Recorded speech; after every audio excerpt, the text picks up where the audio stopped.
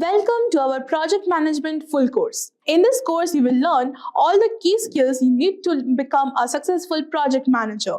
Project management is an important skill in many industries, helping teams finish tasks on time, stay within budget, and deliver great results. Whether you are just starting out or want to improve your skills, this course is perfect for you. We will cover the basics like planning, scheduling, budgeting, and managing risk. You will also explore methods such as agile and waterfall and learn how to apply them in real-world projects. By the end of the course, you will have all the knowledges and tools to manage the projects of any size. The demand for project managers is high, and companies are always looking for skilled leaders to help them succeed. With project management skills, you will be ready for a rewarding career with great earning potential. Let's start your journey to become a project management expert.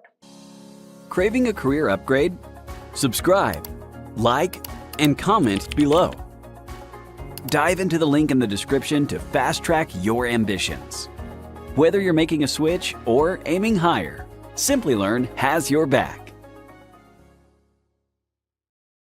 Before we begin, are you ready to take your project management skills to the next level? Simplilearn's PMP certification training is your gateway to success. As a globally recognized PMI partner, we offer top-notch training designed to help you pass the PMP exam on your first attempt. Our course includes exclusive masterclasses in generative AI for project management, helping you stay ahead of the curve with the latest trends and technologies. You will earn 35 PDUs, access 12 simulation assessments, and get over 500 premium practice questions to sharpen your skills. Whether you're enrolling alone or with your friends, Simplilearn's PMP training is your path to becoming a certified project management professional. So what is project management? Now, as defined in PMI's PMBOK, project management is application of knowledge, skills, tools and techniques to project activities to meet project requirements. So every project will have an objective to accomplish. Similarly, the objective of project management is to make the final deliverables in a finite time and budget. This involves having clear understanding about the deliverables of the project, required resources for the project,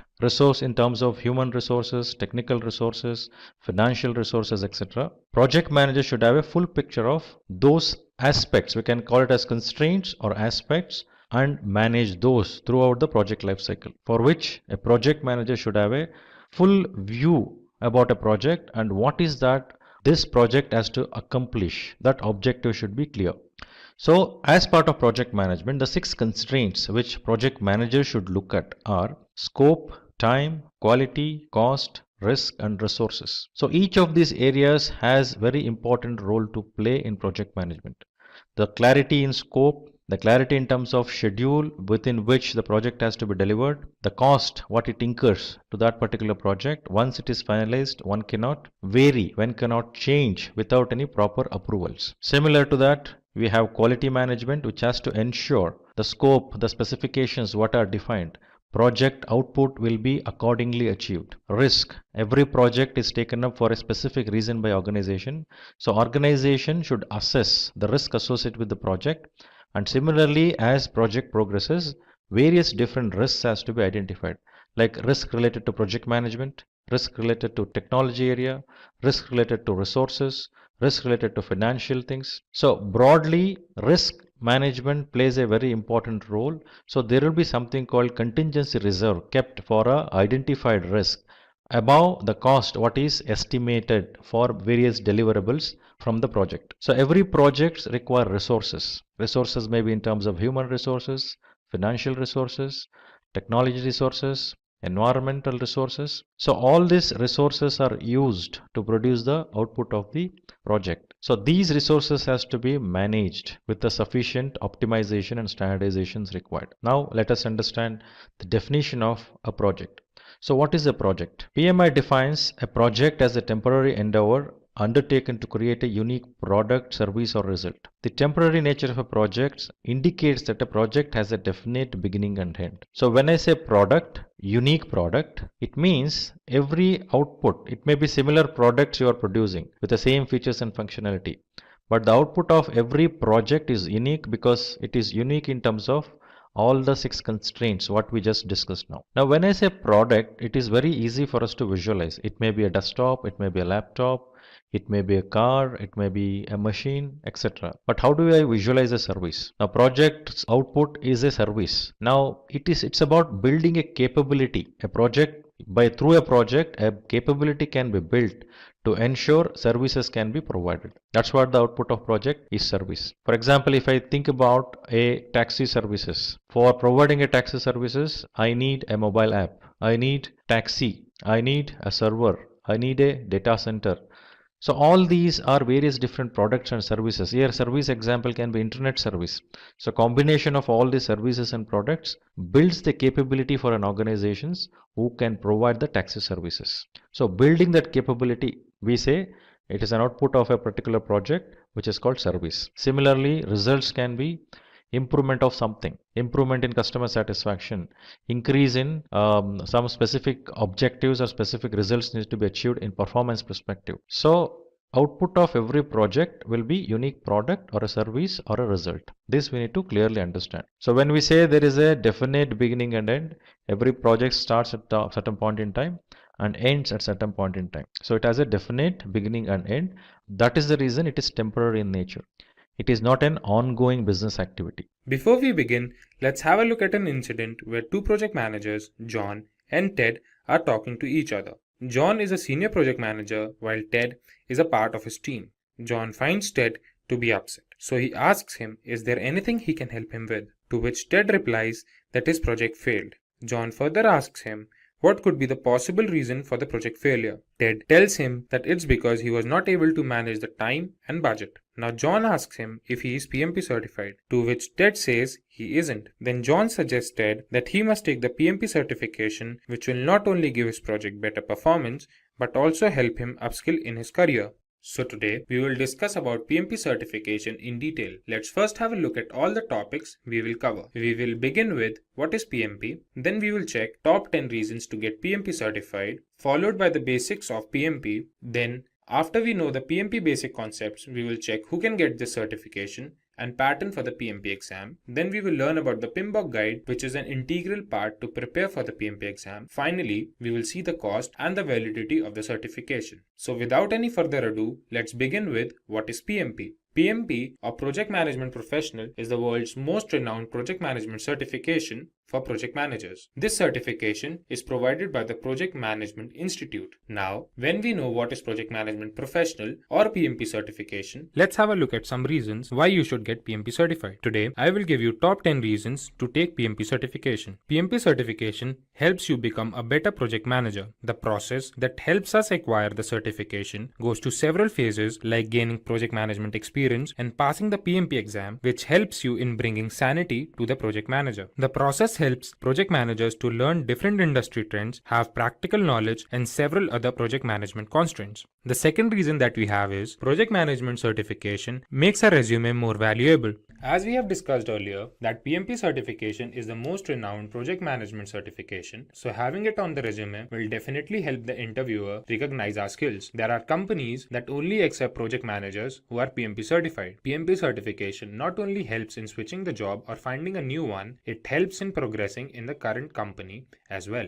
The third reason that we have is it provides more job opportunities. When one acquires the PMP certification, it proves that one has expertise in completing the project effectively and efficiently. So the certification increases the trust factor of the interviewer in you and increases your probability of getting that job. The fourth reason that we have is salary hikes. PMP certified project manager is one of the highest paid jobs around the globe, and this trend will continue to grow. The global survey by the Project Management Institute shows that PMP certified project managers tend to get 20% more salary than the non-certified project managers. The next reason that we have is PMP certification validates your dedication to the job.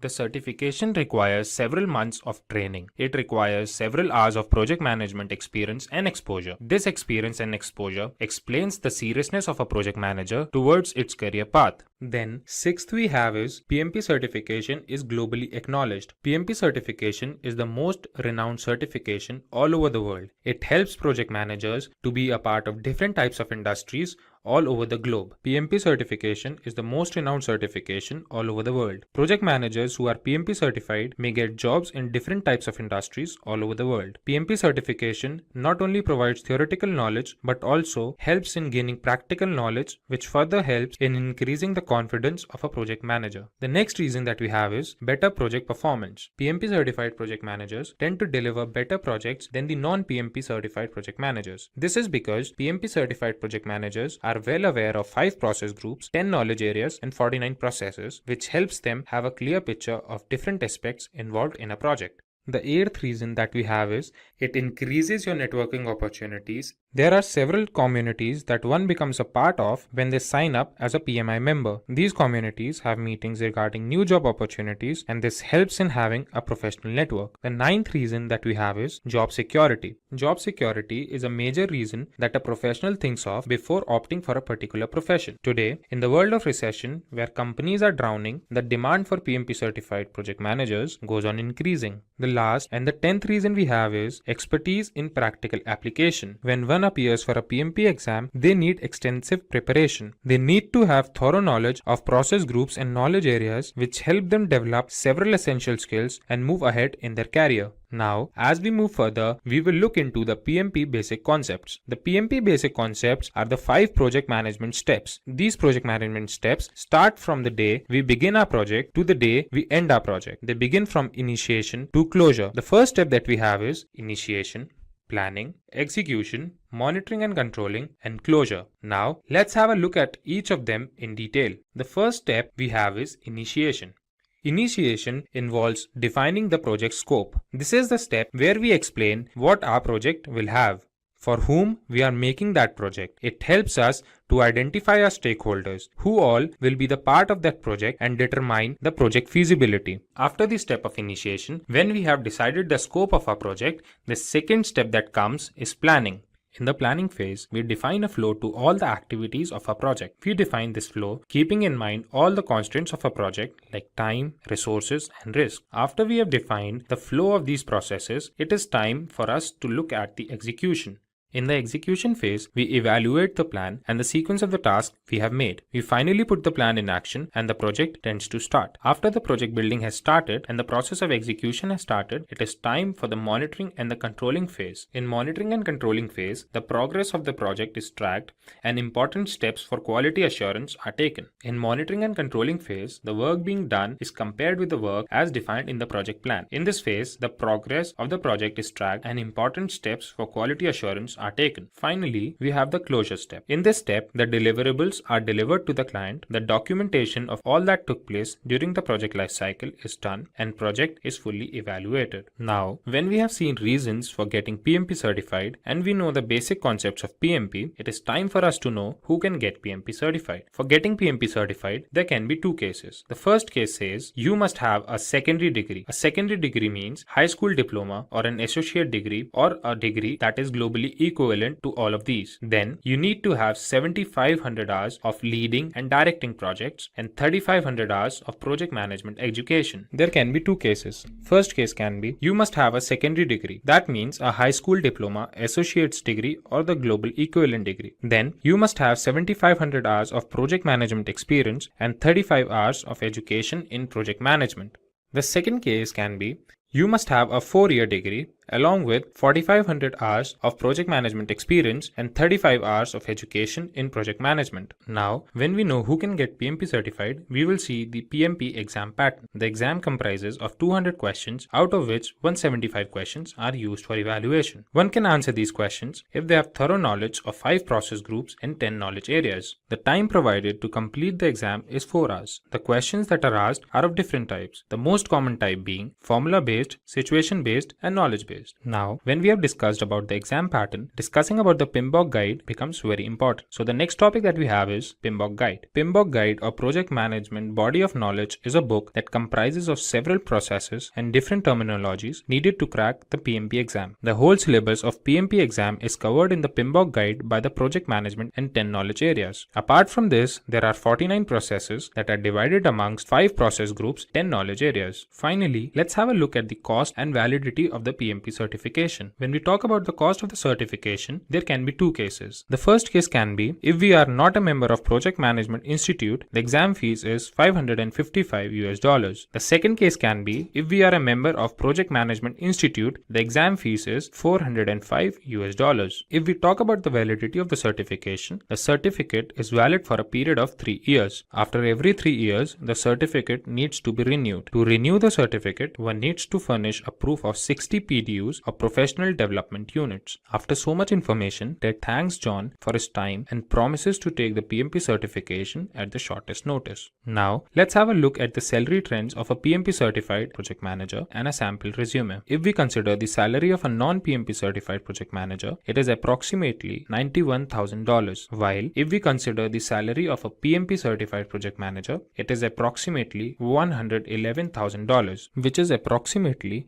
20% higher than the non-certified project manager's salary. Now, let's have a look at the resume of a PMP certified project manager.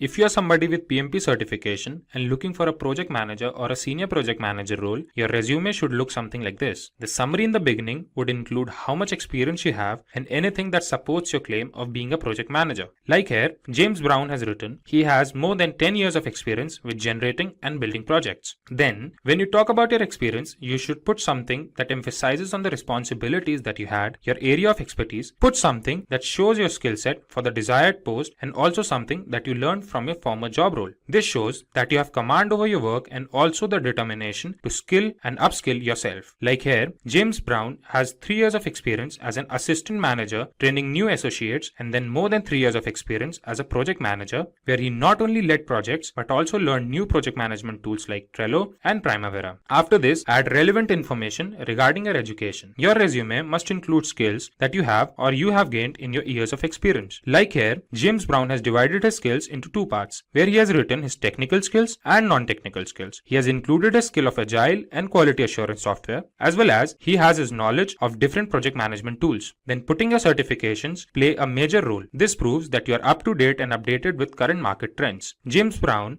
has his certifications in C and Java, and more importantly, he has his project management certification, Project Management Professional. Here's Max, an assistant project manager who looks tensed and is pacing around the room. Then Jack, a project manager who works with him, walks into the room and asks him, why does he seem so tensed? To which Max replies, he's facing difficulty in estimating the budget. Jack responds, it might be because he's not planning the project properly.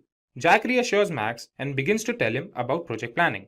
So without any further ado, let's begin with what is project planning. Project planning is the second step or phase of the project life cycle. Project life cycle has 5 different phases from initiation to closure. Today, we will be learning about this phase that comes immediately after initiation, in which the project plan is documented and further requirements are defined. Project planning includes the following things. The first and the foremost thing is describing the objectives or outputs we are expecting the project to yield. Second, we have is the elaboration of the scope to make sure what the project is all about and what all can be expected from the project. The third step we have is forming a schedule. This schedule is important to run or perform different tasks of a project, each task having its own start date and end date. This helps the project to finish in the scheduled time and limit.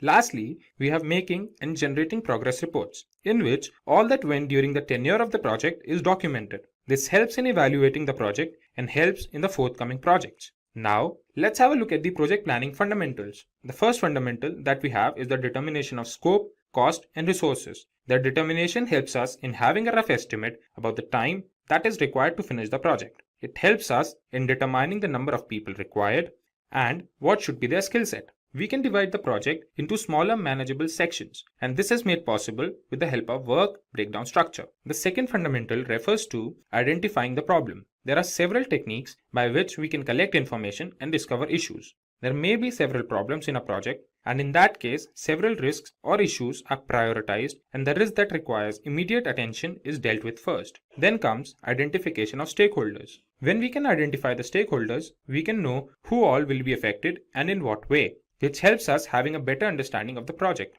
Stakeholders may be anybody. They may be the part of the project team, or project managers, or customers. They help during the project and contribute to its success. Then the last fundamental we will discuss is defining project objectives. A project plan is made keeping in mind the requirements of the project team and expectations of the stakeholders. If the project team can meet the expectations of the stakeholders, then only we can say that the project is successful. Now, when we know about project planning and its fundamentals, it's time to see why project planning is so important. Project planning reduces the cost and time of the project as every step is monitored and optimized in the best possible manner. Project planning increases employee satisfaction as every employee who is a part is engaged in the team for improved project performance. Project planning helps in the implementation of quality assurance as the output of every step is duly tested.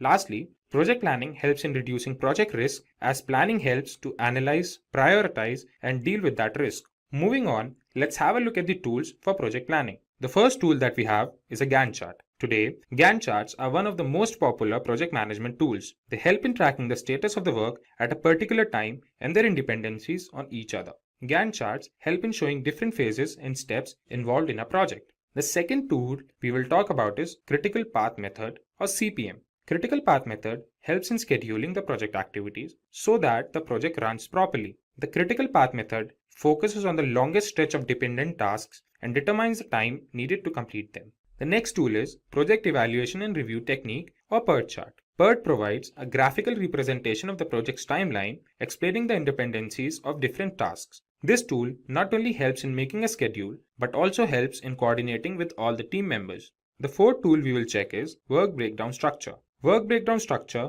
is a very common tool that makes it possible for the team to break its work into manageable sections. Work Breakdown Structure is a step-to-step process that helps in completing the project efficiently. The last tool we will see is Project Documentation. Project documentation is an integral part of the project lifecycle. Project documentation helps in understanding the mistakes done during the project and, more importantly, provides guidelines for the upcoming project. Now, when we know about different tools for project planning, it becomes essential that we know the necessary steps of project planning. There are 7 steps in project planning. Let's have a look at each of them in detail. The first step is identification of stakeholders. As we have discussed, stakeholders could be anybody. They could be a part of the team or a project manager or a customer. When we identify stakeholders, we can find out the expectations and requirements that are to be looked upon in this project. This gives us a clearer picture of the project and helps in establishing the project scope. So the next step we have is defining the project scope. This helps in determining a list of specific project goals and deliverables that are to be achieved during the course of the project. After we have defined the project scope, it is time to set project objectives and prioritize them. The initial ideas that were there before are now elaborated, and final steps to complete the project are defined. In the next step, the deliverables are determined. After all, project deliverables are the only reason why the project is being created. This step involves finding out what these deliverables will be and the deadlines of their delivery. Then the step that comes into picture is creating a project schedule. The project schedule refers to the guidelines when a particular task is to be started and when it is supposed to end. This helps in monitoring the growth of the project and later helps in generating progress reports. The next step is the step of risk analysis. This step plays an extremely important role in the success of the overall project. It helps in identifying the risk, prioritizing them, and taking steps to limit them. The last step in project planning is to generate progress reports. In this step, we update the stakeholders about the project growth, and it is done so that all the concerned team members can have a look at the progress of the project. After all this information, Max thanks Jack for the explanation and looks forward to plan projects within the budget and of better quality. Agile project management, as the name suggests, is a flexible approach to building a project. In Agile project management, the project is broken down into several stages or sprints. Agile does not work on the principle of delivering the final product at the end of the project. It works on delivering sections of a project or mini projects. The process of project management in the case of Agile is Agile based. So there won't be any central control of project manager as it was there in the traditional way of working. Before we move forward, let's have a look at the Agile development cycle. Agile methodologies consist of several small cycles or sprints. At the end of each stage, we get a mini project. There's a product backlog that explains new features, changes in the existing features, and several other improvements in the project. Then we have a sprint backlog, which has a list of tasks that are to be completed during each sprint. The sprint consists of planning, designing, execution, testing, and deployment stages. And at the end of each sprint, a mini project is delivered. With every sprint, new features are added to the product, which plays a significant role in the overall project growth. After all the sprints and early validation in the development, the final deliverable has a fewer chances of failure. Let's now have a look at some reasons why industries have started moving towards agile project management. The first reason is high product quality. When we talk about high product quality, we refer to the build of the product as per stakeholders' demands. Testing is performed at short intervals of time wherever needed to ensure high quality of the product. Then another reason is customer satisfaction. Whatever is done in the project is known by the customer. The deliveries don't take longer durations as they used to take in the case of traditional ways. The changes may be provided by the customer in the execution phase of the project. Third reason is reduced risk. Since the project is divided into sprints, so if the risk affects one sprint, it doesn't mean whole of the project will be at risk. The process of risk analysis continues to take place with all the other processes. Another significant reason for agile project management is better and faster return on investment. The project is now developed in several sprints and each sprint has its own version. Therefore, the project becomes market ready after a few sprints only. Since the projects can now be released with ease and in shorter duration, this helps the organization to stay ahead in competition with respect to other organizations which have still not moved to agile methodology. Now we shall check the principles of agile project management.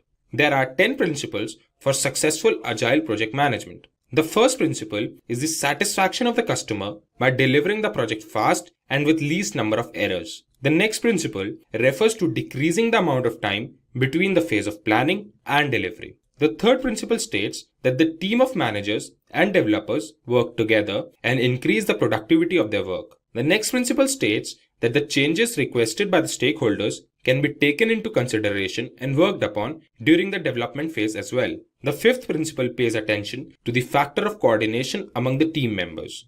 Then the sixth principle refers to the process of monitoring and tracking the progress of the project at the end of each sprint and making amendments wherever needed. Moving on, the next principle states that there must be a feeling of trust and support towards the team to complete the project's objectives.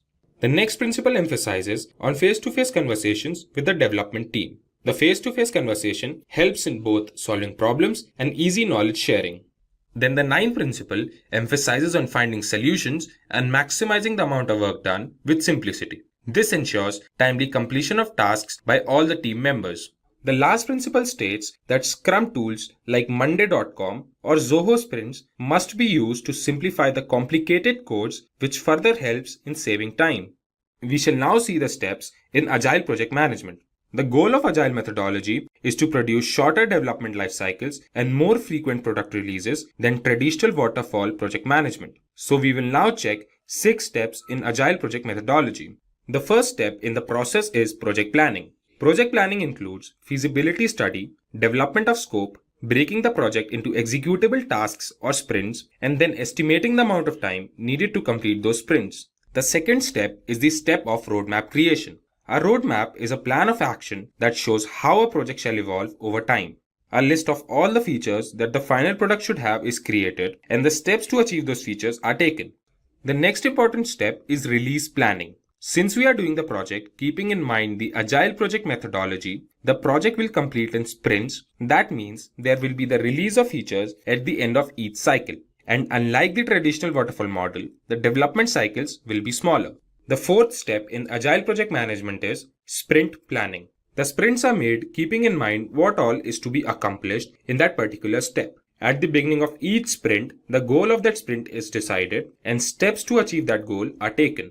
The next step in the process emphasizes on daily meetings.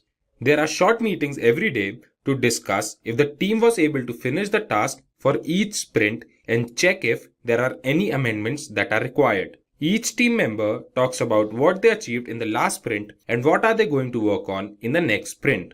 The last step is the step of sprint review and retrospective. There are 2 meetings after each sprint. First meeting is for the sprint review. This meeting is with the stakeholders to show them the finished product. This helps both sides to build a relationship and discuss if there are any issues in the end product. The second meeting is for having a sprint retrospective. This meeting involves the stakeholders to discuss what went well and what went wrong during the sprint. Sprint retrospective takes place after the sprint review and before the next sprint planning. Now when we know the steps needed for Agile project methodology, we must understand some Agile project management frameworks. There are several frameworks available today. Here, we will be discussing some of the most popular frameworks. The first framework we will discuss is the Kanban framework. Kanban framework is a well-known framework for implementing agile software development. In the case of Kanban framework, work items are represented on the Kanban board, which helps all the team members to see the state of every piece of work at any time. Kanban board not only helps in visualizing the work, but also optimizing the workflow among the team. The next framework we will discuss today is the Scrum framework. Scrum framework is a popular framework for managing complex knowledge work like in the field of research and advanced technologies. Scrum is a simple framework that helps teams work together and learn through their experiences gained while working on a problem. The third framework we will see today is the hybrid framework. The hybrid framework is a combination of agile methodology and non-agile methodology. In the case of a hybrid framework, planning is done using the traditional way of project management, while the execution and delivery is done using the agile methodology. Since the hybrid is a combination of the two, it handles the requirement changes and delivers the product in different stages. The fourth and the last framework we will see is the lean framework. The lean framework works on the principle of providing maximum customer value and creating zero waste. It focuses on optimizing the flow of products all through the value stream. This helps in eliminating waste all through the process and create processes that requires less human efforts. This also simplifies the process of information management and makes it more accurate. Finally, let's have a look at some companies that have opted for agile project management. Today, around 22% of the organizations worldwide have all their teams working on the principle of agile project methodology. Let's have a look at some of the most prominent companies in the world that use agile project management. In the list, we have IBM, Cisco, AT&T, Microsoft, Philips, and Samsung. If you're interested in becoming a certified project manager, then you are at the right place. This tutorial will teach you everything you need to know about the project management professional certification. We'll cover all the important stuff like how to start a project, how to make sure it goes smoothly, and how to finish it strong. By the end of this video, you'll have all the skills and knowledge to lead projects like a pro and stand out in your career. Now, before we move on, let us discuss our agenda for today's session. But before that, I request you guys that do not forget to hit the subscribe button and click the bell icon for future updates. So we are going to start our session with an introduction to what is a PMP certification. Moving ahead, we are going to discuss about advantages of PMP certification. Then we are going to discuss the job roles. Moving ahead, we will also discuss about skills you will develop. Then we are going to deep dive into the exam details. And finally, we are going to conclude our session with a discussion on cost of the certification. So let's start with what is PMP certification. PMP stands for Project Management Professional. The PMP certification is a globally recognized credential offered by the Project Management Institute PMI. It demonstrates a professional's competency in project management processes, techniques, and methodologies. To attain the PMP certification, candidates typically need to meet certain educational and professional experience requirements, pass a rigorous exam, and agree to adhere to PMI's Code of Ethics and Professional Conduct. The certification exam covers various aspects of project management, including project initiation, planning, execution, monitoring and controlling, and closing. Having a PMP certification can enhance a project manager's credibility, potentially leading to better job opportunities and higher salaries in the field of project management. It's a valuable asset for anyone looking to advance their career in project management. I hope so you would got brief idea regarding what is PMP certification. Now let's move on to PMP certification advantages.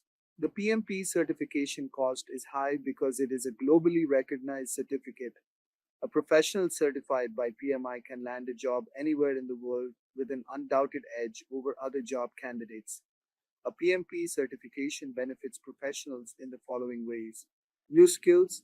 Preparing for the certification forces you to brush up on previously learned project management skills while introducing you to the latest industry tools, concepts, and skills that are in high demand. Professional development. As a PMP certified professional, you will get various opportunities to network with other PMI members who are industry experts and broaden your career prospects. Higher salary. According to PMI statistics, certified professionals are the first preference for any role and earn 20% more than their non-certified counterparts. Job commitment. Preparing for the PMP exam, passing it, and achieving the certificate demonstrates your dedication and commitment toward the job. I hope so we got brief idea regarding certification advantages. Now let's move on to job roles. Having a PMP certification opens up various job opportunities across industries and sectors. Here are some common job roles for individuals with a PMP certification. 1. Project manager. The most obvious role, PMP certified professionals often work as project managers, leading teams to successfully execute projects from initiation to completion. 2. Program manager. Program managers oversee multiple related projects and ensure they align with organizational goals and objectives. PMP certification equips professionals with the skills needed for this role. 3. Portfolio manager. Portfolio managers are responsible for managing a collection of projects or programs to achieve strategic business objectives. PMP certification provides the necessary knowledge to effectively manage portfolios. 4. Project coordinator. Project coordinators assist project managers in planning, executing, and monitoring project activities. PMP certification demonstrates competency in project management principles and practices. 5. Project consultant. PMP certified professionals may work as consultants, offering expertise in project management methodologies, processes, and best practices to organizations seeking to improve their project management capabilities. Now let us discuss about the skills we are going to develop after completing PMP certification. Completing the PMP certification equips individuals with a comprehensive set of skills that are essential for successful project management across various industries. Here are some of the key skills one would develop. 1. Project planning. PMP certification provides a thorough understanding of project planning processes, including scope management, scheduling, resource allocation, and risk management. This skill ensures that projects are effectively planned to meet objectives within constraints. 2. Leadership. PMP certified professionals learn leadership skills to motivate teams, resolve conflicts, and foster collaboration among project stakeholders. Effective leadership is crucial for guiding teams toward project success. 3. Communication. Clear and effective communication is vital in project management. PMP certification emphasizes communication skills for conveying project goals, expectations, and updates to team members, clients, and other stakeholders. 4. Risk management. Identifying, assessing, and mitigating risks is a critical aspect of project management. PMP certified professionals learn techniques for risk identification, analysis, and response planning to minimize project disruptions. 5. Time management. PMP certification teaches time management skills to ensure projects are completed within schedule constraints.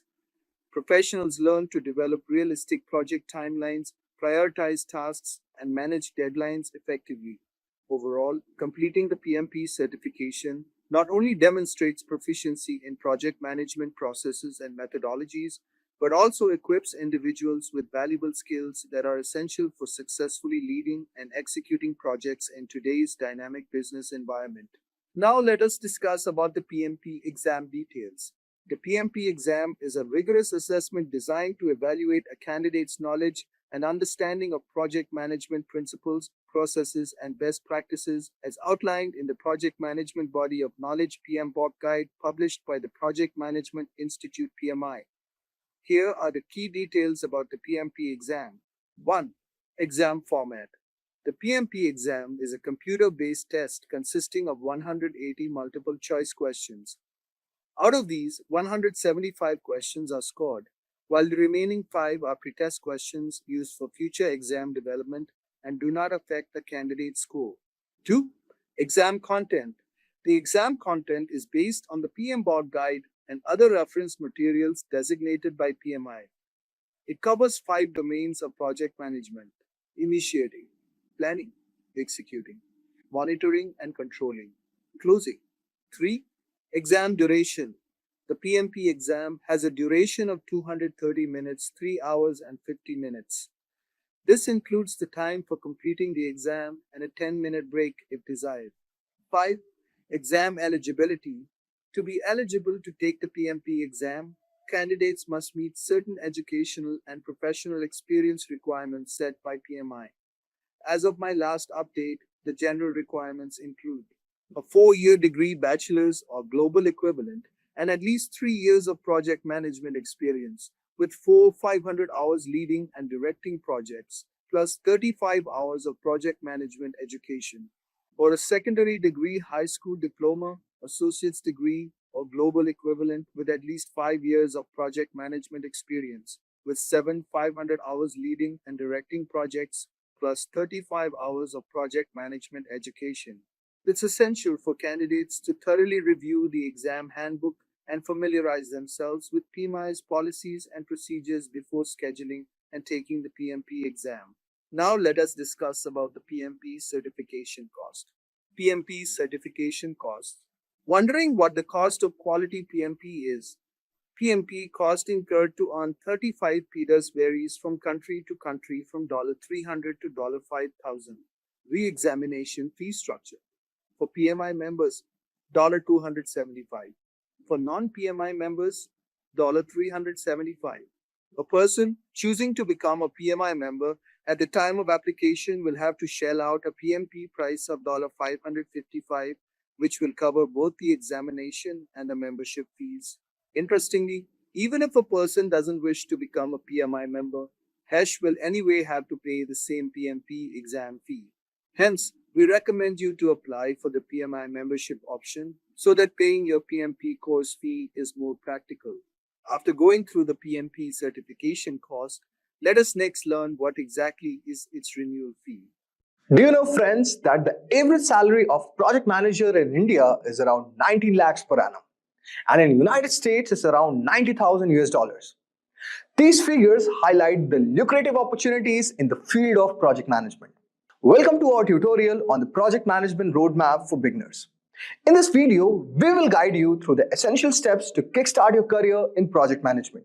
From understanding the key concepts to developing crucial skills to exploring popular methodologies and gaining practical experience, we have got you all covered.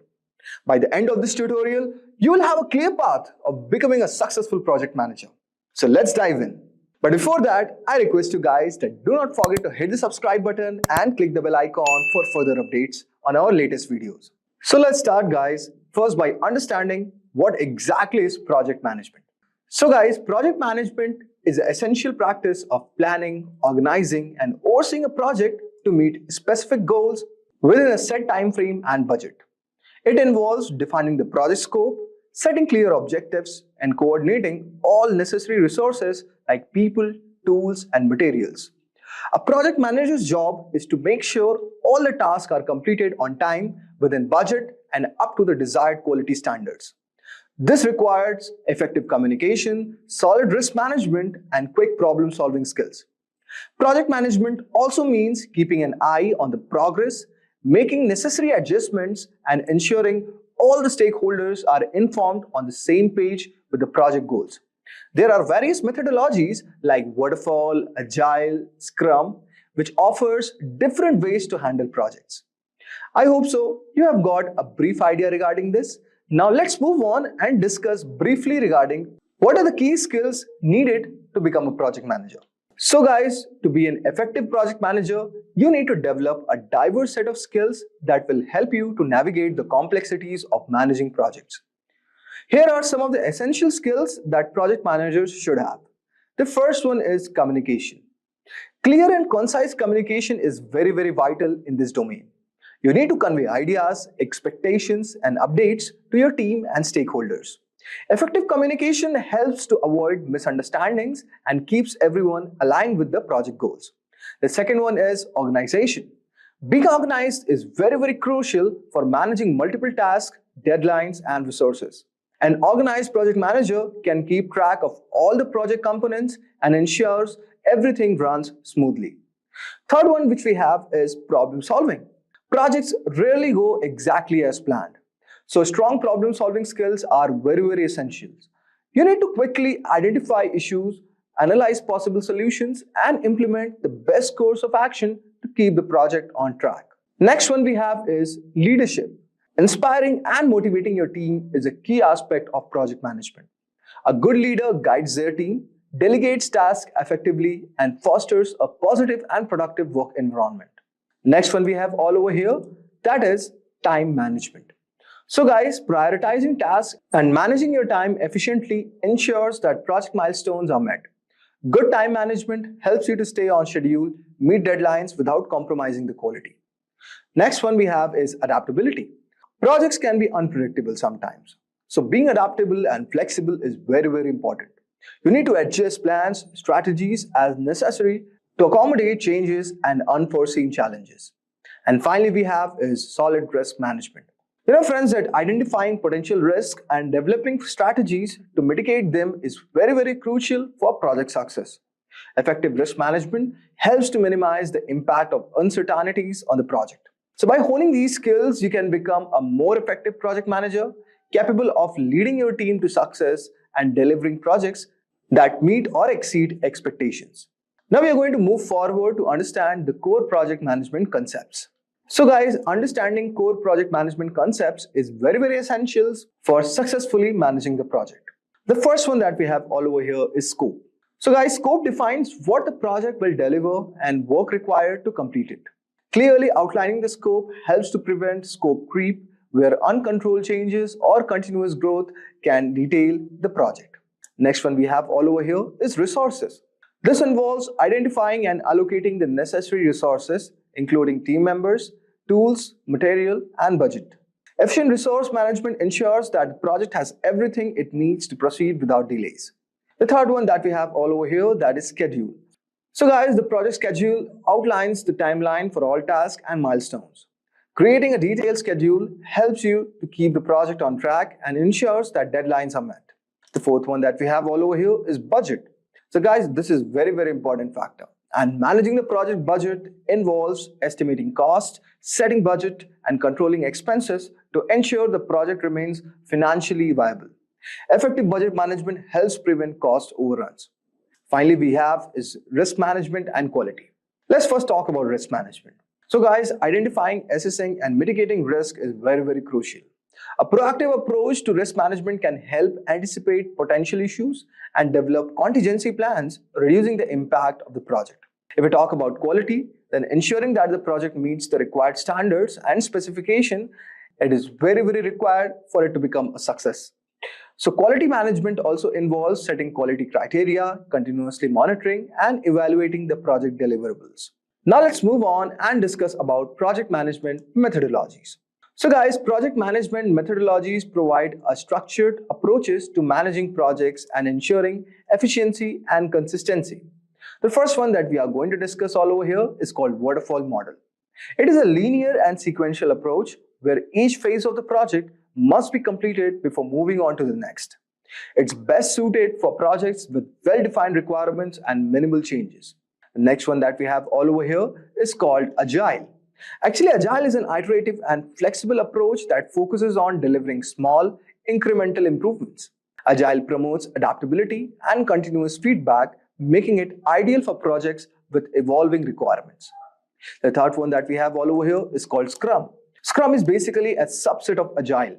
Scrum breaks into the project for short, time-bound iterations called sprint, which basically lasts for 2 to 4 weeks. So, in this, there are regular meetings such as daily stand-ups and sprint reviews, which ensures constant progress and feedback. So guys, choosing the right methodology depends upon the project's nature, requirement, and team dynamics. Ensuring a tailored approach to project management is very, very crucial. Now let us discuss about some of the tools that you should be aware of if you want to become a project manager. Effective project management relies on the tools to organize, track, and manage tasks efficiently. Some of the popular project management are, the first one that we have is Trello. Trello is a visual tool that uses boards, lists, and cards to organize tasks and projects. It's highly intuitive and flexible, making it ideal for teams that prefer a straightforward, visual approach to managing tasks and tracking progress. Next we have all over here is Asana. Asana offers a comprehensive suite of features for task management, project planning, and team collaboration. With its ability to create projects, assign tasks, set deadlines, and track progress, Asana helps to ensure that everyone stays on the same page. The third one that we have all over here is called Microsoft Project. This tool is a powerful project management software which is used for planning, scheduling, and managing projects. It offers advanced features like Gantt charts, resource management, portfolio management, making it suitable for complex projects. Next one that we have all over here is called Jira. Originally designed for software development teams, Jira is an excellent tool for managing agile projects. It supports Scrum and Kanban methodologies, which enables teams to plan sprints, track issues, and monitor progress through detailed reporting. Next one that we have all over here is called Slack. While primarily it is a communication tool, but Slack integrates with many project management tools to facilitate seamless collaboration. Teams can communicate in real time, share files, integrate other tools to create a centralized hub for project activities.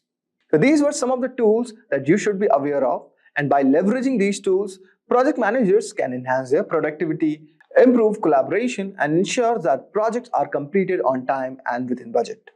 Now let us move to our final part, that is certification and education. So guys, pursuing formal education and certifications can significantly enhance your career in the project management. Here are some of the key educational paths and certifications you can consider if you want to become a project manager. The first one is degree programs. A bachelor's degree in business administration, management, or a related field provides a strong foundation in essential business and management principles. For those seeking advanced knowledge, a master's degree in project management or an MBA with focus on project management can offer a depth expertise and improve career prospects. The next one that we have all over here is called Certified Associate in Project Management. This entry-level certification is from Project Management Institute, and it is ideal for beginners. It actually demonstrates your understanding of fundamental projects and management concepts and prepares you for more advanced certification. A third one that we have all over here is called Project Management Professional. It also offered by PMI Institute. The PMP certification is one of the most recognized and respectable credentials in the field. It requires significant project management experience and demonstrates your ability to manage and lead projects effectively. The next one that we have all over here is called Scrum Master Certification. For those interested in agile project management, the Scrum Master certification validates your expertise in Scrum practices. It is suitable for project managers working in dynamic and fast-paced environments. Next one that we have all over here is called Prince2 certification. It stands for Projects and Controlled Environments. This certification focuses on structured project management method suitable for managing projects with a defined framework. It is widely used in the UK and internationally. Next one that we have all over here is called Six Sigma certifications. The Six Sigma methodologies focus on improving processes and reducing defects. Certifications like Six Sigma Green Belt and Black Belt are valuable for project managers aiming to enhance efficiency and quality in their project. Next one that we have all over here is called Agile Certified Practitioner or PMI ACP certification. This certification is from PMI and it validates your knowledge and skills in agile processes. It covers various agile methodologies including Scrum, Kanban, Lean, and many more, making it ideal for those who are working in agile project environments. Next one that we have all over here is called Certified Scrum Product Owner CSPO certification. This certification is for those who want to focus on the product owner role within a Scrum team. It teaches you how to manage product backlogs, prioritize work, and ensure that the team delivers high-value products. So guys, by pursuing these educational paths and certification, you can build a strong knowledge base and gain practical skills, and also enhance your credibility in the field of project management. Now, let us learn about project management in Excel. Microsoft Excel is one of the most common applications these days. It is used in both offices and at homes. Microsoft Excel is an easy project management tool that allows the team members to easily see the tasks in a project, develop a plan, and track its progress. Before we learn more about project management in Excel, let's first have a look why do we use Excel. Microsoft Excel is an easy tool to plan a project, so it can be used by people who are beginners in terms of project management. In Excel, one can find several analytical tools like concatenate, len, and counter, so this makes data analysis easy and effective. As the entry of data is easy, same is tracking and controlling of project status. Then, there are several project management templates in Excel that help us to have an effective distribution of project data. We will be checking several project management templates towards the end of this video. Now, let's have a look at the process of making a Gantt chart in Excel. Before we begin this, it's important we know what is a Gantt chart. A Gantt chart is like an horizontal bar chart that is used for project management. With the help of a Gantt chart, we can check the status of the task, the date they start, the date they end, and their dependencies on each other. Gantt chart helps in coordinating and monitoring different tasks in a project. Now, let's have a look at the steps that will help us in making a Gantt chart. First step we have is make a project table. We have several rows and columns. Like here, we have 3 columns. In the first column, we have the tasks. In the second, we have a start date. And in the third column, we have the duration or tenure of the task. The second step is to make a bar chart in Excel. For this, we will select the entire second column. Then we will go on the Insert tab and click on the bar graph chart. There, we can select stacked bar graph in 2D bar charts. As a result, we will have the entitled bar graph on the screen. In the third step, we will add the duration to the bar graph. We will right click on the chart, and in the menu that appears, we will select Data option. A window that appears on the screen. In that window, we will select Add option as shown. We can also see the start date is already in the entry section. Then in the dialog box that appears, type tenure in the series name and click on the range selection icon that's shown in the figure. Now select the relevant data from the tenure column and click on OK. Now we can see a bar graph that has 2 colors on the screen. This bar graph now has the duration of the tasks. The fourth step we have is adding description to the Gantt chart. Now we will open the box again, and in that box we will select the edit option as shown in the figure. Then we will select the tasks as we had selected the duration of the tasks before and click on OK. We can now see the tasks have appeared towards the left side of the Gantt chart. The fifth and the remarkable step will help us convert this bar graph into a Gantt chart. We will now click on the bars and select the Format Data Series option from the menu that appears. Then in the Format Data Series dialog box, we will select No Fill option. We can find our Gantt chart on the screen now in accordance with the data that we had entered. Now we can see the tasks on the left side are in the reverse order. So what we will do next is, we will click on the task panel, then go to the Format Access dialog box and select the categories in reverse order option. Now we can find the tasks in the right order. One more thing we can notice is Gantt chart is starting with some other date and not with the dates that we had entered. So for this, we will copy the first date in some other cell, then clicking on the copied cell, we will go to the home menu to select the dialog box as shown in the figure. Then in that drop down menu, we will select the number option. We can now find a value displayed in the copied cell. We will copy that value, click on the dates on the chart, and as the Format Access dialog box opens, we will paste that value in the box that says minimum shown in the figure. As a result, we will have our final Gantt chart on the screen. In the last step, we can give several designs to a Gantt chart, change colors, and make it more presentable for us. Now when we know the basic steps of making a Gantt chart, I will show that practically to you in Microsoft Excel. Our first step is to open Microsoft Excel, and in Microsoft Excel, we will make a project table. In a project table, we will have 3 columns. The first column will be task, the second column will have the start date, the third column will have tenure or the duration of the task. So beginning with tasks, we have task 1. In task 1, we have 1.1, 1.2, 1.3. Then comes task 2. In task 2, we have 2.1, 2.2, 2.3 and 2.4. Then we have task 3. In task 3, we will have 2 subsections, 3.1 and 3.2. Then we will start with the starting dates. In starting dates, we will put 1st January. The task 1.1 will be 1st of January. Then this will be 4th January. Let's say this is 5th January. Then we will put this as 11th of January. And this will be again 11th January only. This will be 15th January. Let's put this as 17th January. Let this be 19th January. Task 3 begins on 23rd January. And the 3.2 section begins at 26th of January. Now let's put the tenure or the duration of the task. We will begin with task 1. It takes 12 days. Then 1.1 takes 7 days. We say this takes 4 days and this takes 8 days. Then for task 2, it again takes 12 days. It takes 5 days, 5 days, and let's say this takes 6 days and this takes 4 days. Then we come to task 3. This takes 8 days and let's say this takes 6 days and the 3.2 section takes 5 days. So this is how our project table is ready.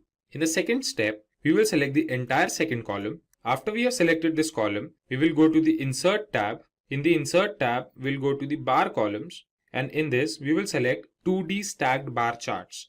Now we have the entitled bar chart in accordance to our data on the screen. Then comes the third step. We will add the duration of the tasks to the bar graph. We will click on the chart, and after we click on the chart, we will select Select Data option. In the Select Data Source dialog box, we find the start date is already there. Now we will click on Add, and after we click on Add, in the series name section, we will put tenure. Then in the series value, we will click on this icon and select the entire tenure series and click on OK. So this is the bar graph that we have now. This is now in two colors, the orange color and the blue color. This bar graph now has the duration of all the tasks in our project table. Now in the fourth step, now it's time for us to add description to our Gantt chart. Instead of this 1, 2, 3, 4, 5, we will put task 1, task 2 and the subtasks. So what we will do is, we will again go to that box, we will left click on the Gantt chart, select the Select Data option, and then we'll go to the start date. Here we'll select the edit option. In the edit option, we will select all the tasks and click on OK. Now we can see all the tasks are aligned towards the left of the bar chart. As we can see, this is a bar chart or a bar graph and not a Gantt chart. The next step we have is converting this bar graph into a Gantt chart. So we will click on the bars and select the Format Data Series option from the menu that appears. Here we have this Format Data Series option. Now we can see the dialog box on the screen. Here we'll go into the color section, fill section, and then we will select no fill. Now we can see the blue lines have disappeared. So this looks like a Gantt chart. So now when we have a Gantt chart on the screen, we can notice that the tasks here are in the reverse order. So what we will do is, we will click on these tasks and select the Format Axis option. Here we will select categories in reverse order. We can see our Gantt chart is now in order, like we have our task 1 on the top and task 3 at the bottom. The dates are starting from 11th of December, but the dates we have provided are from 1st of January. Now we will copy this cell, then go on the dates box. Here we'll go to Format Axis. In the Format Axis, we can see minimum. In this minimum, we will paste this value and press enter. As we press enter, we can see our Gantt chart starting from the date that we wanted to start, and that too in the correct order, starting from task 1 to task 3. Now as a result, we have our final Gantt chart on the screen. In the last step, what we can do is make our Gantt chart more representable. We can change the color of these bars, we can give them shapes, and we can do many other things to make it more presentable. We will first select the bars. Like what we will do is, we will select task 1 and let's say we give it the color blue. Then task 2, we will give it color green, and in task 3, we'll give it the color black. So here the subsections will give different colors to the subsections as well. Then we come to task 2.1. This is how we can change the color of these cells, or apart from changing colors, we can select a bar graph and do the gradient fill. So this is how we can make a Gantt chart more presentable. After changing the colors or changing the shapes, we have our final Gantt chart on the screen. Finally, let's have a look at some Microsoft Excel templates for project management. Microsoft Excel templates help in collecting data, putting them into order, and check their dependencies with each other. With the help of these templates, we can monitor the status of the tasks, and we can also check the progress our project has made. Moving forth, we will check some important Microsoft Excel templates. The first template we have is Excel Project Review template.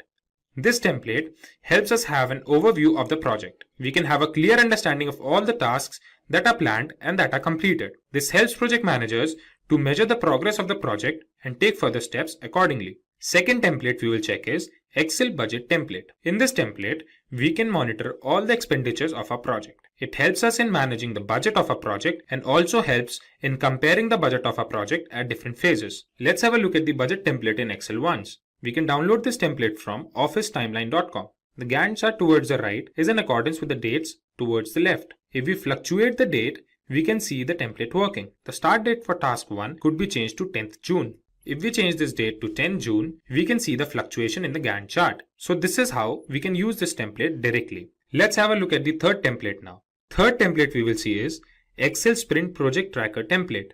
This template is used majorly in agile projects, where the project is made in several sprints or sessions. This template includes the start date, the end date, and the duration of each task. We can also see the percentage completed of each task. Let's have a look at the Sprint Project Tracker template as well. We can see the Gantt chart towards the right and the data towards the left.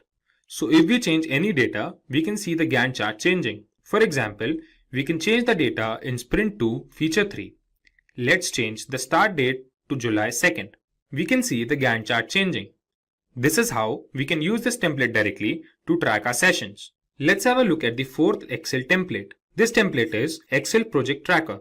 In this template, we have the data of all the tasks with the status and owners. We can track the percentage of tasks completed and also compare the planned duration of the task to the actual duration of the task. After the critical part tracker, let's check the Excel Project Schedule template. This template helps in effective management of the project as it helps in monitoring the time that each task of the project takes. It provides a clear view of all the work associated with the project. Let's have a look at this template in Excel once. We can see the Gantt chart in accordance to the data. If we change the estimated hours at two places, let's say at the design review, we make it 15 hours instead of 5 hours. And at the create staffing plan, we make it 2 hours instead of 20 hours. We can see the Gantt chart fluctuating. This is how we can use this template to manage the schedule in a project. Moving forward, the next template we will see is Excel Project Status Report template. This template helps us having a list of project deliverables and the risks associated with that project. This template helps the project managers about different crucial activities involved in a project. After this, we have Excel Milestone Tracker. The milestone tracker helps us in tracking or monitoring different tasks in a project. Project managers use this template to monitor the project performance with respect to the timelines. The last template we will see is Excel Project Planner. Excel Project Planner includes a list of tasks with the respected owners along with the start date and the end date of that task. This helps in monitoring each task and comparing the estimated task date with the actual ones. Let's have a look at this template in Excel. We can see the Gantt chart with respect to the data entered. Let's make changes at several places in the data. We can make this 22 to 24. We will make this 23 go to 2. And we can make this 5th September go to 15th September. And when we make the changes, we can realize the Gantt chart is fluctuating. So this is how we can use this template to plan a project effectively and efficiently. A project is a temporary endeavor undertaken to create a unique product, service, or result. For example, developing a new product, service, or result, constructing a building, industrial plant, or infrastructure, and implementing, improving, or enhancing existing business processes and procedures. In the next screen, we will focus on the characteristics of a project. A project can be distinguished based on its characteristics. The definition describes two characteristics of a project. First, it is temporary in nature. Temporary here does not mean short in duration. A project can extend for long duration based on the requirements. For example, creating a new indigenous missile defense system for a country. However, there is always a definite planned start and end date for a project. It cannot go on indefinitely. Secondly, the project is supposed to produce a unique output. The output could be a product, service, or result. There can be many common activities between two projects, but the outcome of each project should be unique in some way or the other. Now, let us look at what marks the end of a project. A project ends when either the objectives are met or the project is terminated because the objectives will not or cannot be met. The other reason to terminate the project can be that the need for the output of the project does not exist anymore. Usually, the sponsor of the project takes a call about the closure of the project. It is important to differentiate project work from regular operational work.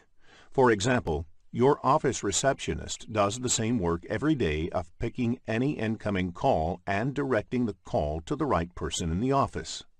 This is an ongoing repetitive work and can be classified as operation. Operations, unlike projects, are neither temporary nor unique. Creating a new software system to effectively track your customer complaint can be an example of a project. When the software is successfully developed, the project objective is met, which marks the end of the project. When you start using this software to track customer complaints, you are entering into the operations phase. In the next screen, Let us now look into project management. As defined in the PMBOK guide, project management is the application of knowledge, skills, and tools and techniques applied to project activities to meet the project requirements. Project management is achieved by proper application and integration of the 47 processes. Project application and integration means these processes should be executed in the right manner as well as in the right order. In the next screen, let us discuss how to manage a project. Program management is defined as the application of knowledge, skills, tools, and techniques to a program to meet the program requirements and to obtain benefits and control not available by managing projects individually. As defined in PMBOK Guide, a program is a group of related projects, which when managed as a group in a coordinated fashion, provides benefits and control that are not available while managing them individually. These benefits could be from decreased risk, economies of scale, improved management of dependencies, delivery of additional capabilities, optimal utilization of shared resources, and so on. Let us now learn the various features of program management. Random projects cannot be grouped together as a program. The projects in a program should be related in some way or the other, and there should be some value added in managing them together. A project may not be a part of any program, but a program will always have projects. A project can also be executed as a standalone project. A program is designed to deliver some strategic benefits value to the organization. These benefits can be tangible or intangible. Examples of tangible benefit could be increased profit margins or operational cost savings. Examples of intangible benefits could be improved team morale or building up certain competencies. While a project manager focuses relentlessly on the fulfillment of the project's requirements, that is, scope, cost, time, quality, a program manager needs to focus on ensuring that the organizational benefits are realized. In the next screen, let us understand what a portfolio is. Portfolio is yet another term used along with project and program. A portfolio may have multiple projects and programs that are managed as a group to achieve strategic objectives. Note that all projects and programs in a portfolio may not be necessarily interdependent or directly related. A portfolio can be created based on the business objectives. For example, an IT service company can have a portfolio named Japanese Projects, which is formed with an aim to take over the Japanese market by giving more attention to these projects. Within this portfolio, similar projects can be managed as a program, and all banking projects from Japan can be managed as a banking program. In the next screen, let us discuss portfolio management. Portfolio management is the centralized management of one or more portfolios. This includes identifying, prioritizing, authorizing, managing, and controlling projects, programs, and other related work to achieve strategic business objectives. Therefore, whether the company should have Japanese projects as portfolio or not is decided by portfolio management. In the next screen, let us understand the relationship between portfolios, programs, and projects. The image on the screen will help you to understand the terms portfolios, programs, and projects. A portfolio is part of an organization's overall strategy. It represents a conscious decision by an organization to invest in the portfolio. The overall objectives of a portfolio are then cascaded down to the lower-level components. The components could be sub-portfolios, programs, or projects. These components can further be broken down into smaller components for ease of management. Although a project may not contain operations, a program, or a portfolio, it can include other work. This other work may comprise training and development, customer support and services, etc. If the other work has synergy with the overall objectives and adds to the capability to deliver the higher level benefits, then it can be included in the program or portfolio as well. In the next screen, we will discuss Project Management Office. Project Management Office, or PMO, is a specific type of body or department within an organization. PMO performs several roles in the organization, and these can broadly be classified as primary roles and other roles.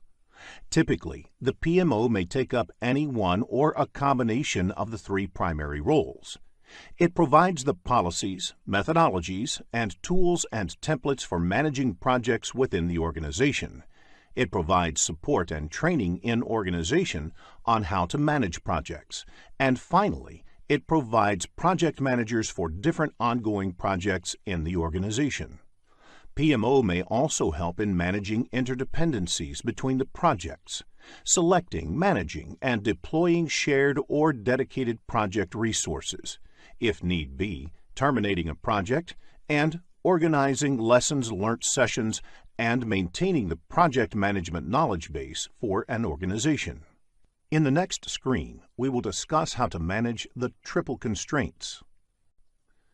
Any project can be done successfully if there is no constraint on time or there is unlimited budget available. Unfortunately, that is not true in real life. A project is performed within some constraint, and these constraints are usually competing. Therefore, if you change one, it would affect the other. For example, if the project duration increases, it would lead to increase in the project cost as well. Triple constraint is a term that originally referred to the three competing project constraints within which the projects are performed. These constraints are cost, time, and scope. Quality is a primary concern for a project manager.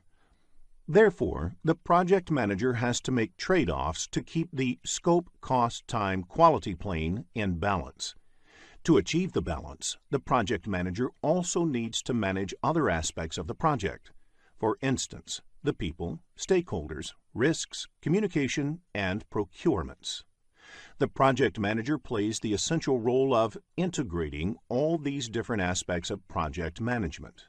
In the PMP examination, you can expect business scenario-based questions focusing on the triple constraints. In the next screen, let us understand who a stakeholder is. A stakeholder can be defined as the one whose interests may positively or negatively be affected or perceived to be affected by the decision, activity, or outcome of the project. As per the definition, the project team, project manager, project sponsor, PMO office, customer, etc. are the stakeholders of the project. A project sponsor is the one who gives a go-ahead for a project and provides the necessary resources to execute the project. Therefore, the head of projects in the organization who provides a green signal to start a project and allocates required resources to the project is the project sponsor. A project sponsor is usually somebody placed high up in the organizational hierarchy of the performing organization, that is, the organization in which the work of the project is being carried out. In the next screen, let us look at stakeholder management. One of the key responsibilities of a project manager is to manage stakeholders. A project manager has to involve the stakeholders from the beginning of the project until the end, so they are aware of every step. A project manager has to take up specific activities for stakeholder management, identifying both internal and external stakeholders. Missing out any stakeholder can be disastrous for a project. A stakeholder who is identified towards the end of the project may come up with his own requirement at that stage, and incorporating them can be risky. Determining stakeholder requirements. After identifying all the stakeholders, the project manager also needs to ensure that their requirements are clearly identified. Sometimes, stakeholders might themselves not know of their requirement, and it is the job of the project manager to get them right by doing a proper stakeholder requirement analysis. Determining stakeholder expectations. Stakeholders might also have some unstated expectations, which need to be clarified to see if it can become a project requirement. It is again the role of the project manager to determine the stakeholder's expectation. Communicating with stakeholders. Once all the stated and unstated stakeholder requirements are known, the project manager, as part of stakeholder analysis, should focus on communicating them regularly to keep stakeholders involved in the project. Once you understand the practices of stakeholder management, it will be easier for you to answer scenario-based questions in the examination. In the next screen, let us look at the various organization structure. Projects are performed in an organization, and the functioning of the organization might affect the project. The different organization structure types explained here are based on the level of authority that a project manager gets into in those organizations. In a functional type of organization, the organization is grouped by the area of specialization within different functional areas. For instance, marketing, accounting, engineering, etc. are departments within the organization. Each employee typically reports to a functional manager. In such types of organization, normally projects are undertaken within the department itself.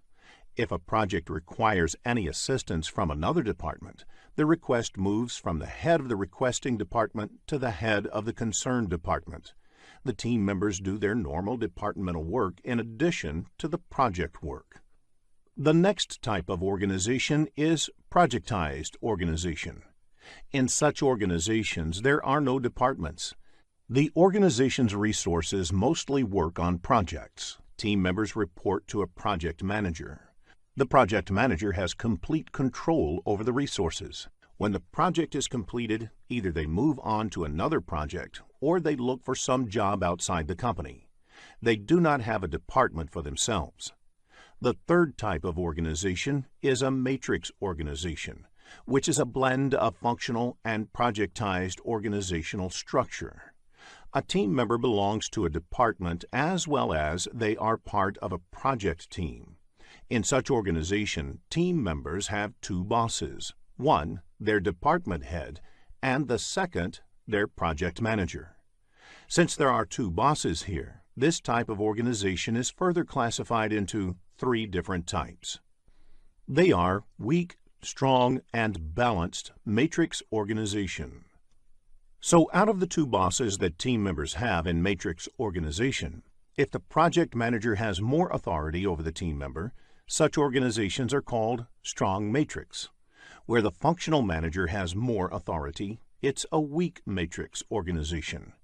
If they both share equal authority, then it is a balanced organization. There is another term that you might find in the exam called tight matrix. This generally refers to a co-located team, that is, a team that has been placed in the same location to enhance their performance.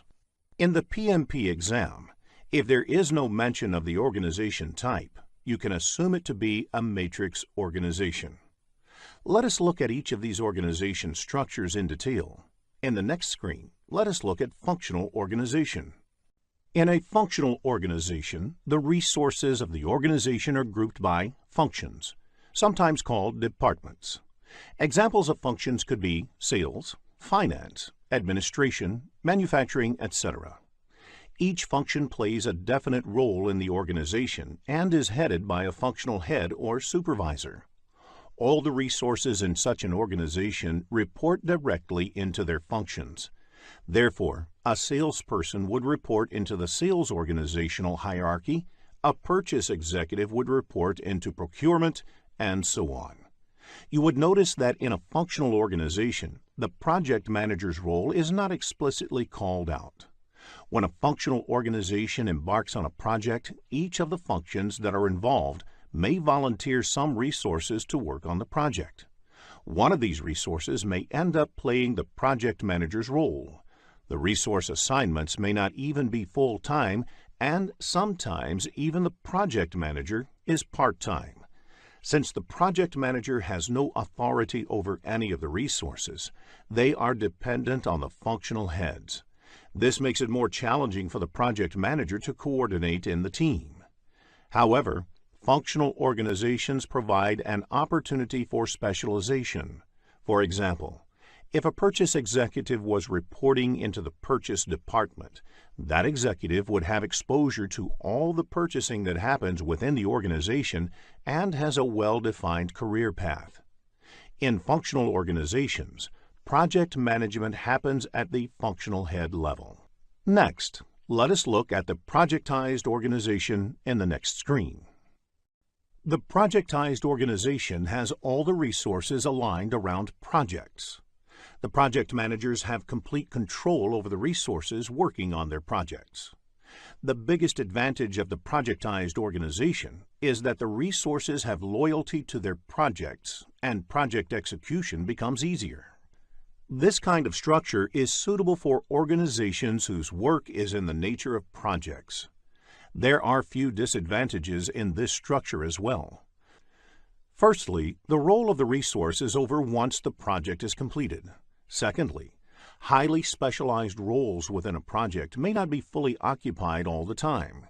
For example, a purchase executive may have work for selected periods on a project while purchase activities are going on. However, for the rest of the period, their capability may not be optimally utilized.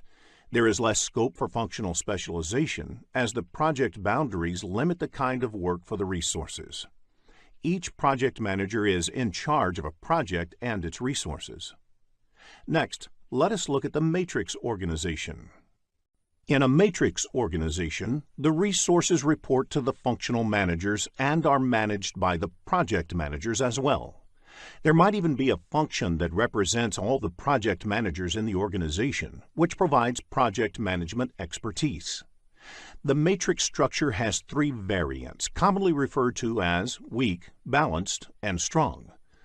In a weak matrix, the authority of the project manager is the weakest and strongest in a strong matrix structure. The titles given to project managers in functional or weak matrix organizations are project expediter or project coordinator.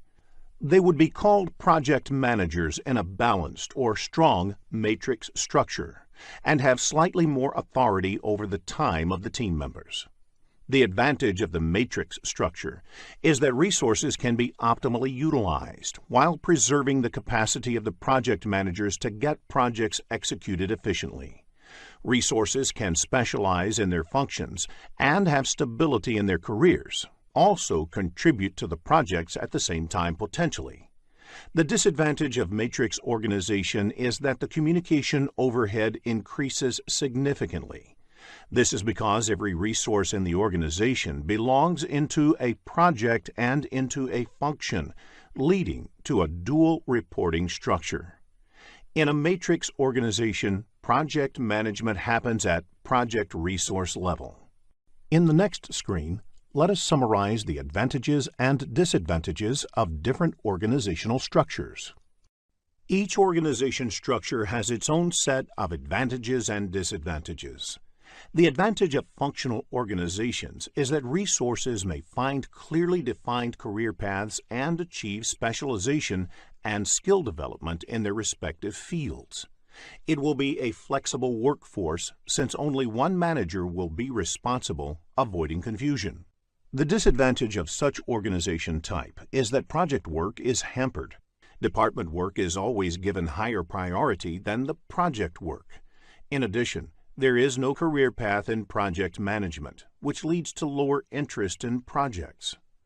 In the case of the projectized organization, one of the clear advantages is better communication within the projects. Since project work is the only work team members are doing, it also leads to loyalty towards the project goals. The disadvantage of such organization type is the inefficient use of resources, because every project team has their own support function. Therefore, this might lead to the duplication of effort.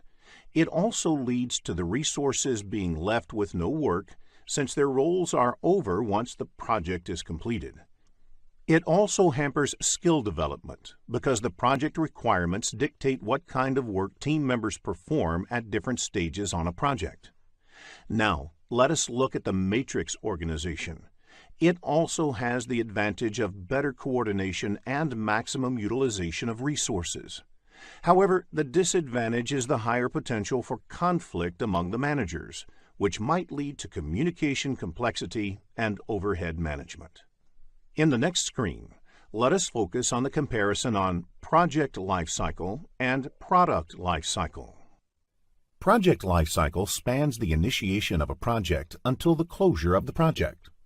The product lifecycle, on the other hand, also encompasses the operational and maintenance phases. A typical product lifecycle starts with conception of the product and goes until its withdrawal from the market. The withdrawal might be because it becomes obsolete, or there is no further need for the product in the market. A product has a long life cycle. A product can require or spawn many projects over its life. For example, a project in product conception phase could be to determine customer needs, whereas a project during product maturity phase could be used to perform competitive analysis. Typically, a product lifecycle is longer than the project lifecycle. A project also has its own lifecycle, and this lifecycle depends upon the industry and the organization within which the project is being executed. Sometimes different organizations within the same industry use different lifecycles. There can be questions in the exam based on the comparison of project lifecycle and product lifecycle, so understanding the differences will be useful in answering such questions. In the next screen, let us discuss more on project lifecycle. A life cycle is composed of phases. Each phase represents a discrete unit of work required to be done on the project. There are different ways of classifying project life cycles. Let us first discuss the sequential versus overlapping life cycle. In sequential phases, the subsequent phase starts only after the previous phase has been completed, whereas in overlapping phases, two or more phases may run in parallel for some time. This could help fast-tracking and compressing the amount of time required. The other way of classifying life cycles is how they go about the process of planning. In predictive life cycles, there is a large upfront planning phase, where all the details of scope, cost, time are planned before beginning the subsequent phases. These phases then are executed in either sequential or overlapping modes. They are suitable for large projects where all the requirements are likely to be known in advance and where upfront planning effort is required to get the necessary approvals. Another feature of predictive life cycles is that each phase may potentially be different in the nature of activities and may require people with different skill sets. For example, traditional software development life cycle has phases like requirements, feasibility, planning, design, construction, testing, and transition. We will continue project life cycles in the next screen. Incremental and iterative life cycles have a short upfront high-level definition and planning phase. The product is then developed through a series of iterations, where iteration increments or adds to the functionality by a little. All the activities are intentionally repeated in iterations. Adaptive or agile life cycles are variants of incremental and iterative life cycles, where iteration is very short, typically 2 to 4 weeks. Agile methodologies are becoming very popular in the software development industry and in other industries where the requirements are highly changeable and frequent feedback is beneficial. Let us now check your understanding of the topics covered in this lesson. A project manager is supposed to fulfill a project's requirements, that is, to deliver a unique output in a timely manner. It starts in the form of an idea that is approved by a project initiator or sponsor. The project manager and the project team then elaborate their understanding of the requirements and produce the final deliverable, which can be a product, a service, or a result.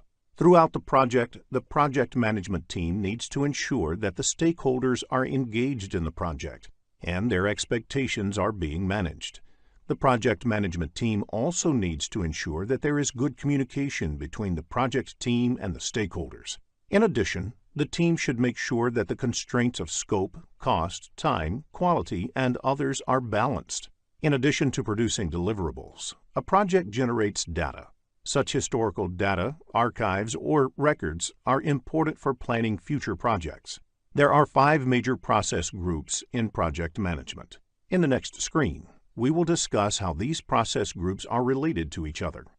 The 5 process groups in project management are initiating, planning, executing, monitoring and controlling, and closing processes.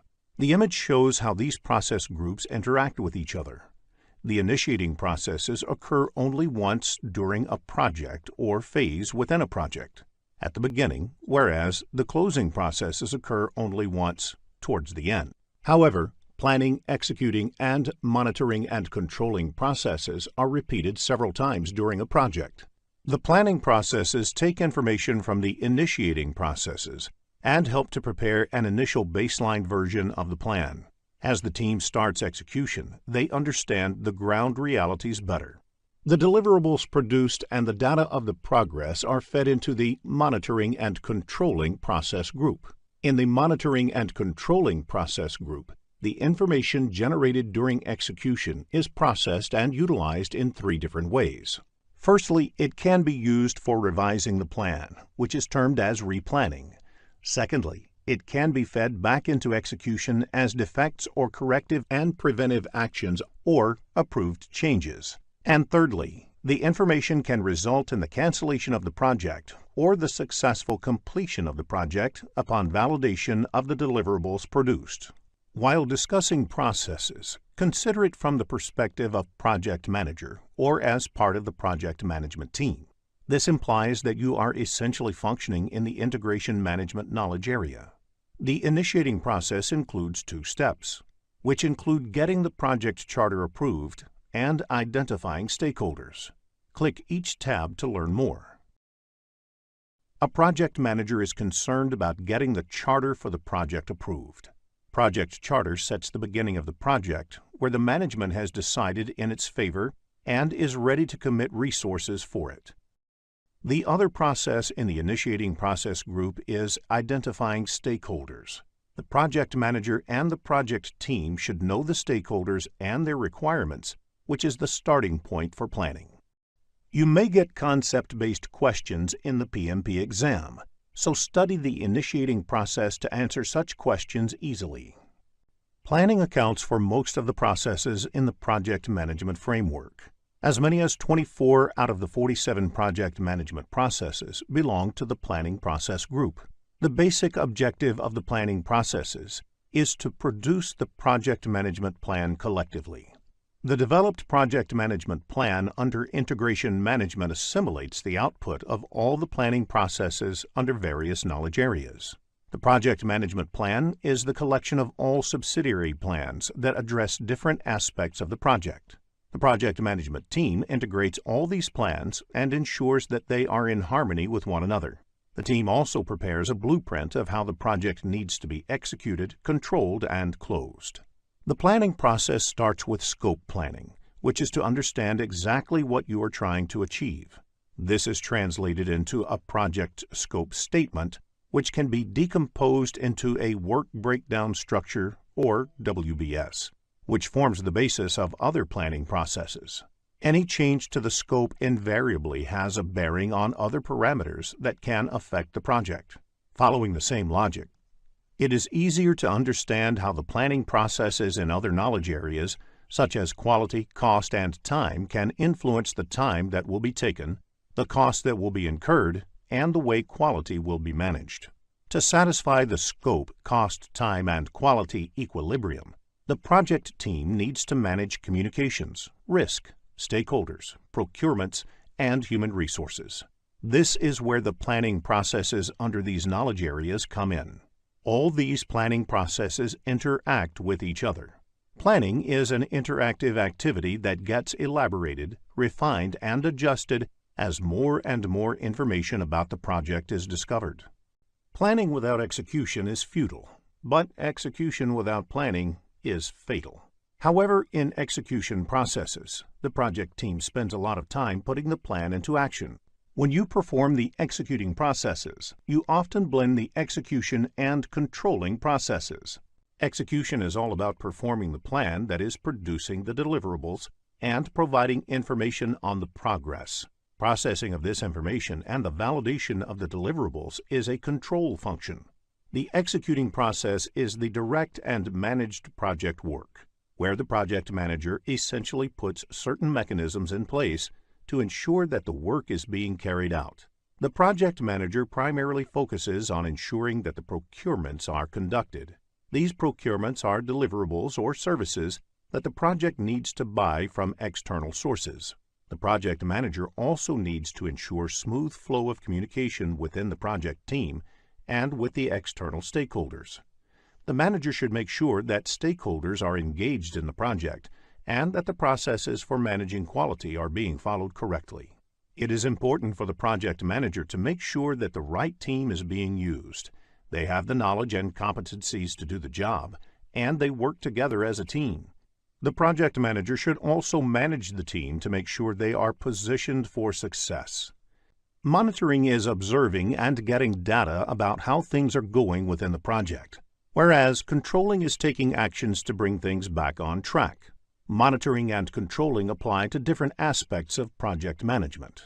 The image shows the various areas of project management where monitoring and control applies. However, the knowledge area that has a corresponding control process is human resources, because human resources should be managed, not controlled. An important aspect of controlling is having an elaborate mechanism to handle changes. Closing processes bring a project or a phase within the project to an orderly conclusion. Only two knowledge areas include a closing process. These are integration management and procurement management. Closing a project or a phase falls under integration management and applies to the overall project. Before the project is formally closed, all the procurements or contracts that are entered into for the project must be formally closed as well. Study the closing processes in detail to answer concept-based questions in the PMP exam. If you are looking to become a skilled project manager, have a look at the postgraduate program in project management by Simplilearn. There are 47 processes in project management, grouped into 10 knowledge areas and mapped to 5 process groups. In this lesson, we will look at the first knowledge area, that is, project integration management and its processes. In the next screen, let us understand the concept of project integration management. Project integration management involves unification, consolidation, articulation, and integrative actions that are crucial for successfully completing the project. The project integration management is high-level work that project manager does, and it involves managing interdependencies among the other knowledge areas.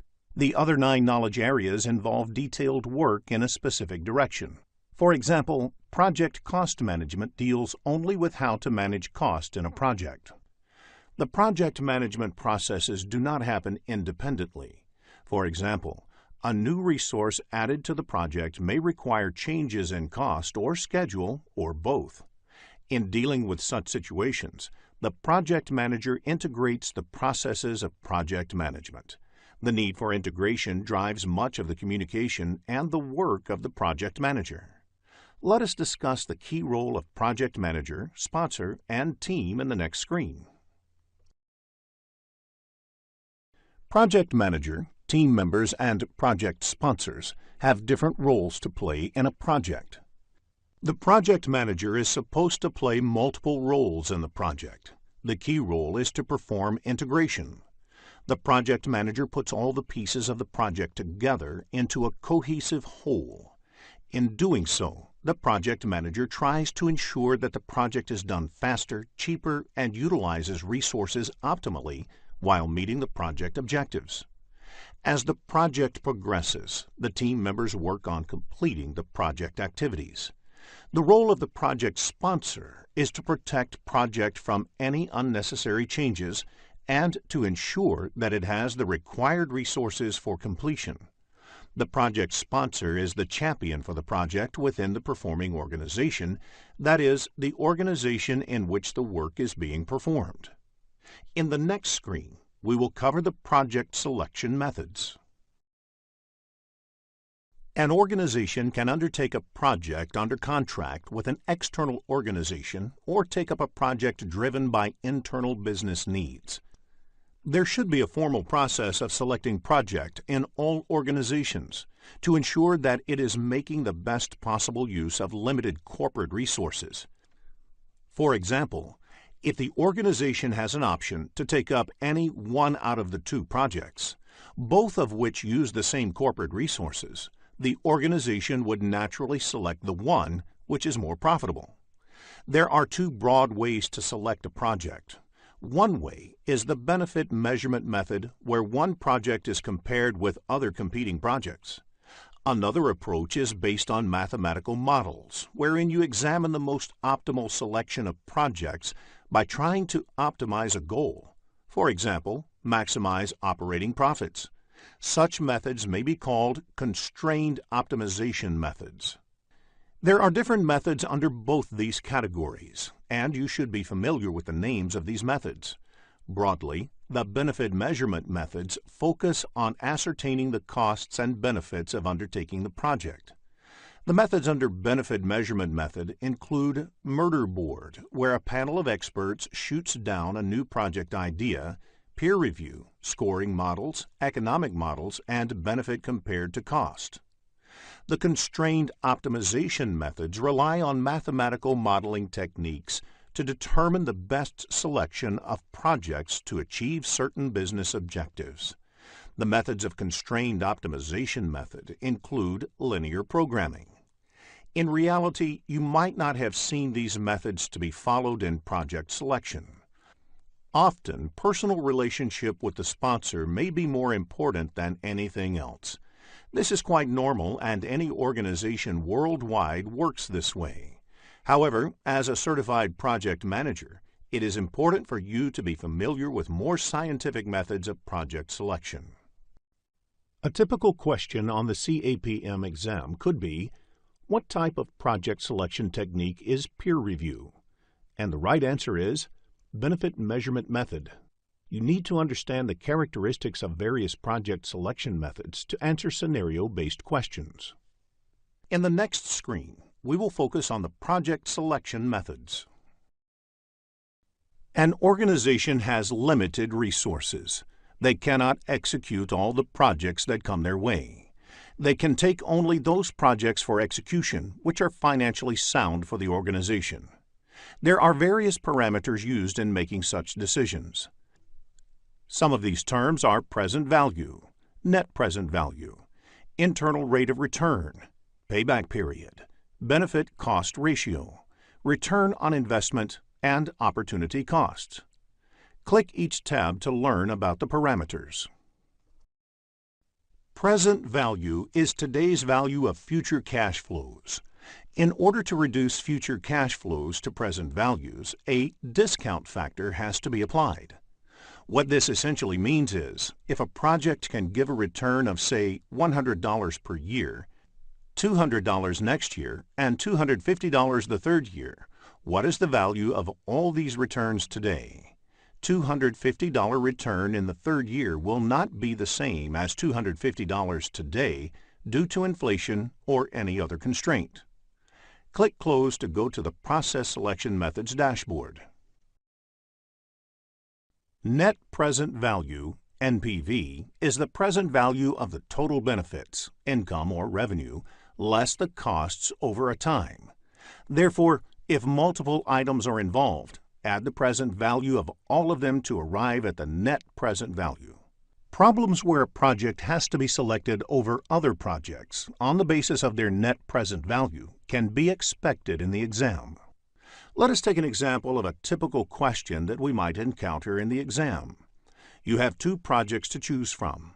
Project X will take 2 years to complete and has an NPV of $35,000. Project Y will take 5 years to complete and has an NPV of $95,000. Which one will you choose? The answer is Project Y because it has a higher NPV. Do not get confused with longer duration of the project. It is important that NPV be more. Click Close to go to the Process Selection Methods dashboard. Another term used in evaluating a project is internal rate of return, or IRR. IRR is the rate of discounting at which the present value of costs matches the present value of benefits. It is the rate inherent in the project. Let us look at an analogy to understand the concept of IRR. Consider a project similar to depositing money in a bank account and earning interest. You will prefer the bank that gives maximum interest. Similar is the project. Choose from Project A and B, where Project A has an IRR of 25%, or Project B has an IRR of 15%. The answer is Project A, as the IRR is better for Project A. It is obvious, higher the IRR, the better. Click Close to go to the Process Selection Methods dashboard. Payback period is the number of time periods it takes to recover your investment in the project before you start making profit on the investment made in the project. You have two projects to choose from, Project A with a payback period of 5 months or Project B with a payback period of 12 months. Which one would you go for? The answer would be Project A. It is evident that lesser the payback period, the better. Click Close to go to the Process Selection Methods dashboard. Benefit-cost ratio is the ratio of the present value of benefits to the present value of costs. A benefit-cost ratio of more than 1 means that benefits are greater than the costs. If the benefit-cost ratio of Project A is 2.5 and benefit-cost ratio of Project B is 1.5, which project would you select? The answer is Project A, as the benefit-cost ratio is higher in Project A. Click Close to go to the Process Selection Methods dashboard. Return on investment, or ROI, is commonly used in financial parlance to indicate how profitable a project is. Return on investment is the average rate of return or benefits expected as compared to the initial investment. If a project involves an initial investment of $100,000 and generates an average return of $20,000 per year, it means the ROI is $20,000 by $100,000, or 20%. Higher the ROI, the more profitable the project is. Click Close to go to the Process Selection Methods dashboard. Opportunity cost is yet another term used in evaluating competing projects that you might see in the exam. It means the opportunity given up by selecting one project over another. Problems where a project has to be selected over other projects on the basis of their net present value and opportunity cost can be expected in the exam. For example, you may come across a question such as, what is the opportunity cost of selecting Project B if Project A has an NPV of $55,000 and Project B has an NPV of $85,000? The answer is $55,000. This is the NPV of Project A, which was selected over Project B. Click Close to go to the Process Selection Methods dashboard. In the next screen, let us look at There are 6 project management processes, which are part of Project Integration Management knowledge area. They are the Develop Project Charter, done in the Initiation Process Group, Develop Project Management Plan, undertaken in the Planning Process Group, Direct and Manage Work Carried Out in the Executing Process Group, Monitor and Control Project and Perform Integrated Change Control, undertaken in the Monitoring and Controlling Process Group, and Close Project or Phase done in the Closing Process Group. Let us look at each of these processes in detail. In the next screen, let us understand how to read process-related information. As you can see in the project management process diagram, these elements within the knowledge area represent the inputs from the same knowledge area. These elements represent the inputs from other knowledge areas. These represent the tools and techniques used in the process. These are outputs of the process. These represent the output within the same knowledge area, whereas these outputs are fed into the knowledge areas other than the one that the process is a part of. You can observe that the process in the image is color-coded based on the process group. Initiating process group is in yellow. planning process group is in blue, and so on. You can read the processes and their color codes in the legend box on the bottom left of the screen. The process group affiliation is also indicated in the text of the description. It is important to understand the process group context to appreciate what the process does. In the next screen, let us look at the Develop Project Charter process. Develop Project Charter is an initiating process. A project charter is essentially a document that authorizes a project. Once a project has received a charter, it means that the project manager can start employing the organization's resources for the project activities. Let us look at the key inputs to be considered in preparing the project charter. The first input is the Project Statement of Work. This is created by project sponsor, or the customer describing their needs, project scope, and how the project fits into their strategic goal. If the project is taken up under a contract, the request for proposal, that is, RFP, can be considered as Project Statement of Work. The next input is the business case. This document establishes whether the investment in a project is worth, from a business point of view, the business need for the project, and the cost-benefit analysis. It provides important information to the project manager about the goals of the project and the boundaries in terms of the desired results, cost, etc. If the project is being undertaken as part of a contract or agreement, the agreement provides an important input for the project manager that establishes what must be done in the project. The next input to be considered for project charter is enterprise environmental factors. Any project to be executed within the organization has to deal with the organization culture and existing systems. You can consider this as an organization baggage that comes with the project. This is the reason a project being executed in two different organizations may be done differently. Another factor to be considered is organizational process assets.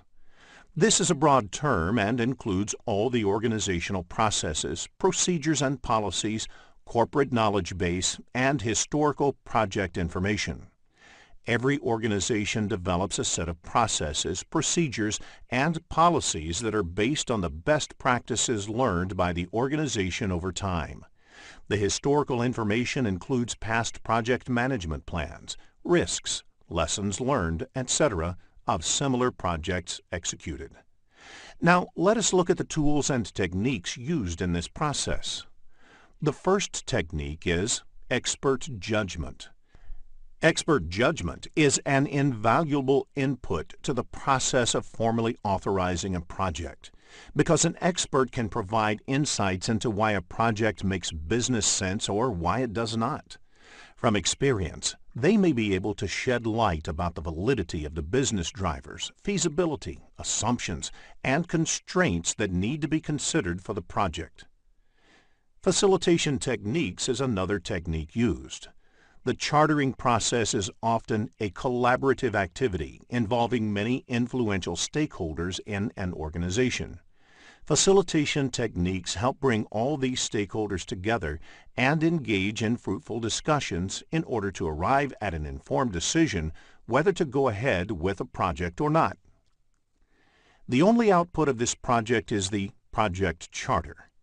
Let us try to understand what the project charter might contain.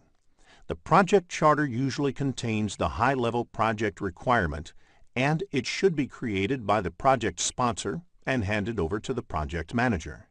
The project manager can do the groundwork to prepare the project charter, but it must be signed by the project sponsor or somebody in the performing organization who is higher in authority than the project manager. It is important to point out that a project charter is not a project management plan. The detailed risk, schedule, cost analysis, etc. is part of the project management plan and should be done during the project planning phase, when there is more detail on the availability of the project to do so. The charter should be sufficiently high level to accommodate the minor changes that might arise in the project. In the next screen, let us discuss the second process under Project Integration Management, Develop Project Management Plan. This is the process of documenting the actions necessary to define, prepare, integrate, and coordinate the subsidiary plans. Examples of subsidiary plans are Project Time Management Plan, Project Cost Management Plan, Project Human Resource Management Plan, etc. The Project Management Plan does not just describe when the project would start, what activities should be done, and when the project would get over. It is a detailed document and describes how the project would be executed, monitored, and controlled, and closed. Many people think that project schedule developed using Microsoft Project is the project management plan. However, that is not true. Project Management Plan contains all the subsidiary plans and their baseline value. It also contains the allowed variance in the baseline value.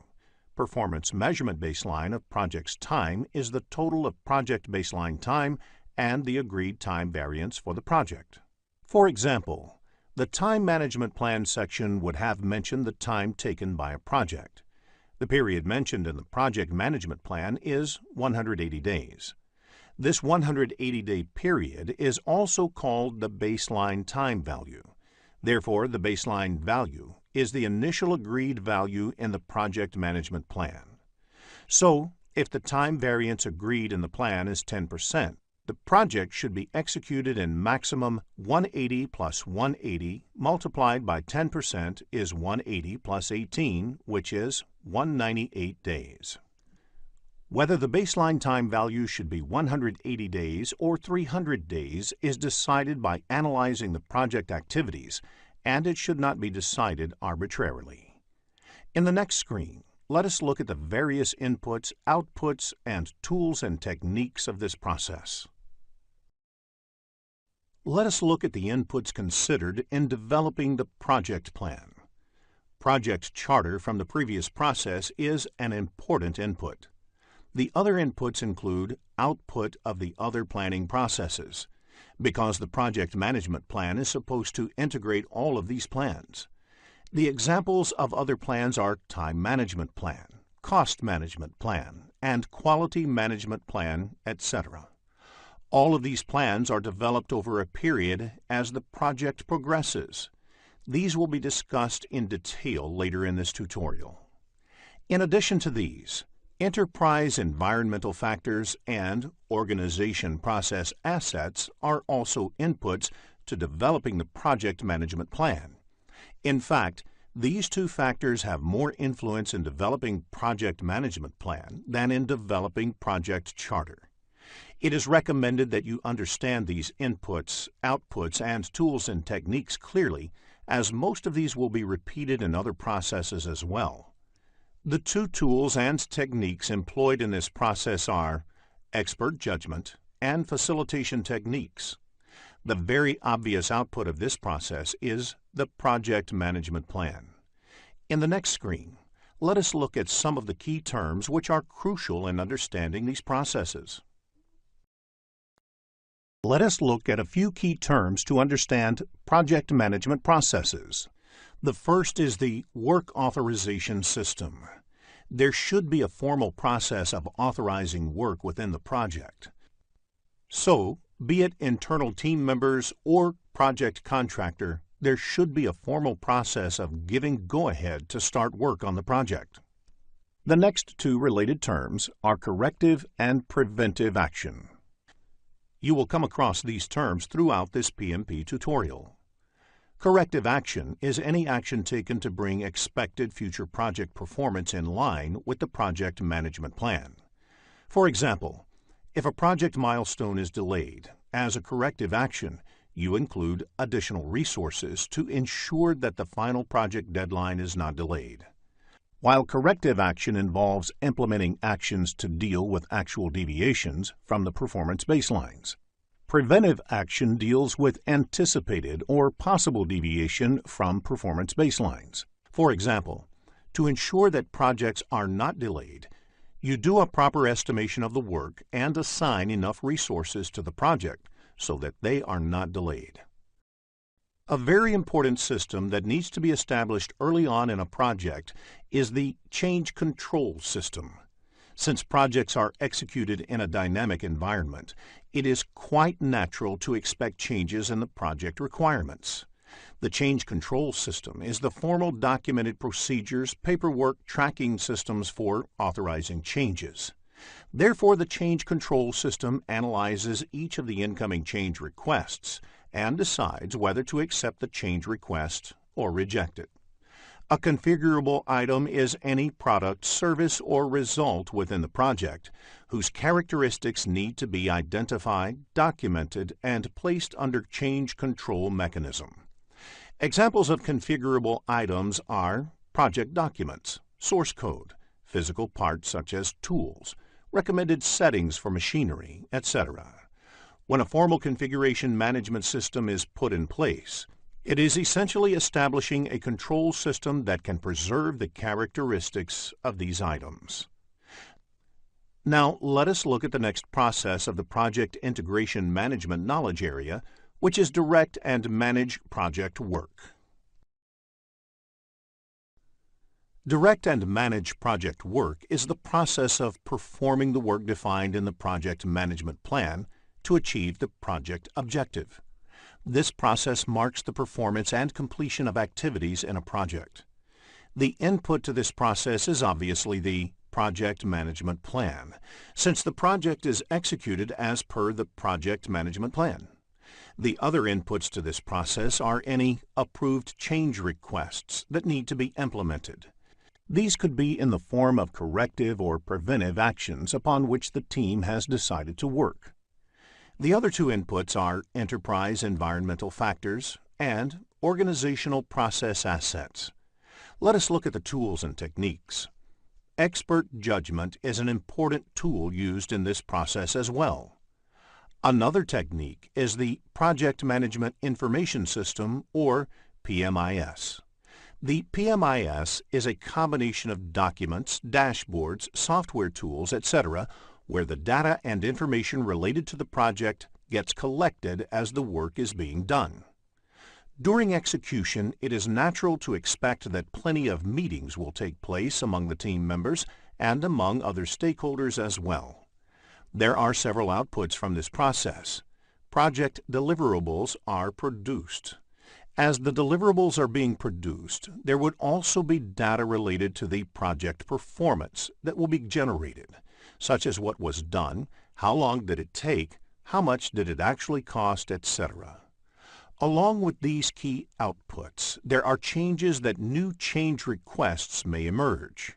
This could be because, during the execution phase, the team or the stakeholders may realize that what is being produced is not meeting the expectations or needs and that something else may need to be done. In the process, project documents and project management plan get updated. Let us look at monitor and control project work in the next screen. Monitor and control project work is the process of tracking, reviewing, and regulating the progress to meet the performance objective or objectives defined in the project management plan. Now, the estimated time performance measurement baseline is 180 days and 10%. The monitor and control project work is the process area that tracks whether 180 days and 10% time performance baseline is being met or not. Let us also look at the key inputs for the monitor and control project work process. Project management plan is the key input, as the performance measurement baselines are part of the project management plan. The other key input to monitor and control project work is work performance information. It is the status of the project, that is, the status of the project deliverables, the cost incurred, the time elapsed in the project, etc. Along with the work performance information, forecasts related to the cost and time form important inputs upon which the project manager has to act. Validated changes confirms that the approved changes have been appropriately incorporated. Enterprise environmental factors and organization process assets are also inputs to this process. Expert judgment, analytical techniques, project management information system, and meetings are the various tools and techniques. One of the outputs of this process area is change requests. Change requests could be in the nature of corrective and preventive actions or defect repair. If the performance measurement baselines are not being met, this process ensures that project manager takes appropriate corrective and preventive action to get close to the performance measurement baselines. Along with the recommended corrective and preventive action, monitor and control project work also results in identifying defects, which must be taken care of. During the defect repair process, many reports related to the performance of the work of the project will be produced. Project management plan and project documents are also updated. In the next screen, let us focus on Perform Integrated Change Control process. Perform Integrated Change Control is the process of reviewing all change requests, approving and managing changes to the project deliverables, organizational process assets, project documents, and the project management plan. This is where all the recommendations for changes, corrective actions, preventive actions, and defect repairs are evaluated across all the knowledge areas and either approved or rejected. The inputs to this process are similar to that of the monitor and control project work process. Project management plan, work performance reports, enterprise environmental factors, and organizational process assets. The only additional input is the change request, since the Perform Integrated Change Control process is supposed to take care of managing the incoming changes. To make a judgment about the change requests, project management plan and the work performance reports are also referred to. Another important tool and technique used in this, along with expert judgment and meetings, is change control tools, and most important among them is Change Control Board. The team takes up the ownership of analyzing each of the incoming changes and also does the impact analysis for the changes, and finally approves or rejects a change. The project manager, project sponsor, and a few of the important stakeholders and team members may be part of the Change Control Board. The process should produce change requests that are approved, a log of change requests processed, requests that were either approved or rejected, and a few updates to the project plan and other documents. Change management and change control is the theme recurring in many questions in the examination. You can expect questions in the exam which test a project manager's response to a particular change in the project. In the next screen, let us take a closer look at functioning of this process. Now, let us look at the process of change. First, the project manager should determine that a change has either already occurred or if the change is necessary. One of the important qualities of a good project manager is that they will push back on unnecessary changes. The next step is to evaluate its impact on the project in totality. The team needs to understand what would be the impact on the time, cost, quality, risk, resource requirements, and so on. Once the impact is known, the project manager along with the team should look for various possible options to accommodate the change. For instance, in order to accommodate an increase in scope, it may be necessary to extend timeline, add resources, increase budget, or a combination of the above. Once the impact analysis and exploration of possible options are completed, the project manager should present it to internal as well as external stakeholders for their approval. It should be presented to internal stakeholders first, because the management of an organization may decide to absorb the change within the project's reserves without opting to bill the customer. If the project will have an impact on the agreed baselines of time, cost, scope, and quality, one needs to get in touch with the external stakeholders and the customer. These steps are an important aspect of a project manager's job, and the ability of a project manager to manage change will be tested in the CAPM examination. In the next screen, let us look into a business scenario to understand this concept better. After reading the problem statement, click the Solution button to look at a possible answer. close project or phase is the last process of the project management integration knowledge area.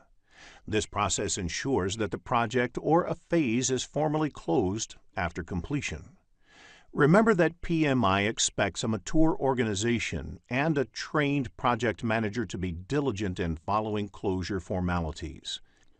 Without going through the formal closure formalities, the project cannot abruptly be closed. The project should be formally closed, even if it is terminated due to some problem. The key input to this process is the accepted deliverables. The deliverables have to be brought into a state that they can be properly transitioned. Transition means they are handed over to the organization or group that will be responsible for operations, maintenance, and support. The other inputs are project management plan and organizational process assets.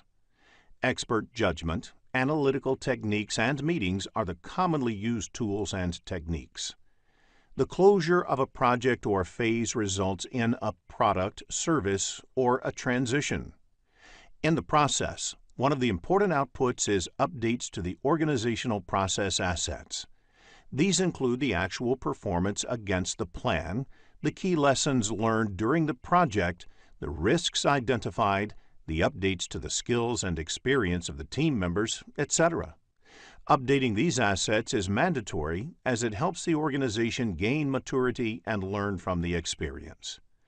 In the next screen, let us look into a business scenario to understand this concept better. After reading the problem statement, click the Solution button to look at a possible answer. Here is a quick recap of what was covered in this lesson. Project integration management involves unification, consolidation, articulation, and integrative actions that are crucial for successfully completing the project. Integrating the project activities is the key role of a project manager. The project team focuses on completing the project activities, and the project sponsor warrants the team against unsolicited changes. Benefit measurement methods ascertain the costs and benefits of undertaking the project, while constrained optimism methods rely on mathematical modeling to select the best projects that achieve business objectives. Various project integration management processes are develop project charter, develop project management plan, direct and manage work, monitor and control project, perform integrated change control, and close project or phase. Hello, and welcome to CAPM certification course offered by Simplilearn. In this lesson, we will focus on project scope management. Let us begin with the objectives of this lesson. After completing this lesson, you will be able to define project scope management, differentiate between project scope and product scope, identify the key terms used in project scope management, explain work breakdown structure, describe the project scope management processes. In the next screen, let us take a look at Project Management Process Map. There are 47 processes in project management grouped into 10 knowledge areas and mapped to 5 process groups. In this lesson, we will look at the second knowledge area, that is, project scope management and its processes. Let us begin with the first topic of this lesson, that is, project scope management. Project scope management includes the processes required to ensure that a project comprises all and only the work required to complete the project successfully. The project scope management is concerned about the scope. What is not there in the scope is also clearly identified. In the next screen, let us look at the key activities performed under project scope management. Let us look at a few of the typical activities that happen as part of the project scope management. Constant monitoring is essential to make sure that all the project work is being completed. The gradual, uncontrolled increase in scope of the project is referred as scope creep. It is necessary to define the project scope boundaries and not let people randomly add to the project scope. Gold plating is doing more than what is required as part of the project scope. This has to be avoided in projects. As per the published statistics about projects done globally, less than 40% of projects can be considered successful. Therefore, the focus should be on what is required rather than squandering around with what is not required. 40% might be considered less, but a project is classified as successful only if it meets all its objectives and is done within time and cost budgets. In the next screen, let us understand the differences between product scope and project scope. Project scope management deals with managing both the product scope as well as the project scope. Product scope refers to the features and functions that characterize a product, service, or result. The word product may also include creation of a service. For example, in the banking industry, each of their services is called a product. Likewise, a savings account is one of their products. Mutual fund is another. On the other hand, project scope is the work that needs to be accomplished to deliver the output of the project, which could be a product, service, or result with the specific features and functions. For instance, to deliver a product, you may also need to produce a requirements document or a design document. These are not part of the product scope, but it may very well be part of the project scope. In the next screen, let us discuss a few key terms used in the project scope management. WBS stands for Work Breakdown Structure. It means breaking the project deliverables into smaller and more manageable components called work packages. The last level of work in such subdivision is called work packages, and the whole structure is called WBS. For example, a typical software development project would have various activities, like finalizing requirements, designing the new system, coding, testing, and going live with the new system. Each of these translates into high-level deliverables, which can be further subdivided into smaller activities which are more predictable. WBS Dictionary, like any dictionary, contains the explanation of the terms used in WBS. A typical WBS dictionary has details like the control account, name of the work package, description of the work package, resource assigned, if there are any assumptions or dependencies to complete the work package, the due date to finish the work package, technical dependencies, and so on. WBS Dictionary is useful for the person or group working on the work packages as it further elaborates the decomposed work package. Control account is a level within WBS at which management wishes to exercise control. For example, perform earned value analysis, track performance, etc. In the next screen, let us cover work breakdown structure in detail. Along with the scope statement and the WBS dictionary, the work breakdown structure forms the scope baseline of the project. That is, it should reflect the entire scope of the project. Any deliverables that are not reflected in WBS are not part of the project. The creation of the WBS should involve the whole team. The creation of WBS creates common understanding about the scope and therefore leads to team buy-in. During decomposing the deliverables, you must ensure that each level is complete. That is, it includes all the work in the project before you start to decompose further. Decomposition continues until the lowest level deliverable cannot be logically subdivided further, or they can be estimated with reasonable accuracy. WBS is a deliverable-oriented decomposition. It should only contain deliverables and not activities. While developing the schedule, converting the deliverables into activities is one of the problems as WBS does not contain activity-level details. Concept-based questions on work breakdown structure can be expected in the exam, so it is essential to have a clear understanding of the concept of WBS. In the next screen, let us look into an example which shows how WBS is derived. Work breakdown structure of a core banking software development project is given on the screen. The scope of the project has been divided into WBS elements, like requirements documentation, design and architecture, code, test, and go live.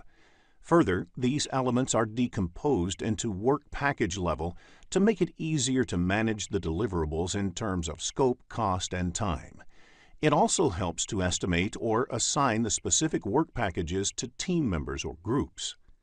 The design and architecture has been decomposed to model and prototype. Similarly, code is decomposed into work package 3.1 and 3.2, test into work package 4.1 and 4.2, and go live into product installer and warranty sheet. WP 3.1 can be represented as Model 1 and WP 3.2 as Model 2. Similarly, WP 4.1 may be test strategy document and WP 4.2 a test plan document. The number here indicates work breakdown code. In the next screen, let us discuss how project scope management is actually accomplished. There are 6 project management processes, which are part of project scope management knowledge area. These processes are plan scope management, collect requirements, define scope, create WBS, validate scope, and control scope. The first 4 processes, that is, plan scope management, collect requirements, define scope, and create WBS, are part of the planning process group, and the remaining 2 processes, validate scope and control scope, are executed as part of the monitoring and controlling process group. In the next few screens, we will look at each of these processes in detail. Let's begin with plan scope management. Plan scope management process creates a scope management plan that documents how the project scope will be defined, validated, and controlled. It is usually the starting point of the planning processes on a project. Understanding the scope and how it will be managed is fundamental to planning the other aspects of the project. Let us review the list of inputs to this process. The Project Management Plan provides other subsidiary plans and will help guide the scope planning activities on the project. The Project Charter provides an overall context and the high-level product and project description, which may help determining the approach for the scope management. Enterprise environmental factors provide the organizational context to the project, including the culture of the organization, the infrastructure, key personnel, and so on. Organizational process assets provide inputs such as policies and procedures, historical information, and knowledge base. Now, let us look at the tools and techniques employed in this process. Expert judgment refers to input received from knowledgeable and experienced resources. Meetings may be organized to determine the scope management plan. Everyone responsible for the project scope management, such as the project manager, sponsor, customer, and other stakeholders, must attend these meetings. Now, let us look at the outputs of this process. The scope management plan describes how the project scope will be defined, like who will be involved in the process, whose inputs will be sought, what techniques may be used to get these inputs, etc., developed, that is, in what form will the scope be elaborated and documented, monitored and controlled, and verified. The plan may also describe how WBS will be created from the scope statement, how changes to the scope will be managed, how deliverables will receive formal acceptance, etc. The Requirements Management Plan is a subsidiary of the Project Management Plan that describes how requirements will be analyzed, documented, and managed. A requirement is voiced by a customer or a stakeholder, whereas scope represents what the project team will do or deliver in order to meet that need.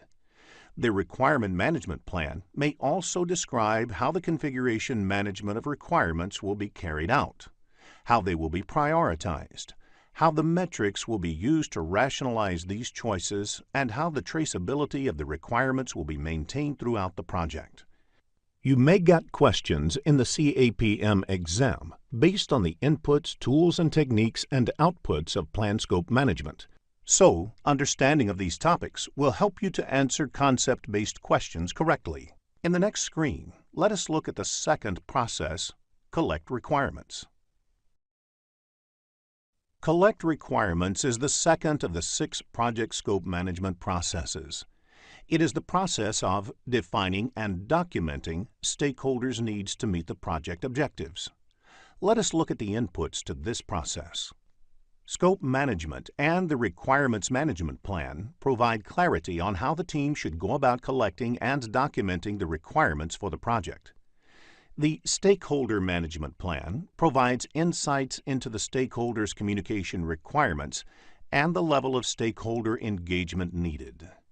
The stakeholder register may provide useful guidance about which of the stakeholders could provide the requirements for the project. It is very important that all the stakeholders' expectations are captured adequately and represented in the requirements document. The project charter provides high-level requirements and expectations and may be used to detail out the requirements. Now let us look at the tools and techniques that can be employed to collect the requirements. It is important for the project team to use a combination of techniques that will give them maximum clarity about the requirements. Some of the techniques may include direct interaction like interviewing, forming focus groups, conducting workshops, and using group creativity techniques like brainstorming and group decision-making techniques. It may also include some offline activities like conducting surveys via questionnaires, etc. Observation can be a very powerful way to capture requirements that may be difficult to state or articulate. Prototyping is a powerful technique where the team comes up with a model or sample artifact that helps the users visualize and gain more clarity about what is being developed. Benchmarking is useful for understanding and learning from the industry and organizational benchmarks about the bare minimum expectations. Use of context diagrams and analyzing the documentation provided can also help in collecting requirements. Requirements documentation is one of the most important output. The second output of this process is Requirements Traceability Matrix. This table helps trace whether the work has happened on the requirements, whether all requirements are reflected in the final product of the project, etc. In the next screen, let us look into a business scenario to understand this concept better. After reading the problem statement, click the Solution button to look at a possible answer. Plan Scope Management process creates a scope management plan that documents how the project scope will be defined, validated, and controlled. It is usually the starting point of the planning processes on a project. Understanding the scope and how it will be managed is fundamental to planning the other aspects of the project. Let us review the list of inputs to this process. The Project Management Plan provides other subsidiary plans and will help guide the scope planning activities on the project. The Project Charter provides an overall context and the high-level product and project description, which may help determining the approach for the scope management. Enterprise environmental factors provide the organizational context to the project, including the culture of the organization, the infrastructure, key personnel, and so on. Organizational process assets provide inputs such as policies and procedures, historical information, and knowledge base. Now, let us look at the tools and techniques employed in this process. Expert judgment refers to input received from knowledgeable and experienced resources. Meetings may be organized to determine the scope management plan. Everyone responsible for the project scope management, such as the project manager, sponsor, customer, and other stakeholders, must attend these meetings. Now, let us look at the outputs of this process.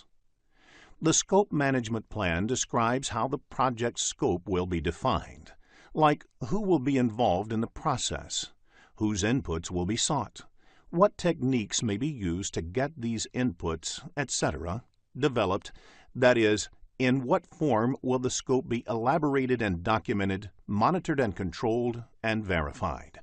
The plan may also describe how WBS will be created from the scope statement, how changes to the scope will be managed, how deliverables will receive formal acceptance, etc.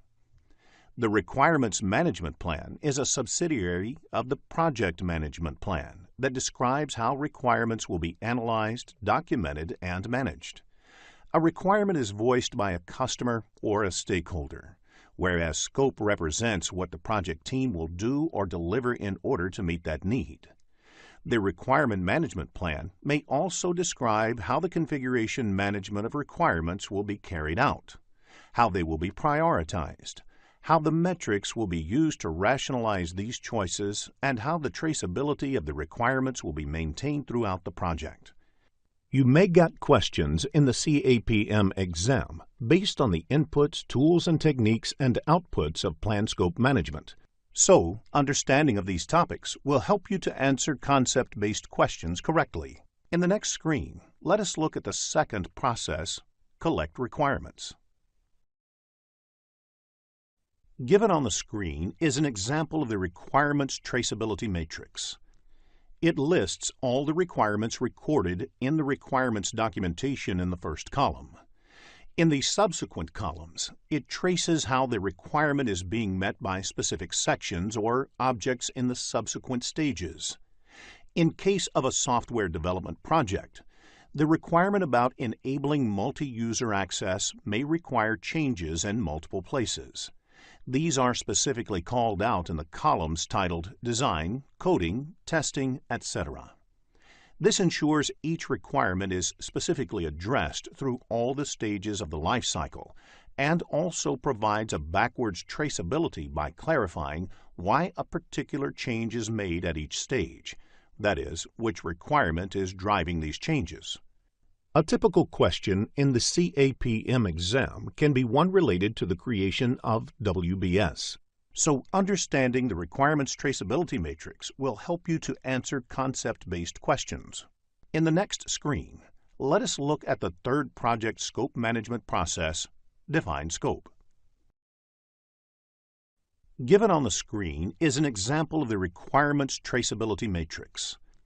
It lists all the requirements recorded in the requirements documentation in the first column.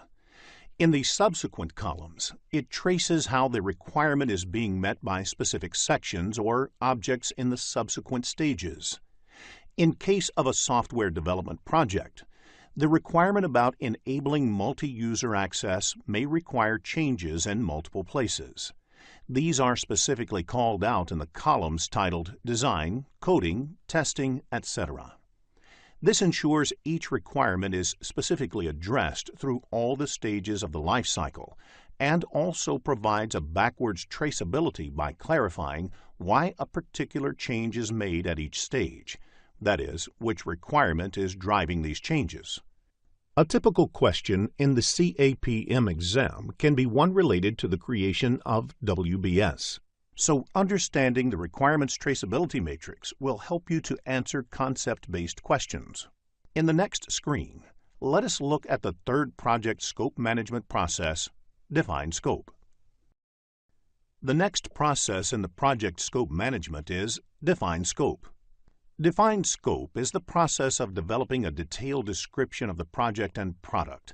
Collect requirements lists for all the different requirements or needs expressed by the stakeholders.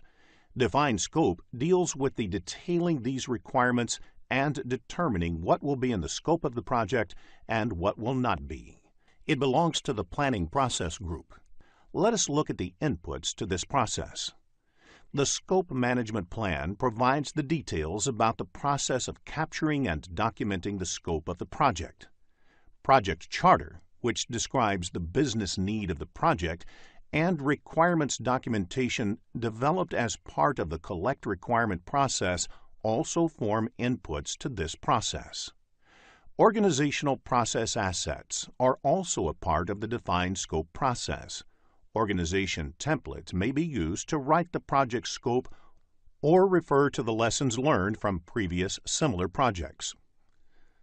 For projects which have product instead of a service as an output, product analysis is a commonly used technique. This defines what is required in a project's product. Alternatives generation is a technique used to see if the project requirements can be completed in a different way, similar to lateral thinking.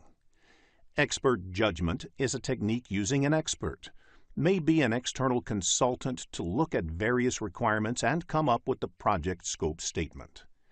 In order to define the scope, you may also conduct specific workshops that are facilitated to generate ideas around the project scope.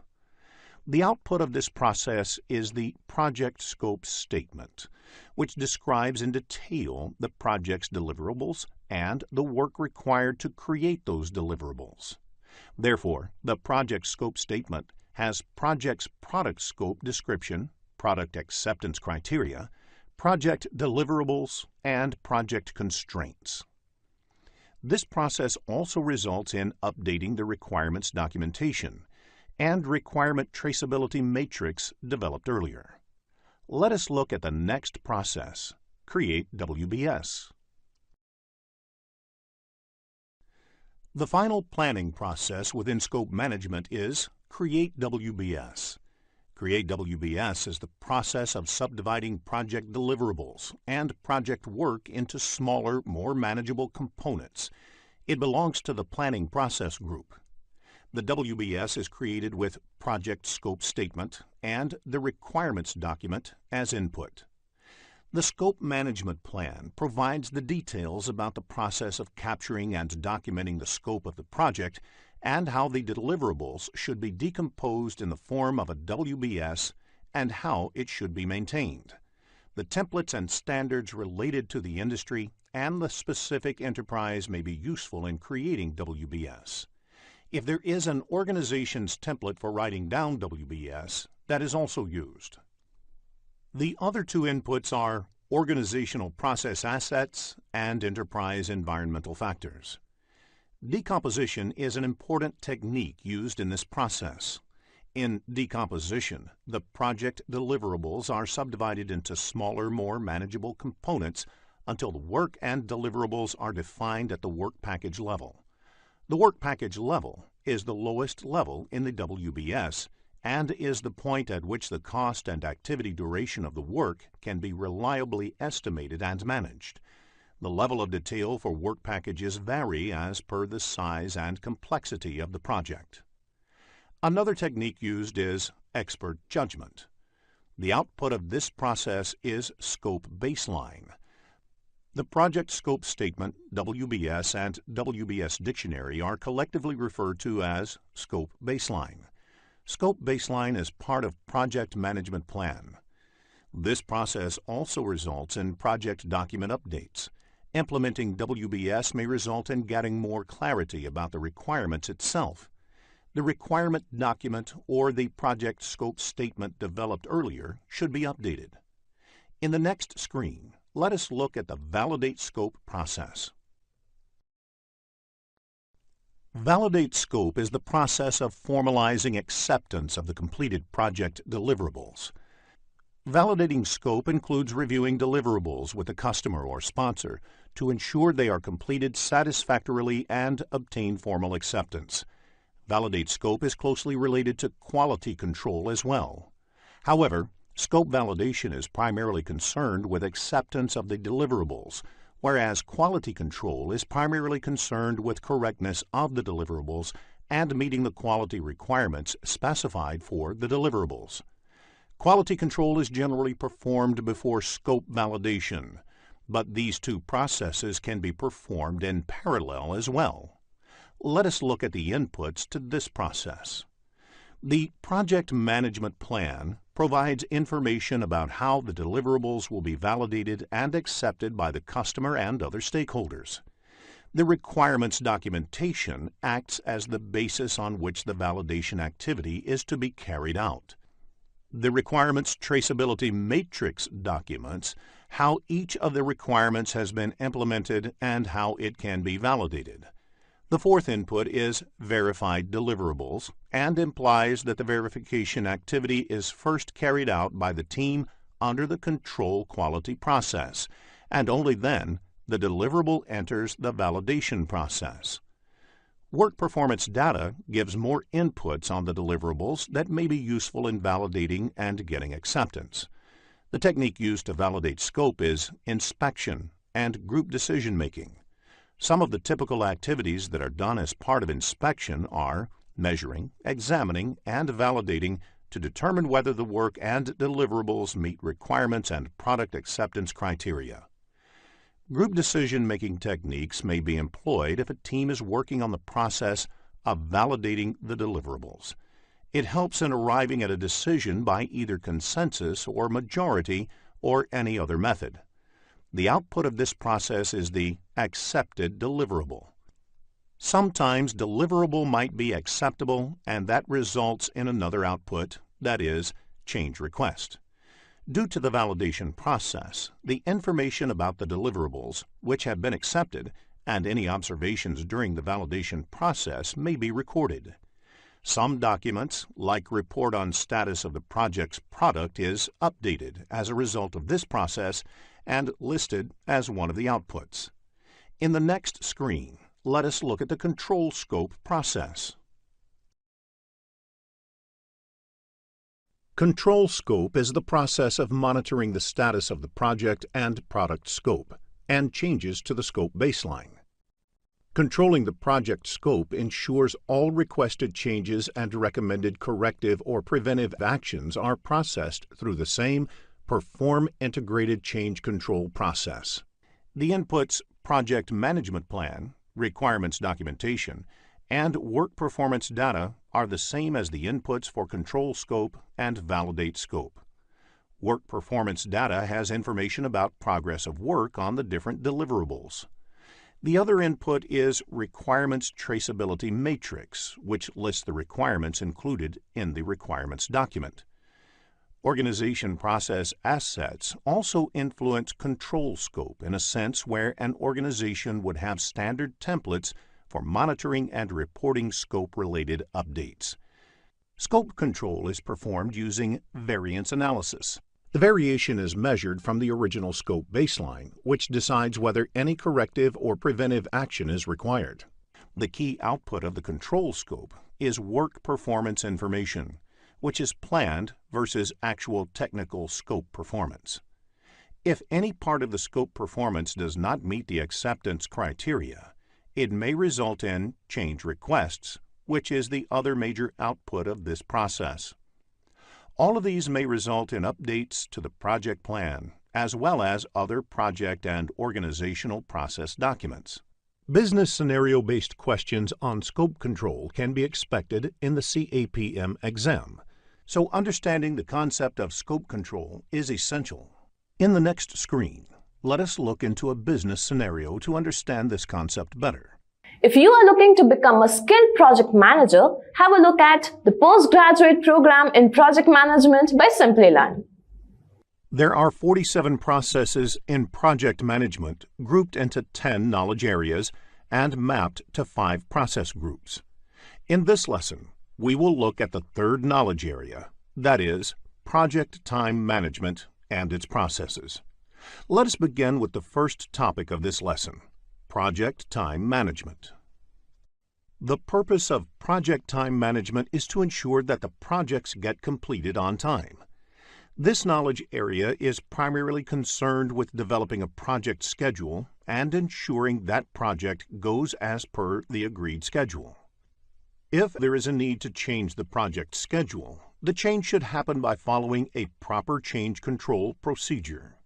Another term used in the PMP examination is Schedule Management Plan.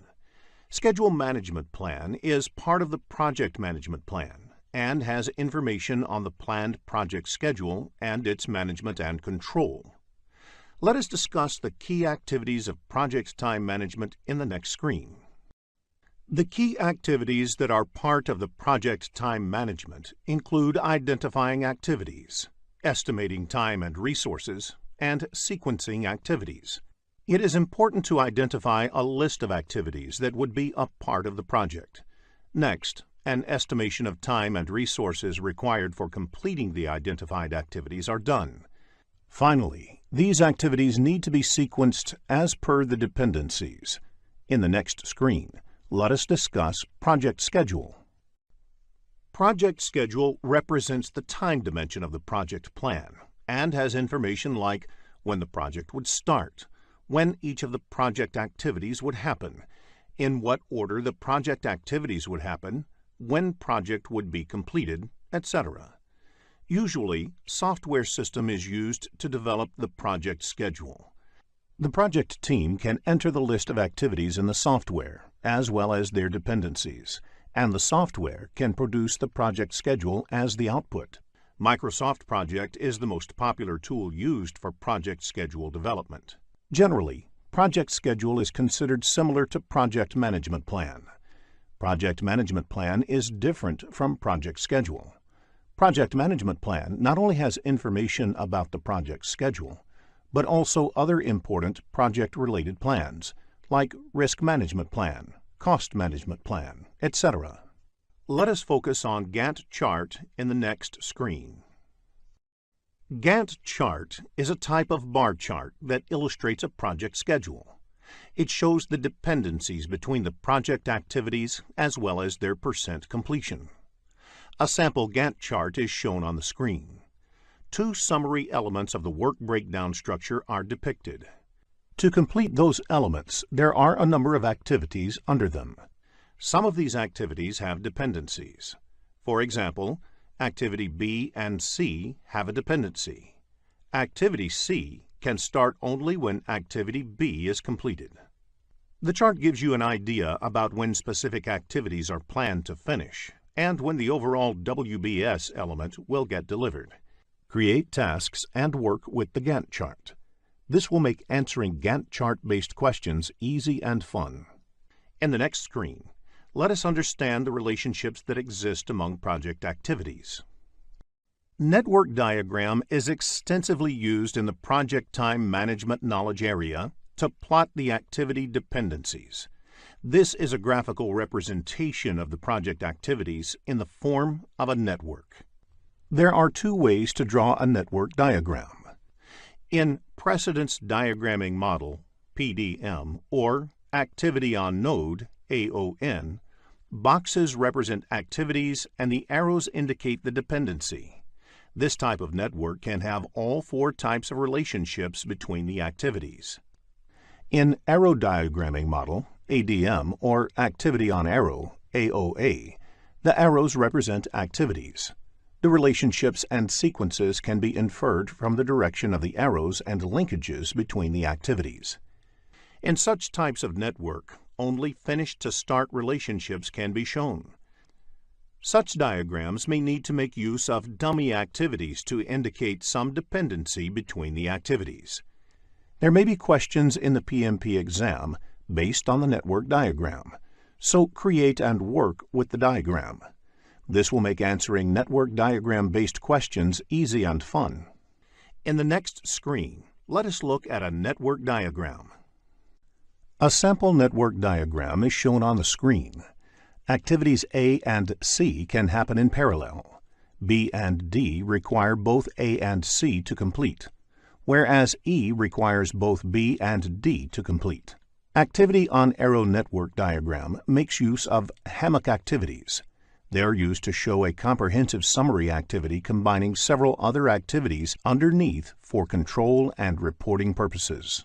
In the next screen, let us look at a few important terms in time management.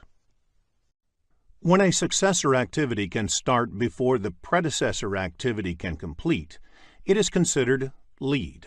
For example, you can start preparing the test environment 2 weeks before the development activity finishes. When the successor activity has to wait for a few days after the predecessor activity has been completed, it is considered lag. For example, one needs to wait for 2 days for the foundation to settle before work on the pillars for the next floor starts. Rolling wave planning is an iterative planning technique in which the work to be accomplished in the near term is planned in detail, while the work in the future is planned at a higher level. It is a form of progressive elaboration. In the context of estimating techniques, analogous estimating is based on the previous project data. Therefore, if the last 5 similar projects took 6 months to complete, the next one will also take 6 months. This technique employs expert judgment. Another estimating technique is parametric estimating. This technique uses a mathematical model to calculate projected time for an activity based on the historical records from previous projects and other information. A few common parameters are identified based on the previous project data, and that parameter is used to predict the time required to complete the next activity or project. For example, you can normally complete 10 kilometers of highway construction lanes a week. Effort is the total amount of work required to complete the activity. Duration is the amount of time it takes in terms of elapsed or calendar days. If you have an activity that requires 10 people to work for 5 days, the total effort is 50 person days, but the duration is only 5 days. In the next screen, let us look at the project time management processes. There are 7 project time management processes. They are plan schedule management, define activities, sequence activities, estimate activity resources, estimate activity durations, develop schedule, and control schedule. The first 6 processes are executed during the planning process group. The ultimate goal of these planning processes is to develop the project schedule. The 7th and the last process is a part of the monitoring and controlling process group. In the next few screens, let us discuss these processes in detail. We will begin with plan schedule management. As defined in PMBOK Guide, plan schedule management is the process of establishing the policies, procedures, and documentation for planning, developing, managing, executing, and controlling the project schedule. It belongs to the planning process group. Let us look at the inputs to this process. The project management plan provides other subsidiary plans and will guide the schedule planning activities on the project. The project charter provides an overall context and the high-level product and project description, which might help determine the approach for schedule management. Few projects might have scheduling constraint. For example, projects of Olympics 2016 should be completed at the same time. Enterprise environmental factors provide the organizational context to the project, including the culture of the organization, the infrastructure like scheduling systems available, key personnel, and so on. Organizational process assets provide inputs such as policies and procedures, templates, past performance data and estimates, historical information, and knowledge base. Now, let us look at the tools and techniques employed in this process. Expert judgment refers to input received from knowledgeable and experienced resources. Experts can draw from their previous experiences the proper approach to govern the schedule on a project. Meetings may be organized to determine the schedule management plan. Anybody responsible for the project schedule management, such as the project manager, sponsor, customer, and other stakeholders, must attend these meetings. Several analytical techniques may be used to determine the schedule management plan. These may include different planning approaches and philosophies, such as rolling wave planning, or different scheduling software that allowed to build what-if scenarios, and study the effect of advanced scheduling techniques like leveling, fast tracking, and crashing. Now, let us look at the outputs of this process. Schedule management plan is a component of the project management plan that describes the criteria and activities required to arrive at the project schedule, as well as how the project may be baselined, monitored, and controlled. In the next screen, let us define activities process. Define activities is the process of identifying the specific actions to be performed to produce the project deliverables. It belongs to the planning process group. The important input for the define activities process is the scope baseline. Scope baseline is a term used collectively to refer to project deliverables, constraints, and assumptions of the project. In addition to the scope baseline, the other inputs in this process are enterprise environmental factors, organizational process assets, and schedule management plan. A reason why enterprise environmental factors is an input to define activities is because the organization might be using project management software to define activities, and that may influence the activity definition process. The knowledge base containing historical information regarding activities lists used by previous similar projects is a good example of organization process assets applied to scheduling. The tools and techniques used in defining activities are decomposition and rolling wave planning. The last technique is expert judgment, where the experience of project team members is used in developing detailed activity lists. The output of the process is activity list, activity attributes, and milestone list. Activity list contains a list of identified activities. Activity attributes are the additional information about the activity itself. A milestone is a significant point or event in the project. A milestone list identifies all the milestones and indicates whether the milestone is mandatory or optional. Let us move on to the next process, sequence activities. Sequence activities is the process of identifying and documenting relationships among the project activities and is also part of the planning process group. For every activity and milestone, except the first and last one, is connected to or at least one predecessor and one successor. The inputs to this process are activity list, activity attributes, and milestone list. All these are the outputs of the define activity process. The other inputs are schedule management plan and project scope statement. Schedule management plan provides guidance in terms of methodology to be employed for many of the scheduling activities on the project. Organization process assets are also an input to sequencing activities because the organization might have some kind of knowledge base for scheduling project activities. The enterprise environmental factors relevant to this process may be scheduling tools in use, project management information systems, work authorization systems, etc. One of the important tools and techniques used in sequencing activities is the precedence diagramming method.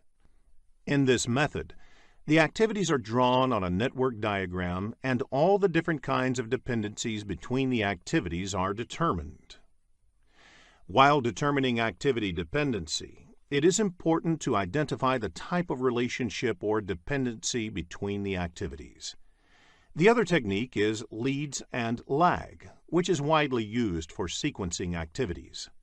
The output of the process is the project schedule network diagram, which is a graphical representation of the project activities in a form of network, which also shows the activity dependencies. While designing the network diagram, new activities might be identified, and that would result in some of the project document updates, especially the ones that list all the project activities. In the next screen, let us look at the estimate activity resources process. After sequencing the activities, the next step in project time management is estimating the resources required to accomplish each of the identified activities. Estimate activity resources process also belongs to the planning process group. Here, resources do not mean only the human resources, but includes all other resources like equipment, raw materials, machinery, etc.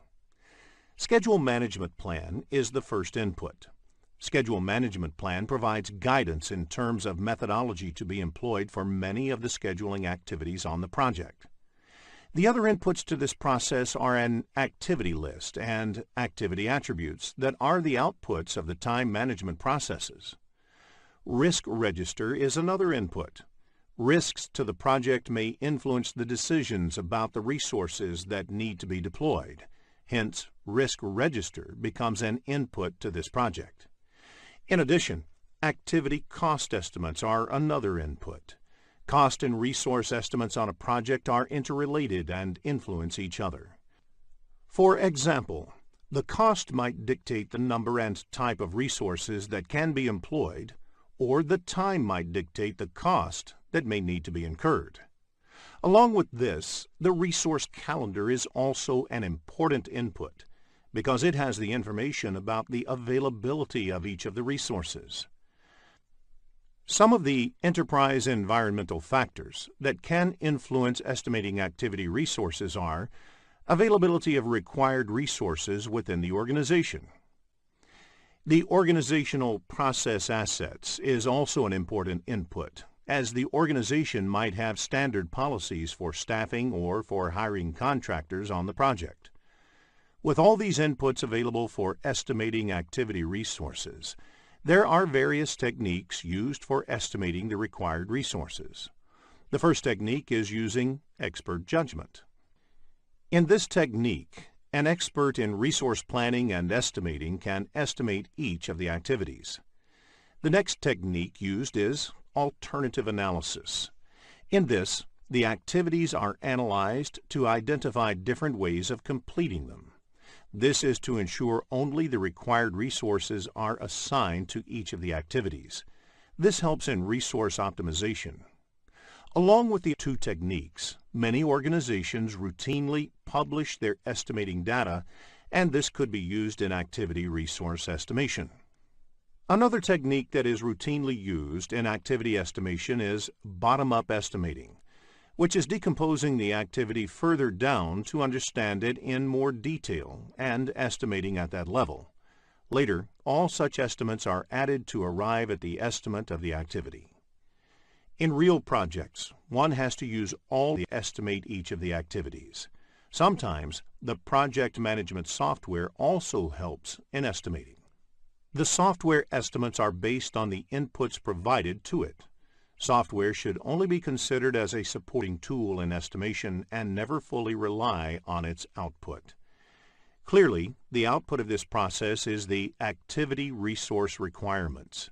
Along with this, resource breakdown structure is also prepared. The resource breakdown structure is the categorization of all the required resources in various categories. That is, human resources, equipment, raw materials, etc.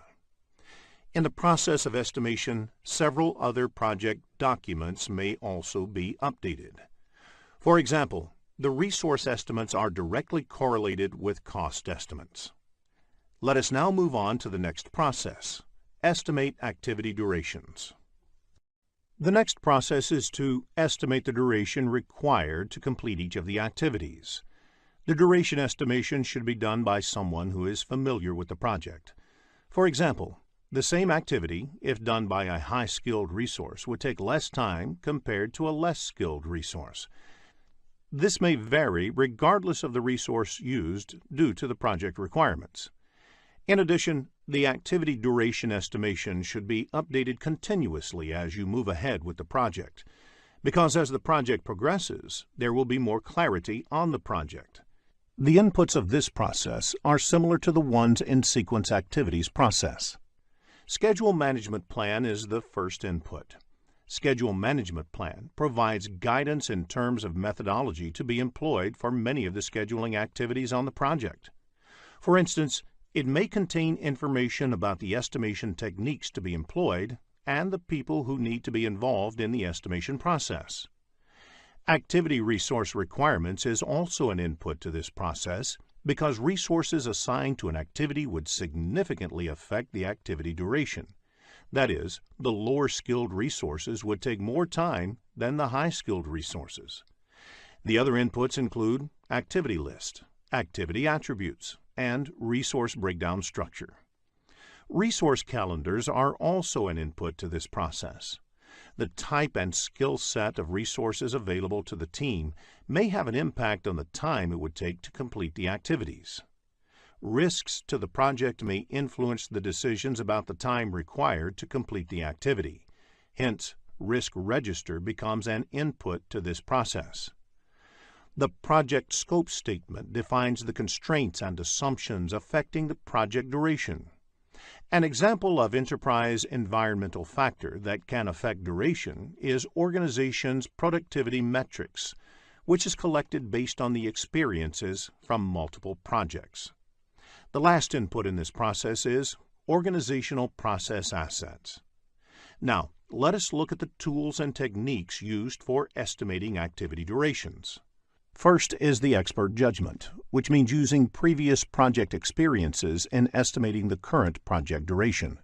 This can be used with other estimation techniques and used to reconcile differences if different techniques result in different estimates. Three-point estimating is a method where 3 estimates are used instead of 1. It is part of a project management philosophy known as Program Evaluation and Review Technique, PERT. Estimating activity durations is often done as a team exercise, as each activity may require multiple skill sets to be applied. Therefore, it is important to use group decision-making techniques to arrive at a consensus, or at least an estimate that is acceptable to all the team members. Reserve analysis adds buffer into the project schedule to deal with any uncertainty. The contingency reserve may be added as a percentage of the activity duration or fixed number of work periods. The other tools and techniques are analogous estimating and parametric estimating. The outputs of this process are the activity duration estimates and project documents updates. The activity duration estimates is represented in terms of the range of possible results. For example, 10 days plus minus 2 days, that is, the activity would take minimum 8 days and maximum 12 days. In the next screen, let us look into a business scenario to understand this concept better. After reading the problem statement, click the Solution button to look at a possible answer. Develop schedule is the process of analyzing activity sequences, durations, resource requirements, and schedule constraints to create the project schedule. It belongs to the planning process group. Generally, scheduling software is used for developing the project schedule. Entering the activities, durations, and resources into a scheduling tool generates a schedule with planned dates for completing project activities. Developing a project schedule is an iterative process. Revising and maintaining a realistic schedule is a task in itself, and it continues throughout the project as the work progresses. The most of the inputs of this process are the outputs of estimate activity durations process.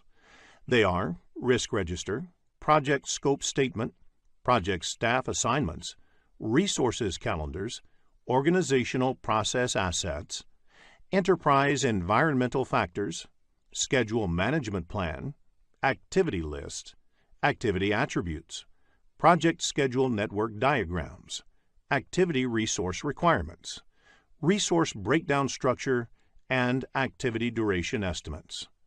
Various tools and techniques are used to develop schedule process. Schedule network analysis is a technique that generates project schedule. It employs various analytical techniques such as critical path method, critical chain method, modeling techniques, and resource optimization techniques to create the project schedule. The other tools and techniques include leads and lags, schedule compression, and scheduling tool. Let us now look at the outputs of this process. The project schedule consists of a minimum planned start date and planned finish date for each activity. Although project schedule can be represented in tabular format, it is more often represented graphically using either bar charts or network diagrams, or a combination of the two. The final schedule, which is the output of the developed schedule process, is also called schedule baseline. Once the schedule is baselined, it can be changed only through formal approvals. Meeting the schedule baseline is one of the measures of project success. Schedule data produced may include number of resources, key milestones, etc. Project calendars specify the available working days and the number of shifts in each day. It indicates how many hours and days are available for the work of the project to be completed. Project management plan updates are a result of the developed schedule process.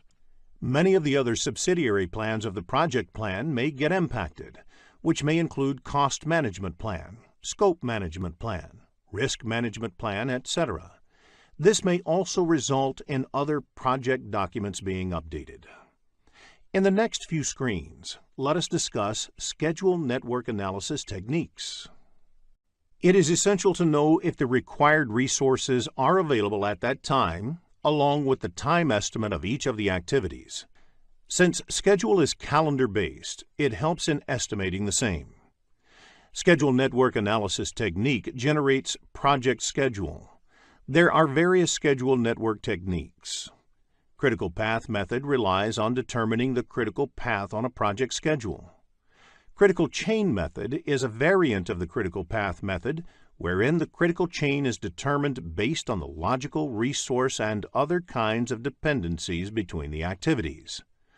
What-if scenario analysis is about trying to vary a certain parameter to observe the impact on the schedule.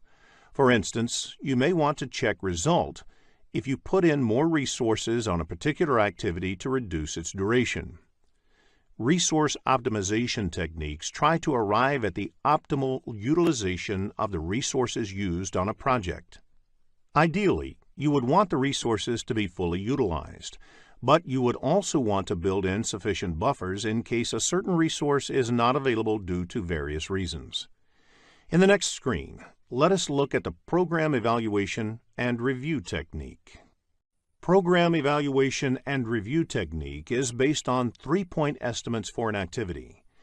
The pessimistic estimate refers to the worst-case scenario, whereas most likely estimate is what you expect to happen in a realistic scenario. The optimistic estimate, on the other hand, represents the amount of time an activity would take in the best-case scenario. Based on these three estimates, the expected duration of the estimate is calculated as per the formula given on the screen. The formula for calculating standard deviation of an activity and variance of an activity is also given. There is no question asked on variance, but the formula is important because if the standard deviation of the whole project is to be calculated, the process is to calculate the variance of the whole project and then take its square root to calculate the standard deviation of the project. Concept-based questions on PERT can be expected in the PMP exam, so make a note of the formulae while you prepare for the exam. In the next screen, let us understand PERT with an example. Let us now figure out how we can apply the 3-point estimation that PERT uses in order to draw some useful conclusions. Assume that the optimistic, pessimistic, and most likely estimates are 20, 70, and 30 respectively. Using these values, you can determine the expected duration and the standard deviation as indicated. Now, if the causes of variation are random, you can assume that the actual values would be evenly distributed about the mean and will follow the normal distribution, sometimes referred to as the bell curve. Further, you can use the properties of the normal distribution. There is a 68% probability of the actual value falling within first sigma from the mean, 95.4% probability for the second sigma, and 99.7% probability of the actual value falling within third sigma. Extending this logic, the notion of 6 sigma is reaching a level of confidence that only 3.4 times out of a million would the actual value fall outside the stated range. PERT allows you to plan based on the intended level of confidence in the outcome and determine buffers accordingly. Let us discuss the critical path method in the next screen. Critical path is defined as the longest duration path through a network diagram, which determines the shortest time to complete the project. Float can be considered as a buffer time available to complete an activity. Float is calculated once the network diagram is ready. It is also called as slack. There are 3 kinds of float. The first being the total float, which is the amount of time an activity can be delayed without delaying the project end date or an intermediary milestone. The second type of float is free float, which is the amount of time an activity can be delayed without delaying the early start date of its successor or successors' activities. The last type is independent float, which is the amount of time an activity can be delayed if all the predecessors finish at their latest finish dates and you want to start all the immediate successors at their earliest start dates. The slack of the activities on the critical path is 0, because there is no scope to delay activities on the critical path. Critical path actually represents the project duration. Delaying activities on the critical path is as good as delaying the project duration. Concept-based questions on critical path can be expected in the exam, so it is essential to have a clear understanding of the concept. In the next screen, let us learn how to calculate float. Float of an activity can be calculated by 2 methods. However, the first step in critical path method is to identify the critical path of the network. Once the critical path is identified, follow the forward pass to find early start and early finish for each activity. The float of the activities on the critical path is 0, so they represent the overall project duration. Use forward pass or backward pass to calculate the total activity time. Calculate late finish and late start using backward pass method. Note the total float formula before you start for the exam. In the next screen, let us look at forward pass and backward pass methods in detail.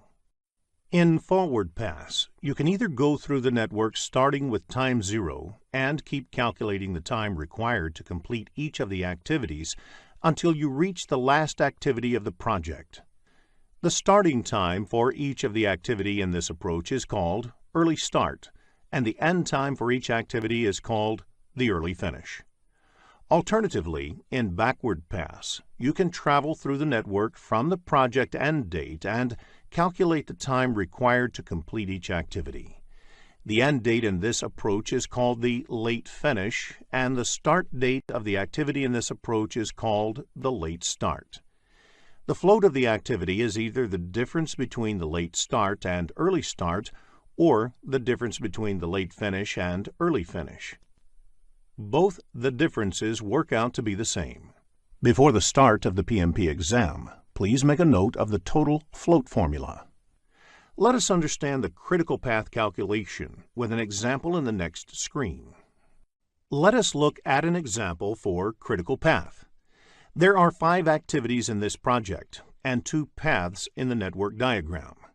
Start 1, 2, 4, 5, end is one path, and start 1, 3, 5, end is the second path.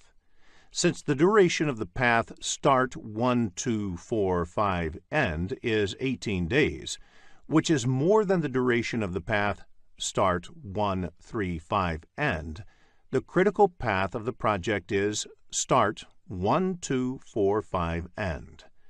Let us take activity 3 as an example. First, calculate the early start and early finish dates. Activity 3 can start only after activity 1. Since the early finish of activity 1 is 3, it becomes the early start of activity 3. Activity 3 cannot start earlier than 3 because activity 1 can be completed only by then. Therefore, early start of activity 3 is 3, since the duration of the activity is 4 days. The early finish of activity 3 is 3 plus 4 equals 7 days. Now, let us calculate the late start and late finish of activity 3. Late start of activity 5 is 14 days. The activity 3 happens just before activity 5. So the late finish of activity 3 is 14 days. To calculate the late start, you can subtract the duration from late finish. Therefore, the late start of activity 3 is 14 minus 4 equals 10. In the next screen, let us focus on schedule compression. Look at the 4 activities in the table. The normal cost of executing each of the activities, as well as how much each of the activities can be crashed, is also provided. Which activity would you crash to reduce the project time by 1 day? Activity A will be crashed if the duration of the project is reduced by 1 day, as the per unit cost of crashing the activity A is the least. All the activities are assumed to be on the critical path here. While crashing, if you end up saving time on a path, which is not the critical path, you will not end up saving time on the project. In the next screen, let us look into the impact of schedule compression. Different schedule compression techniques have different impact on the project. The impact of fast track leads to risk additions and increase in management time for the project manager. Crash leads to cost addition and increase in management time for the project manager. Reduced scope, on the other hand, saves cost and resources but increases customer dissatisfaction. Likewise, cut quality saves cost and resources but increases risk. Resource reallocation does not add cost or increase risk. In the next screen, let us look into the other techniques used in scheduling. There are several techniques that are used in scheduling projects. What-if scenario analysis. In this technique, questions like, what if a particular scenario changed on the project? Would that produce a shorter schedule? Are put forth to understand the impact of specific changes on the schedule. The goal is to produce a realistic schedule. Monte Carlo analysis. In this method, a computer simulates the outcomes of a project, making use of randomly generated values that map the probability distribution of the input variables. Together, these two techniques are called modeling techniques. Resource optimization techniques. These are also used to produce a resource-limited schedule. Resource optimization results in more stable number of resources used in the project. Critical chain method. This technique develops the project schedule that takes into account both the activity and resource dependencies. In the next screen, let us look at the last process in project time management, control schedule. Control schedule is concerned with determining the status of the project schedule, determining that the project schedule has changed, and managing the actual changes as they occur. The project schedule is an important input to this process. It is the actual schedule that needs to be controlled. Schedule data contains information related to the schedule that may need to be monitored in order to take actions to bring the project back on schedule. Project calendar describes the working hours and days for the project. Work performance data has information like which activities have started, their progress, and which activities have finished. The other inputs of this process are project management plan and organizational process assets. The key tools and techniques of this process are the performance reviews. Performance review is measuring, comparing, and analyzing schedule performance such as actual start and finish dates, percent complete, and remaining duration for work in progress. The other tools and techniques include resource optimization techniques, modeling techniques, schedule compression, leads and lags, scheduling tool, and project management software. In development schedule process, these techniques are used for the first time to develop the project schedule, whereas in control schedule process, these techniques are used to update the project schedule. The key output of the control schedule process is the work performance information. This is represented in the form of schedule variance, SV, and schedule performance index, SPI. As a part of the control schedule process, the project team will generate forecasts, likely schedule for forthcoming activities, and project as a whole. The other outputs include organizational process assets updates, change requests, project management plan updates, and project document updates. If you are looking to become a skilled project manager, have a look at the postgraduate program in project management by Simplilearn. There are 47 processes in project management, grouped into 10 knowledge areas and mapped to 5 process groups. In this lesson, we will look at the 4th knowledge area, that is, project cost management and its processes. In the next screen, let us understand the concept of project cost management.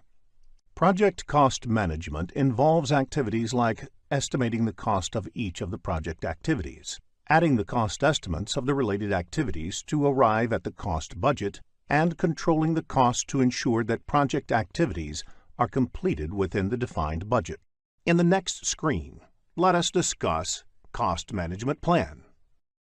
The Cost Management Plan is a vital step in project cost management. It contains information like planning the project cost, managing and controlling the project in relation to the cost baseline, and managing cost variances. Project Cost Management Plan is a part of the Project Management Plan. The methods used in estimating the cost of each of the project activities are similar to the ones used in estimating project time. For example, time estimation methods like expert judgment, analogous estimating, bottom-up estimating, and reserve analysis are few of the techniques that are also used in estimating activity cost. Let us discuss control account in the next screen. Control account is an important concept in the project cost management. Project cost is generally estimated at individual activity level. It becomes difficult to manage cost at the activity level in large projects. Therefore, the cost is managed at a higher level. This requires related activities to be clubbed and their cost being managed together as one unit. This unit is called control account. While estimating the project time, WBS is created to break down the project into smaller deliverables. These deliverables are broken down into work packages, and these work packages are in turn broken into activities. Control account is defined at a level higher than the work packages. For example, if 5 work packages are part of the one control account, the cost of all activities belonging to these 5 work packages are managed as one unit. In the next screen, let us discuss the project cost management process. Project cost management has 4 processes. They are plan cost management, estimate costs, determine budget, and control costs. The 3 processes, plan cost management, estimate costs, and determine budget, are a part of planning process group, and control cost process is a part of monitoring and controlling process group. Let us look at each of these processes in detail. Let us begin with the first process, that is, plan cost management, in the next screen. Managing costs on a project is a critical exercise. If the activities are planned well, it becomes easier to achieve harmony with the overall cost and budget of the project. Plan cost management is the process of establishing the policies, procedures, and documentation for planning, managing, expending, and controlling the project costs. Let us look at the inputs required for this process. The Project Management Plan provides other subsidiary plans and guides the cost planning activities on the project. The Project Charter provides an overall context and high-level product and project description, which help determine the approach for cost management. For example, for some projects, budget could be a constraint, whereas for others, budget would not be a constraint, but subject to the other objectives. Enterprise environmental factors provide the organizational context to the project, including the culture of the organization and the infrastructure, for instance, the scheduling systems available, the key personnel, and so on. Organizational process assets provide inputs such as policies and procedures, templates, past performance, data and estimates, historical information, and knowledge base. Now, let us look at the tools and techniques employed in this process. Expert judgment refers to input received from knowledgeable and experienced resources. Experts can devise an approach to govern the costs on a project by using their previous experiences. Meetings may be organized to determine the cost management plan. Everyone responsible for the project schedule management, such as the project manager, representatives from the appropriate accounting or financial organization, sponsor, customer, and other stakeholders must attend these meetings. Several analytical techniques may be used to determine the cost management plan. These techniques help to map the impact of various decisions on cost. For example, how do risk management processes impact cost, etc. Cost management plan is the primary output of this process.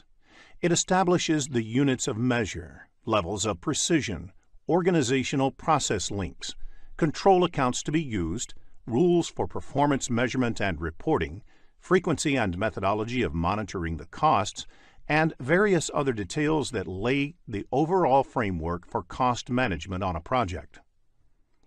In the next screen, let us discuss the second process under project cost management. Estimate cost. Estimate cost is the approximation of the monetary resources required to complete a project activity. Cost of a specific activity is estimated based on the information available at that point of time. As the project team gets more information about the project, the activity cost estimation may change. Let us look at the inputs of this process. Scope baseline is the most important input as it details out the project's scope of work. Along with that, project schedule is also important. This contains information like when and which resource is required for the project. It is good to remember that the same kind of resources may have different costs at different points of time. Human Resource Management Plan is another important input. Various elements like personnel rates, rewards or recognition programs, etc., are covered in the Human Resource Management Plan, which is important in approximating the cost estimate. Human Resource Management Plan will be discussed in detail in the Human Resource Management Knowledge area. Risk Register is also an input because risk mitigation costs should be considered in cost planning. More information on risk and its effect in the project will be looked at in detail in Risk Management Knowledge area. Another input, Enterprise Environmental Factors, provides organizational context to the project. Organization Process Asset is listed as an input as organizations might have standards set of cost estimation policies or templates. Cost Management Plan is another important input. The Cost Management Plan lays the framework for the cost management processes in the project. It provides guidelines such as the units of measure, accuracy desired, methodologies, and tools to be used, etc. Let us now look at the tools and techniques used in this process. Expert judgment, reserve analysis, analogous estimating, cost of quality, parametric estimating, project management software, bottom-up estimating, three-point estimating, vendor bid analysis, and group decision-making are the various tools and techniques used in this process. Most of the tools and techniques used here are similar to the ones used in the time management knowledge area. Vendor bid analysis is a technique used to estimate project cost. For example, a project requires material procured externally through suppliers. In order to get that, you invite bids from 3 or 4 suppliers and assess their quotations. Based on their quotations, you can get an idea of the costs that will be involved in getting the material for the project. Group decision-making technique is another important technique for project cost estimation. Cost estimation is an exercise which may be carried out by a group or committee in order to gather well-rounded input.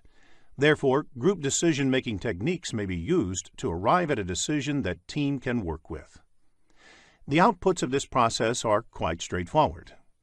Estimates of each of the activities are arrived at.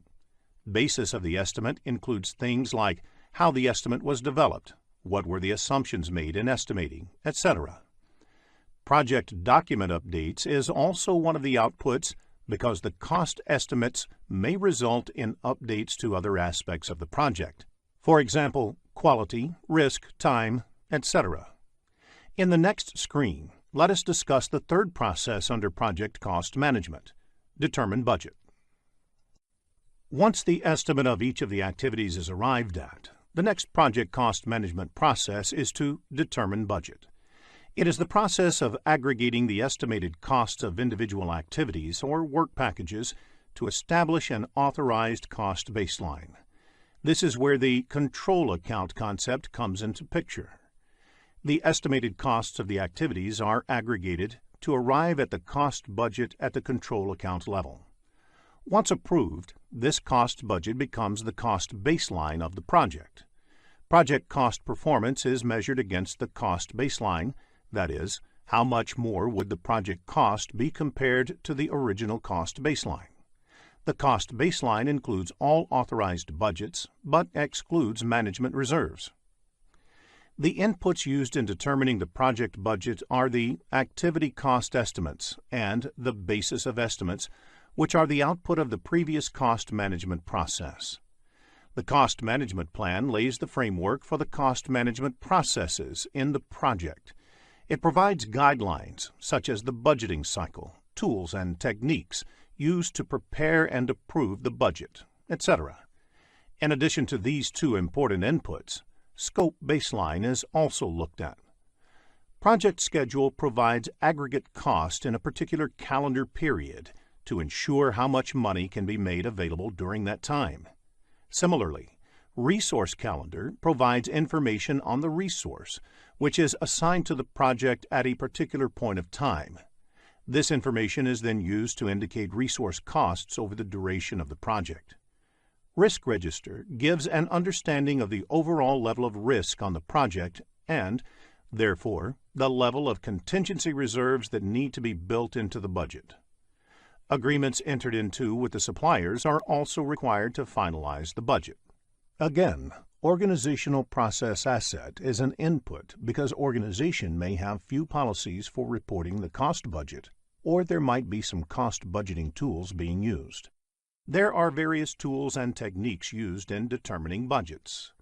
Cost aggregation technique involves adding up the cost and aggregating them at the control account level, so that the cost can be managed in a better way. In reserve analysis, once the costs are estimated, some extra amount is added to the estimate as a management reserve to take care of any unplanned activities. Expert judgment is a technique in which an expert's help is sought to estimate the activity cost. Expert is someone who might have worked on a similar project in the past and has a good idea to estimate the activity cost involved. Historical relationships are used to predict the total project cost using mathematical model. This is similar to analogous estimate or parametric estimate method. Funding limit reconciliation technique is used to ensure that cost on the project is budgeted or spent as per the availability of the fund. For example, if the project can get the funding of only $50,000 a month, the project budget should be planned accordingly. The output of this process is the cost baseline. This is an authorized project budget over a period. This is used to measure, monitor, and control overall cost performance of the project. In addition to this, the project funding requirements are also arrived at. Funding requirements means how much fund the project requires monthly, quarterly, or yearly for the execution. The last output of this process is project document updates. An understanding of determining budget may be useful when answering questions in the PMP exam, so make a note of the inputs, tools, and techniques and outputs of determining budget. In the next screen, let us discuss the last process of project cost management, that is, control cost. Control costs is the process of monitoring the status of the project to update the project budget and managing changes to the cost baseline. Updating the budget involves recording actual costs spent until date. Any increase to the authorized budget can only be approved through the Perform Integrated Change Control process. Some of the typical activities that happen as part of the control cost process are ensuring that cost expenditure does not exceed the authorized funding, monitor the cost performance to understand variance, and monitoring the work performance against the funds expended. The inputs to the process are project management plan, organizational process assets, project funding requirements, and work performance data. Work performance data contains the information about the project progress. The important tools and techniques used in controlling costs are earned value analysis management, forecasting, to complete performance index. Other important aspects of controlling costs are the review the performance, analyze the reserves to make sure the project has enough budgetary reserves to meet the expenses, and project management software, which helps in tracking and managing costs. Now, let us look at the output of this process. The key outputs of this process are work performance information in terms of cost variance, CV, schedule variance, SV, and earned value, EV, and forecasts about the cost performance. This process may also result in change requests arising out of cost control measures, as well as updates to project documents, the project management plan, and organizational process assets. Business scenario-based questions on project cost control can be expected in the exam. So if you have questions on these concepts, get them cleared, as that will help you score higher. In the next screen, let us learn about earned value management and its related terms. Earned value technique is an excellent way to track the project progress against the project plan. It is a method of measuring the project performance objectively and comparing it against the project baseline. Results from an earned value analysis indicate deviation of the project from cost and schedule baselines. Baseline is the initial approved value along with approved changes. Therefore, schedule baseline is the first approved project schedule along with approved changes. There are various terms used in earned value technique. Planned value is the authorized budget assigned to the scheduled work. Earned value is the work performed in terms of budget authorized for that work. Actual cost is the cost incurred in work performed. Budget at completion is the budgeted amount for the total work. Estimate at completion is the expected total cost for the project. Estimate to complete is the expected cost to finish all the remaining project work. Variance at completion is the projected budget surplus or deficit at the end of the project. All the parameters displayed on the screen are measured in terms of cost. You may come across business scenario-based questions on earned value management in the PMP exam, so ensure that you develop a clear understanding of this topic. Let us look at an example of a planned value in the next screen. Planned value is the estimated value of the work planned. This value is measured in terms of currency, say dollar. If the planned value is $340, then the work planned is worth $340. How do you calculate earned value? The solution is add the budget allocated to each of the activities that have been completed at the point of time. The resulting value is the earned value. In the next screen, let us look at the formula used to calculate earned value. In cost variance, negative means the project is over budget. Positive means the project is under budget. Similarly, in schedule variance, negative means the project is behind schedule, whereas positive means the project is ahead of schedule. The value of the next two parameters, Cost Performance Index, CPI, and Schedule Performance Index, SPI, values vary between 0 and 1. For example, a CPI of 0.8 implies that 80 cents of work is obtained for every dollar spent in the project. Similarly, if SPI is 0.9, it implies that project is progressing at only 90% of the speed originally planned. The next parameter is Estimate at Completion, or EAC. There are different ways of calculating the EAC value. The method used depends on how the cost and schedule variances are expected to play for the rest of the project. BAC by CPI is used if you expect that the current cost performance will continue until the end of the project. AC plus BAC minus EV is used if you expect that the rest of the project will be managed at the budgeted rate.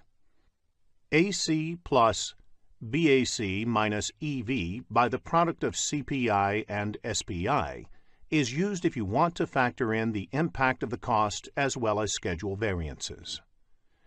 AC plus ETC is used if you want to re-evaluate the project based on a forecast value for the estimated cost of the remainder of the project.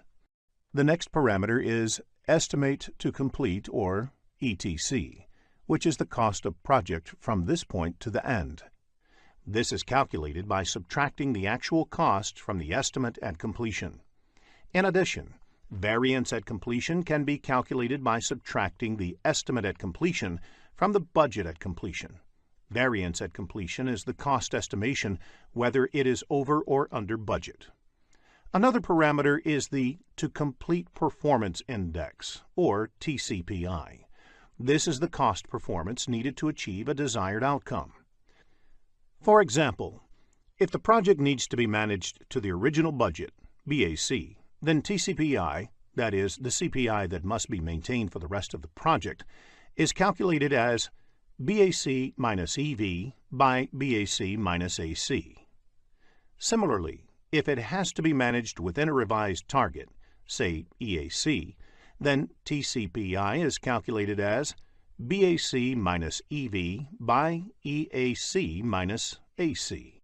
Before the start of the PMP exam, please make a note of the formulas of earned value technique. In the next screen, let us look into a business scenario to understand this concept better. After reading the problem statement, click the Solution button to look at a possible answer. Let us take the example of a software development project. There are 4 phases, and each phase takes a month to complete and is expected to cost $10,000.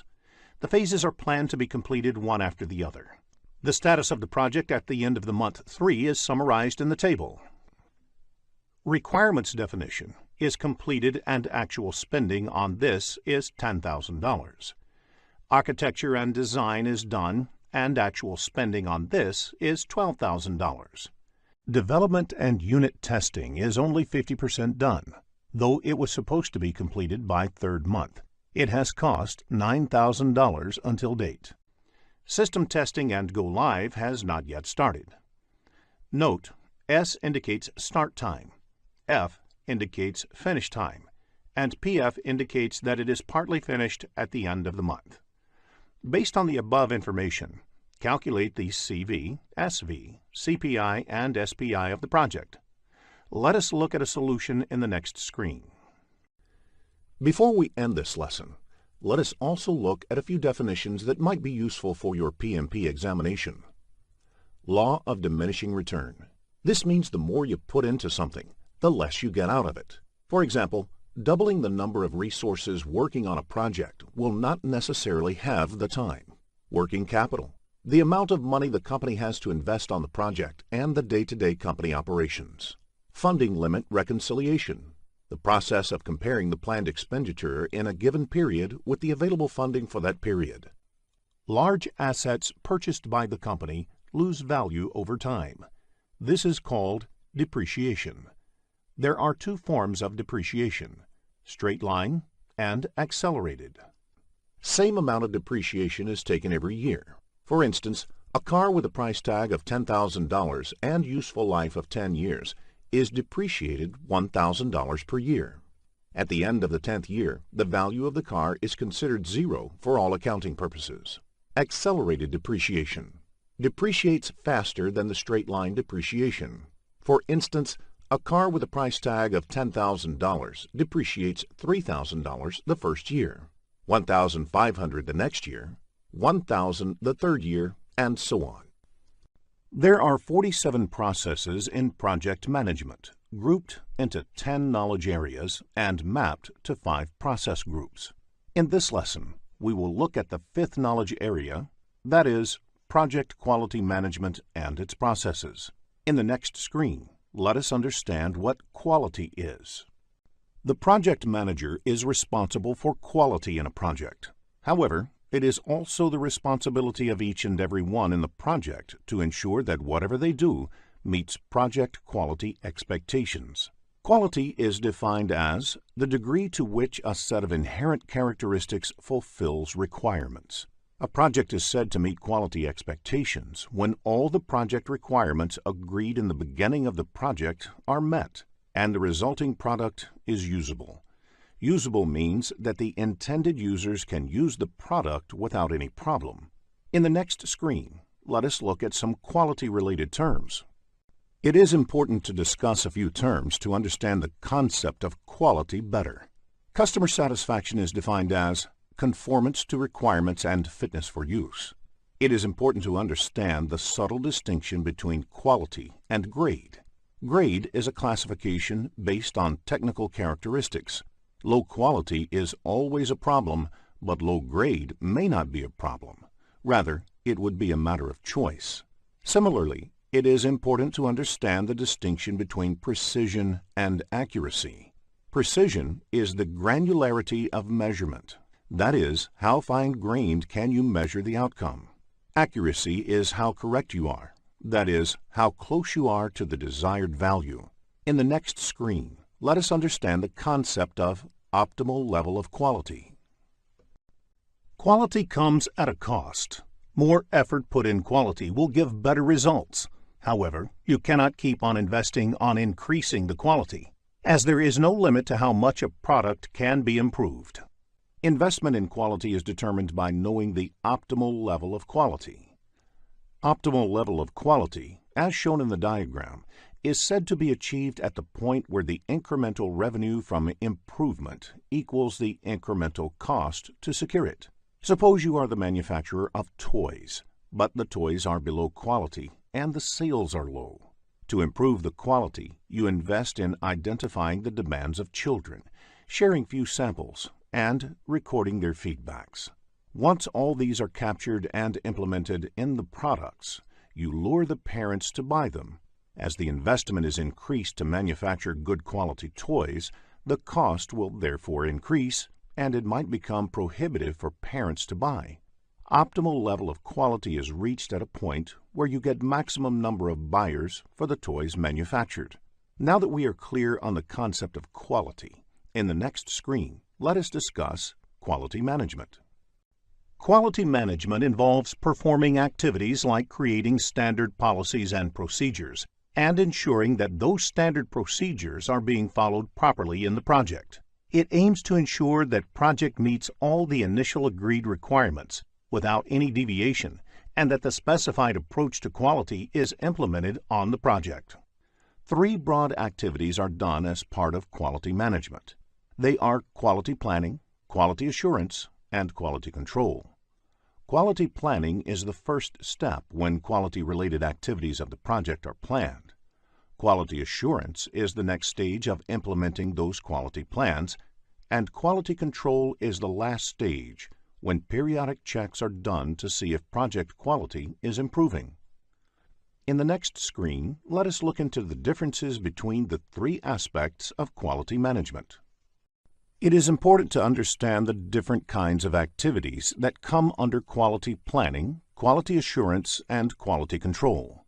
Once the quality planning is done, the quality management plan is ready. This quality management plan has standards, templates, policies, and procedures to be followed in the project.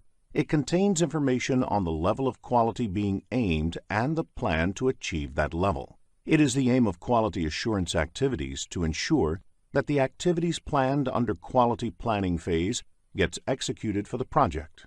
It is the task of quality assurance to determine if the project is complying with the organizational as well as project policies and procedures. This is ensured by conducting regular process audits to identify deviation from what is planned in the quality management plan. These audits are generally done by quality department of the organizations. Quality assurance focuses on the process, not on specific products.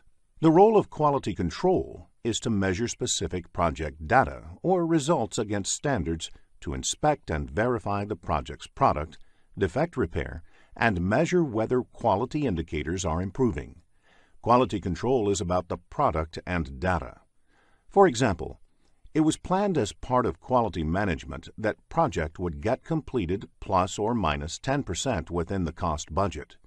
3 months back, when the measurement was done, project was over budget by 20%. When the measurement was done a day before, it was only 15% over budget. Therefore, the project has showed an improvement of 5% in the last 3 months, and it is quite likely that over the next 3 months, project may get within the planned limit of 10%.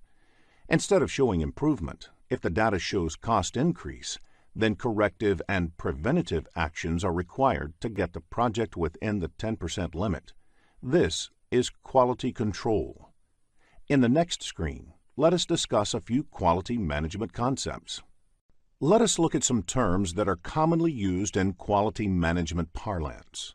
Total Quality Management, or TQM, is a quality management philosophy that involves holistic thinking about meeting the objectives of an organization.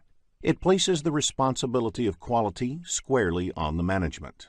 Kaizen is a Japanese term that stands for change for better.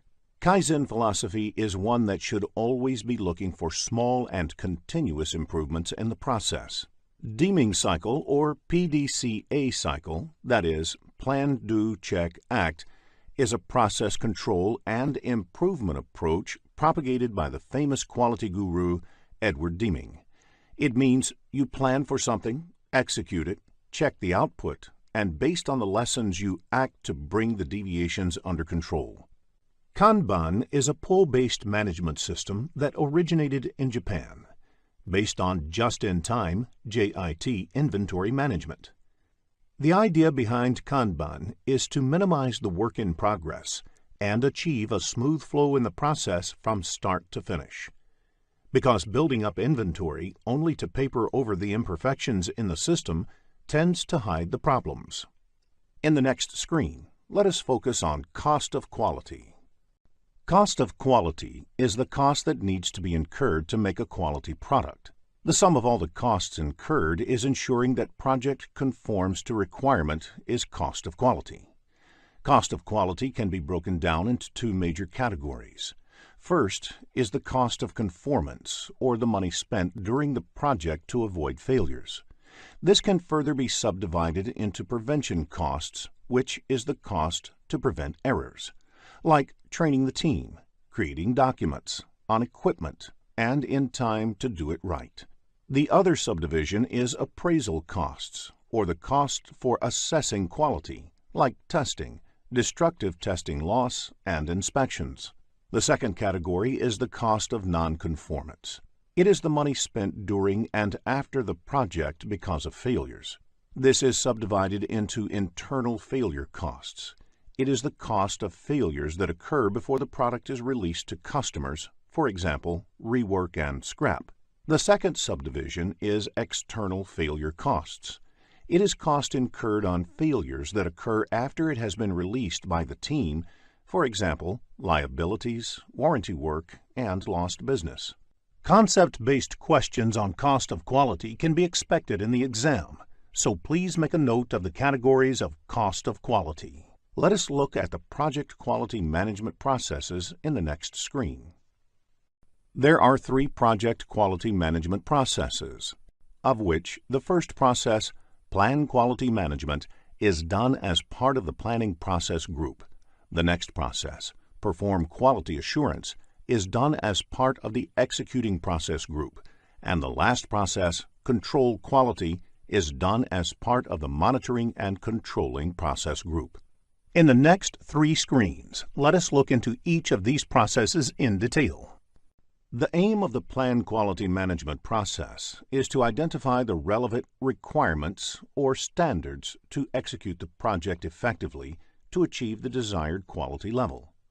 Quality planning results in the creation of the Quality Management Plan. Aim of the Plan Quality process is to identify the standards. A standard is an agreed-upon process to work or achieve a result. A standard can be set from within the organization or government. Once all the standards for the project are identified, the aim of the quality planning activities involves determining what work needs to be done to meet those standards. Before adhering to the standards, you should question their relevance with the project. Implementing all possible standards applicable to the project in random will have cost and time implications. Let us look at the inputs to this process. The project management plan provides the scope, schedule, and cost baseline, all of which have an implication on the quality management plan. Quality plan has a direct correlation with these. It might also have an impact on and be impacted by other subsidiary management plans, such as risk management. The stakeholders of the project may have specific requirements and views about the quality parameters of the project, and these have to be considered.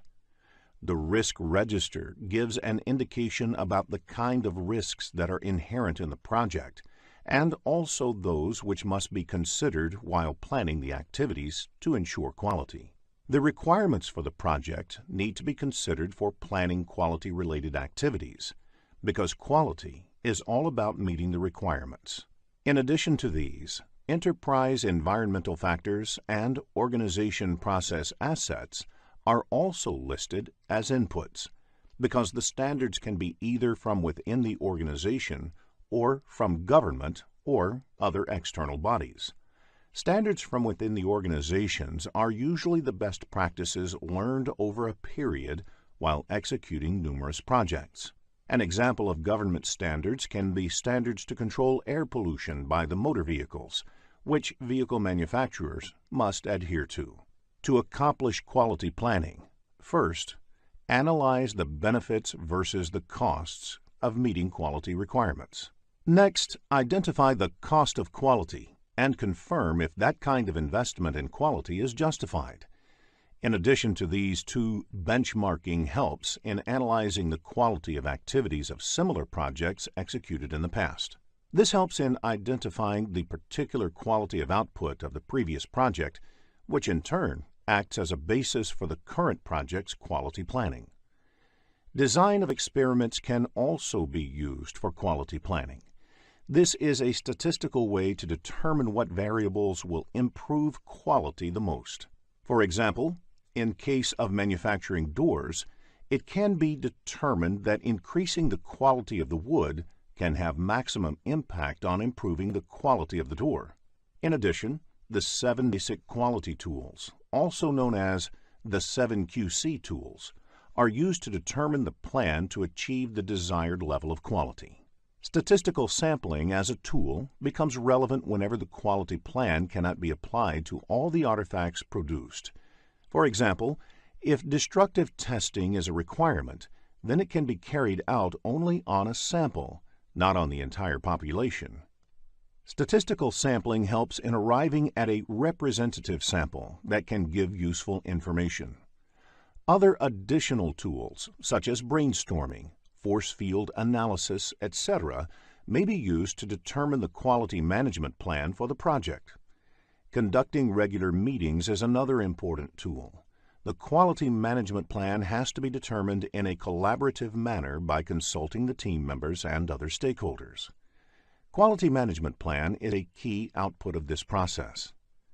Checklist is a list of items to inspect.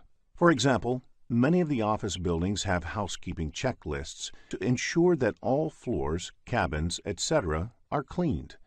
Checklists are created during quality planning and used in quality control. Metrics are project-specific data that need to be measured to check the status of the project. The simplest project metrics can be cost and schedule.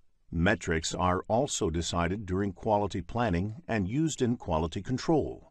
One of the roles of the project manager is to not only manage the project, but also improve processes in the project to decrease the instances of defects, which in turn saves time and money. Such activities are listed in the Process Improvement Plan, which eventually becomes part of Project Management Plan. As a result of the planning activities, other project documents may also get updated. For example, the Quality Management Plan may result in updates to the cost or resource requirements. There may be questions in the PMP exam based on the plan quality management process. So please ensure you have a fair understanding of the concept before you take the exam. In the next screen, let us discuss the second quality management process. Once the quality planning is over, the next process in project quality management is quality assurance, which involves determining whether the standards are being met and the processes are being followed.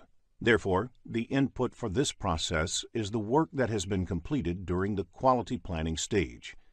They are project documents, quality management plan, process improvement plan, quality metrics, and quality control measurements. Let us look at the tools and techniques used in this process. Quality audit is the process to check whether the project is complying with the organization policies, standards, and procedures, and determine whether these policies, standards, and procedures used are efficient and effective. So a good audit not only looks at this compliance, but also for the new lessons learned from the current project that can help make the future projects better. Process analysis involves using the lessons learned from doing the initial few work to make the remaining work more efficient. For example, if the project involves installing a software package, then the lesson learned from the first few installations can be used to improve the process on remaining installations. Apart from these, all the quality management and control tools, such as the 7 basic quality tools, will be relevant to this process. The key output of this process is project documents updates to ensure that if there is any deviation from agreed standards, it is corrected. Also, if there are any lessons learned that can help improve the future projects, the organization process assets get updated. This quality assurance may result in improvement suggestions, change requests may be generated, and the project management plan may need to be updated. Understanding characteristics of quality assurance tools and techniques may be useful while answering the exam, so prepare this topic well before you take the exam. In the next screen, let us discuss the last process of quality management. The key focus of the quality control activities is on the correctness of the work. Quality control helps answer questions like, is everything okay with the project? Does the project plan require changes to successfully execute the project? Will the project succeed, etc.? Let us look at the inputs to this process. The quality metrics measurements are done continuously to see whether the project quality is improving. The project deliverables are inspected against the planned checklists. Quality control acts upon the deliverables and work performance data produced in execution. It also refers to the project management plan for understanding deviations from the plan. It also considers the approved change requests, information from other project documents, and organizational process assets. There are 7 popular tools and techniques used in doing the quality control activities. They are collectively known as 7 basic tools of quality. Other relevant tools are statistical sampling, inspection or testing, and review of the approved changes. Quality control activities result in quality control measurements, the verified deliverables, validated changes, information about the work being performed, recommended changes, and updates to the organizational process assets, project management plan, and other project documents. In the next screen, let us look into a business scenario to understand this concept better. After reading the problem statement, click the Solution button to look at a possible answer. Six Sigma is a highly disciplined process that focuses on developing and delivering near-perfect products and services consistently. If large volume of data is plotted over a period of time, you would most probably have a bell-shaped graph. Such graphs are also called normal distribution graph. It's called as normal distribution because any large volume of data is plotted with the intent to track variations would most probably be in a bell-shaped curve. The line corresponding to the top of the bell curve is the median of the data sample. Standard deviation concept is used to measure how far any data is from the mean. Standard deviation is also called sigma. One standard deviation from the mean covers 68% of the data. 6 sigma means 6 standard deviations from the mean. This would cover 99.99966% of the data. We will look at an example of 6 sigma in the following screen. To understand 6 sigma, let us look at an example. A tire manufacturing company produces 100,000 tires a day. It is not possible to verify each and every tire manually to ensure it is defect-free. Instead, random sample of these manufactured tires are taken and checked for defects. Assuming that the thickness of the tires is a parameter to measure defect, any tire that has a thickness more than or less than 10 millimeters is considered to be defective. Now, if you measure the actual thickness of all 100,000 tires manufactured daily and plot them on a graph, you get normal distribution graph. One standard deviation from the mean covers 68% of the data, meaning if the thickness of the 100,000 tires are plotted, 68,000 of them lie within one standard deviation above or below the mean.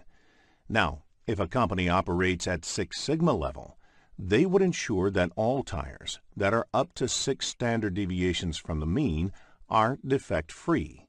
Therefore, in such cases, you can expect only 3 defective tires out of 1,000,000 tires manufactured. Let us now check your understanding of the topics covered in this lesson. Here is a quick recap of what was covered in this lesson. A project is said to meet quality expectations when all the project requirements agreed in the beginning of the project are met and the resulting product is usable. Quality management includes creating and following policies and procedures that meet the project's defined quality needs. Quality planning defines the standards, templates, policies, and procedures. Quality assurance determines if the project is complying with the policies and procedures. Quality control measures specific project results against standards. Plan quality management, perform quality assurance, and control quality are the 3 project quality management processes. 7 basic quality tools are used to plan and achieve the desired levels of quality. At 6 sigma level, there would be only 3 defects out of 1,000,000 units manufactured. If you are looking to become a skilled project manager, have a look at the postgraduate program in project management by Simplilearn. Project human resource management includes the processes that organize, manage, and lead the project team. One of the key elements of human resource management is that each of the project team members should have clear assignment of their roles and responsibilities. In addition, even the team working on project management tasks should be a part of the project team, and they are responsible for project management functions like initiating, planning, executing, monitoring and controlling, and closing, along with other leadership activities. In the next screen, let us understand the difference between functional and project manager. An organization may have both functional managers and project managers. The difference: functional manager is the one who handles a business function or department. For instance, the HR manager is responsible for the HR department in an organization. Therefore, an HR manager will be a functional manager. Generally, a functional manager is also a subject matter expert. The roles and responsibilities of the functional manager depend upon the core business of the organization and overall organization structure. Functional managers normally own the resources and provide the projects with necessary resources. They also negotiate with the project manager regarding resources. The project manager, on the other hand, is responsible and accountable for the success or failure of a project and the quality of the project. They are not technical experts. The project manager may not have authority over the resources, depending upon the organizational structure. They often have to negotiate with the functional manager for the resources and are responsible for the product quality. A project manager will credit the team with the success of the project and accept the blame for the failure. Now let us look at an example to understand the roles played by functional and project managers. The CEO of an organization initiates a new project to secure an ISO 9001-2008 certification for the company. Now, this project would require team members from each of the company departments, and whoever is the project manager of this project will have to request the functional manager to assign one of their team members to the project. Resources assigned to the project go back to their respective departments once the project is completed. Let us now discuss the project human resource management processes in the next screen. There are 4 project human resource management processes. The first process, Plan Human Resource Management, is done as part of the planning process group. The next 3 processes are part of the executing process group. These processes are Acquire Project Team, Develop Project Team, and Manage Project Team. Let us now look into each of these processes in detail. In the next screen, let us begin with Plan Human Resource Management. Plan Human Resource Management is the process of identifying and documenting project roles, responsibilities, required skills, reporting relationships, and creating a staffing management plan. This process is part of the planning process group. In addition to that, finalizing the project hierarchy of who reports to whom and designing the staffing management plan is also part of this process. The first input to this process is the project management plan. There could be a lot of information in the project management plan and subsidiary plans that may be relevant to the creation of the human resource management plan. For example, the project lifecycle processes, the timelines, how the work will be accomplished, etc. The other key input for this process is the activity resource requirement. Team members can be identified based on these requirements. In addition to this, enterprise environmental factors like current employment outlook, etc., are also important. For example, if the economy is booming and there are ample job opportunities for the team members, the reward and recognition system can keep the project team interested in the project. Organizational process asset is also an input to this process. An example of the organization process assets can be template or a form to request for a new resource. Let us now look at the tools and techniques used to develop human resource plan. The roles and responsibilities are captured in the form of organization charts and position descriptions. There are various ways to draw this chart. It can be either hierarchical chart, which shows the reporting function, or it can be text-based. The other technique used for developing the human resource plan is networking. This involves formal or informal interactions within the organization and outside by the project manager to identify the best team for the project depending upon various interpersonal factors. Organizational theory helps to understand how individuals come together and function as an organization. Expert judgment and meetings are required to put the human resource plan together. The output of this process is Human Resource Management Plan. This plan contains documents like Staffing Management Plan, Project Organization Chart, and Roles and Responsibilities Matrix.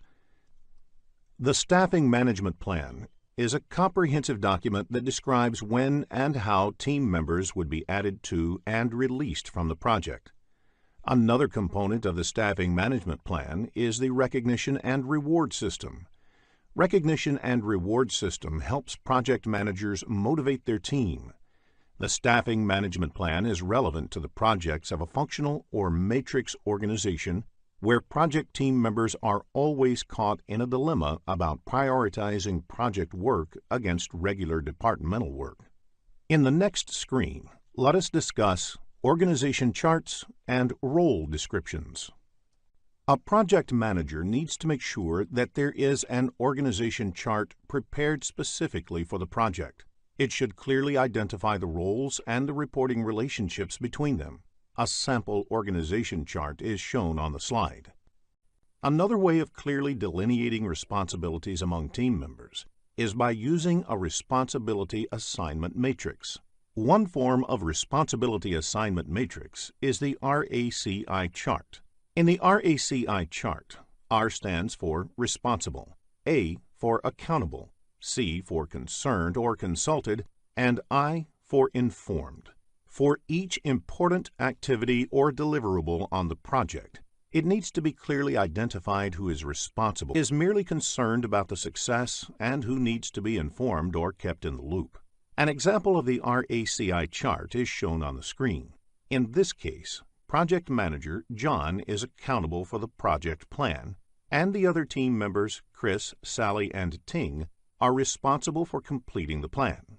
Similarly, you can note the roles of each resource in the other activities. In the next screen, let us understand resource histogram. Resource histogram is a method of depicting how many resources are required for the life of a project. If you observe the chart shown on the screen, it indicates that the number of staff hours required on the project increases to a peak in 2014 and then slowly tapers off. Especially for long-running projects, the level of staffing needed may vary considerably over a period. This has implications for other parts of the plan as well. For example, the cost will vary as the number of resources change. This piece of information helps a project manager to understand at what time they need to onboard and offboard resources on a project. In the next screen, let us look into the second human resource management process, that is, acquire project team. Acquire project team is the process of confirming human resource availability and obtaining the team necessary to complete project activities. This process belongs to the executing process group.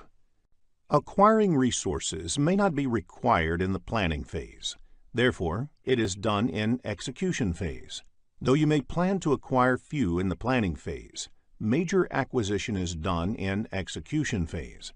This may be true where large projects are run spanning over many years with several detailed activities.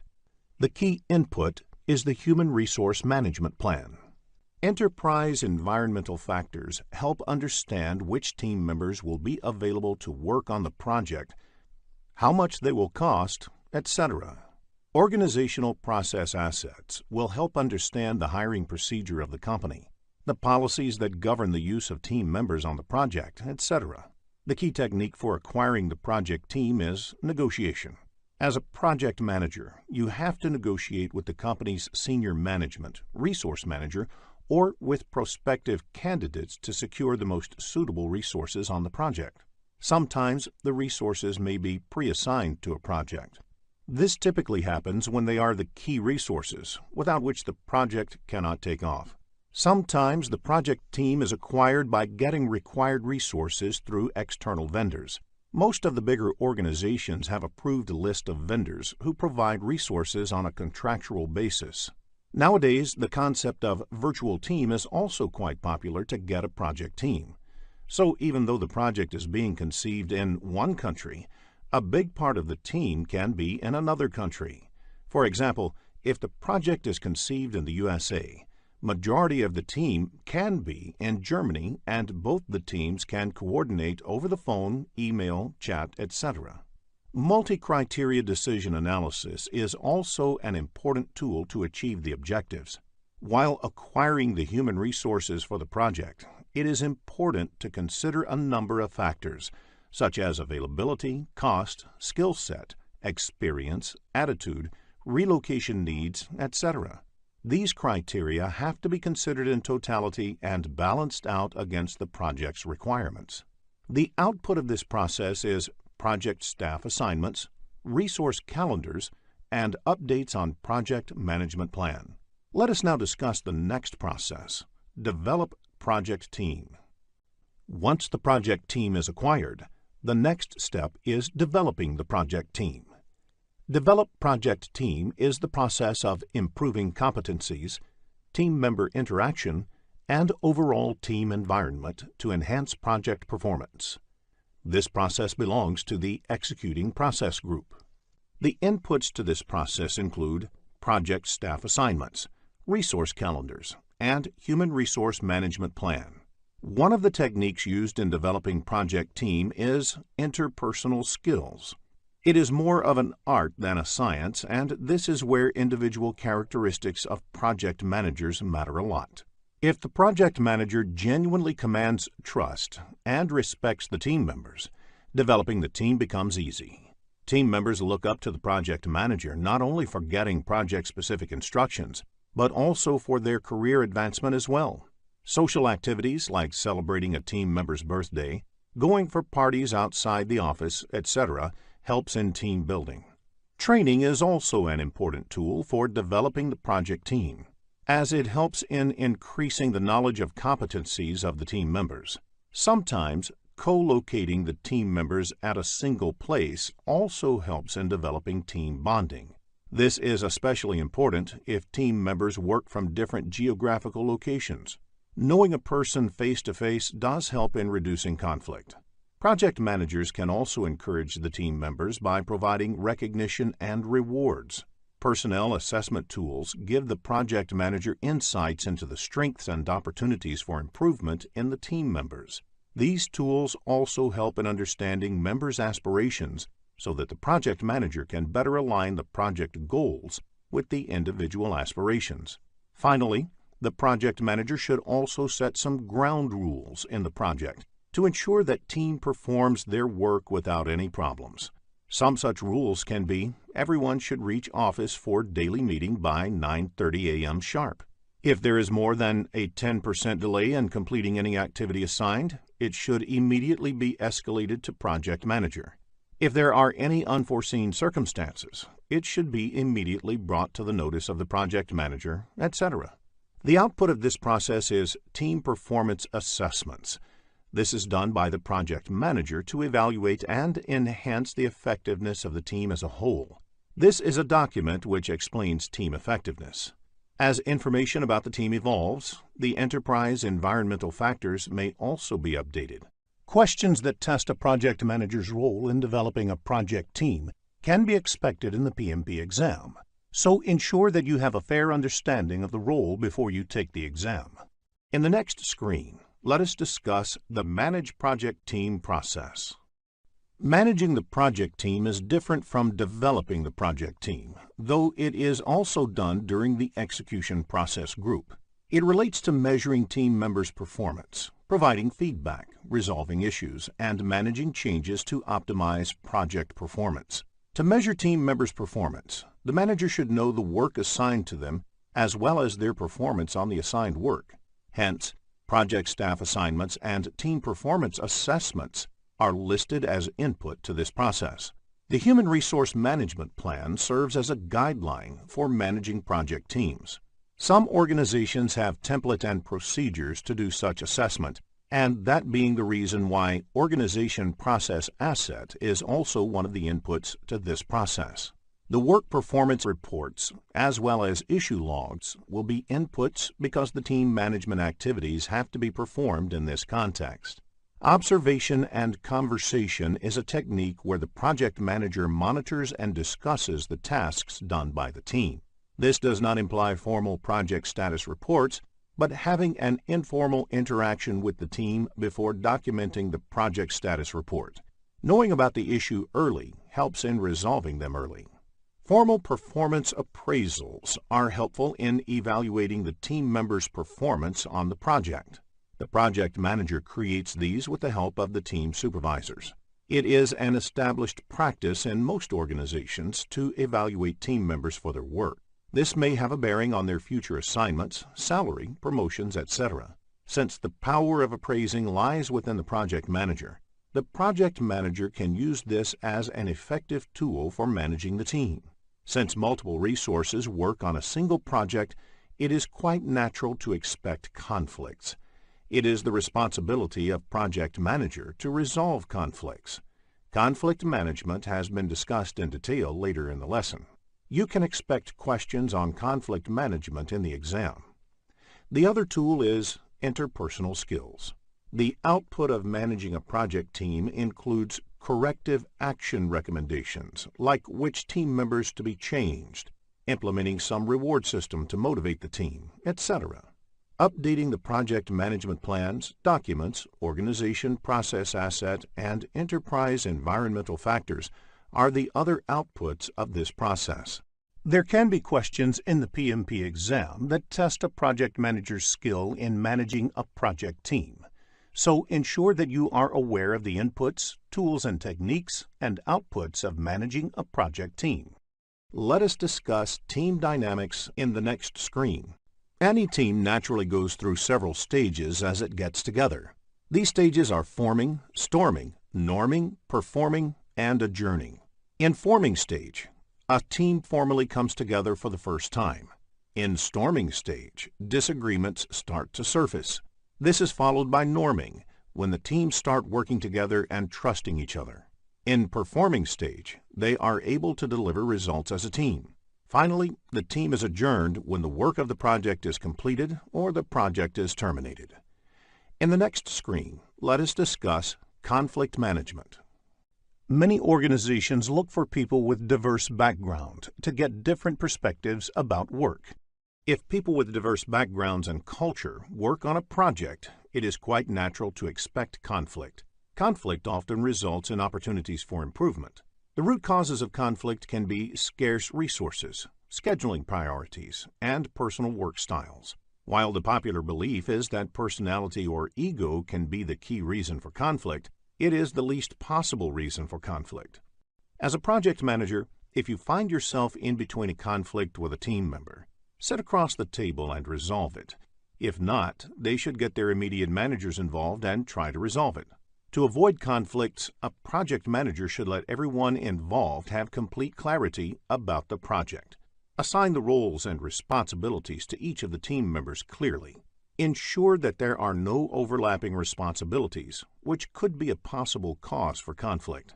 Sometimes boredom at work can also lead to conflict. So one of the responsibilities of project manager is to keep motivating the team members and let them work on interesting and challenging assignments. Business scenarios-based questions on conflict management can be expected in the PMP exam, so it is essential to have a fair understanding of the topic. In the next screen, let us look at conflict resolution techniques. There are 5 techniques of resolving conflict. They are withdraw or avoid, smooth or accommodate, compromise or reconcile, force or direct, collaborate, or problem solve. In withdraw or avoid, one retreats from a potential conflict situation or defers the resolution to a later date. This does not resolve the conflict, but allows for more time. In smooth or accommodate, areas of agreement are emphasized to reduce the intensity of the conflict. Again, this does not on its own result in a resolution, but it may succeed in changing the perceptions about the situation. In compromise or reconcile, there is some give and take in order to bring some satisfaction to all parties. Depending on how the process went, this may be perceived as a win-win or a lose-lose situation, because none of the parties really get what they want.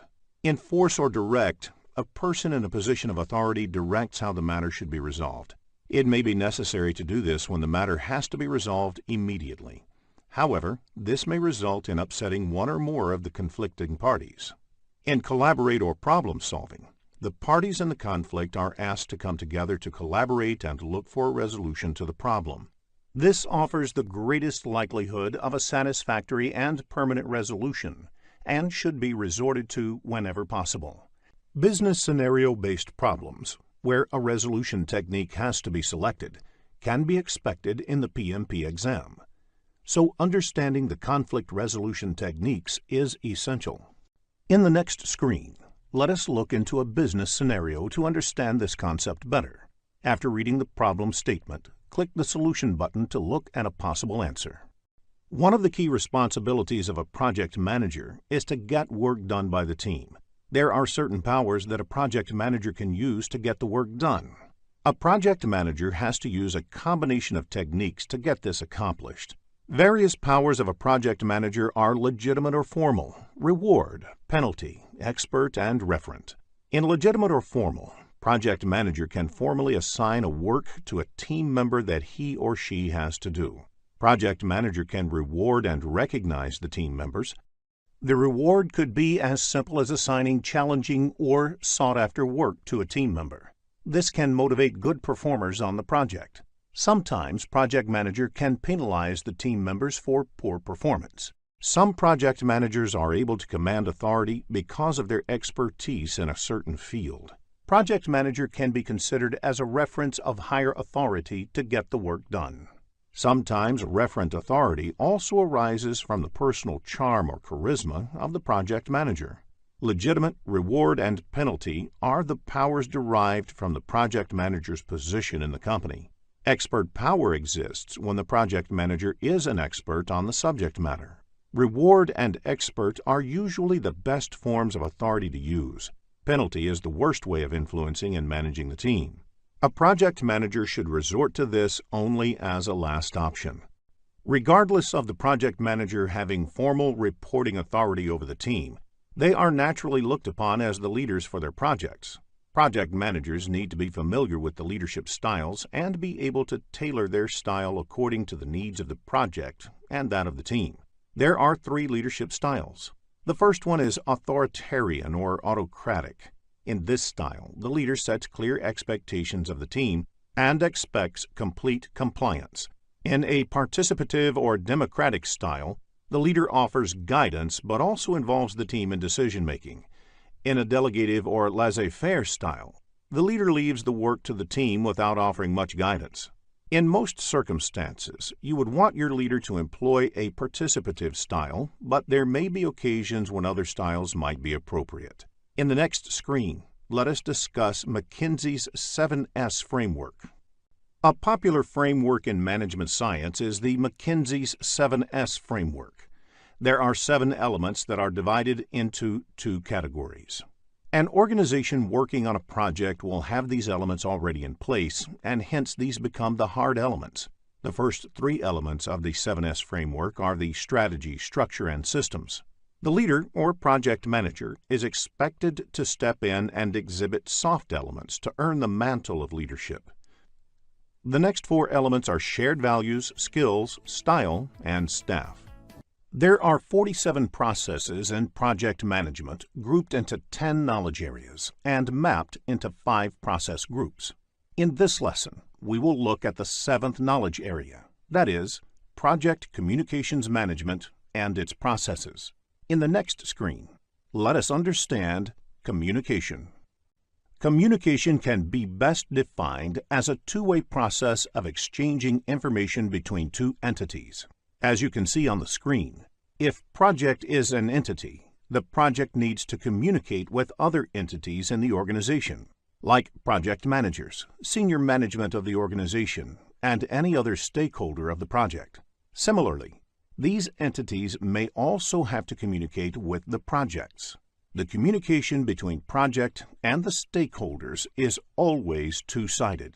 Project manager is responsible for ensuring proper communication to and from the project.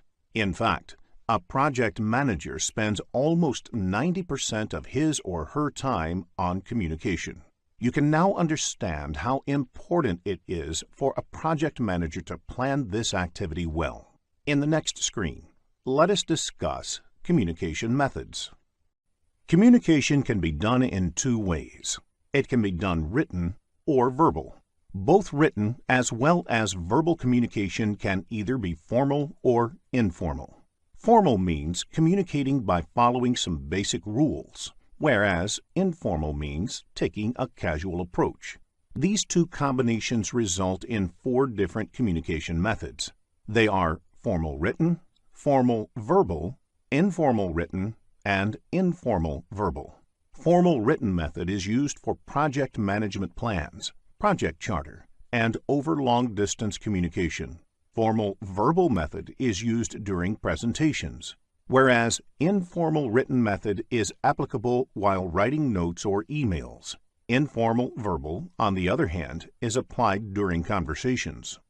You can expect questions in the PMP exam which require choosing a communication method for a given situation, so a fair understanding of the communication methods can help you score higher. In the next screen, let us look at the various communication technologies. Communication technology refers to the different media used for communicating. A few such technologies are listed on screen, among which email, fax, and telephone are a few popular communication technologies. In the next screen, let us understand the communication channel with the help of an example. Communication takes place between 4 people in a team. The lines across the members represent there can be 6 unique channels of communication existing within the team. Now, if the team comprises 10 members, how many unique channels of communication will be calculated? You can use the formula n multiplied with n minus 1 and the resulting sum divided by 2. N is the total number of people involved in communication. In this case, n equals to 10. If this is put into the formula, you will get 45 as the result. Therefore, 45 unique communication channels exist in a team of 10 people. It is difficult to manage such a large number of communication channels. Therefore, it is important to structure communication. Otherwise, everyone starts communicating everything to everyone, and it can become a real chaos in the project. In the PMP exam, you may be asked to calculate the number of communication channels in a scenario-based question, so please make a note of the formula to answer the question correctly. In the next screen, let us discuss the basic communication model. Project communications management includes the processes required to ensure that information about timely and appropriate generation, collection, distribution, storage, and ultimate disposition of project is prepared and circulated to all project stakeholders. It is the responsibility of a project manager to ensure that the information requested by the stakeholder is communicated to them. The frequency at which the information needs to be shared may also vary from stakeholder to stakeholder. For example, think about a simple process of sharing a project status report with the customer and senior management. This knowledge area explains how it should be done as per PMI. In the next screen, let us discuss the project communications management processes.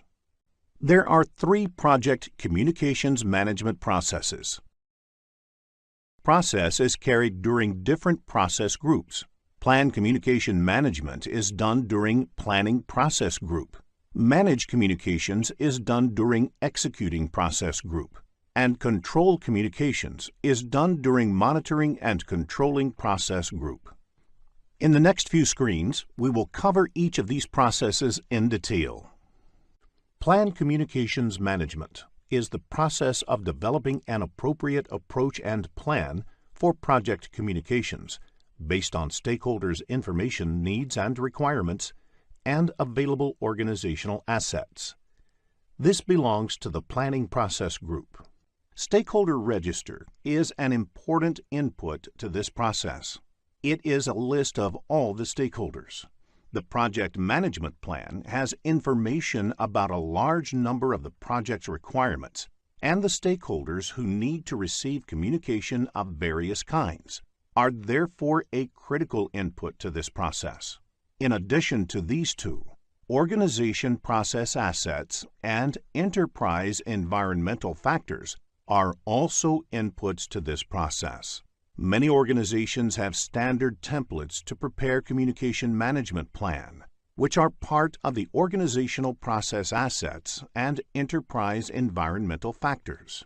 The first technique used in this process is the communication requirements analysis, where the communication requirements of each of the stakeholders are analyzed and categorized. In this, you try to find how many of the stakeholders need similar kind of information, which can be grouped together. If you send information through an email system, all those stakeholders who need similar information can be marked in CC in the email. Next, you can decide on the communication technology. These days, email is the most widely used technology, but in few cases, you might have to send information using some other technology, like fax or registered post. For example, all government communications are done using registered post to keep a written record. Finally, you need to understand how communication really happens. That is, the communication models and the various communication methods used. You may need to conduct meetings before agreeing on and finalizing the Communications Management Plan. The Communications Management Plan is the primary output of this process, which lays down the procedures around communications in the organization. Communication Management Plan has information like which stakeholder needs what kind of information, at what frequency, and how. As a result of this process, some other project documents may also get updated. There may be questions in the PMP exam based on the Plan Communications Management process, so a fair understanding of the process will help you answer such questions correctly. In the next screen, let us look into a business scenario to understand this concept better. After reading the problem statement, click the Solution button to look at a possible answer. Manage communications is the process of creating, collecting, distributing, storing, retrieving, and the ultimate disposition of project information in accordance to the Communications Management Plan. It belongs to the Executing Process Group. Managed communications is done throughout the project lifecycle. Everything cannot be planned during communication planning, so managed communications takes care of responding to unexpected requests for information as well. Communications Management Plan is an important input. Work performance reports have information regarding project performance and status information. Organizational process assets are the standard templates created for the status report by organizations. In some organizations, there are guidelines for communication distribution. Enterprise environmental factors are the other inputs to this process. Various tools and techniques are used in this process. Communications technology represents the means of technology, that is, email, instant messaging, telephone conferencing, etc., that are used to exchange information. The use of communication models helps you determine the technique that is best suited for a particular situation. Communication methods are the various methods used to communicate. For example, whether it is interactive or offline, whether information is being pushed by the provider or pulled by the recipient, etc. Information management systems help design a framework for managing the information within a project. That is, how it is acquired, where it is stored, and how it is distributed and destroyed.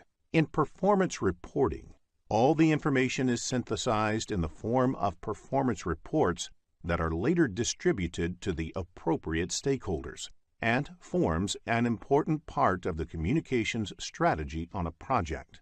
The first and primary output of this process is the communications messages that are generated during the project. The other outputs include project management plan updates, project document updates, and organizational process assets updates. In the next screen, let us discuss control communications process. Control communications is the process of monitoring and controlling communications throughout the entire project lifecycle to ensure the information needs of the project stakeholders are met. It is part of the monitoring and controlling process group. The inputs to this process are the project communications, project management plan, and issue log, which has a list of issues that are raised by different project stakeholders, data related to the work being performed on the project, and various other project documents which may have to be communicated. Other inputs include work performance data and organizational process assets. Let us look at the tools and techniques in detail. The information management systems provide tools to collect, consolidate, and present the information in the form of cogent, concise communications. Expertise must be sought from different stakeholders on how you should go about this process. Several meetings may be needed to ensure the efficiency and efficacy of the communications. The major outputs of this process is the work performance information, which indicates that the work performance data has been analyzed, interpreted, and presented in an easily comprehensible form. This process may also give rise to change requests, updates to the project management plan, project documents, and organizational process assets. In the next screen, let us look into a business scenario to understand this concept better. After reading the problem statement, click the Solution button to look at a possible answer. If you are looking to become a skilled project manager, have a look at the postgraduate program in project management by Simplilearn. Project risk management includes the processes of conducting risk management planning, identification, analysis, response planning, and controlling risk on a project. It has been mentioned in practice standard for project risk management that project risk management aims to identify and prioritize risks in advance of their occurrence and provide action-oriented information to project managers. Project risk management is an integral part of the project management. It provides an approach through which uncertainty can be understood, assessed, and managed within the projects. Effective project risk management is essential for the success of a project. Let us discuss the interdependencies between project risk management and project management in the following screen. When you say risk management is an integral part of project management, it means that they are dependent on each other. The output of many project management processes can be considered as an input for risk management and vice versa. For example, by getting the information about the project progress in terms of schedule, you realize that it is not in line with the expected progress, which can become a risk for the project. So, risk management plays an important role to decide what response must be given or what actions are to be taken. Similarly, based on the response of risk management, the project management plan with respect to the deliverable will change.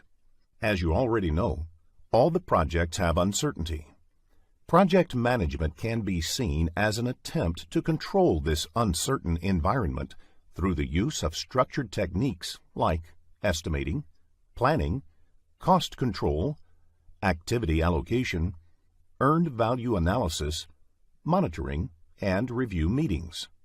Project risk management provides an approach by which uncertainty can be understood, assessed, and managed within projects. So, effective project management is a critical success factor for project success. Let us continue this discussion on project risk management and project management in the next screen. The management or project manager should not look at project risk management as an optional activity or overhead. The interface between project risk management and other processes of project management must be cleared to address the uncertainty. The outputs of project risk management should be considered within the project management processes.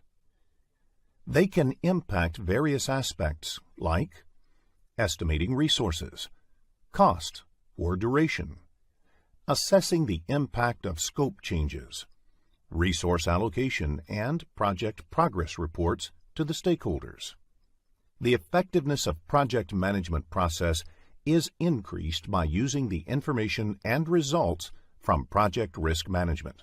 On the other hand, some of the outputs of other project management processes, such as work breakdown structure, WBS, estimation of schedule and cost, and assumptions are important prerequisites for project risk management. Let us first discuss how we can make risk management process effective in the next screen. You make risk management more successful, effective, or consistent by using processes, methodologies, or a set of activities. However, before using these processes, you should keep some points in mind. Risk management process should be scalable to meet different elements like available resources, methodology and processes used, tools and techniques used, supporting infrastructure, review and update frequency, and reporting requirements. It is important to have a clear understanding of the risk threshold that defines the views of key stakeholders on acceptable levels of risk. It is equally important to identify the framework to manage the risk, starting from the initiation stage to its successful implementation. Project risk management activities, resources, and attention should be appropriated to the project. Since different projects warrant different levels of risk management application. Some of the actions required for tailoring are defining objectives against which risks will be identified, defining how the elements like resources, methodologies, tools, infrastructure, and communication are scalable for the project, and defining risk thresholds, tolerances, and the assessment of framework. The outputs should be documented, communicated, reviewed to ensure common understanding of the scope and objectives for the project risk management processes. In this screen, we will look into the high-level activities carried out in the 6 project risk management processes. The first process is Plan Risk Management. In this process, you define the scope and objectives of the project risk management processes. The key output of this process is the Project Risk Management Plan. The second process is Identify Risks. In this process, you identify maximum possible known risks. You will be focusing on the tools and techniques used in the process of identifying risks. The key output is the risk register. The third process is Perform Qualitative Risk Analysis. This process is about prioritizing risks and ranking them as high, medium, and low for further action. The focus will be on tools used to prioritize risks. The fourth process is Perform Quantitative Risk Analysis. In this process, you evaluate the combined effect of risks on the overall project outcome. The risks are quantified numerically. The fifth process is Plan Risk Responses. This process helps us determine appropriate response strategies and actions for each individual risk and for overall project risk, and integrates them into overall project management plan. The sixth and last process is Control Risks. This process focuses on implementing risk response plans, tracking identified risks, monitoring residual risks, identifying new risks, and evaluating risk process effectiveness throughout the project. In the next screen, we will look into the flow of all these 6 processes and how it works logically. There are 47 processes in project management grouped into 10 knowledge areas and mapped to 5 process groups. In this lesson, we will look at the 10th knowledge area, that is, Project Stakeholder Management and its processes. In the next screen, let us understand who stakeholders are. A stakeholder is anybody who has a stake in the project. A stakeholder may be an individual, a group, or an organization who may affect or be affected by or perceived to be affected by a decision, activity, or outcome of a project. Further, the nature of the impact can be positive or negative, thus giving rise to the notion of positive or negative stakeholders. Irrespective of whether a stakeholder is positive or negative, it is important to engage with the stakeholders and get them involved in the project. This can make a critical difference to the success or failure of the project. A single disgruntled stakeholder can bring the entire project to its knees, whereas an actively engaged and influential stakeholder can have the opposite effect. Let us understand who the common stakeholders of a project are. There are several categorizations of stakeholders. The project managers themselves are important stakeholders. The project team members represent stakeholders in the project. The senior management of the organization, which is working on the project, has a stake in the project. The sponsor, that is, the person or entity that provides the money and resources for the project, and essentially champions the project, is an important stakeholder. The customer, which may be different from the sponsor, is a stakeholder as well. For instance, in many of the projects in the social sector, the sponsor may be the government or a development agency, whereas the customers would be the people who actually benefit from it. The end users, which may be different from the customers or the sponsors, are stakeholders too. The vendors or suppliers who provide goods or services to the project are important stakeholders. People whose lives may be impacted by the output of the project are also stakeholders. For example, if a highway project requires possession of privately owned land, people whose land is being taken away are the stakeholders. If the construction of a dam or water reservoir benefits the downstream farming communities, they are the stakeholders here. Competitors who provide alternative goods or services are stakeholders too. Sometimes environmentalists or other social groups may become stakeholders. The government or political leadership may become stakeholders for projects in the public domain. It is sufficient to state that there could potentially be hundreds of stakeholders for a large project. It is in the interest of the project manager and the project team to clearly identify all such stakeholders up front and then actively manage them throughout the project. In the next screen, let us discuss the classification models for stakeholder analysis. Not all the stakeholders have the same amount of influence or power over the project. Therefore, the way to manage each stakeholder needs to be calibrated based on a proper classification of the stakeholders. This is the role of the classification model. You can come up with a grid that maps the power of the stakeholders, the interest they have, the influence they may have, or the impact that they can have on the project through the power interest, power influence, or influence impact grids. It can be represented by mapping stakeholders to a power or interest grid. The diagram on the screen has x-axis, which represents interest level, and y-axis, which represents the power level.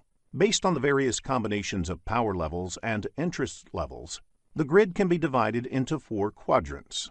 The stakeholders on the top right quadrant, with high power and high interest, need to be managed closely. That is, you have to monitor their involvement and engagement very closely. The stakeholders on the bottom right quadrant, with high interest but low power, need to be kept in the loop. That is, you should share information with them and keep them regularly informed.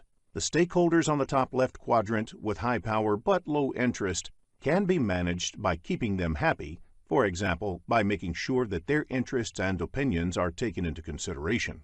The stakeholders on the left bottom quadrant, with low power and low interest, may be managed less actively by simply monitoring how things are going with them. The salience model describes classes of stakeholders based on their power, ability to impose their will, urgency, need for immediate attention, and legitimacy, appropriateness of their involvement level. This is a useful framework to guide the stakeholder management strategy on a project.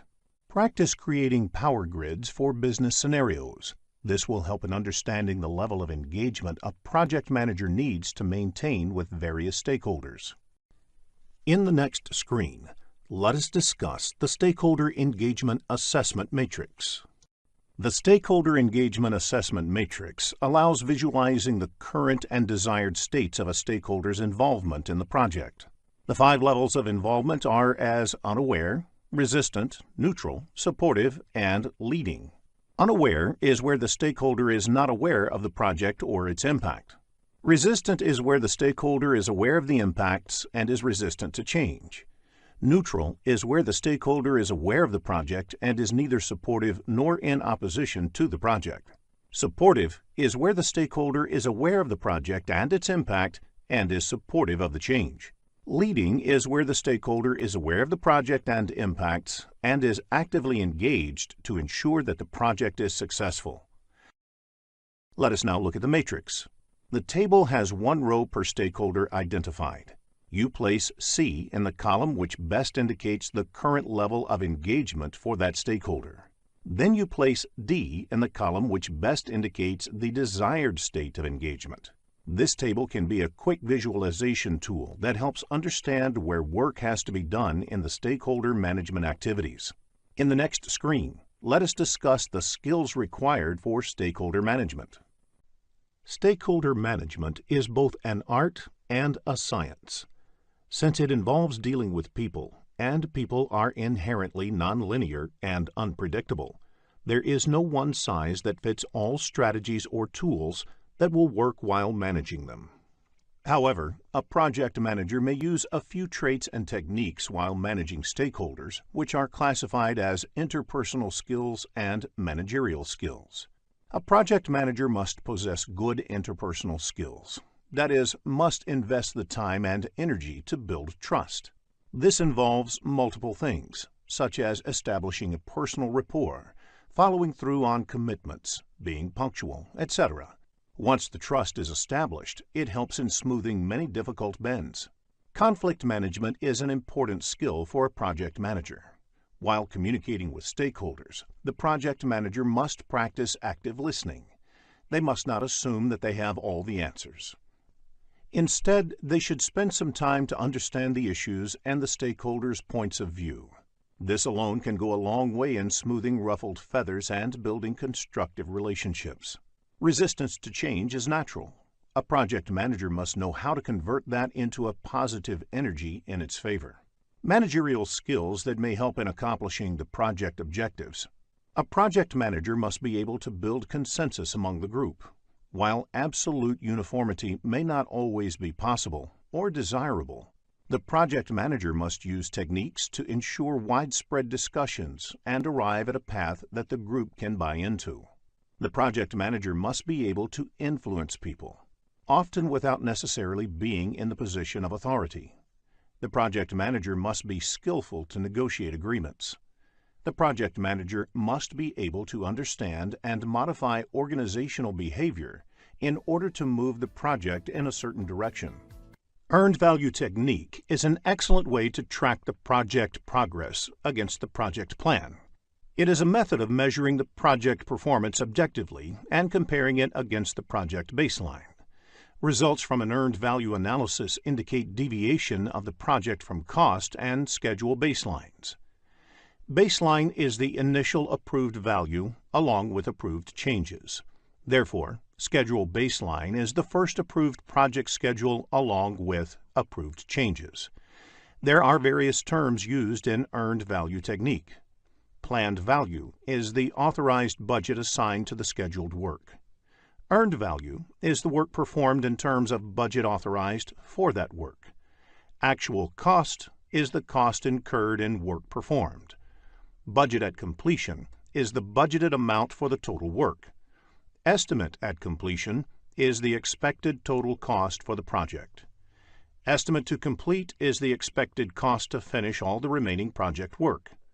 Variance at completion is the projected budget surplus or deficit at the end of the project. All the parameters displayed on the screen are measured in terms of cost. You may come across business scenario-based questions on earned value management in the PMP exam, so ensure that you develop a clear understanding of this topic. Let us look at an example of a planned value in the next screen. Planned value is the estimated value of the work planned. This value is measured in terms of currency, say dollar. If the planned value is $340, then the work planned is worth $340. How do you calculate earned value? The solution is add the budget allocated to each of the activities that have been completed at the point of time. The resulting value is the earned value. In the next screen, let us look at the formula used to calculate earned value. In cost variance, negative means the project is over budget. Positive means the project is under budget. Similarly, in schedule variance, negative means the project is behind schedule, whereas positive means the project is ahead of schedule. The value of the next two parameters, Cost Performance Index, CPI, and Schedule Performance Index, SPI, values vary between 0 and 1. For example, a CPI of 0.8 implies that 80 cents of work is obtained for every dollar spent in the project. Similarly, if SPI is 0.9, it implies that project is progressing at only 90% of the speed originally planned. The next parameter is Estimate at Completion, or EAC. There are different ways of calculating the EAC value. The method used depends on how the cost and schedule variances are expected to play for the rest of the project. BAC by CPI is used if you expect that the current cost performance will continue until the end of the project. AC plus BAC minus EV is used if you expect that the rest of the project will be managed at the budgeted rate. AC plus BAC minus EV by the product of CPI and SPI is used if you want to factor in the impact of the cost as well as schedule variances. AC plus ETC is used if you want to re-evaluate the project based on a forecast value for the estimated cost of the remainder of the project. The next parameter is estimate to complete, or ETC, which is the cost of project from this point to the end. This is calculated by subtracting the actual cost from the estimate at completion. In addition, variance at completion can be calculated by subtracting the estimate at completion from the budget at completion. Variance at completion is the cost estimation whether it is over or under budget. Another parameter is the To Complete Performance Index, or TCPI. This is the cost performance needed to achieve a desired outcome. For example, if the project needs to be managed to the original budget, BAC, then TCPI, that is, the CPI that must be maintained for the rest of the project, is calculated as BAC minus EV by BAC minus AC. Similarly, if it has to be managed within a revised target, say EAC, then TCPI is calculated as BAC minus EV by EAC minus AC. Before the start of the PMP exam, please make a note of the formulas of earned value technique. In the next screen, let us look into a business scenario to understand this concept better. After reading the problem statement, click the Solution button to look at a possible answer. Let us take the example of a software development project. There are 4 phases, and each phase takes a month to complete and is expected to cost $10,000. The phases are planned to be completed one after the other. The status of the project at the end of the month 3 is summarized in the table. Requirements definition is completed and actual spending on this is $10,000. Architecture and design is done and actual spending on this is $12,000. Development and unit testing is only 50% done, though it was supposed to be completed by 3rd month. It has cost $9,000 until date. System testing and go live has not yet started. Note, S indicates start time, F indicates finish time, and PF indicates that it is partly finished at the end of the month. Based on the above information, calculate the CV, SV, CPI, and SPI of the project. Let us look at a solution in the next screen. Before we end this lesson, let us also look at a few definitions that might be useful for your PMP examination. Law of diminishing return. This means the more you put into something, the less you get out of it. For example, doubling the number of resources working on a project will not necessarily have the time. Working capital. The amount of money the company has to invest on the project and the day-to-day company operations. Funding limit reconciliation. The process of comparing the planned expenditure in a given period with the available funding for that period. Large assets purchased by the company lose value over time. This is called depreciation. There are 2 forms of depreciation, straight line and accelerated. Same amount of depreciation is taken every year. For instance, a car with a price tag of $10,000 and useful life of 10 years is depreciated $1,000 per year. At the end of the 10th year, the value of the car is considered 0 for all accounting purposes. Accelerated depreciation depreciates faster than the straight line depreciation. For instance, a car with a price tag of $10,000 depreciates $3,000 the first year, $1,500 the next year, $1,000 the 3rd year, and so on. So first, let's find out what exactly is CPM. Now, the critical path method is an algorithm that's used in project management to schedule project activities. Now, one of the biggest advantages of CPM is that it gives you a model. You create a model through which you can determine the different tasks that are required to complete the project, the dependencies between these tasks, and the duration required to complete a particular activity. The critical path is the longest stretch of activities and a measure of them from start to finish. Now, to understand the critical path method, there are certain things that you need to know. So let's have a look at a completed critical path method diagram or a network diagram. So this is somewhat what a final version should look like.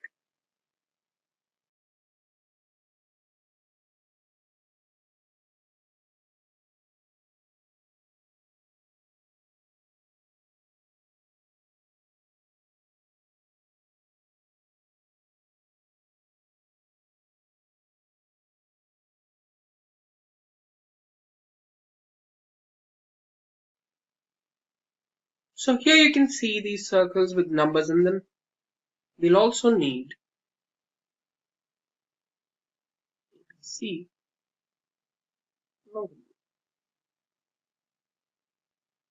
So let's talk about what this is.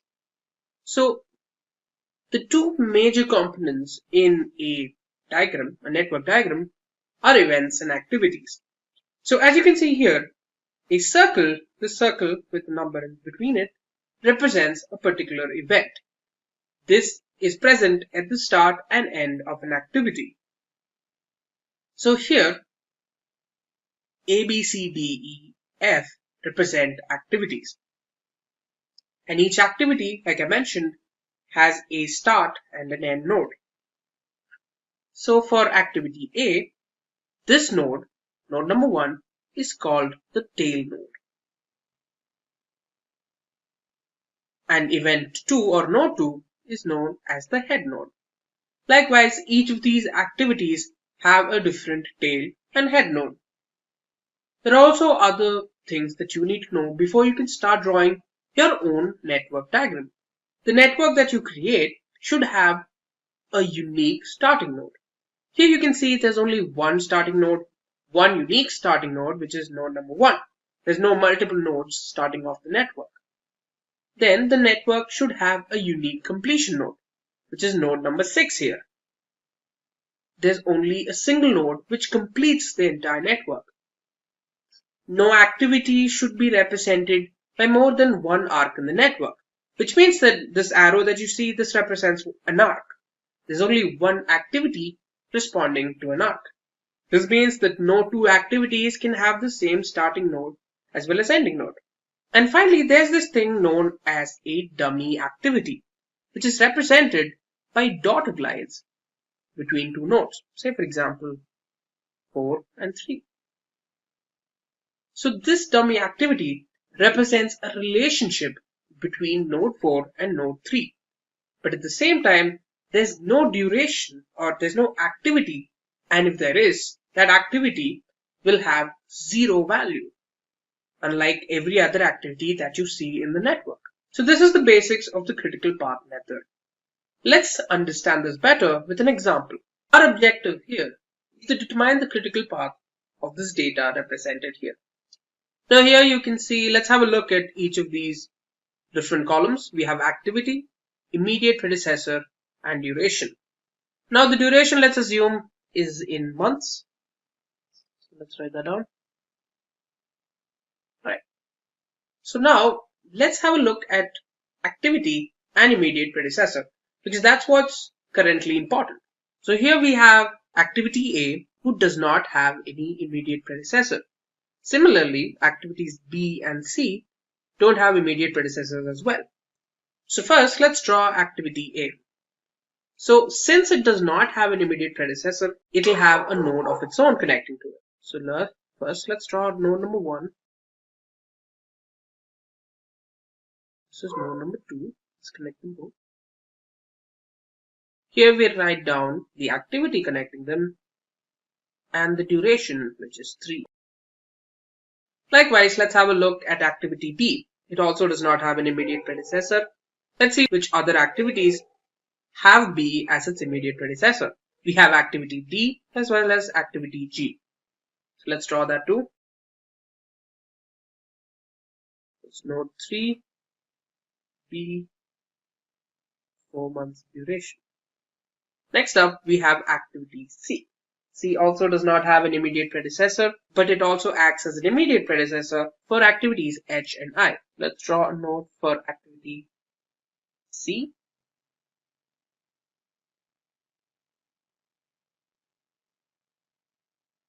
Number 4. Let's write down the duration, which is 6. Now, let's have a look at activity D. Now, D is preceded by activity B. However, a combination of C and D act as immediate predecessors for H and I, which means that C and D will have a common point of origin, just right here. So, let's connect node 3 and node 4. This represents the activity D, which is 3 months. Now let's have a look at activity E, which is preceded by activity A. So now let's have a look at activity E. The immediate predecessor for activity E is A, so we can directly draw that, and as you can see here, there's no combination of different activities here, so we can draw E directly. So let's draw the node. Here we go. Let's connect the node. 5.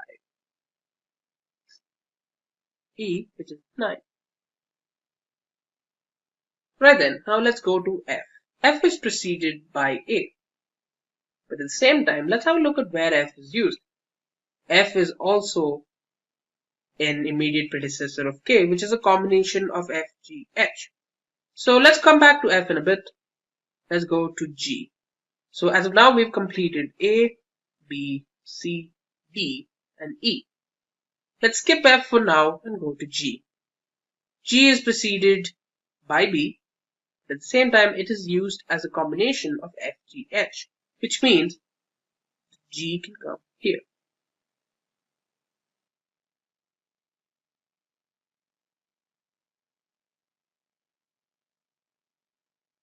Which is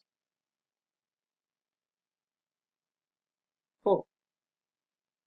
So G is complete. Now there's only F left. Now H. H is a combination of both C, D, which means its origin point comes from here. So whose origin point is the node 4? Both H and I originate from the node 4. So as we can notice here, F, G, and H both act as immediate predecessors for K and L, which means at some point they all need to unite, which is exactly here at node number 6. So let's combine H and G.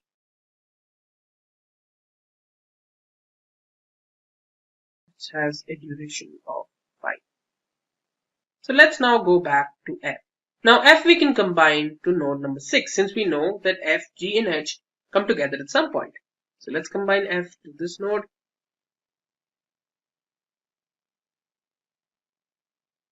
There you go. F with the duration of 1. Now we're done with node number 6, or we're also done with H. Now for activity I. Now activity I is preceded by C, D. I also acts as predecessor for M, so it's an independent activity. So let's add that separately here. Preceding 4. Let's connect that. Node 7 with I, which is 4. Right. I is complete. Let's go to J.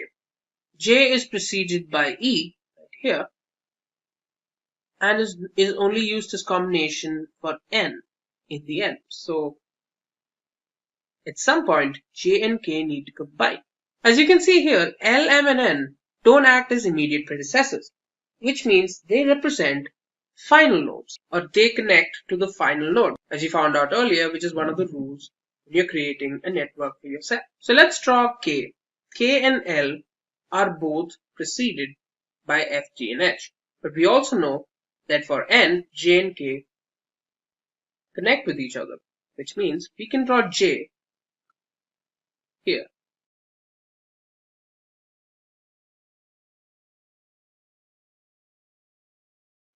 Finish J.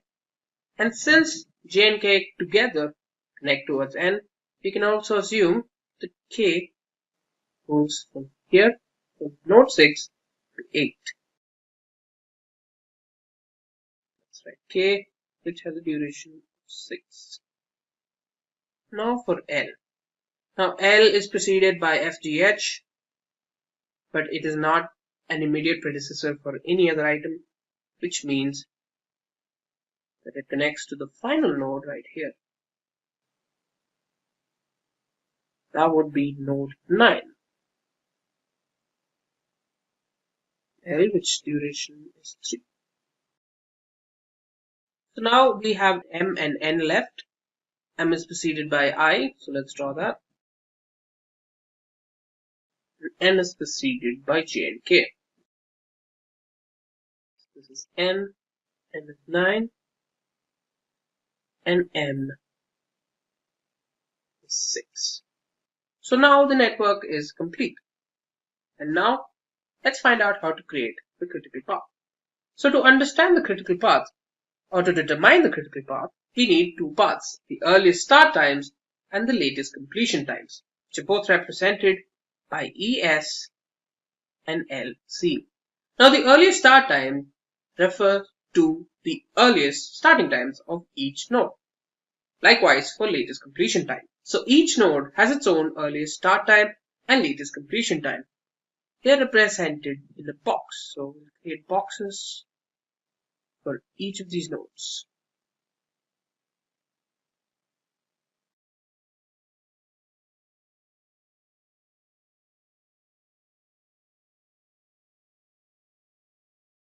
There you go. And each of these boxes need to be divided .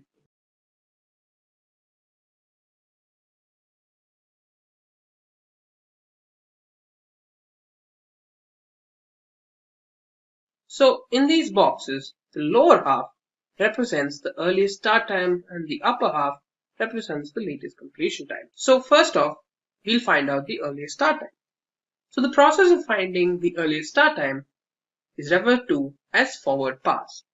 Now the earliest start time can be determined with a formula. So the formula is earliest start time of the ending node is equal to the max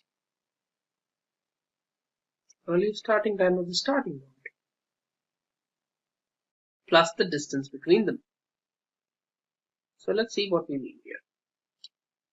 So one thing you need to know is that the earliest starting time of node 1 is always 0. So let's write that down in a different color.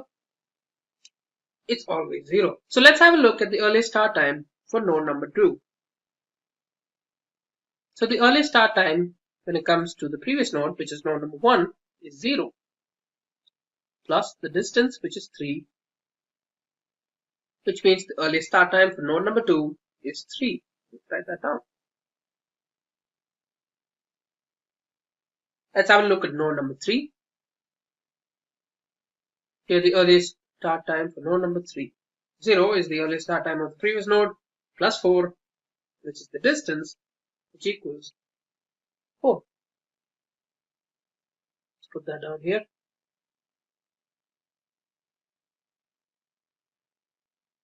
That's 4. So now let's have a look at node number 4. So here, however, there's a difference. Since there are two nodes coming towards it, which is from 1 to 4 and from 3 to 4, we'll need to determine the maximum from both of these coming nodes. So for the earliest starting time for node number 4, it's either 0 plus 6, which is C here, 6, or 4 plus 3, which is B plus D, 7. So here, considering that we are taking the maximum of both, we'll have to choose 7, which we'll write down here. I hope you guys understood how we did that, which is basically we took the maximum of both the values that are coming towards the node number 4. Likewise, we'll have a look at some of the other ones that are coming soon. So let's have a look. So here we have a similar issue for node number 6. So for node number 6, we have 3 points coming towards the node. There's F, G, and H. So which of the following is the least? Let's find out. So here 3 plus 1 is 4. So for E is 5. Earliest start time for node number 6 would be, it's either 3 plus 1, 4, or 4 plus 4, 8, or 7 plus 5, 12. So since we're taking the maximum, let's take number 12 and write that down. So the earliest start time for the node 6 is 12. Likewise, let's have a look at node number 5. Since there are no different nodes connected to it, we'll just have to add the number from the previous starting node, which is 3, and the distance, which is 9. We combine to form 12. Let's write that down. Now for node number 8. So when you have a look at node number 8, you can see that there are 2 nodes connected to it. There's one from 5 and one from 6. So let's have a look which one we'll select. So it's either 12 plus 3, which is 15, or 12 plus 6, which is 18. So let's go ahead with number 18. So the earliest starting time for this node is 18. So let's have a look at node number 7. So since there are no other different nodes connected to it, we can directly go with 7, which is the earliest starting time of the previous node, plus the distance, which is 4. This is totaling to 11. And finally, we have node number 9. So 9 has 3 different points connecting to it, which is 18 plus 9, 12 plus 3, and 11 plus 6, which you can see here, 18 plus 9, 12 plus 3, and 11 plus 6. As you can see, the winner is the maximum, which is from node 8, which is 27. And like that, we've completed the forward pass, which we've determined the earliest starting time of each of these nodes. Now, let's have a look at the latest completion time. For this, we'll start from node number 9 and work our way back to node number 1. So for latest completion time of the last node is always equal to the earliest starting time, which means that here, latest completion time of this node is 27. Now the formula for latest completion time is, latest completion time of the previous node is equal to the minimum latest completion time of the head node minus the distance between them. So let's see what we're talking about. Let's go to node number 8. So basically, when there are multiple connections shooting out of a particular node, we need to decide a number of different options. In this case, node 8 is directly connected to node 9. Basically, we can calculate the latest completion time for node 8 by using the formula directly, which is 27 minus 9, which will get 18. So let's put that here. So latest completion time for node 8 is 18. Let's have a look at number 7. Here again, we have a direct connection between node 7 and node 9. So therefore, we can find the latest completion time for node 7 by directly applying it with the formula, which is 27 minus 6, which is 21.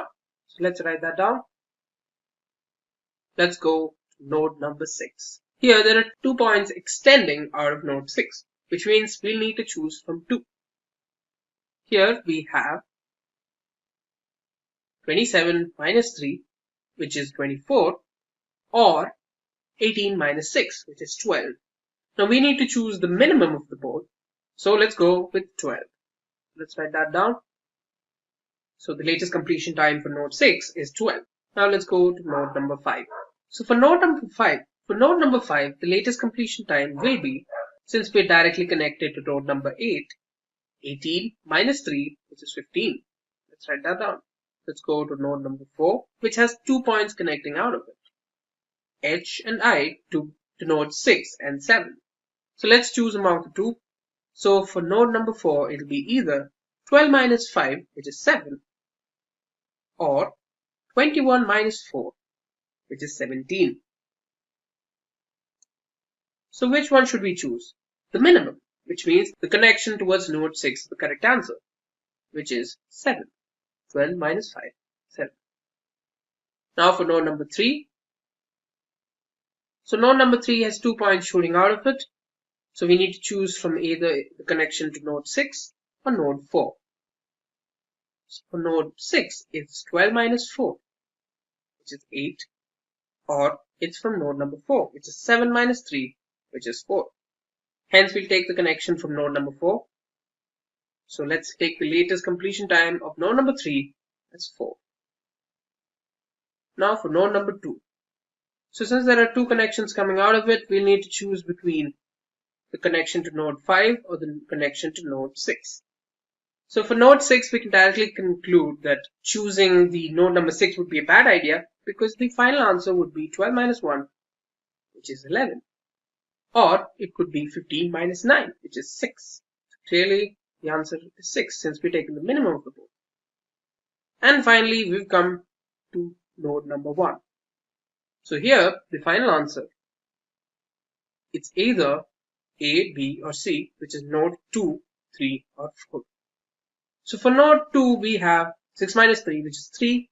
For node 3, we have 4 minus 4, which is 0. And for node 4, we have 7 minus 6, which is 1. Clearly, we have a winner, which is node number 3. So let's write the latest completion time. It's 0. And there we go, the backward pass is now complete. So how do we now find the critical path? The critical path can be determined with the help of satisfying certain conditions. Let's have a look at what they are. So to determine the critical path, we need to satisfy 3 conditions. They are the earliest starting time and the latest completion time need to be equal. Similarly, for the head node, the earliest starting time and the latest completion time also have to be same. And finally, the earliest start time of the second node, which is the head node, minus the earliest starting time of the tail node should be equal to the latest completion time of the head node minus the latest completion time of the tail node. They should also be equal to the distance between the 2 nodes. So let's have a look at which of the following satisfy these conditions. As you can see clearly, node number 1, node number 3, node number 4, node number 6, node number 8, and node number 9. So all of these nodes I mentioned satisfy these 2 criteria.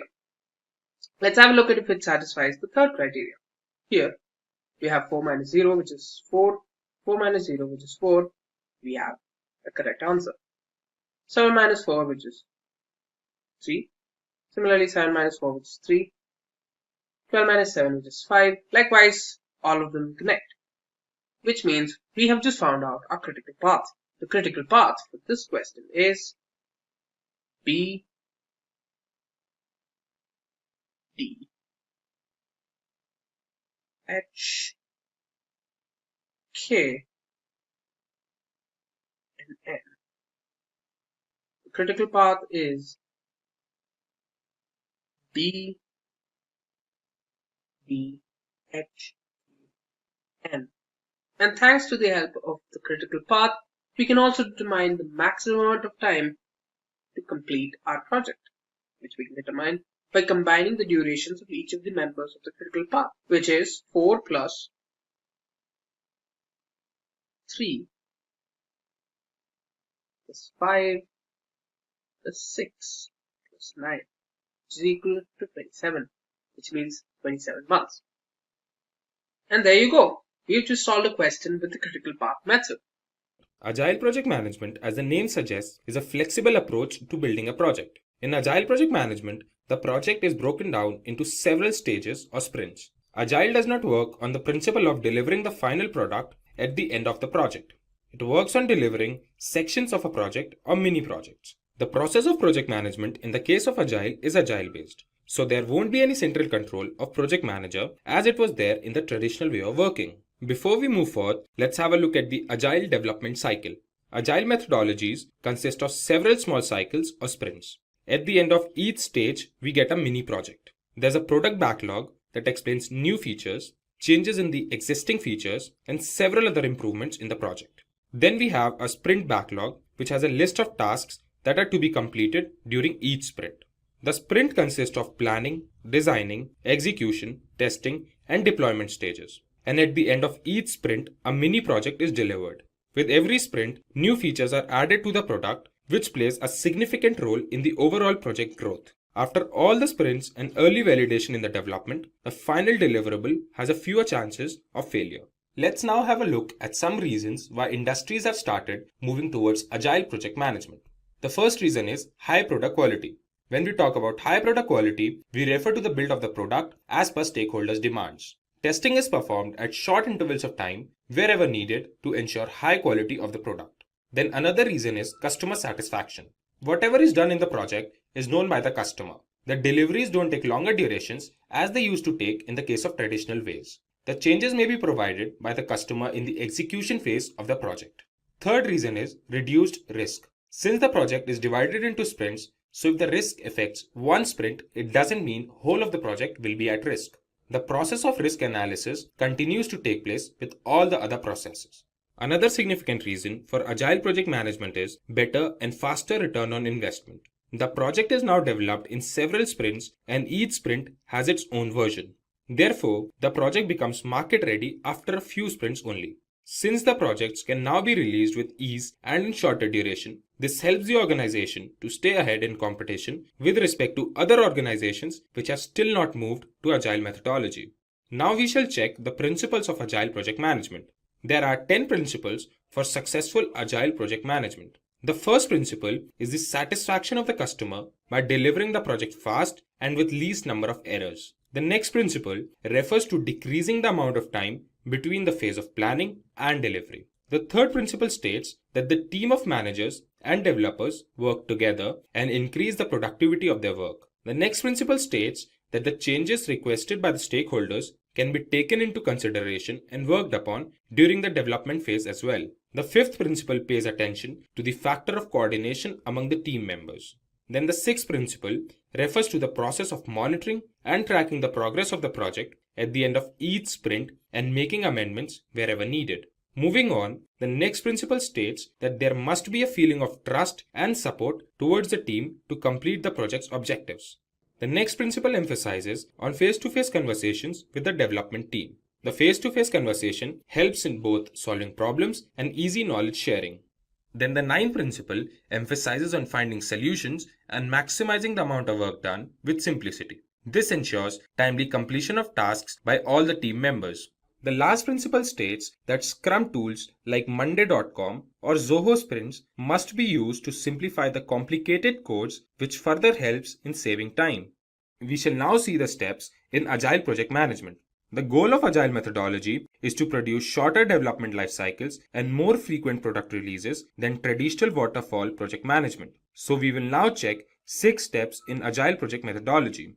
The first step in the process is project planning. Project planning includes feasibility study, development of scope, breaking the project into executable tasks or sprints, and then estimating the amount of time needed to complete those sprints. The second step is the step of roadmap creation. A roadmap is a plan of action that shows how a project shall evolve over time. A list of all the features that the final product should have is created, and the steps to achieve those features are taken. The next important step is release planning. Since we are doing the project keeping in mind the Agile project methodology, the project will complete in sprints. That means there will be the release of features at the end of each cycle. And unlike the traditional waterfall model, the development cycles will be smaller. The fourth step in Agile project management is sprint planning. The sprints are made keeping in mind what all is to be accomplished in that particular step. At the beginning of each sprint, the goal of that sprint is decided and steps to achieve that goal are taken.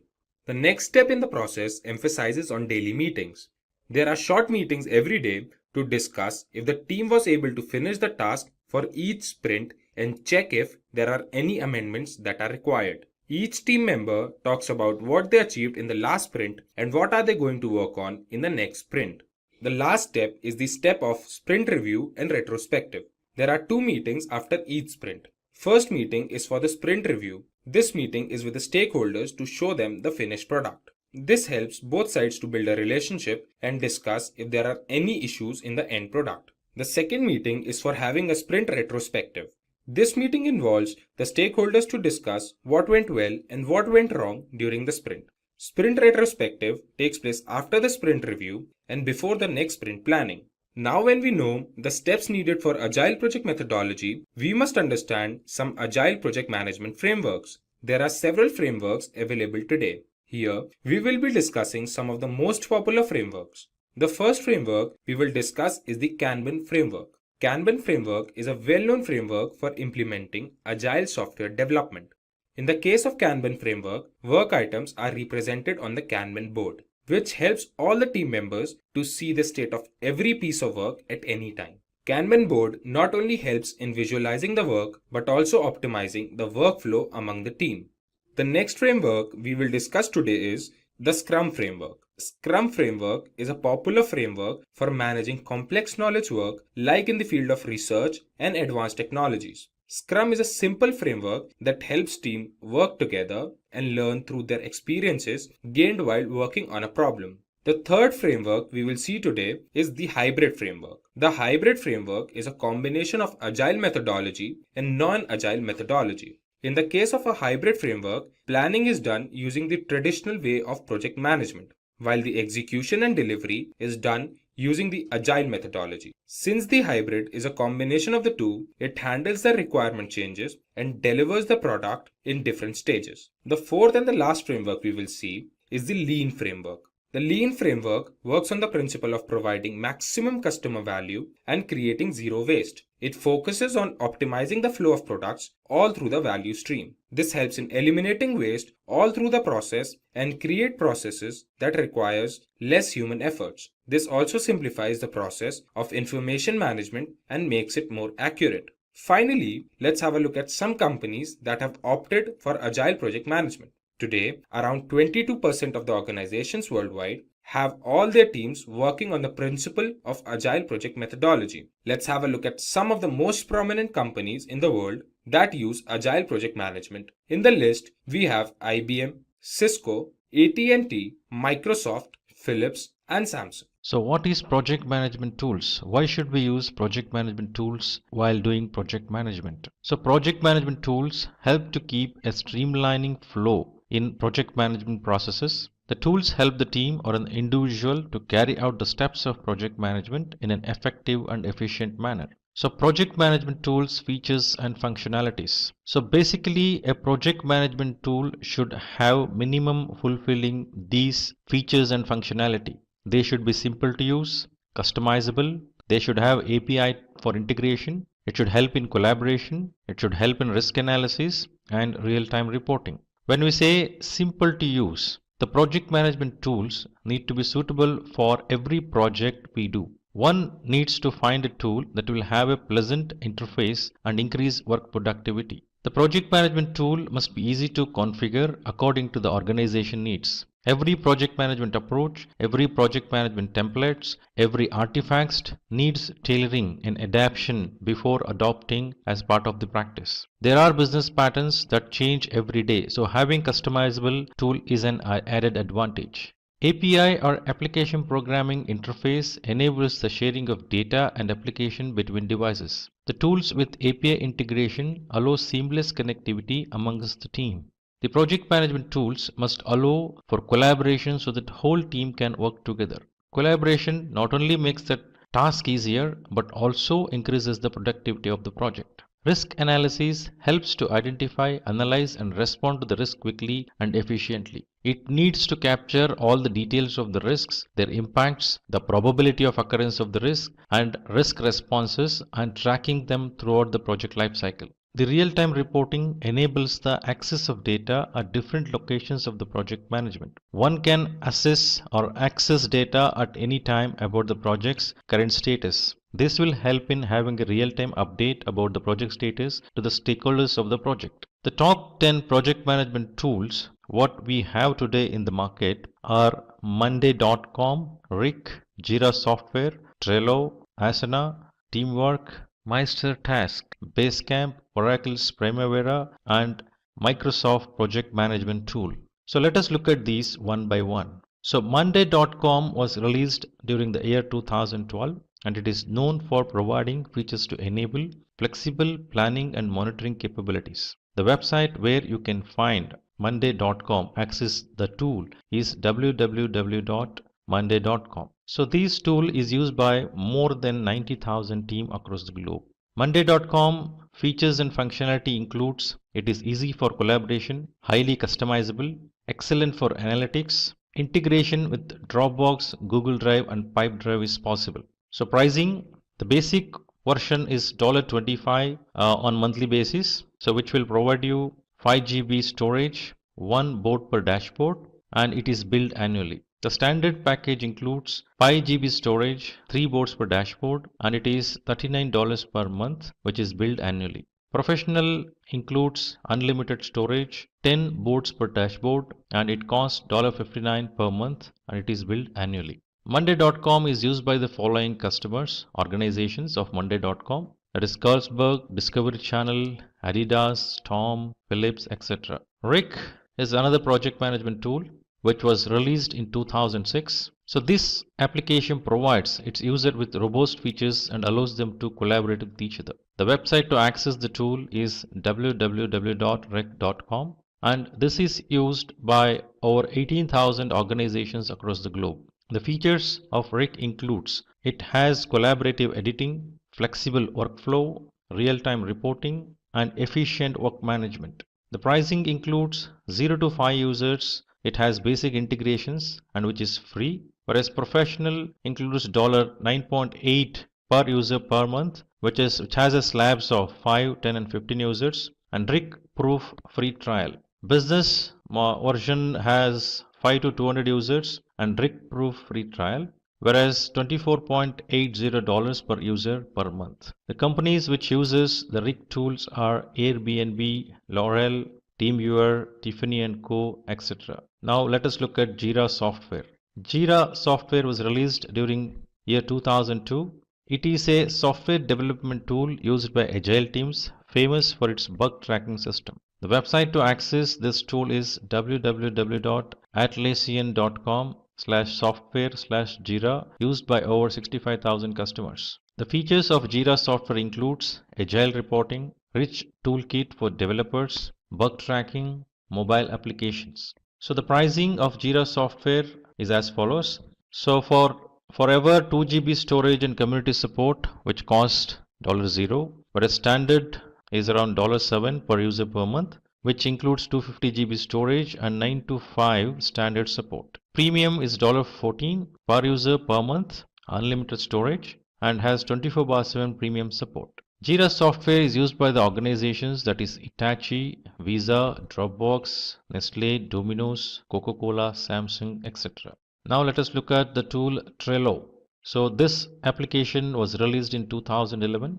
It is known for providing flexibility in organizing and prioritizing the tasks with the help of its boards, lists and cards. Website to access the tool is www.trello.com, used by over 50 million people. The features of Trello includes smooth editing, easy file uploads from Dropbox or Google Drive, high security standards, and easy data searching techniques. So the pricing includes it is free for 10 MB per attachment and 10 team boards. Business class includes 250 MB attachment, unlimited team boards, and it costs $9.99 per user per month annually. Enterprise version provides 250 MB per attachment, unlimited team boards, and costs around $20.83 per 100 users per month. The companies who use Trello are Google, Adobe, PayPal, UNICEF, the New York Times, etc. Now let us look at Asana. The Asana tool was released during 2008.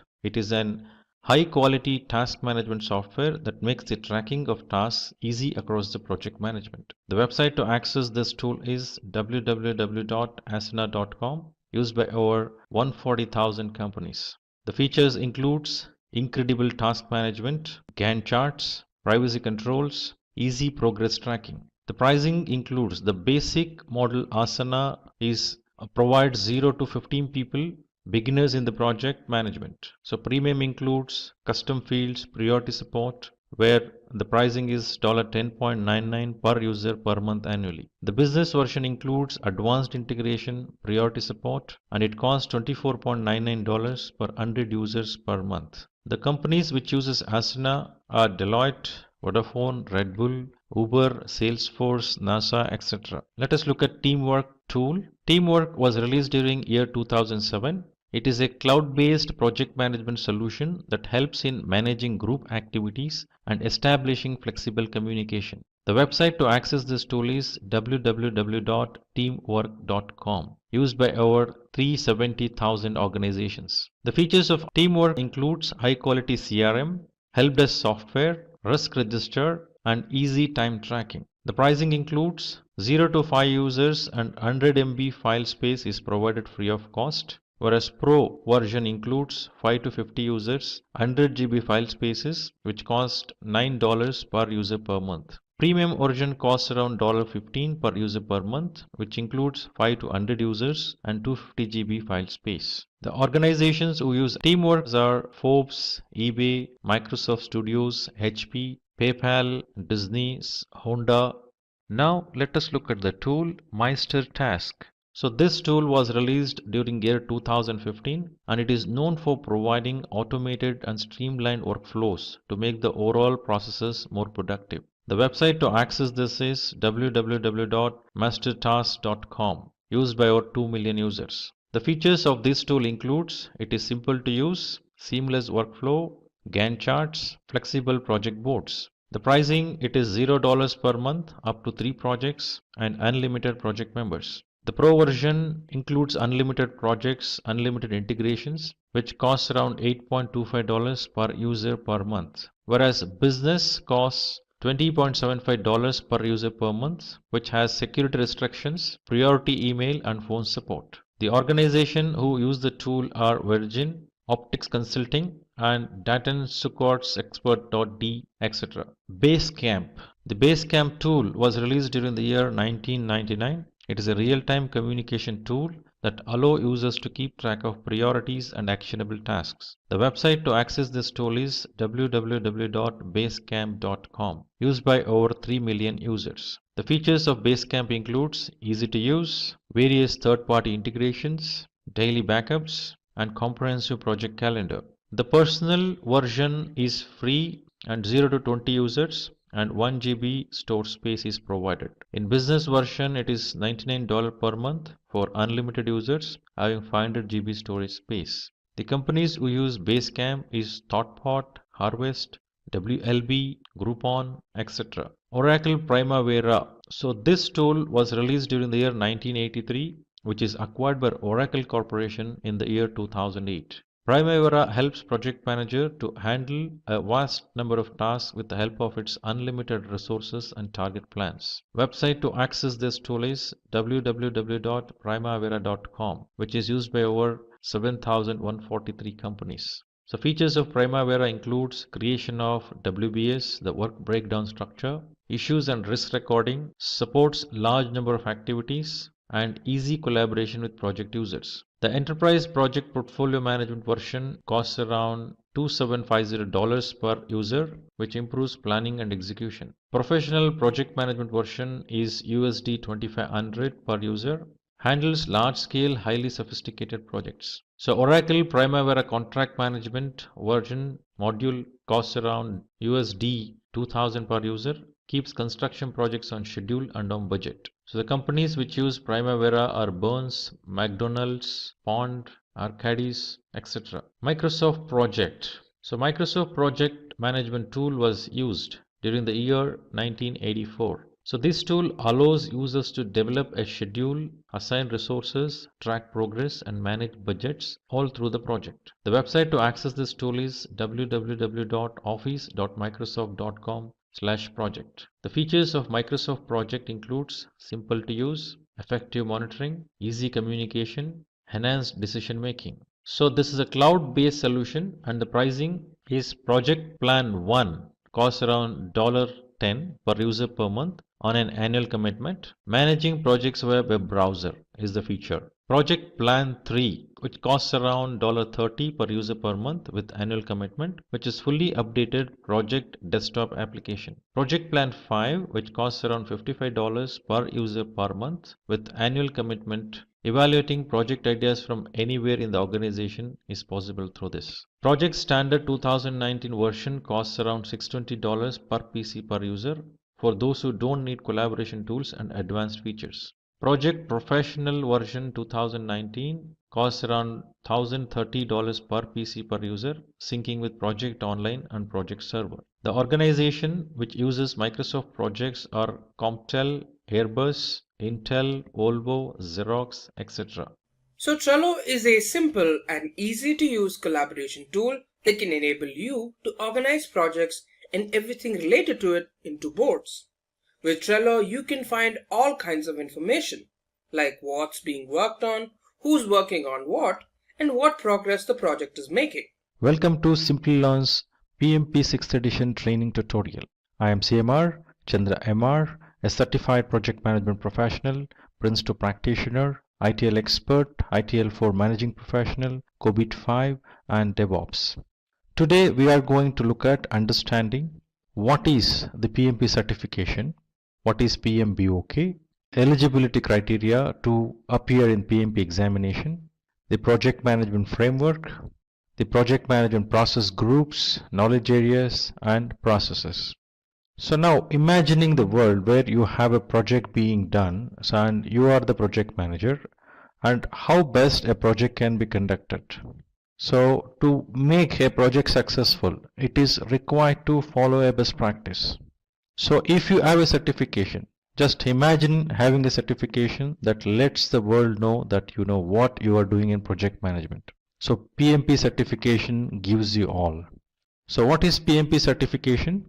So the PMP, the Project Management Professional Certification, is a certification of PMI, the Project Management Institute, which is at USA. So is an internationally recognized credential for project managers.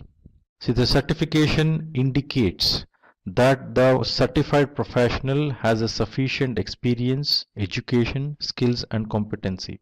Reason being, before going for PMP certification, it asks for specific prerequisites which involves experience in project management as well as formal education of project management and demonstrated skills. So that being a prerequisite for project management professional certifications, it is very essential that one need to understand what it takes to become eligible for PMP examination. So that we will go through in the subsequent slides. So the moment one has the PMP certification, that itself indicates the prerequisites to take up a PMP certification is accomplished already before going for certification, and then the individual will go for a certification and become certified professional. So that way it concludes, it also indicates that person who holds the PMP certification has sufficient experience, education, skills, and competency. Moreover, there are more than 100,000 PMP certification holders across the globe. So PMP certified individuals earn 25% more than non-certified individuals. So now PMP certification also has the advantages which are given here, like helps the project manager to practice the project management better, create the results better, demonstrate the project management capability better. So this also helps project manager to show the commitment towards the project management profession, and having PMP certification provides the recognition across the globe, which helps in getting better salary compared with people, the professionals who are not certified, and also helps in increasing the network, project management network, who actually practices project management, the fellow practice project managers who are practicing the project management. So there are certain vocabularies, jargons which are used specifically while doing the project management. PMP helps to understand those. So now let us look at what does the official guide which is used in PMP that can help to become a project management professionals. So that is PMBOK, which is referred as Project Management Body of Knowledge, or PMBOK, which is the collection of processes, best practices, terminologies and guidelines accepted as standards within the industry. So the latest edition of this is 6th edition, which was released in 2017. The first edition of PMBOK guide was published in 1996, and the 6th edition, as I mentioned, was released in 2017, and the exam format was revised from 26th March 2018. So PMBOK guide will become the basic reference to appear in the PMP examination. So one needs to go through the training based on PMBOK guidelines, so that will help them to pass the examination easily. So eligibility criteria for appearing for PMP certification examinations. So you can have two types of eligibilities which PMI defines. So option 1 includes someone who has secondary degree, should have 7500 hours of leading and directing project. That is an experience, what it is asking, as a prerequisite before the professional go for examination, plus 35 hours of project management education formally from a registered education provider like Simplilearn. Option 2, someone who has 4-year degree, project management experience, leading and directing project. This experience will be 4500 hours, whereas as we saw in option 1, in option 2, 35 hours of project management education is required, and that is from registered education provider like Simplilearn, as I mentioned earlier. So this training, which is conducted by registered education provider, will have their trainings aligned with PMBOK, the latest edition. So Simplilearn enables people to learn what are the topics in PMP framework, plus make the professionals ready to appear the examination and become successful. The project management framework, which is defined in PMBOK, includes 5 process groups, 10 knowledge areas and 49 processes. So when we say 5 process groups, this indicates the way the project flows, how each of these process groups are connected while project happens in the project life cycle. Whereas 10 knowledge areas are the one which needs to be looked up to, demonstrated up to, considered while doing the project management. And the 49 processes distributed across 5 process groups and 10 knowledge areas has the activities, the objectives, the inputs, outputs, tools and techniques clearly defined so that those can be applied while doing the project management. So those are aligned the way it is shown in the table. So 5 process group, that is initiating, planning, executing, monitoring and control and closing. These are the process groups. Whereas 10 knowledge areas includes project integration management, project scope management, project schedule management, project cost management, project quality management, project resource management, project communication management, project risk management, project procurement management, and project stakeholder management. So each of these knowledge areas and process groups are aligned in such a way where the processes aligned with a specific process group and knowledge area can be demonstrated accordingly. If you look at a process which goes from initiating to planning, planning to executing, and then monitoring and control, while you do monitoring and control, if there is anything found as a deviation, it may come back to planning or executing for necessary corrections. Once the necessary corrections happens, again it moves to monitoring and control to check whether it is completely done as expected or not. If it is confirmed everything is done as per the requirements defined, then it moves to closing. This is how the project flows in the project life cycle. Whereas all the 10 knowledge areas happens in parallel. So now if you look at initiating process group, you can see 2 processes, that is develop project charter and identify stakeholders. So develop project charter and identify stakeholders basically defines project charter required for the project as well as initial identified stakeholders who are required to move forward in the project. Similarly, if you look at planning process group, you have 24 processes which are distributed across all the 10 knowledge areas.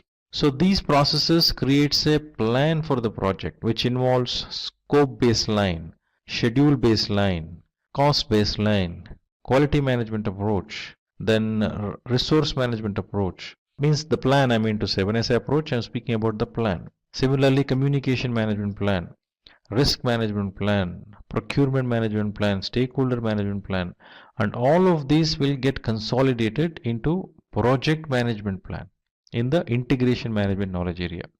Once this plan is done and approved, then it moves for execution. All that project manager do during execution is directing and managing project work and managing the project knowledge. At the same time, project manager would take responsibility of managing quality, acquiring resources, developing team, managing team, then communications which are planned as per the communication management plan. Communication should happen during execution. So similarly, implementation of risk responses defined while doing the planning and conducting the procurements as planned, and then managing stakeholder engagement. So actual execution of those work packages, execution of those deliverables happens from the team. Now, as those deliverables happens, the delivered products are checked, monitored and controlled. You can see validate scope, control scope. Likewise, for each knowledge areas, there is a control process which checks is that happened in execution as it was planned in planning process group. So then that is consolidated here for monitoring and controlling the project work in entirety, integrated. Similarly, performing integrated change control. Any deviations found in any of these checks which is being done in the control. Now that deviations needs to be corrected. So change will be raised. So request for change will be raised and that will be approved and controlled, and necessary directions are given, approvals are given, and that moves towards execution for implementation. Once it is implemented, again validation happens. Once control checks if everything is okay, then it moves to the closure. Now activities in closure, a project or a phase involves just an activities of closure. The products or services or results which are created from the project does not go to closure until those are validated, checked, confirmed and signed off. Only then it goes to closing project or phase, and necessary formalities which are required to be completed before conclusion will happen in closing project or phase.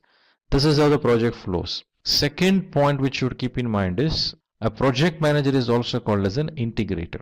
So main focus, the umbrella view, the bird's eye view project manager should have from project integration management. So this layer, project integration management, where project manager should have an umbrella view, total view about entire project, what is happening. So bigger picture, only when project manager has a bigger picture, project manager can come to the lower levels and see are they progressing the way it is supposed to. So then go back, look at the bird's eye view again and see is it going in the right direction, which is very essential. So further, I guess we will look at each of these process groups and what happens in each of the process groups. Similarly in knowledge areas.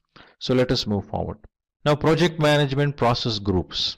So these process groups details the necessary requirement that need to be satisfied to ensure that project resources are used efficiently, and these represents the chronological phases that all projects go through during the project life cycle. So starting from initiating stage, it moves to planning.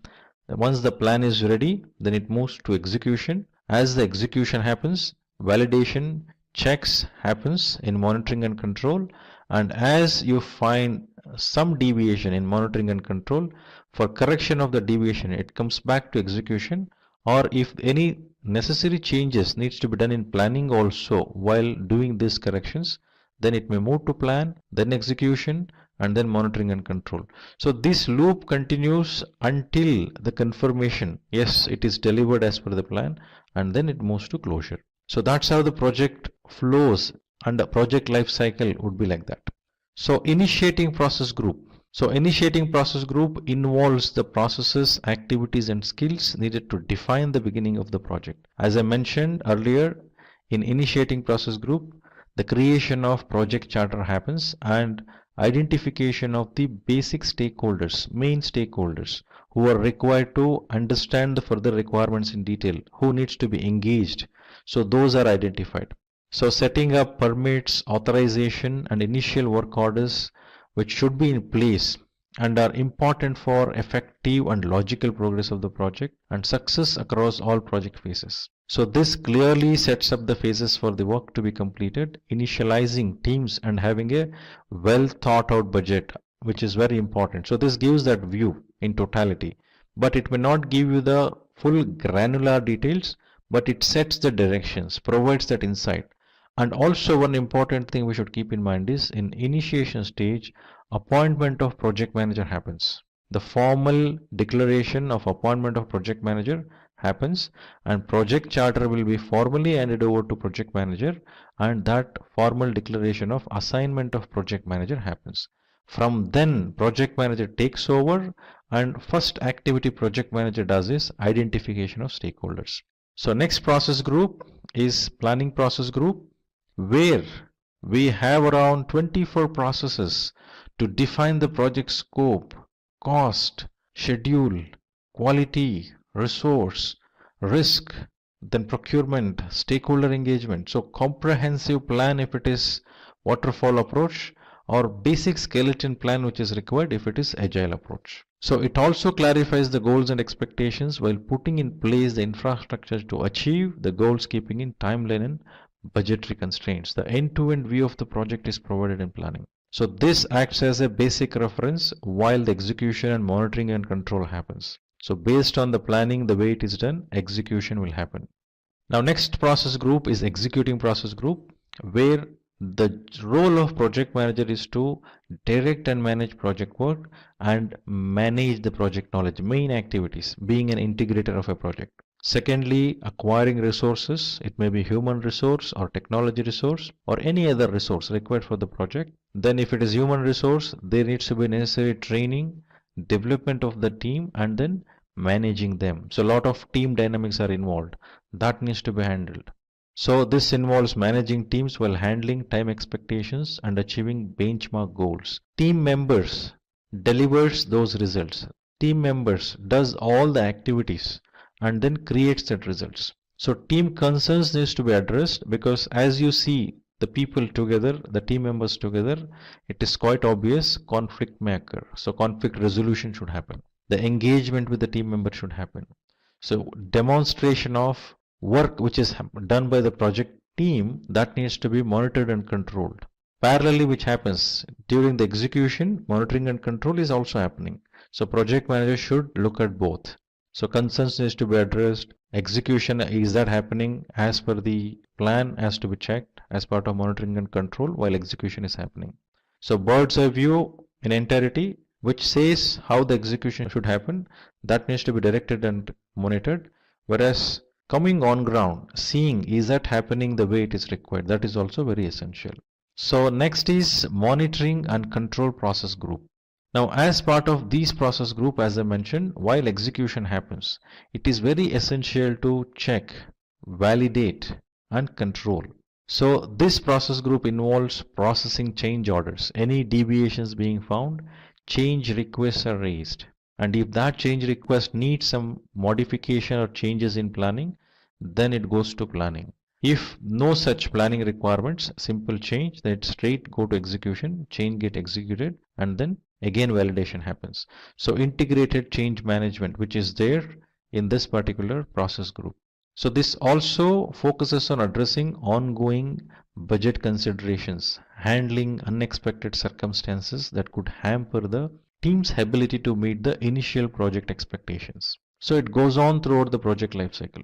So two process groups, if you closely observe, planning process groups and monitoring and control process groups are the process groups where you see processes in all the knowledge areas. Otherwise, if you see an initiating process group, it is only two processes. One is an integration management, other one is stakeholder management.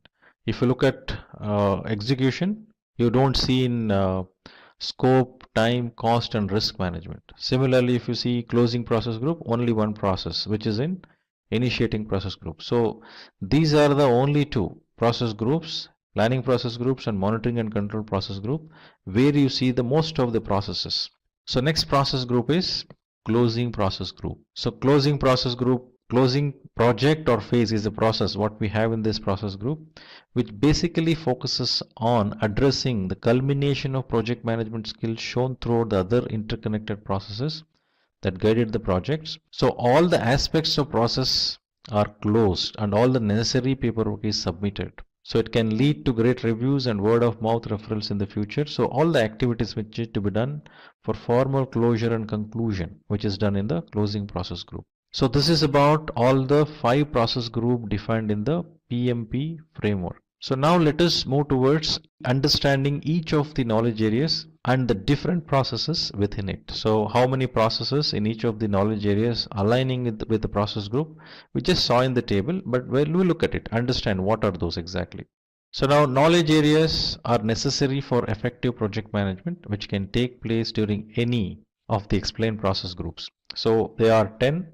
So those are project integration management, project scope management, project schedule management, project cost management, project quality management, project resource management, project communication management, then project risk management, project procurement management, project stakeholder management. So many people ask me, when I train the people, they ask me, how do we remember all of this? So remembering process group will be easy because it's the flow which you can remember, then remembering the process group will be easier. But to remember the knowledge areas, so one thing you should keep in mind is initially when PMBOK were defined, mostly until 3rd edition or 4th edition, we used to focus on triple constraints. So when we say triple constraints, we used to tell scope, cost and time. Now later when as the best practices evolved, as the PMBOK evolved, so it did not limit on triple constraints. It actually said 6 constraints. What are the 6 constraints? Scope, cost, time, quality, resources and risk. So if you can able to remember the 6 constraints, so associated with each of these constraints there is a knowledge area. Like you have project scope management, which is one of the area of constraints. Similarly, schedule management linked to time, cost management, quality management, resource management and risk management. So out of 10, easily you can able to remember 6. Further, there are 4. Now integration management by default integrates all the 9 knowledge areas. So remembering that may not be difficult. So to consolidate this, to conduct the project properly, you need stakeholders. You need to procure something and you need to communicate. So other 3 knowledge areas remembrance should happen by linking to this. So firstly, remember 6 constraints, that is scope, time, cost, quality, resource and risk. Then you have communication which needs to happen. To communicate there should be stakeholder and also there should be supply which needs to happen to the project. So if you can link like this, 9 knowledge areas you can remember. So all these 9 knowledge areas you will integrate and manage in integration management. So in fact all the plans which are defined in rest of the 9 knowledge areas except integration management, so all those plans are called as subsidiary plans. So all these 9 subsidiary plans, that is scope management plan, schedule management plan, cost management plan, quality management plan, resource management plan, communication management plan, risk management plan, procurement management plan and stakeholder management plan. So all these 9 subsidiary plans are integrated together and consolidated in project management plan. So that happens in project integration management. So this we should keep in mind. So project integration management, what does it do? So project integration management basically includes plans to develop project charter, a document that sets up the project and assigns the project manager created during the initiation phase. So a project management plan is also created, which is a roadmap for the entire project to become a success. So the project plan, once approved by stakeholders and sponsor, is monitored and tracked through the change log. It also directs and manages the project work. This process is monitored, analyzed and reported to identify and control any changes or problems that could be encountered. So one thing we should keep in mind when we say project integration management, this is the only knowledge area where we see processes in all the process group. So we have process in initiating process group, we have processes in planning, we have process in execution process group, We have processes in monitoring and control process group and also in closing process group. So project integration management is only knowledge area where it has a processes in all the process groups, which we don't see in any other knowledge area. Now next we'll look at the list of processes. Like develop project charter is in initiation process group. Develop project management plan, which consolidates all the 9 knowledge areas, is in planning process group. Direct and manage project work, manage project knowledge. These two processes are in executing process group. Monitor and control project work, perform integrated change control. These two processes are in monitoring and control process group. So close project or phase is in the closing process group. So now we will move to project scope management. So when we use the term scope refers to the boundary within which we need to do something. So first thing we should keep in mind when we say project scope, two things. One is the scope of that product, service or results which we are creating, which comes out as a product or a service or result out of a project which comes out. What is getting created? So scoping that part of it. So other scope part of it, the processes, the tools, the resources, what is being used during the project so that deliverables happen. So two part of the scope we should look at. So project scope management involves those areas, deals with the work of the project and involves plan scope management, an important part of project management plan. The collection of requirements of the product or service also takes place in this process group. And also project scope management knowledge area deals with work of the project, which involves plan scope management, an important part of the project management plan. So the collection of requirements of the product or service also takes place in this stage. The scope of project is also defined in the scope statement. This is expected to undergo change over the course of project. The scope is validated during the project, ensuring that the deliverables are approved by sponsors or stakeholders. So as I mentioned earlier, it involves the scope of the results, what is being created, and also scope of those processes, resources, tools which are used during the project. So processes in project scope management knowledge area.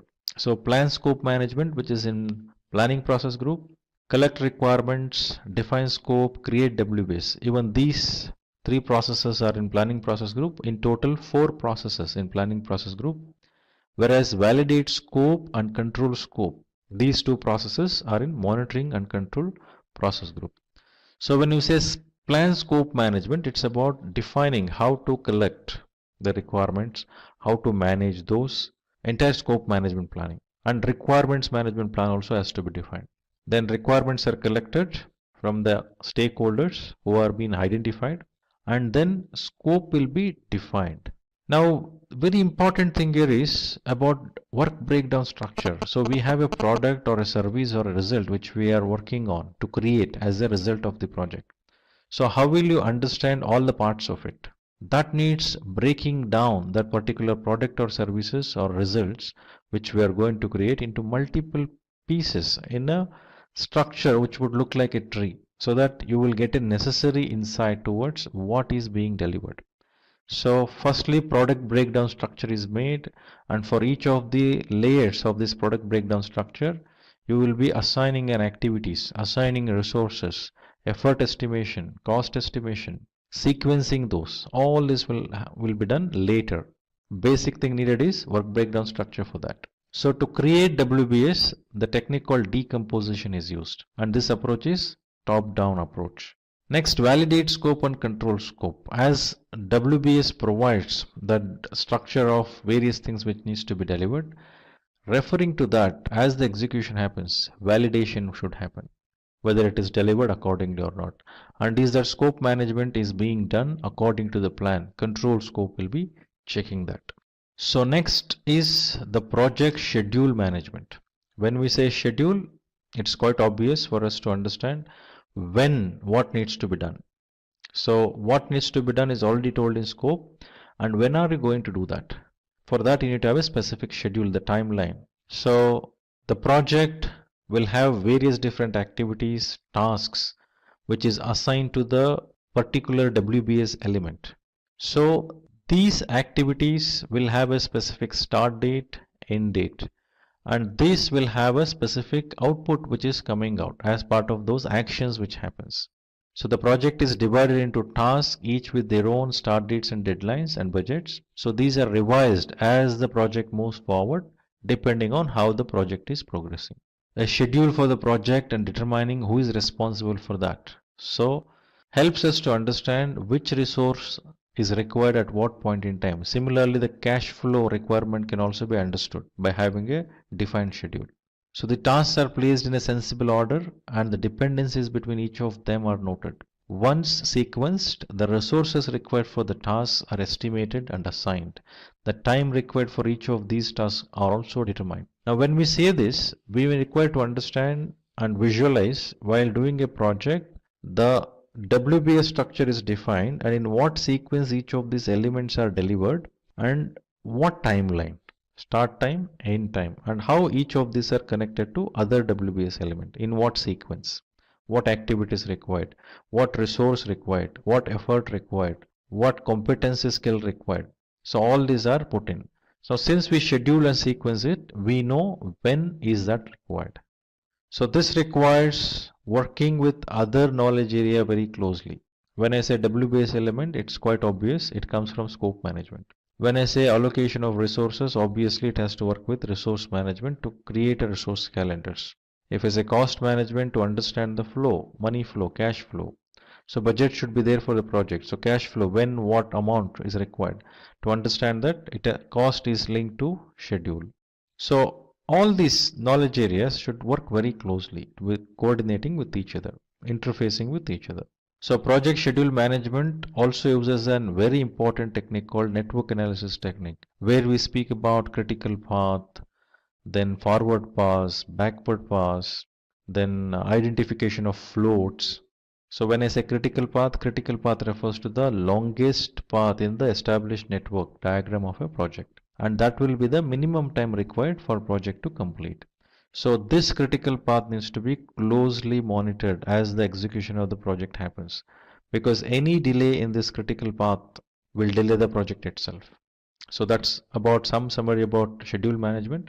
Now let us look at the processes which are involved in schedule management. So plan schedule management, define activities, sequence activities, estimate activity durations, develop schedule. So all these 5 processes are in planning process group. So schedule management, how it has to be done, needs to be clearly planned as part of plan schedule management. Then when to define activities, it is quite obvious. We need to know what needs to be delivered. So WBS element helps us. When the scope baseline is provided as an input here, so taking that, activities are defined. Then the sequencing happens. Then when we say estimate activity durations, so we speak about 2 terms like effort and duration. If I want to deliver something, let me assume to deliver X for a person it requires 1 day, or for a person it requires 10 days if we say. So to create that working piece of a product, it takes 10 man days, we will say. That is an effort. Now if I have 100 pieces of such needs to be created, how many man days I need? So 10 into 100 piece. 10 days into 100 piece, so 1000 man days. Now how many resources I have? I may have around 25 resources. Now 1000 divided by 25, it will be around, I guess, 400 man days. No, I think 1000 divided by it's about 40. So 40 man days of effort means that is duration, whereas effort is 1000 man days. 40 days will become duration. So likewise, looking at how many resources we have, how many, what is that effort is actually required, is involved, and then what is the duration within which we need to complete it. Either you look at how many resources I have, based on that I will look at the duration, or I will look at the target date. Mainly target date is given by customers, as we discussed, when the project needs to be completed. Accordingly, you are required to acquire the resources. So this itself is showing us these knowledge areas now work very closely. Now without scope you cannot define activities. Now without understanding the activities, you don't know what is the effort. So now once you understood the effort, you know what resource, what competency, when. So you need to work with resource management. So to have those resources onboarded or acquired, you need to have money, cost. So what cost it takes. So likewise, it goes one by one elaborating.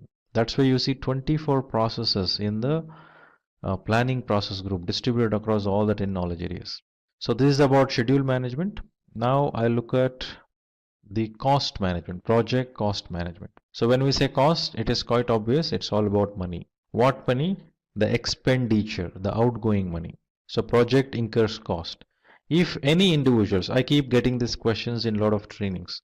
So is checking the revenues, the invoice raising and collection of payment, is that a job of a project manager? Now when we say the project management and look at it as a project management activities, now it's all about delivering the results of the project. So when we say I need to collect invoices and to submit invoices, collect payments, when you say that, so that doesn't mean it is part of a project management role. No. Now, if in your organization, if you have a designation of project manager or some manager or something, and invoice submission and collection of payment is also part of your job description, you have to do. You don't have any choice. So designation is totally different when compared with the meaning of the role called project manager. So any other things which are associated with your designation in the organization, it may be project manager also, designation possible. Depending on what job description, what job activities are associated with it, accordingly you need to do. But when you do a project management activity in specific, when you involve in the project, so all these aspects what we are defining, that needs to be taken care 100%. Along with it, raising an invoice, collection of payment, or coordinating with some other department to find out new opportunities in the existing customer, those are all additional things which are given to you as an individual with that designation to justify many things. So as a professionals, I have a position in organization with some designations, and there is a CTC salary which is given, and that needs to be justified. To justify that, various different roles are attached to you for your designation. So that you need to look up to. Accordingly you need to deal with. Now let us come back to project cost management. So it's about expending money, what we're speaking about, which basically focuses on estimating and allocation of budget to the project. That is first thing. One needs to estimate, approximate what cost it takes for a project. Now, what are those cost components? So where is that cost incurred? So cost is incurred to the resources acquired. Cost is incurred to the tools. Cost is incurred in all that activity what we do, right? So everywhere, the one we create a result for raw material what you acquire, the people, the technology resource what you acquire, the facility what you have. So all this involves money, the cost, expenditure. So approximation of the cost needs to be done, what it takes to complete this project, and confirm, budget it. So this involves project budgeting. So good estimation tools need to make sure that the funds are within the need of the project and stakeholder sponsors are kept informed. So estimation and budgeting cannot happen in isolation. Project manager cannot do alone. That requires to involve the experts, the domain experts, who can determine how the budget can be established, how it can change, how it can be controlled, what are the regulators needs to be kept in mind. So it considers all those processes required to do that. All the tasks which are involved like cost and combining them would determine project budget. So firstly approximation would happen. Based on that approximation, then the approximation of that will be submitted. Then the budget is confirmed after allocation. So this needs to be monitored and controlled throughout the project lifecycle. So initially I also mentioned earlier about triple constraints, scope, time and cost. So it is very important to monitor these three critically. So for that there is a technique which is used, which is very popular, earned value management, which speaks about or provides you the insight towards how the project is progressing in terms of scope, time and cost, which are basically very important ones. Then comes rest of the things, quality, resource, risk, which complements to this, right? So project cost management involves four processes, that is plan cost management, estimate cost, determine budget, which are part of planning process group, and control cost is part of monitoring and control process group. Now next knowledge area is project quality management. So when we say quality, it's all about ensuring that grades are set, requirements are clearly defined, and how are you going to ensure that inherent characteristics what are defined are accomplished. So you need to have a quality management approach. quality management plan in place. Now, what quality management I should follow? There are a lot of standards, lot of best practices. So that is based on the project environment. In which organization are you doing? In any given organization, there will be quality management practices which are followed, an approach that may require to get reflected in the projects which is being done in that environment. Or if project has a specific requirement, that specific quality management standard or practice needs to be followed, then that needs to be defined. Accordingly, the quality management should happen. So quality management is a part of entire project management plan, which speaks about quality specifications, products or service, the artifacts which are used as part of the project. So when we say quality management approach, we speak about many terms like acceptance criteria, quality criteria, customer quality expectations, then quality assurance, quality control. So all these needs to be kept in mind and brought in place. And this in execution, if you look at, there is a process called manage quality. When we looked at scope, schedule and cost, there was no processes defined in execution. But since the accountability of ensuring quality is with project manager, there is a process. Now remember, all these 49 processes defined in PMP are project management processes. These are not the processes which are for execution. So these are all project management processes. If any team member is configuring something, creating something, delivering something, none of those activities are defined as part of these processes. As plan, when you make a clear plan, like when I said create WBS, where you have the elements which needs to be delivered are defined. When you're putting an activities into it, adding activities into it, that anyway you have a domain expert to do it. Accordingly, execution happens by team members. But as a project manager, you are not involved in that in entirety. In execution, I'm saying. So project quality management will have the processes like plan quality management, manage quality and control quality. So plan quality management is part of planning process group, manage quality is part of executing process group, whereas control quality is part of monitoring and controlling process group. So the next knowledge area to look at is project resource management. So when we say resource, by default we think about human resources. So that's how the knowledge area was in the 5th edition. So it was called as project human resource management. But as the discussions happened, as the realization happened, it is not about just human resource, many resources involves, technology resources, facility resources. So the renaming of that knowledge area happened in 6th edition as project resource management. So project resource management focuses on ensuring identification of those roles, identification of those resources, having a plan in place so that resources can be managed better. So predominantly when we say resource, it's quite obvious we think about human resources. So which is very, very unpredictable kind of resource. Whereas when it comes to technology resource, it is predictable. The nature, the behavior, the configuration, everything is predictable. But only those human resources are the one which requires a special treatment, a special approach to engage with them. So this knowledge area helps to identify roles within the project team as per the project management team structure defined. So there should be project management team structure defined. And what needs to be delivered from which are the roles, which also include how they fit into overall structure of the project. So these team members or resources need to be acquired. If it is human resources, those needs to be educated, an induction needs to be done about the project, and they needs to become fit into the project. So when I say people, it's quite obvious conflict occurs, various different preferences they come across with. They have their own experience backgrounds and dynamics associated with them. So close monitoring is required, mentoring is required, demonstration of leadership skills are required. So generally we speak about 3 main ways of demonstrating leadership, which involves authoritarian leadership, then laissez-faire leadership, and participative leadership. So authoritarian is also called as autocratic, which means the project manager will hold that authority, power. With that power, the project manager demonstrates this is how it should be, makes the decision. So such power demonstration may be required when something needs to be influenced strongly and direction needs to be set and decisions needs to be made. But when it comes to participative leadership, when some problems needs to be resolved, when people's involvement is required, that needs to be encouraged. That is very essential.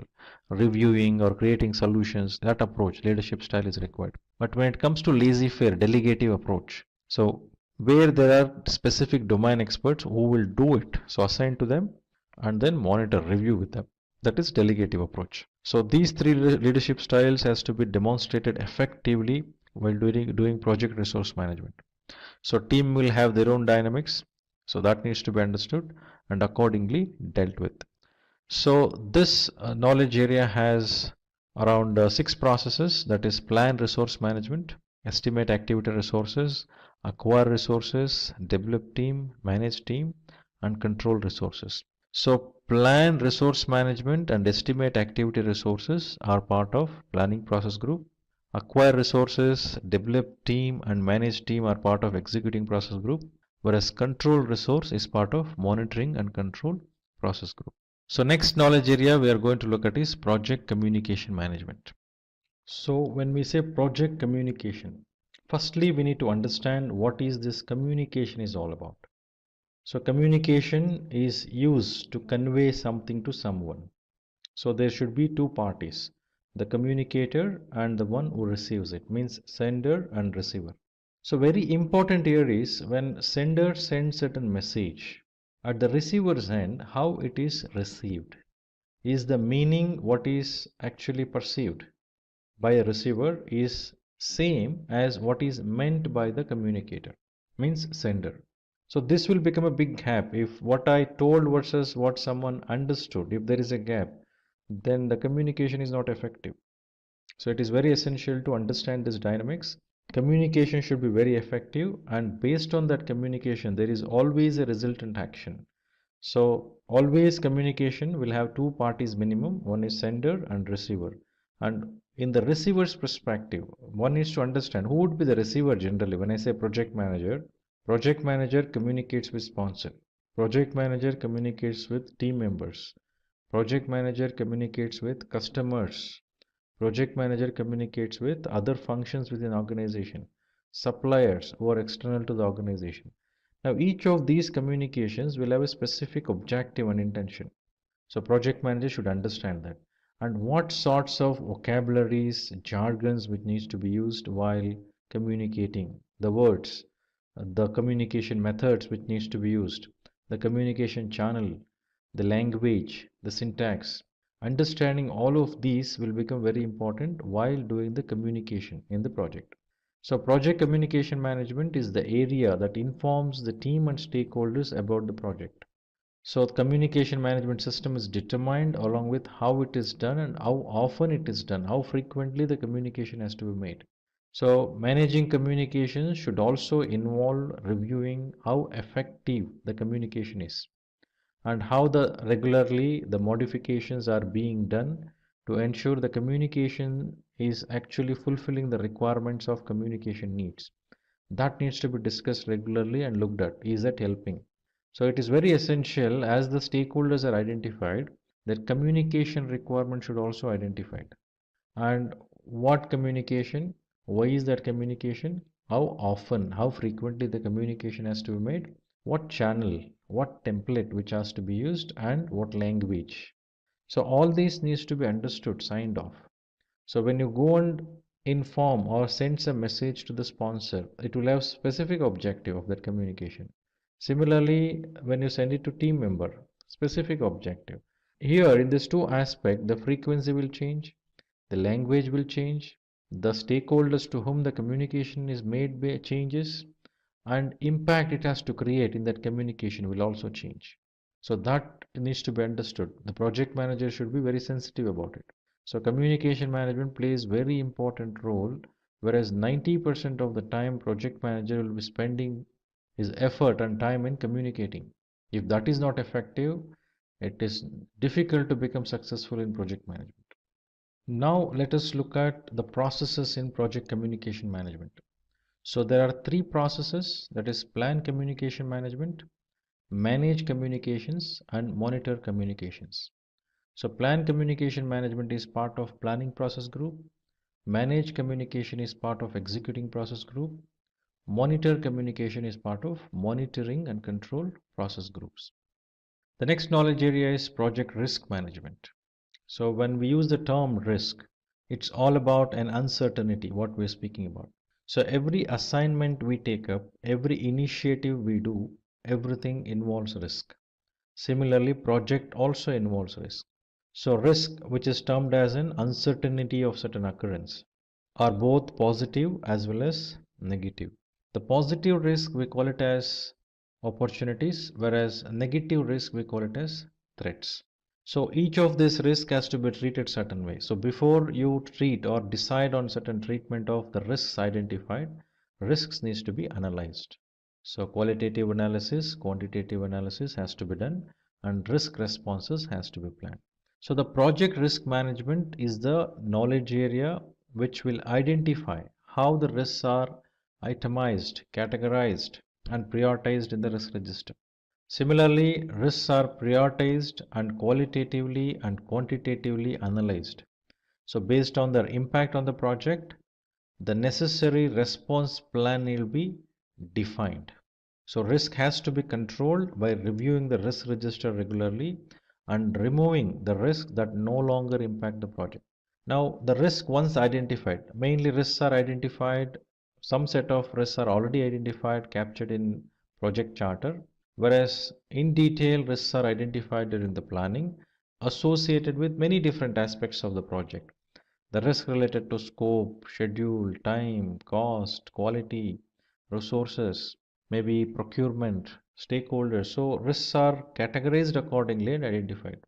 Now, this is not the list which is made, it is not an exhaustive list which is made in one go. So, this acts as a basic list. As the project progresses, all these identified risks needs to be evaluated on continual basis, and also new risks needs to be identified regularly. So that what are the kinds of risks which comes up are understood, and then response plans are accordingly taken. So this helps in managing the risks effectively and efficiently. The processes involved in risk management knowledge area are plan risk management, identify risk, perform qualitative risk analysis, perform quantitative risk analysis, and plan risk response, which are part of planning process group. Whereas implement risk response will be part of executing process group, and monitor risks. This will be part of monitoring and control process group.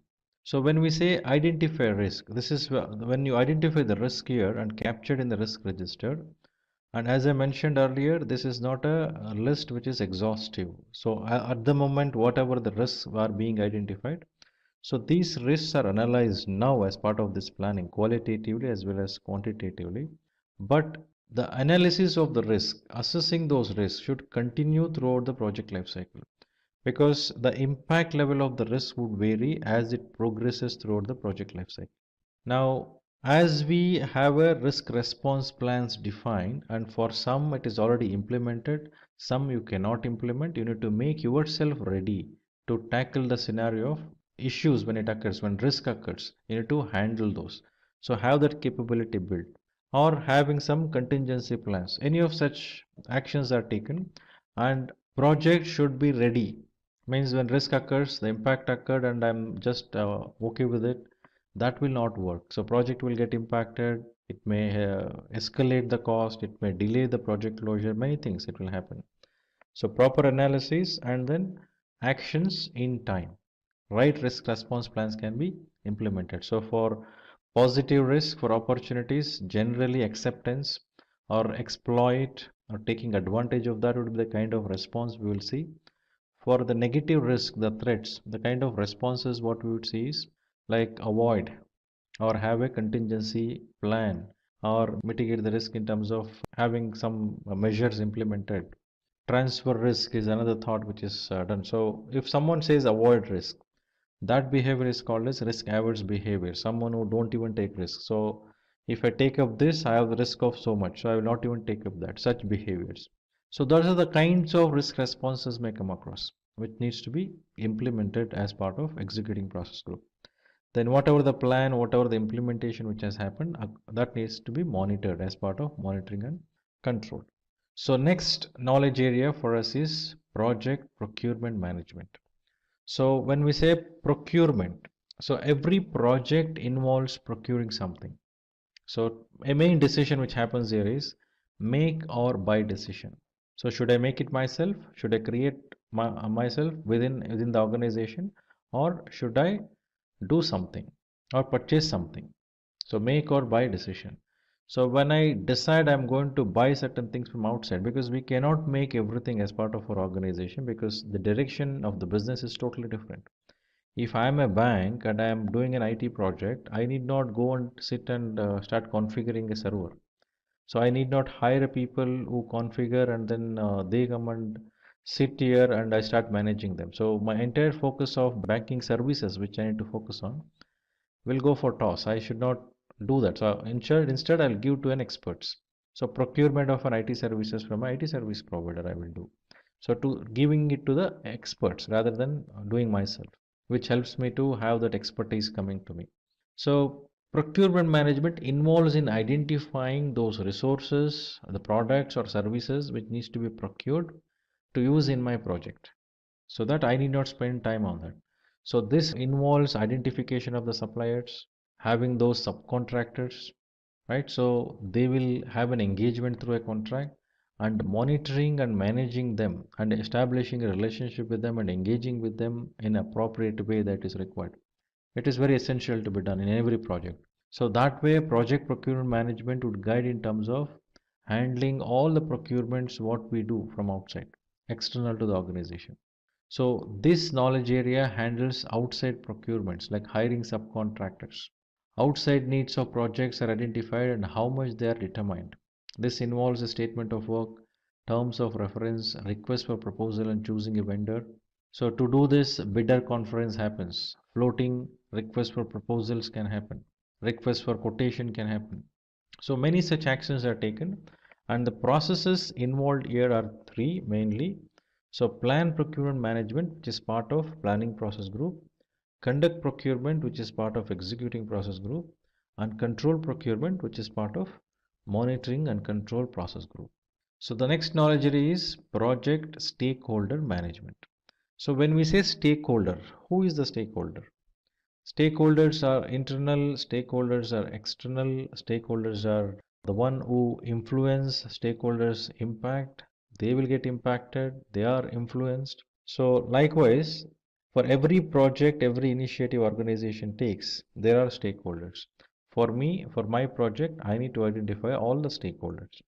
So now identification of stakeholder, engaging with stakeholder, managing the stakeholders will become very essential.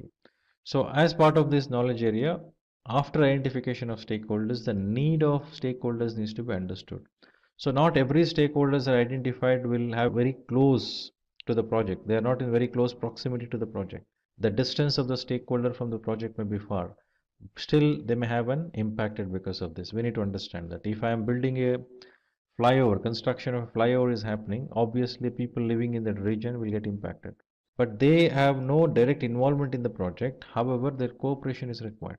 So likewise, as we identify the stakeholders, we need to understand what kind of impact or influence that stakeholder will have on them or on the project from them. This needs to be analyzed.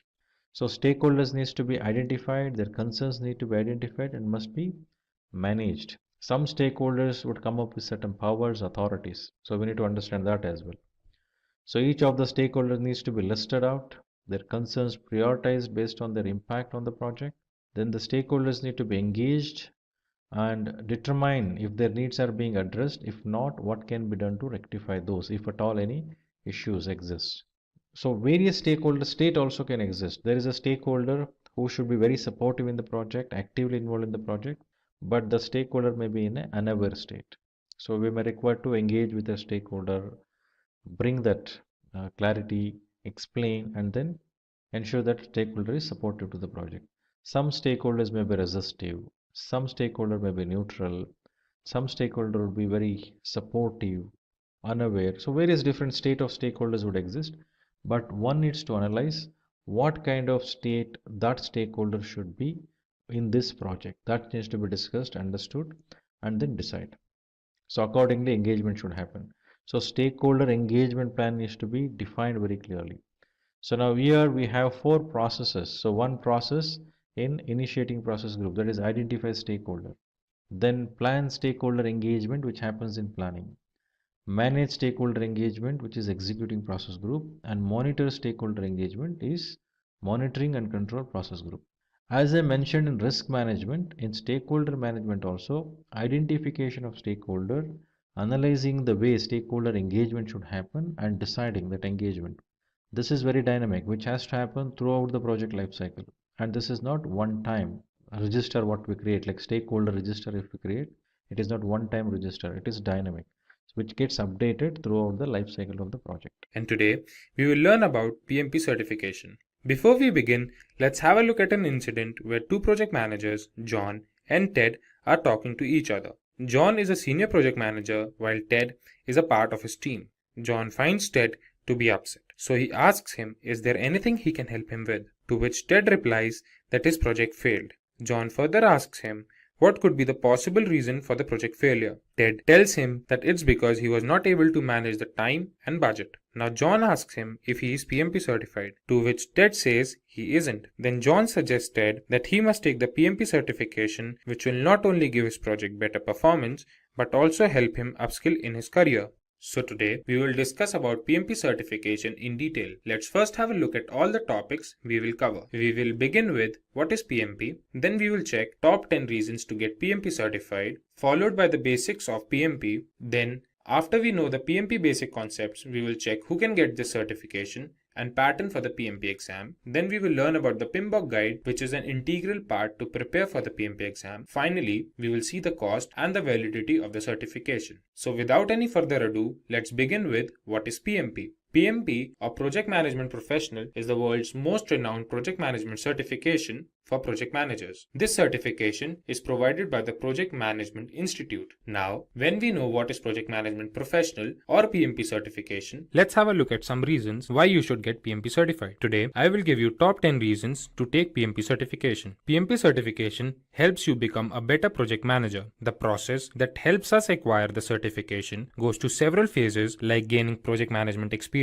and passing the PMP exam, which helps you in bringing sanity to the project manager. The process helps project managers to learn different industry trends, have practical knowledge, and several other project management constraints. The second reason that we have is project management certification makes a resume more valuable. As we have discussed earlier, that PMP certification is the most renowned project management certification, so having it on the resume will definitely help the interviewer recognize our skills. There are companies that only accept project managers who are PMP certified. PMP certification not only helps in switching the job or finding a new one, it helps in progressing in the current company as well. The third reason that we have is it provides more job opportunities. When one acquires the PMP certification, it proves that one has expertise in completing the project effectively and efficiently. So the certification increases the trust factor of the interviewer in you and increases your probability of getting that job. The fourth reason that we have is salary hikes. PMP certified project manager is one of the highest paid jobs around the globe, and this trend will continue to grow. The global survey by the Project Management Institute shows that PMP certified project managers tend to get 20% more salary than the non-certified project managers. The next reason that we have is PMP certification validates your dedication to the job.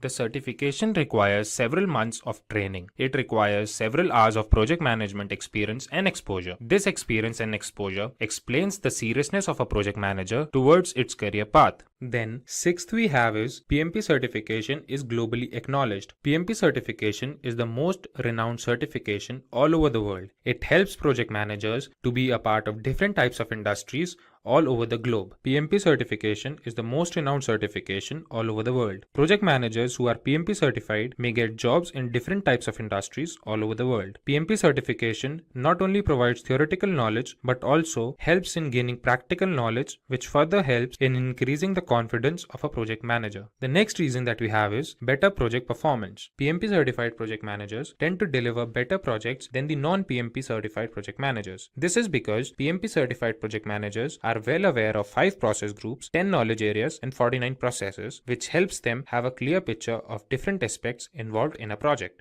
The eighth reason that we have is it increases your networking opportunities. There are several communities that one becomes a part of when they sign up as a PMI member. These communities have meetings regarding new job opportunities, and this helps in having a professional network. The ninth reason that we have is job security. Job security is a major reason that a professional thinks of before opting for a particular profession. Today, in the world of recession, where companies are drowning, the demand for PMP certified project managers goes on increasing. The last and the 10th reason we have is expertise in practical application. When one appears for a PMP exam, they need extensive preparation. They need to have thorough knowledge of process groups and knowledge areas which help them develop several essential skills and move ahead in their career. Now, as we move further, we will look into the PMP basic concepts. The PMP basic concepts are the 5 project management steps. These project management steps start from the day we begin our project to the day we end our project. They begin from initiation to closure. The first step that we have is initiation, planning, execution, monitoring and controlling, and closure. Now, let's have a look at each of them in detail. The first step we have is initiation. Initiation involves defining the project scope. This is the step where we explain what our project will have, for whom we are making that project. It helps us to identify our stakeholders, who all will be the part of that project, and determine the project feasibility. After the step of initiation, when we have decided the scope of our project, the second step that comes is planning. In the planning phase, we define a flow to all the activities of our project. We define this flow keeping in mind all the constraints of a project like time, resources, and risk. After we have defined the flow of these processes, it is time for us to look at the execution. In the execution phase, we evaluate the plan and the sequence of the tasks we have made. We finally put the plan in action and the project tends to start. After the project building has started and the process of execution has started, it is time for the monitoring and the controlling phase. In monitoring and controlling phase, the progress of the project is tracked and important steps for quality assurance are taken. In monitoring and controlling phase, the work being done is compared with the work as defined in the project plan. In this phase, the progress of the project is tracked and important steps for quality assurance are taken. Finally, we have the closure step. In this step, the deliverables are delivered to the client, the documentation of all that took place during the project life cycle is done, and project is fully evaluated. Now, when we have seen reasons for getting PMP certified and we know the basic concepts of PMP, it is time for us to know who can get PMP certified. For getting PMP certified, there can be 2 cases. The first case says you must have a secondary degree. A secondary degree means high school diploma or an associate degree or a degree that is globally equivalent to all of these. Then you need to have 7,500 hours of leading and directing projects and 3,500 hours of project management education. There can be 2 cases. First case can be you must have a secondary degree. That means a high school diploma, associate's degree or the global equivalent degree. Then you must have 7,500 hours of project management experience and 35 hours of education in project management. The second case can be you must have a 4-year degree along with 4,500 hours of project management experience and 35 hours of education in project management. Now, when we know who can get PMP certified, we will see the PMP exam pattern. The exam comprises of 200 questions, out of which 175 questions are used for evaluation. One can answer these questions if they have thorough knowledge of 5 process groups and 10 knowledge areas. The time provided to complete the exam is 4 hours. The questions that are asked are of different types, the most common type being formula-based, situation-based, and knowledge-based. Now, when we have discussed about the exam pattern, discussing about the PMBOK guide becomes very important. So the next topic that we have is PMBOK guide. PMBOK guide or project management body of knowledge is a book that comprises of several processes and different terminologies needed to crack the PMP exam. The whole syllabus of PMP exam is covered in the PMBOK guide by the project management and 10 knowledge areas. Apart from this, there are 49 processes that are divided amongst 5 process groups, 10 knowledge areas. Finally, let's have a look at the cost and validity of the PMP certification. When we talk about the cost of the certification, there can be 2 cases. The first case can be if we are not a member of Project Management Institute, the exam fees is $555. The second case can be if we are a member of Project Management Institute, the exam fees is $405. If we talk about the validity of the certification, the certificate is valid for a period of 3 years. After every 3 years, the certificate needs to be renewed. To renew the certificate, one needs to furnish a proof of 60 PDFs PDUs or professional development units. After so much information, Ted thanks John for his time and promises to take the PMP certification at the shortest notice. Now, let's have a look at the salary trends of a PMP certified project manager and a sample resume. If we consider the salary of a non-PMP certified project manager, it is approximately $91,000, while if we consider the salary of a PMP certified project manager, it is approximately $111,000, which is approximately 20% higher than the non-certified project manager's salary. Now, let's have a look at the resume of a PMP certified project manager. If you are somebody with PMP certification and looking for a project manager or a senior project manager role, your resume should look something like this. The summary in the beginning would include how much experience you have and anything that supports your claim of being a project manager. Like here, James Brown has written, he has more than 10 years of experience with generating and building projects. Then, when you talk about your experience, you should put something that emphasizes on the responsibilities that you had, your area of expertise, put something that shows your skill set for the desired post, and also something that you learned from your former job role. This shows that you have command over your work and also the determination to skill and upskill yourself. Like here, James Brown has 3 years of experience as an assistant manager training new associates and then more than 3 years of experience as a project manager where he not only led projects but also learned new project management tools like Trello and Primavera. After this, add relevant information regarding your education. Your resume must include skills that you have or you have gained in your years of experience. Like here, James Brown has divided his skills into 2 parts, where he has written his technical skills and non-technical skills. He has included a skill of agile and quality assurance software, as well as he has his knowledge of different project management tools. Then putting your certifications play a major role. This proves that you are up to date and updated with current market trends. James Brown has his certifications in C and Java, and more importantly, he has his project management certification, Project Management Professional. In this session, we will discuss about project manager roles and responsibilities. Let's first have a look at all the topics we will be covering today. First, we will see who is a project manager. Then, we will check the roles and responsibilities of a project manager. Moving forth, we will analyze the salary of a project manager and the steps that will help us become a project manager. Finally, we will see a project manager's resume. So without any further ado, let's get started with who is a project manager. Project manager, in simple words, is a professional who manages the project. Project manager plays an integral role from the first phase of the project lifecycle to the last phase of project lifecycle. This individual is a part of all the activities that produce the final deliverables and strive towards the success of the project. Now, let's consider some must-have skills of a project manager. First we have is strong communication skills. The communication skills help the project manager to communicate the organization's mission and vision to the team members in a clear, concise manner. These communication skills help project manager to explain their thoughts and requirements to customers and stakeholders. The next we have is effective leadership skills that helps in forming a team of skilled professionals and lead them in the best possible manner. The next skill that a project manager must have is a team management skill. As a project manager, it is very important to know how to manage your team to achieve a common goal with complete harmony. A project manager must have strong negotiation skills, as project managers have to negotiate at each and every step. This negotiation might be with the customers, stakeholders, or team members. These negotiation skills become of utmost importance when project members get into a fight or an argument. Then we have critical thinking. This is what makes a project manager more effective and efficient in project management. This thinking capability is needed to take difficult steps, talk to stakeholders, and resolve several issues throughout the course of the project. The last skill that a project manager must have is risk management skill. Handling a project is an important step, but what is equally important is risk management. This is the process required to identify, analyze, and respond to the risk factors throughout the project lifecycle. Now, when we know who a project manager is, we must have a look at the roles and responsibilities of a project manager. The first and the foremost role of a project manager is to set up a project scope, check its feasibility, and determine the resources that are needed to satisfy the project scope. Second role that a project manager has is the development of a project plan according to the project scope.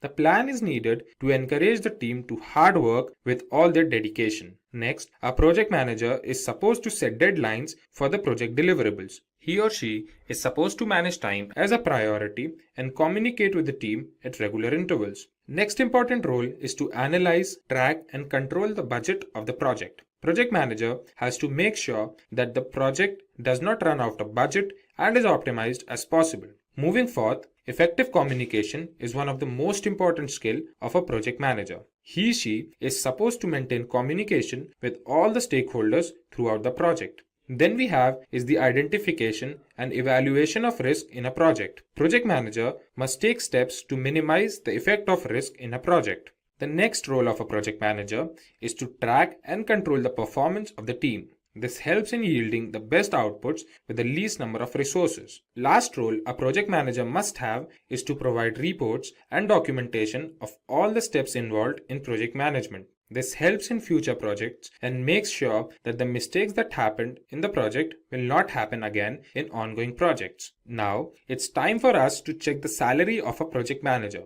The data shows that an average salary of a project manager in India is approximately 14 lakh rupees per annum, while the average salary of a project manager in United States is $83,215 per year. The next important thing we must learn is how can we get a project manager's job? There are 4 important steps that one must fulfill to become a project manager. The first step is to have a bachelor's degree. It is important for a person to be a graduate. One can hold a bachelor's degree in any area of interest like marketing, computer science, or even engineering. This entirely depends on the type of project manager one wants to be. The second important step is gaining project management experience. This means that a person must have experience in leading and directing projects. Project management experience helps in taking different project management certifications, which further help in having a good paying job. The third essential step is to learn project management tools. There are different project management tools for different area of interest. These tools help in quick and efficient management of work. Project management tools are used widely by organizations now. Learning these tools will increase the chances of getting selected in one of those organizations. The fourth and the last step is getting project management certified. Project management certifications help an individual to increase the value of their certification and validates their dedication to the job. Nowadays, several organizations have made it compulsory for a project manager to be project management certified. There may be several project management certifications, out of which Project Management Professional Certification or PMP certification is one of the most common and widely accepted certifications. The Project Management Institute or the PMI predicts that there will be 22 million new project management jobs by the year 2027. Now, it's time for us to know how a resume of an aspiring project manager looks like. If you are somebody looking for a project manager role or a senior project manager role, then your resume should look something like this. The summary in the beginning would include how much experience you have and anything that supports your claim of being a project manager. Like here, James Brown has written, he has more than 10 years of experience with generating and building projects. Then, when you talk about your experience, you should put something that emphasizes on the responsibilities that you had and your area of expertise. Put something that shows your skill set for the desired post and also something that you learned from your former job role.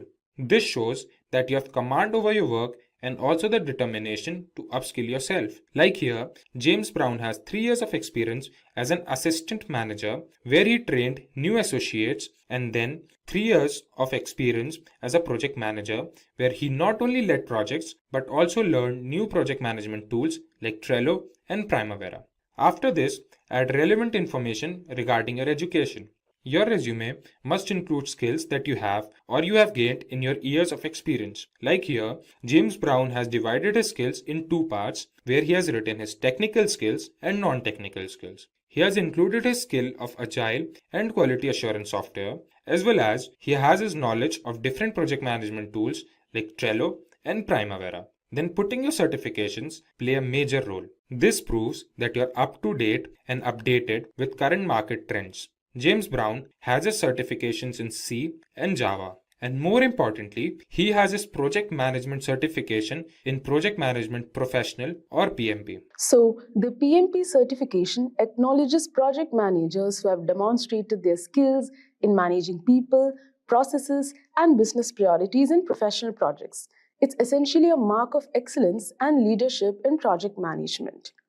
So, before you can apply for the PMP exam, you need to make sure you meet certain criteria. So it's like a checklist to confirm that you have the right background to take on the exam. So let's look at what you need to qualify. So there are two main sets of criteria based on your educational background. Let's break them down.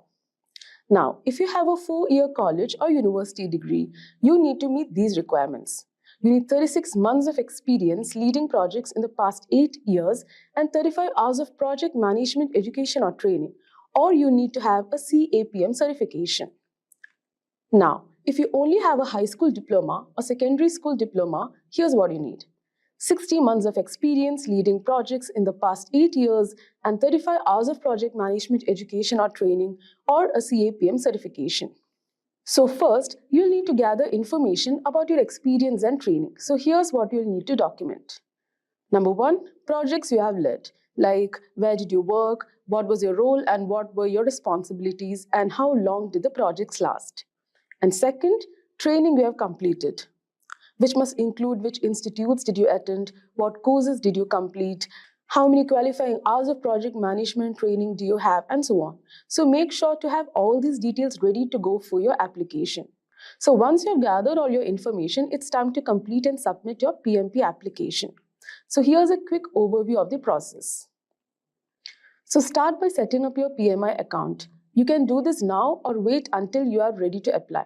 So take your time with the application because it's a save as you go process. So you can take breaks if you need to. Now, before you begin, you must make sure that you have registered for a PMI ORG user account. So having known all that, now let's move on to how the PMP exam will look like. So you'll need to pass a rigorous exam consisting of 180 questions, and you'll have 230 minutes, which is just a little over 3 hours and 45 minutes to complete the entire test. So that's a lot of questions. So managing your time effectively is key. Now, this isn't just any test though. It's designed by experienced project leaders to reflect real-life scenarios you'll face on the job. Now, the exam is also available in multiple languages, including Arabic, Chinese, English, French, German, Hebrew, etc. So this ensures that project managers from around the world can take the exam in their preferred language. Now, what does a PMP certification actually validate? Let's break that down now. So number 1, motivating people and teams. You'll learn how to inspire and guide your team through every phase of a project, ensuring everyone stays on track and motivated. Number 2, using various approaches. You'll be skilled in predictive, agile, and hybrid methodologies. This means you'll know how to choose the best way to work for each unique project. Number 3, highlighting project success. You'll be able to demonstrate the success of your projects and show how they contribute to the strategic goals of your organization. So now, having known all this, where do you actually study for the PMP exam? So some of the resources you can consider is Andrew Ramdale's YouTube channel. So as you can see, on his channel, you'll find a treasure trove of content, including PMP exam tips, detailed explanations of key concepts, and live Q&A sessions. His videos are engaging and packed with valuable information that can help you prepare effectively for your PMP exam. Now next, PMBOK Guide. So the Project Management Body of Knowledge, or PMBOK Guide, is an official handbook for the PMP exam, published by the Project Management Institute. So it's packed with all the essential knowledge you need about project management processes and practices. Now next are PMP exam prep books. So some of the books that you can refer is PMP Exam Prep by Rita, the PMP Exam How to Pass on Your First Try by Andy Crow, Head First PMP by Jennifer Green and Andrew Stellman. Now next is online courses. So online courses are another great way to prepare for the PMP exam. These courses offer video lectures, practice exams, and interactive content. Now the next is practice exams. Now practice exams are crucial for getting a feel for the actual exam. They help you identify your strengths and weaknesses and get used to the exam format. So you can try out PMI's official practice exam. So the PMI website offers an official practice exam that's a great way to experience the test environment and question types. Now you can also consider Simplilearn's free practice exam. So the Simplilearn's practice test is free and based on PMBOK Guide. It includes around 200 multiple choice questions. So that was a complete overview of the PMP exam. Now let's see some of the tips that you can keep in mind while preparing and writing the exam. So understand the exam content outline. So first, make sure you're familiar with the PMP exam content outline. This document breaks down the exam into domains, tasks, and enablers. So understanding this outline helps you focus on what's really important for the exam. Focus on the 5 domains like people, process, business environment. Make sure you know the tasks and enablers for each domain. Now, practice, practice, and practice. One of the most important tips is to practice as much as you can. Taking practice exams helps you get familiar with the question format and identify weak areas. Use flashcards for key terms. So flashcards are a fantastic tool for memorizing key terms and concepts. Then focus on the most common concepts. So some concepts appear more frequently on the exam than others. So focus on these high impact topics. So key concepts include the 5 process groups, 49 processes, knowledge areas, and formulas. So make sure you're comfortable with these areas. And then understand the agile and traditional frameworks. So the PMP exam tests both agile and traditional project management approaches. So understand the principles of agile as well as the traditional PM methodologies.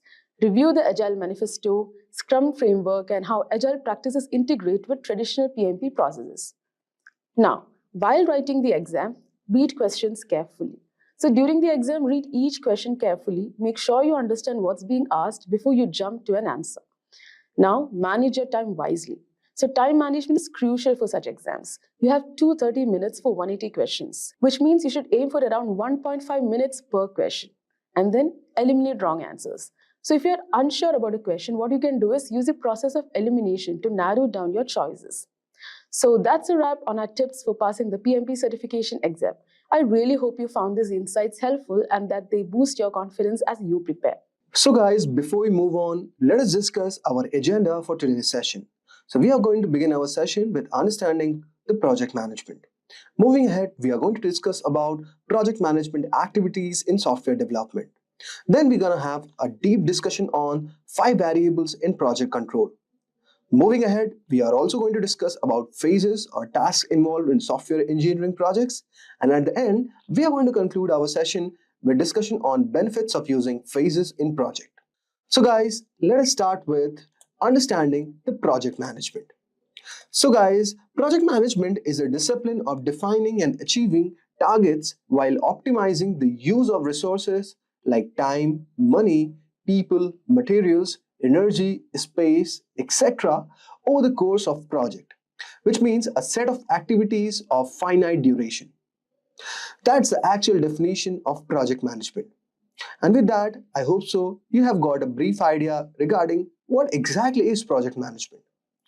Now, we are going to move forward and try to understand what are the project management activities involved in software engineering. So guys, project management activities encompasses wide range of tasks aimed at ensuring that software projects are completed successfully. These activities are generally grouped into the following phases. The first one is initiation. In this phase, it includes project charter development, where you have to create a formal document that outlines the project objectives, stakeholders, and initial scope. Then it includes the stakeholders identification, where you have to recognize all the parties affected by the project and understand their needs and expectations. Aftermath, we have the next phase, which is the planning. It includes scope, where you have to clearly define what is and what is not included in the project. Under its umbrella, next comes the scheduling part, where you have to create a detailed project timeline, including milestones and deliverables. Moving ahead, we have the resource planning in this domain, where you have to determine what resources, means the people, tools, materials are needed, and it also includes the budgeting, where you have to estimate the cost of project and planning for the budget. Next comes the risk management. So under the planning, we have the risk management planning, where you have to identify potential risk and developing mitigation strategies, and finally have under its umbrella the communication planning, where you have to establish how information will be communicated among the stakeholders. The third phase that we are going to study about is known as execution. So guys, it includes team formation, developments, which mean assembling the project team and fostering team development. Then comes task assignment, where you have to assign tasks to team members based on their skills and project requirements. Next come under it is a quality assurance, where you have to implement the processes to ensure that software meets the required standards. Next comes under it is stakeholder engagement, where you have to keep stakeholders informed and involved throughout the project. Moving ahead, we have the fourth phase, that is monitoring and controlling. So guys, progress tracking, where you have to regularly monitor project's progress against the plan. Under it, we have the performance reporting, where you have to provide updates on the project status, including any issues or risk. Under it, we have the next, that is change management, where you have to manage the changes in the project scope, schedule, and resources. Then we have the quality control under this, and it includes conducting regular checks and testing to ensure deliverables meet the required quality standards. And finally, we have the monitoring part, where it means keeping an eye on the identified risks and looking out for new risks. And finally, we move to our last phase, that is the closure. So guys, closure includes the final deliverables, where you have to complete and deliver the final product to the client. Moving ahead, we have the project documentation under its part, where you have to compile all the project documents for future reference. Then you have to do the post-project review, where you have to conduct a review to identify lessons learned and areas of improvement. Then we have the stakeholder satisfaction, where you have to ensure all the stakeholders are satisfied with the project outcomes. And finally, you have release under this umbrella, where you have to release project team members to their next assignments. So guys, these activities help structure the work of project managers and teams, ensuring that software projects are completed efficiently and effectively with clear documentation and communication at every stage. Now let us move on and discuss about 5 variables of project control in software engineering. Project control in software engineering revolves around monitoring and managing key variables to ensure that the project stays on track. These variables include the 5 variables of project control in software engineering. Effective project control in software engineering involves monitoring and managing key variables to ensure project stays on track and meets its objective. So let us delve into these 5 crucial variables. The first one that we have is scope.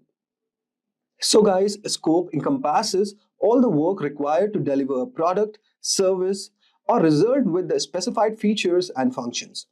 It's essentially the project boundaries and deliverables. It includes 2 parameters, that is controls and tools. If we talk about control, it means that to maintain control over the scope. It's vital to ensure that the project remains within the agreed upon boundaries. This involves managing any changes through a formal change control process to prevent scope creep, which can derail the project by introducing unplanned tasks. Next, we have on this umbrella the tools used. So, the common tools for scope control includes the work breakdown structure, which breaks the project into manageable sections, and requirements documentation to outline what needs to be done and change requests from to manage and approve any alterations to the project scope. Next, we have all over here is time. Time refers to the project schedule, which includes the start and the end dates, key milestones, and deadlines. It's about when things need to happen. If we talk about control, guys, it means keeping the project on schedule. It requires regular monitoring of progress against timeline. Adjustments to the schedule might be necessary to address delays or to accelerate certain tasks if needed. Here, tools used are such as Gantt charts, provide a visual timeline of project activities, project schedules, lays out the sequence and timing of tasks, critical path analysis identifies the longest sequence of tasks that must be completed on time for the project to finish on schedule, and project management softwares used are like Jira, Microsoft Project, which helps in planning, executing, monitoring, and scheduling. Now let us move to the third part, that is cost. Cost involves the budget allocated for the project, covering all the expenses such as labor, materials, equipments, and overhead. If we talk about the control parameter in this, it includes tracking project expenditures against budget and making adjustments as necessary. This might involve implementing the cost-saving measures or managing changes to the budget. Here, tools used are cost estimation models, which helps to predict expenses, budget tracking spreadsheets, and provide a way to monitor costs and earned value management, which also integrates project scope, cost, and schedule measures to help assess the project performance and progress. The fourth one that we are going to talk about is quality. Quality refers to the degree to which the project deliverables meet the required standards and satisfy the customer needs. It's about delivering a product that performs as expected as the needs of stakeholders and expectations. It involves adhering to the established quality standards through systematic testing, reviews, and inspections. We have to also address any defects or issues promptly, which is very crucial for maintaining the quality. Tools used are such as quality assurance plans, which outlines the activities required to ensure quality, testing frameworks, which provide a structure for systematic testing, inspection checklist, which helps in verifying that all the quality requirements are met, and quality control charts also monitor quality performance. And finally, we move to our last, that is the risk. Risk encompasses the potential events or conditions that could negatively impact the project. This could range from technical failures to resource shortages. Effective risk controls involves identifying, analyzing, and prioritizing risk. Developing and implementing mitigation strategies is very crucial to manage these risks proactively. If we talk about tools for risk control, it includes risk registers to document and track risk. Risk assessment matrices helps to evaluate the severity and likelihood of risk. We also do the SWOT analysis to identify strengths, weaknesses, and opportunities, and also threats and contingency plans to outline steps to take if risk materializes. So guys, by keeping a firm grip on these 5 variables like scope, time, cost, quality, and risk, project managers can navigate the complexities of software engineering projects and drive them to successful completion. Now, since we have got a brief idea regarding what are the variables in project control, let us move to our next task, where we are going to discuss the phases or tasks which are involved in software engineering projects. In software engineering, managing project often involves breaking down into manageable phases or tasks. This structured approach ensures clarity, organization, and control throughout the project lifecycle. Each phase is characterized by specific criteria and deliverables, which play a crucial role in project success. The first one that we are going to discuss is about entry criteria. Entry criteria are the conditions that must be met before a phase or task can begin. In software engineering, entry criteria ensures that all necessary preparation and prerequisites are completed before the starting phase. This can include the required resources, approvals, and documentations in place. Next one that we have all over here is exit criteria. Exit criteria ensures that a phase has met its objectives and produced the expected deliverables before moving on to the next phase. In software development, exit criteria for the coding phase might include the completed code, pass unit tests, and code reviews. This helps to prevent incomplete or substandard work from being passed along to the subsequent phases. Next we have all over here is deliverables. Deliverables are the tangible or intangible outputs produced at the end of a phase. Deliverables serves as a milestone and indicates a progress within project. In software engineering, common deliverables include requirement specification, design documents, source codes, test plans, and user manuals. Clear deliverables help in measuring progress and quality, ensuring that each phase contributes to the overall project goals. Next one we have all over here is called reports. Reports are the documents that provide information on the status, progress, and outcomes of phase or task. Regular reporting keeps stakeholders informed and allows for tracking and assessing project performance. In software engineering, reports might include status updates, risk assessment, issue logs, and performance matrices. Effective reporting helps in identifying and addressing issues early, ensuring transparency and accountability throughout the project. Now, let us discuss what are the benefits of these phases. So guys, in context of software engineering, breaking a project into phases or tasks with defined criteria and deliverables offers several benefits. The first one that we get is structured approach. It provides a clear and structured approach to project management, ensuring that each phase has clear objectives and outputs. Next, we have the risk management. Here, the entry and exit criteria helps in identifying and mitigating risk early by ensuring that prerequisites are met and quality standards are maintained.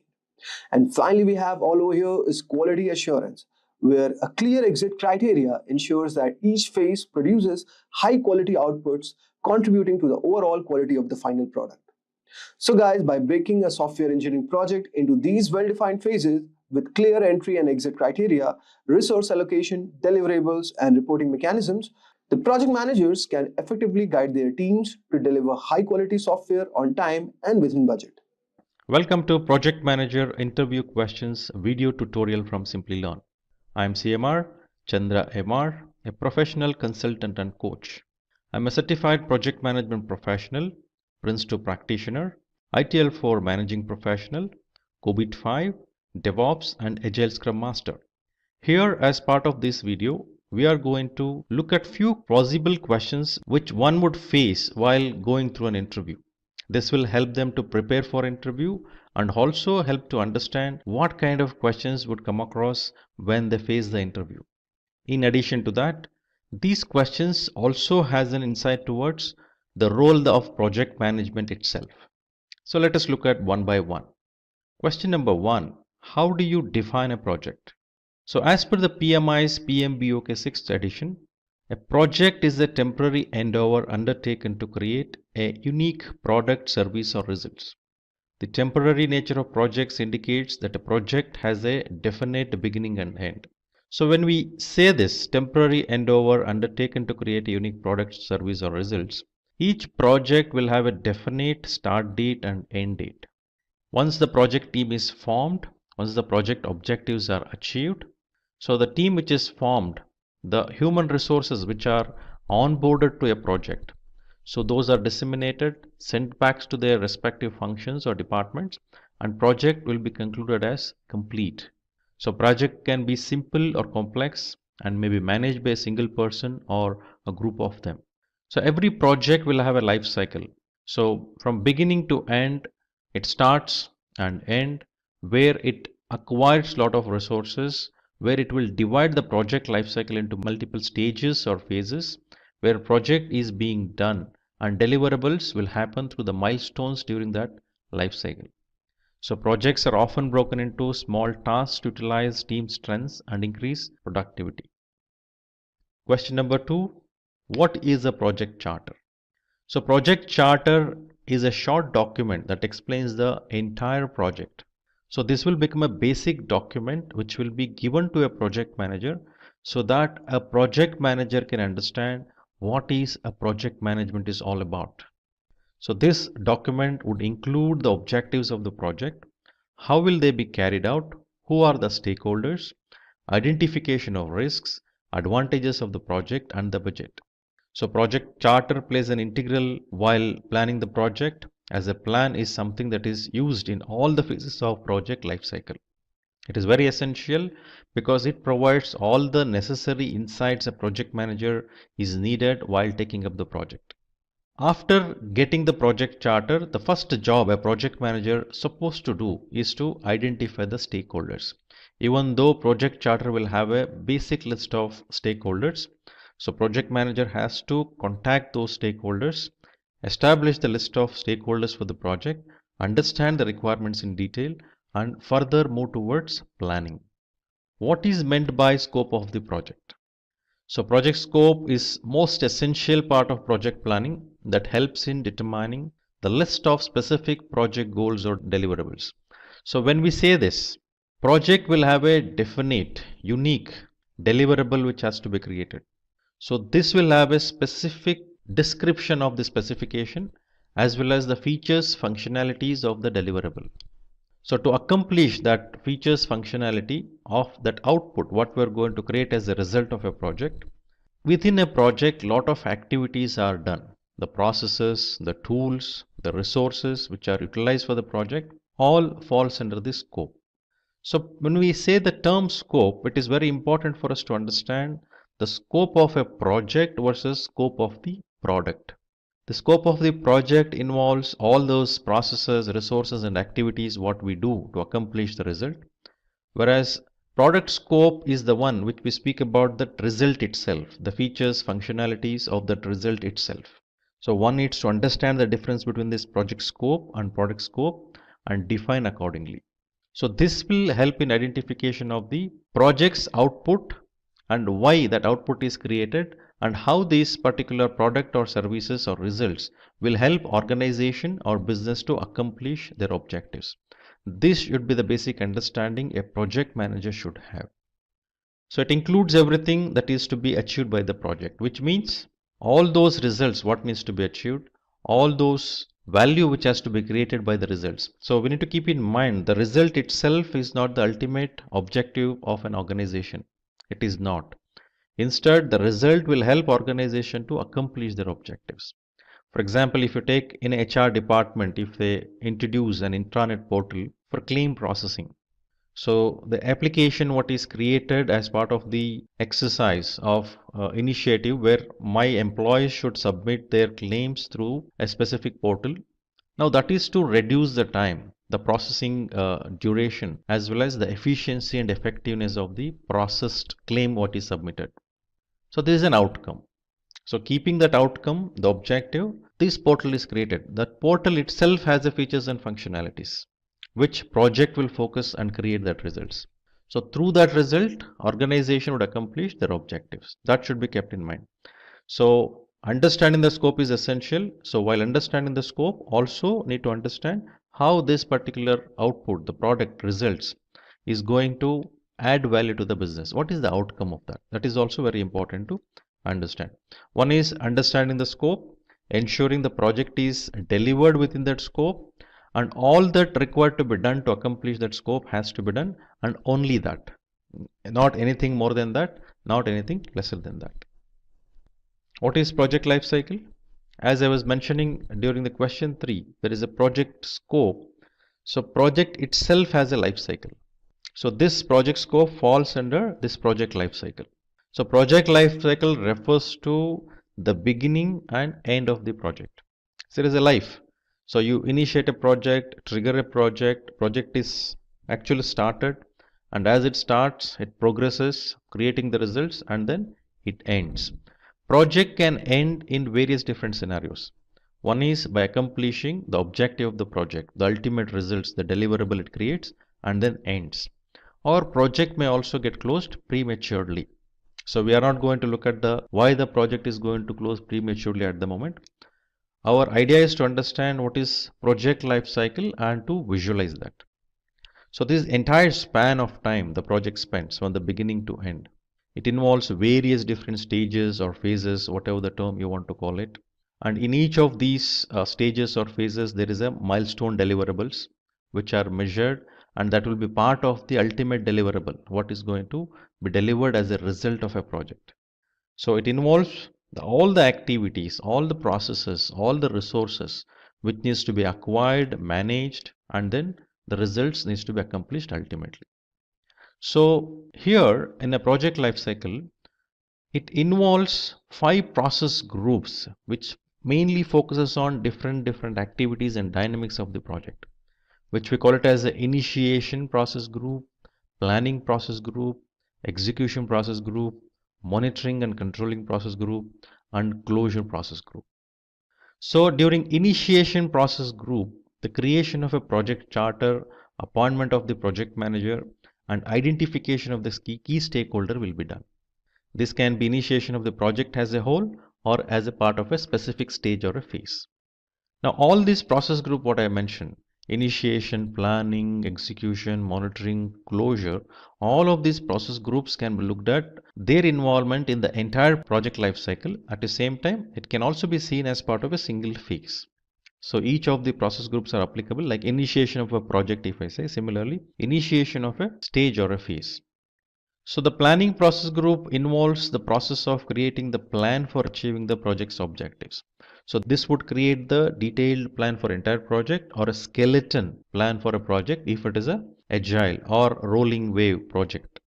If that approach is taken like rolling wave or progressive elaboration or agile approaches, then the skeleton of the project plan is created. If waterfall approach is taken, it's quite obvious, the comprehensive, the detailed project plan will be created. Project management plan is also involved in this. Now, in addition to this, as we progress in the project, for each stage or a phase, there needs to be a plan which is detailed further compared to the project plan itself, which will become ultimately part of big plan of a project. The execution process groups involves the project management processes for identification, allocation and management of resources required for executing the project deliverables. So here the actual execution happens. Being a project manager, the focus should be on managing the project. So many a time I have seen project manager is going and doing tasks, looking at the task level, transaction level, which was not project management thought. So one needs to ensure the project management is not about deliverables in terms of doing the tasks. It's about getting the deliverables from the team. So active involvement in terms of acquiring the resources, checking whether the accomplishment of results has happened needs to be done throughout the project lifecycle. So it's all about directing and manage project works and at the same time managing the knowledge which is acquired during the project lifecycle. The monitoring and controlling process groups involves the process for project manager to monitoring and controlling the project. Now this involves reviewing, this involves creation of reports, this involves concluding yes, project has delivered or not delivered, identification of the deviations and initiating with a change request for necessary corrections. So monitoring and control will be done throughout the project life cycle, and only with an effective monitoring and control we can see the success in a project. So the closure process group involves the process which is required for formally closing the project, where everything including what went wrong and what went right all through the project is summed up. So here, especially in the closing process group, we will not focus on acceptance of the deliverable. Instead, we'll focus on sign off, capturing lessons learned, all the formalities which needs to be completed as part of a closure. Then where are we going to accept the deliverables? This happens in monitoring and controlling. So while doing the monitoring and controlling, we will validate against what is planned, comparing with what is being delivered. So when we compare both, one would understand what is delivered versus what actually was planned. So their acceptance happens. Once the acceptance happens there, only then the project moves towards closure. Project or phase, either of that. So when we say closure process group, it involves the process for a closure of that phase, whether accomplishment of all the objectives, all the deliverables of that phase is done or not is checked if it is a phase. If it is a project, in the project perspective, if everything is complete is checked, and then it moves to closing process group, where the lessons learned, the formal sign off, everything will be done as part of this closing process group. What is the importance of process groups?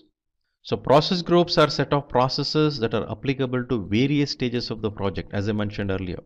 Each of the processes has a defined set of inputs and produce defined outputs by applying a set of tools and techniques on the input. The initiation process groups involves the processes needed to initiate the project, that is develop project charter and identify stakeholders, the two processes. The project charter will be handed over to the project manager and formal declaration of appointment of the project manager will be done. Further, project manager has to identify the key stakeholders and take forward the project as per the direction set in the project charter. So in this group, in this process group, initiation process group, it is a formal declaration of appointment of project manager to the project. But one needs to remember, should not get confused, in real time, we see an individual who is about to become a project manager for a project, sits and create a project charter. We have seen that in reality. So does it mean that what is told here is wrong compared to what is practiced? That is not the idea.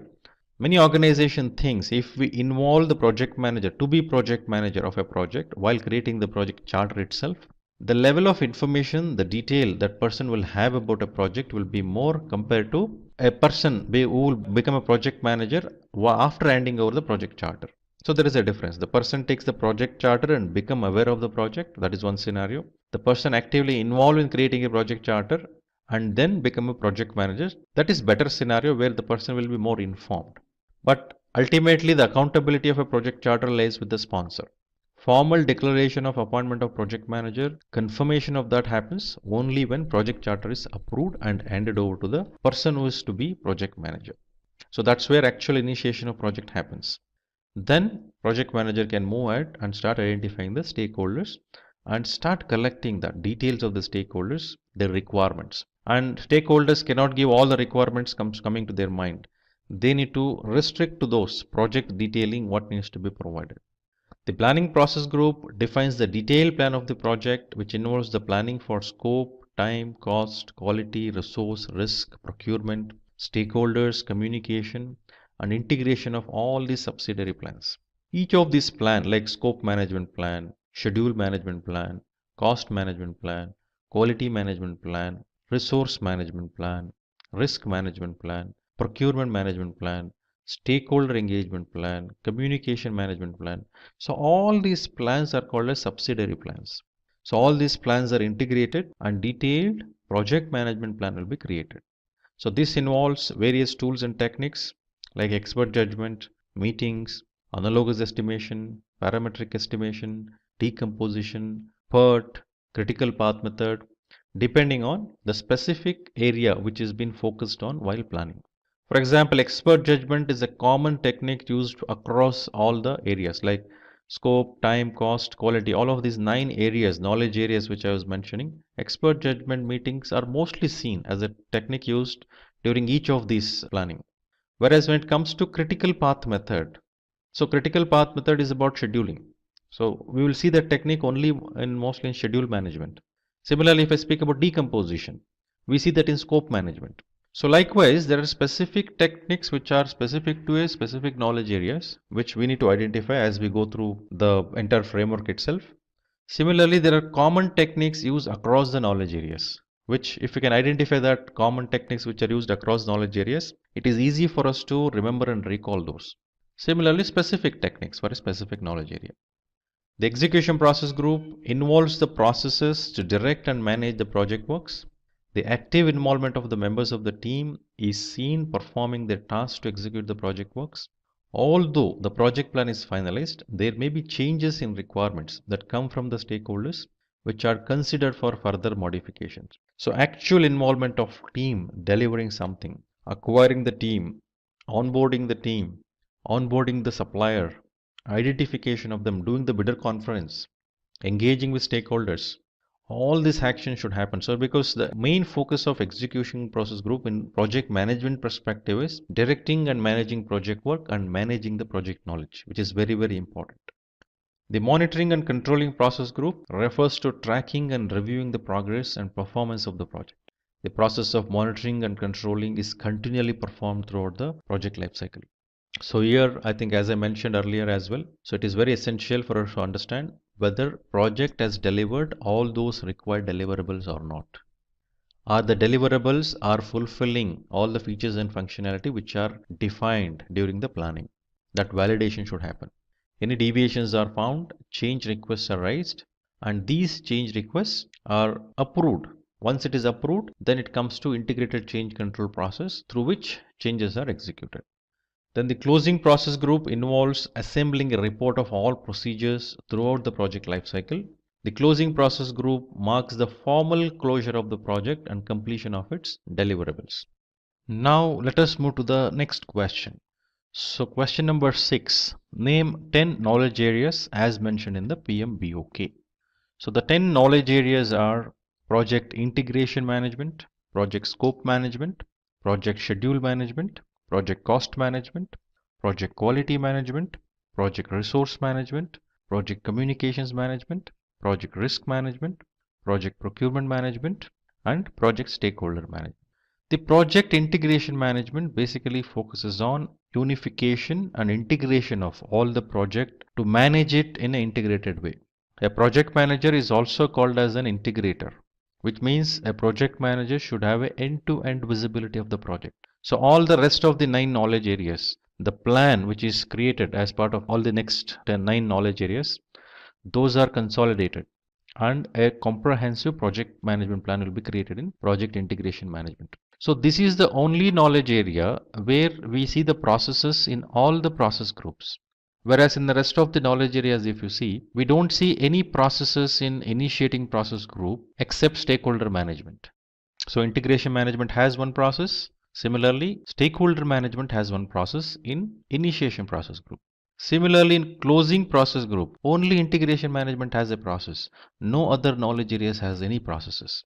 So this is the only knowledge area where we find processes in all the process groups, which means it is very important to look at a project in an end-to-end view perspective.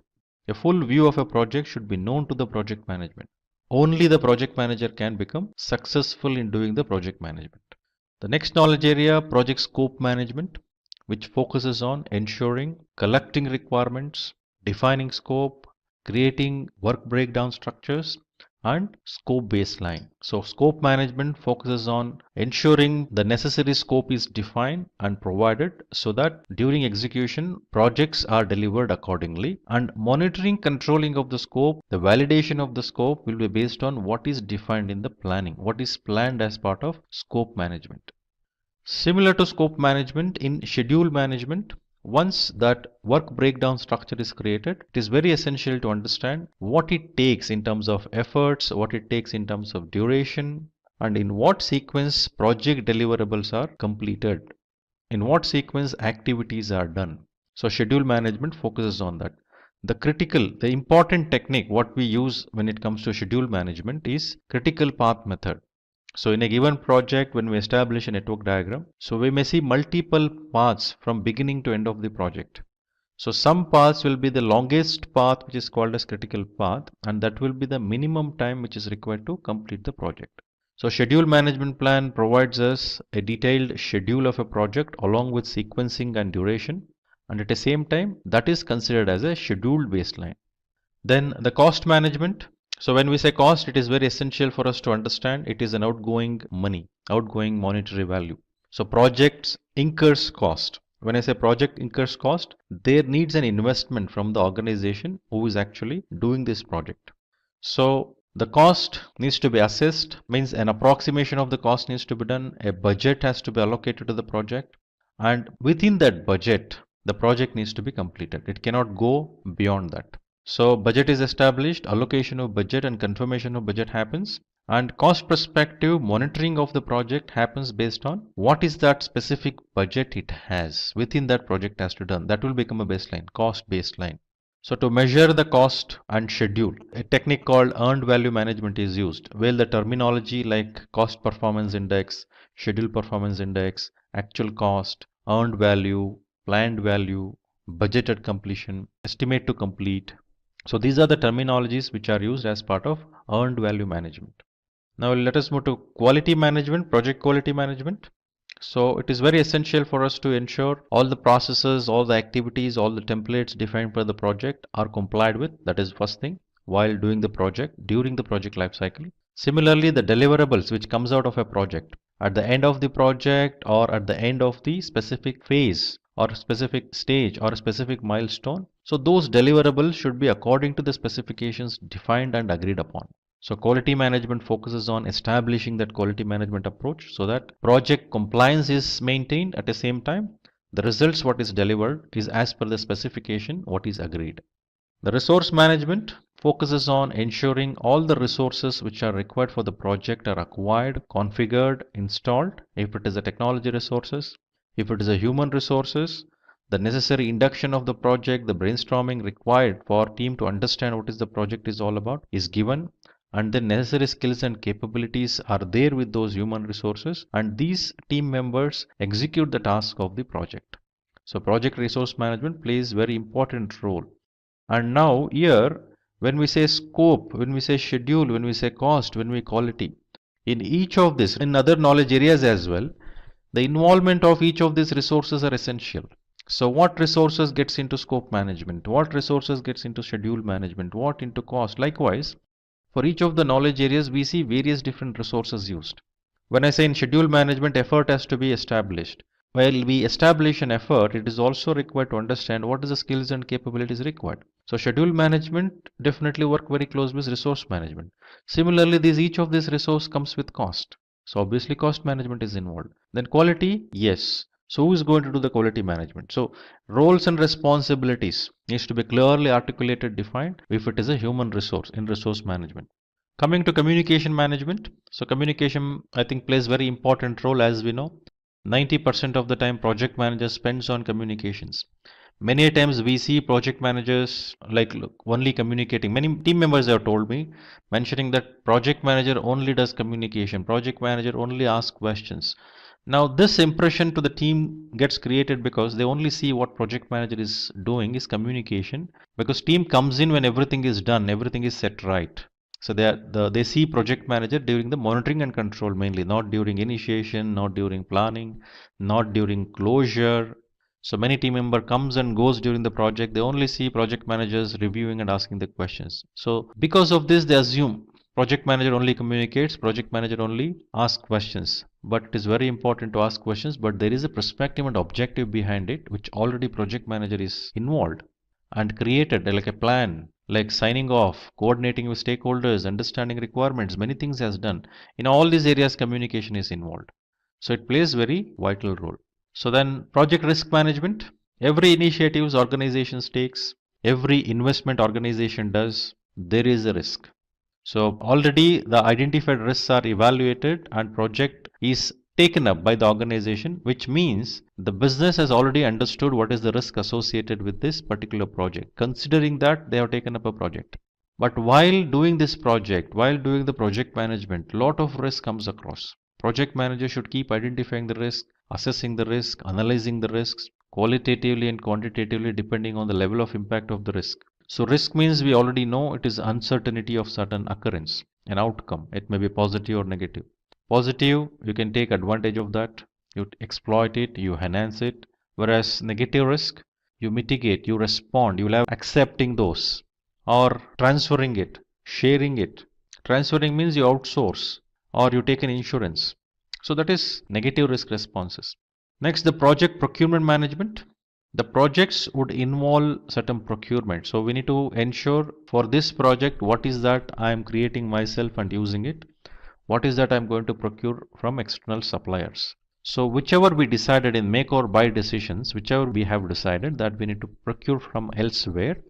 So procurement management plays a very important role here. So identification of what needs to be procured, what quantity we need to procure, who would be the best supplier, what are the criteria while selecting the suppliers. You may float an RFP, a proposal request will be a respond which will come in. You may float a bid. When you evaluate the best vendor or supplier, you onboard them, then you start issuing a PO formally for them to supply, and then procurement happens. So end-to-end management of the supplier, right from onboarding the suppliers, doing the bidder conference, establishing an agreement, and then engaging with them for reviewing their performance. All these are involved as part of procurement management. The 10th knowledge area, the project stakeholder management. So stakeholder means any entity or individual who involves in the project directly or indirectly, they are impacted.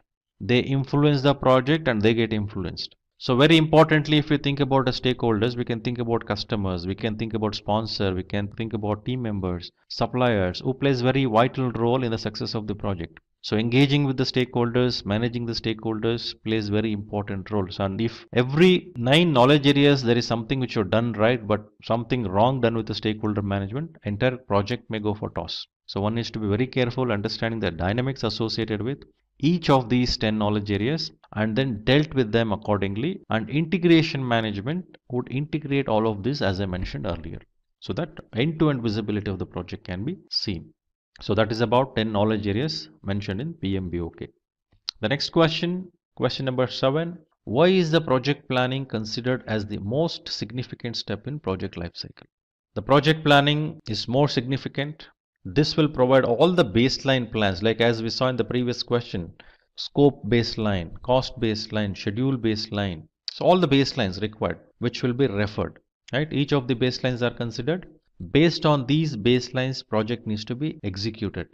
Now, any deviations to this baseline plans need to have a formal approval for necessary corrections. So already we know there are 9 types of subsidiary plans for all the 9 knowledge areas. Scope, schedule, cost, quality, resource, risk, procurement, communication and stakeholder. These are the 9 knowledge areas which will have a subsidiary plans which will get integrated in integration management. So without having a clear plan, clear directions, so execution will not have any specific direction to take. So you cannot measure the deliverables. So what to do, when to do, who will do, all these are defined as part of the planning. and that plays a very important thing. So if you look at the entire framework of PMP, most of the processes out of 49 processes we can see in planning process group. Almost like 24 processes out of 49. 50% of the processes almost can be seen in planning process group, which itself indicates how important the planning process group and planning activity for a project. So why the project plan is considered most significant? Let us look at few more points. So one is it provides visibility in terms of what project is all about, what is that we are going to deliver, and what kind of results are we going to create, what is that we are aiming for. We'll get a better visibility. So next, increases employee satisfaction because there is no confusion. Each team member understand what needs to be delivered and what is the performance of the team members, how it is measured is also visible, and that is happening in reality because you cannot deviate on what is being planned. So that should happen in actual execution as well. So obviously employees are not confused now, the team members are not confused, they're delivering it according to what is planned, and it is easy for them also because it is a better visibility and they have a clarity about it. Next is quality assurance and control. So as we know, quality management is one of the knowledge areas. So doing timely audits, testing all the deliverables, compliance checks. So all these ensures the approach what we have selected, covering all of this ensures the project is delivered as we planned. Then reduces project risk because all the risks are identified. We have understood what are the risks are, and we keep identifying the risk and analyzing those. And when we say risk, there is one unique nature of risk. Where exactly the risk occurs, accordingly the impact to the projects will be there. For example, when I start a project, if there is a risk associated with human resources which I have not even onboarded, non-availability of a specific resource, very less impact. But when I have onboarded a resource and then project execution is happening and execution is at peak, now what happens? It is quite obvious. Risk impact will be higher compared to the risk which would have occurred in the beginning of the project. So meaning as we progress in the life cycle of a project, the identified risk will have an impact differently at the different parts of the life cycle, depending on the nature of the risk and state of the project. So since it is visible to us, we have a risk management knowledge area which emphasizes on doing all of this. So since we are doing it, it will become visible for us to have an effective risk management. So next question, when is stakeholder analysis performed? Already we know stakeholder means an entity or individuals who involve directly or indirectly, who get influenced, who will get impacted, are all called as stakeholders. Understanding who are those stakeholders who are basically straight in terms of having impact or impacted. So we need to identify them and manage them. We may have a stakeholder like competition to our organization, but do we really manage them? Not required. We may require to be sensitive. What competition is doing? Is this project is unique so that the details of this project, the information on about this project is not leaked to the competition, is not shared with competition. In that sensitivity, you need to ensure monitoring it. You need not manage the competition here, but you need to monitor what is happening relating to competition. Similarly, stakeholder like team member. So you are required to manage them. You cannot just keep monitoring. You need to manage them so that there can be the results which is required to be created has created. Now next is customer. If you say, you need to engage with them. You need to discuss with them. You need to review with them. That customer is getting what customer has asked for. Right? So stakeholder may be anyone who is affected because of project. Stakeholder analysis plays an important role to identify and analyze their needs, right? So the analysis is generally performed whenever there is a need of any clarifications over quantitative and qualitative data. The clarification helps in understanding the interest of the stakeholders, which plays a vital role in the success of the project, as I mentioned earlier. So next question for us, what is the role of stakeholder in project management? So stakeholder, as we know, refers to any organization or entity that can have any positive or negative effect due to project. Because their interests are most important, their positive impact need to be kept in mind, while any negative impact need to be minimized while planning for executing any activity during the project. So it is very important to understand the stakeholder perspective view. Next question, what are some essential features to be kept in mind while choosing a project management tool?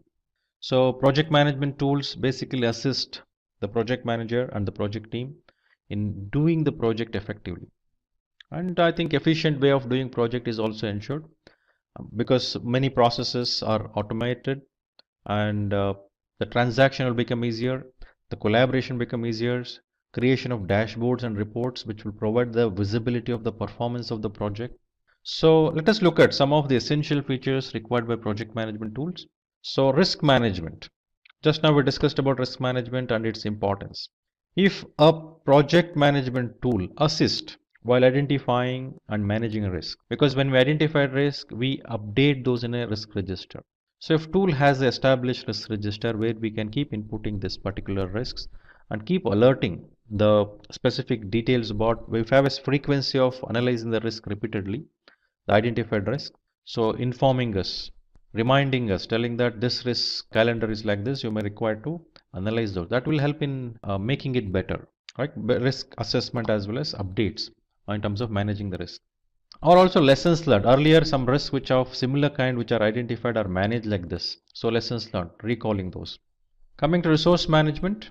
So tool can able to help us in terms of calculating the expenditures and distribute them among the tasks, so that it is helpful in terms of better management of resources as well as the cost associated with that.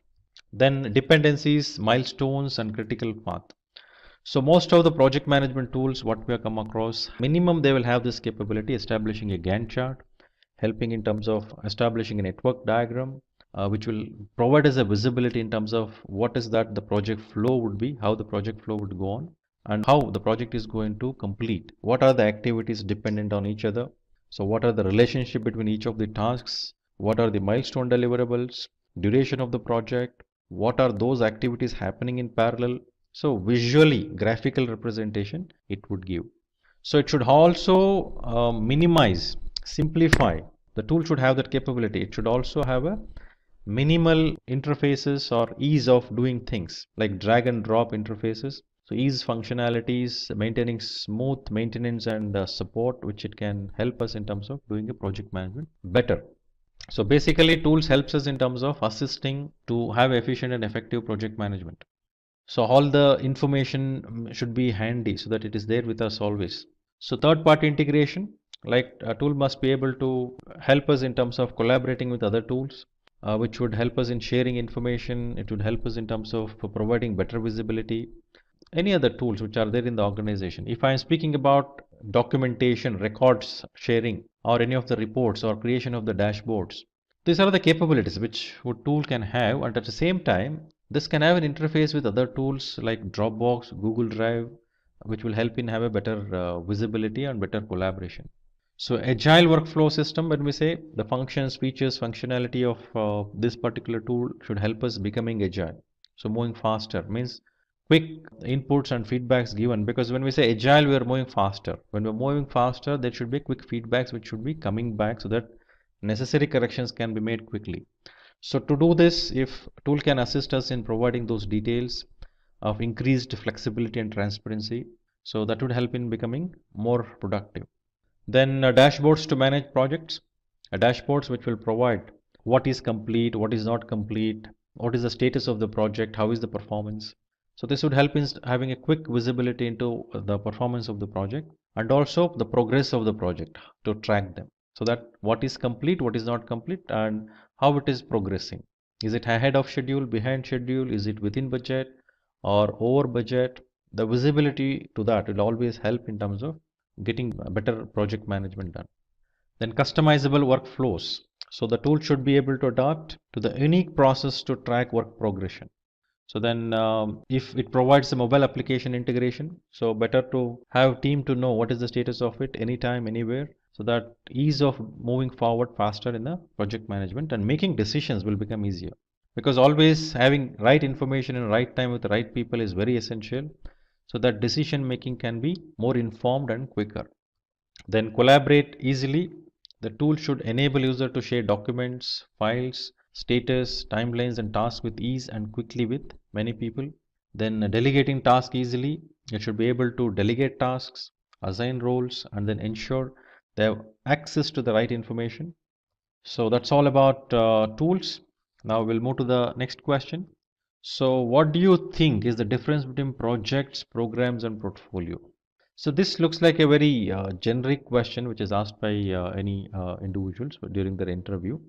But even though this question doesn't focus on project in specific, it is very essential for project manager to understand the difference between these three, so that whom to ask for what will be known to the project manager. So the definition of project is like a temporary endeavor. It's an activity that is used to create a unique product, service, or results. We saw that, we understood already. Whereas program is a collection of related projects which are managed as group to achieve better effectiveness and efficiency. So which you don't get when you manage a project individually, if you group it and manage, you can share resources, you can optimize the resources and cost, you can standardize, that you can achieve through program management. So portfolio management is again a group of projects and programs which may be related, unrelated, but strategic objective, accomplishing strategic objectives of the organization is very essential. So all these projects and programs and other related works are grouped together with a common strategic objective of organization. So the project manager versus program manager versus portfolio managers, what do they do? So project manager expects change and implements processes to manage and control the project in terms of accomplishing the project objective. Whereas program manager expects changes from inside and outside the program to provide strategic benefits, as I mentioned earlier, like standardization, optimization. So portfolio manager monitors changes in the overall context of the strategic plan of the organization. Is this projects or programs or whatever we do in this organization, are they aligned to strategic objectives? Are they helping to accomplish the strategic objectives? So project managers manages and coordinate the team to ensure success, whereas program manager manages the program staff and the project manager providing leadership and vision. The portfolio manager may coordinate or manage the portfolio management staff. Then monitoring part of it, project manager monitors and controls tasks to produce the products, results or services of the project, whereas program manager monitors the progress of components to lead the program to success. Portfolio manager manages the aggregated portfolio performance and value indicators. So planning part of it, project manager develops, monitors and controls project plans throughout the project lifecycle, whereas program manager develops the program plan and performs high level planning to guide component level planning, whereas portfolio managers perform plannings at a portfolio level. The scope, the project manager will develop, monitor and control throughout the life cycle of the project, whereas program manager has a program which has a wider scope aimed at meeting the benefits and goals of the organization, whereas portfolio has a scope that changes with change in the strategic plan and goals of the organization. So why the strategic goals or plans would change, the directions would change? That has various different reasons, maybe a business scenario, market conditions, etc. The success of the project is based on time taken to finish the project, the budget within which it is completed, the scope, the customer satisfaction, the quality defines the success. Whereas the program success is measured in terms of benefits it delivered as it expected from a program. Then the portfolio success is the aggregated performance of all its components, programs and projects. Question number 12. What are the skills a project manager must possess? Typically, a project manager would require to have effective communication skills. So communication skills help in terms of establishing better relationship because it plays a vital role there. What do we communicate? When do we communicate? How do we communicate matters, because it's not about just verbal communication or written communication. There is non-verbal communication through body languages, through expressions, which individuals do the communication. So it is very essential to have a right method and right approach towards communication. So the project manager should possess that skill. Good leadership skills. So many times the term leadership is confused with the position of a leader. No. So leadership is basically capability of an individual. So if a specific individual having that capability can influence people, can inspire, can motivate. Project manager having a leadership skills, it's very essential. It is a must required skill. Only then project manager can make the people listen to him. People will respect him because the behavior will be guided through that capability. Strong team management skill, which requires an engagement, which requires a communication and leadership skills work very closely with this team management skills. So understanding the team dynamics, ensuring the right education, right skilled individuals are in place and they're monitored and managed. It is very important. So there should be a little bit of mentoring which needs to be done to the people regularly so that team gets what is expected out of them and they do accordingly. Then effective negotiation skills, lot of scenarios which comes in terms of negotiating in various different scenarios. Negotiate to ensure things are being in place or in the interest of both the parties involved in the negotiation. It is very important to involve and make a right discussion, right set of discussion, so that stakeholders are benefited. Now, who are these roles we are speaking about who would involve in negotiation?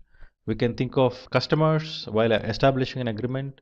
We can think of teams while having some conflict resolutions, which you take, team will have a conflict you may require to resolve. So suppliers related issues which needs to be resolved. So negotiation is very important, but always negotiations would be in the interest of both the involved parties. Then critical thinking. So critical thinking in the sense not just seeing what is there, it's about how to set it right, how to take it forward in the right direction. So what could cause, visualizing things is very important.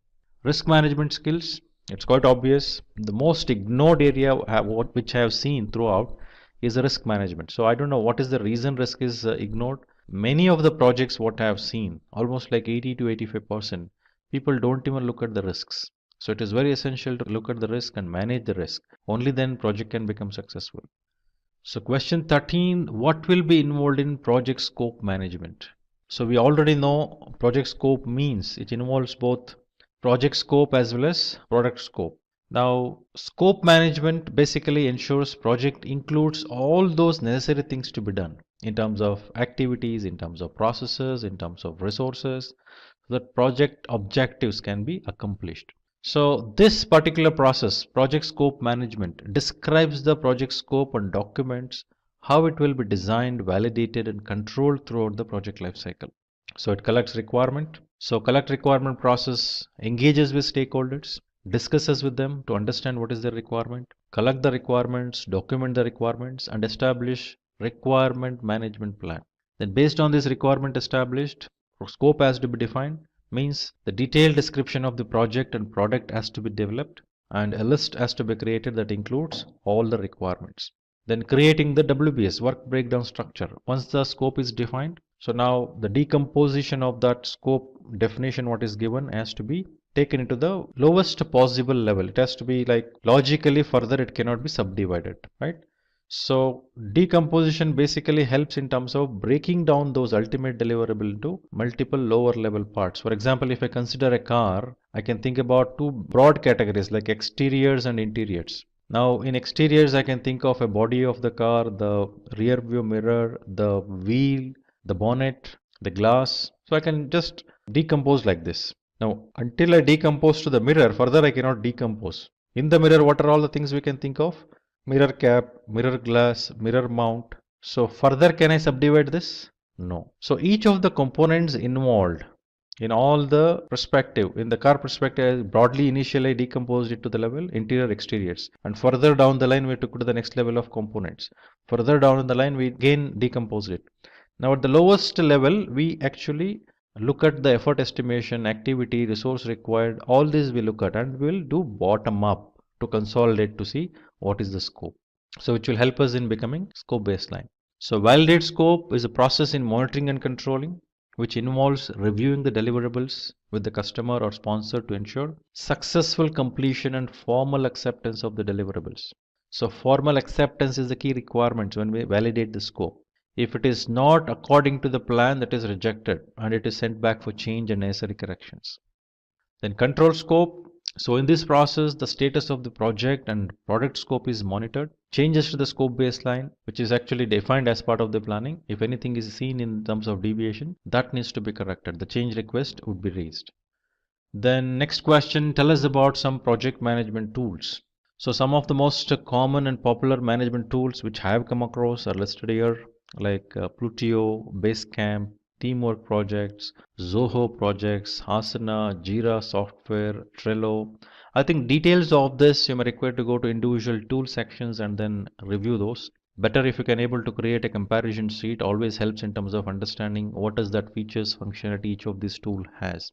So one more tool which is not mentioned here is Microsoft Project. So which is also another popular tool which is used. And similarly I can mention like Primavera.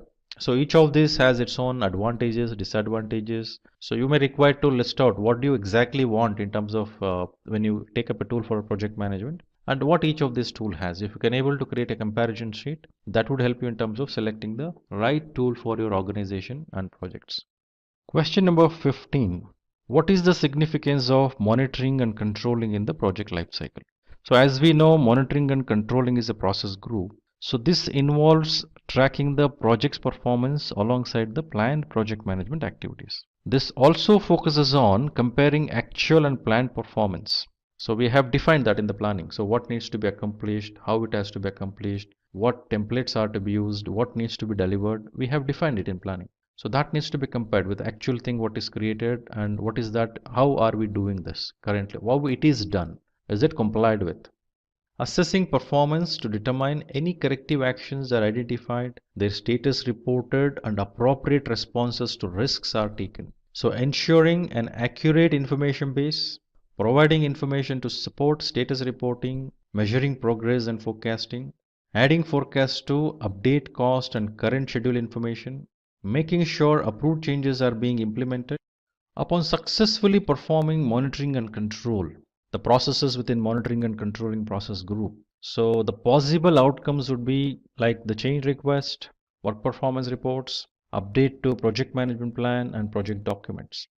Maybe if everything is okay, well, for example, validate scope, which comes under this process group. So when we validate if everything is okay as per the plan, then it is accepted deliverable, which will move towards the closure. If it is not, obviously it leads towards change request.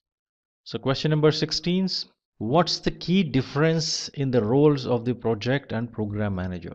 So project manager is basically focuses on projects and its success of the project, as we know already.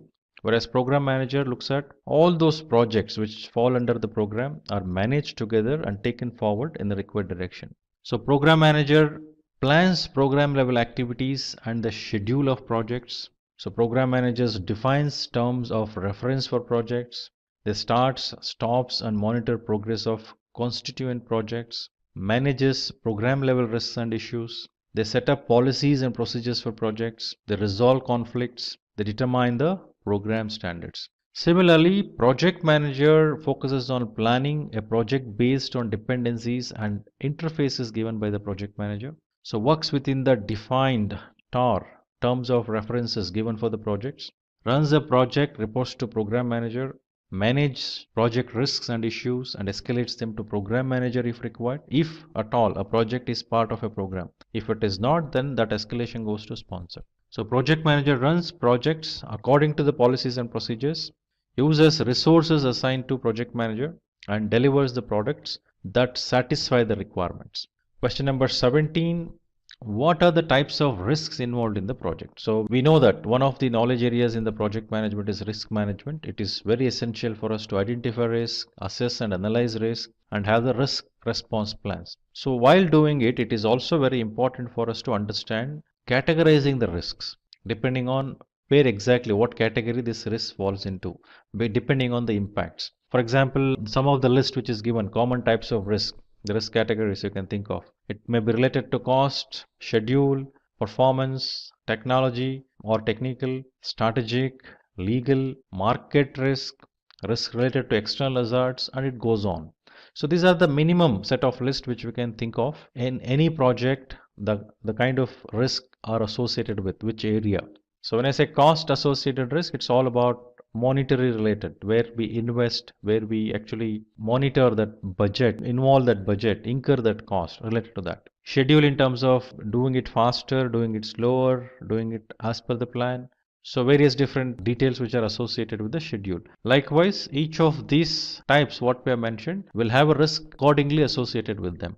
So question number 18, what is the difference between a risk and a issue in context of project management? So when we say risk is always we look at in the future.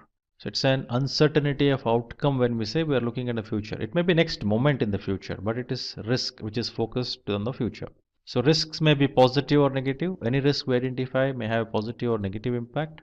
Whereas risk response will be in accordance with the risk response planning, and these are documented in risk register. So issue is always the one which we have in front of us to manage. So it is focused on present. always negative, it will have negative impacts. So response will be in accordance to the issue workaround provided, and these are documented in the issue register. So next question, question number 19, how does project scheduling help in project execution? Project scheduling makes sure there is a sequence of how all the tasks will be performed.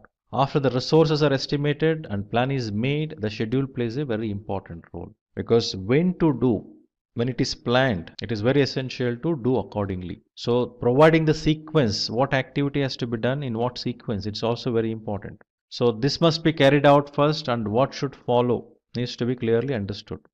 The optimized scheduling of tasks provides the best possible output with the allocated resources, and that has to be done within the scheduled time, within the deadline.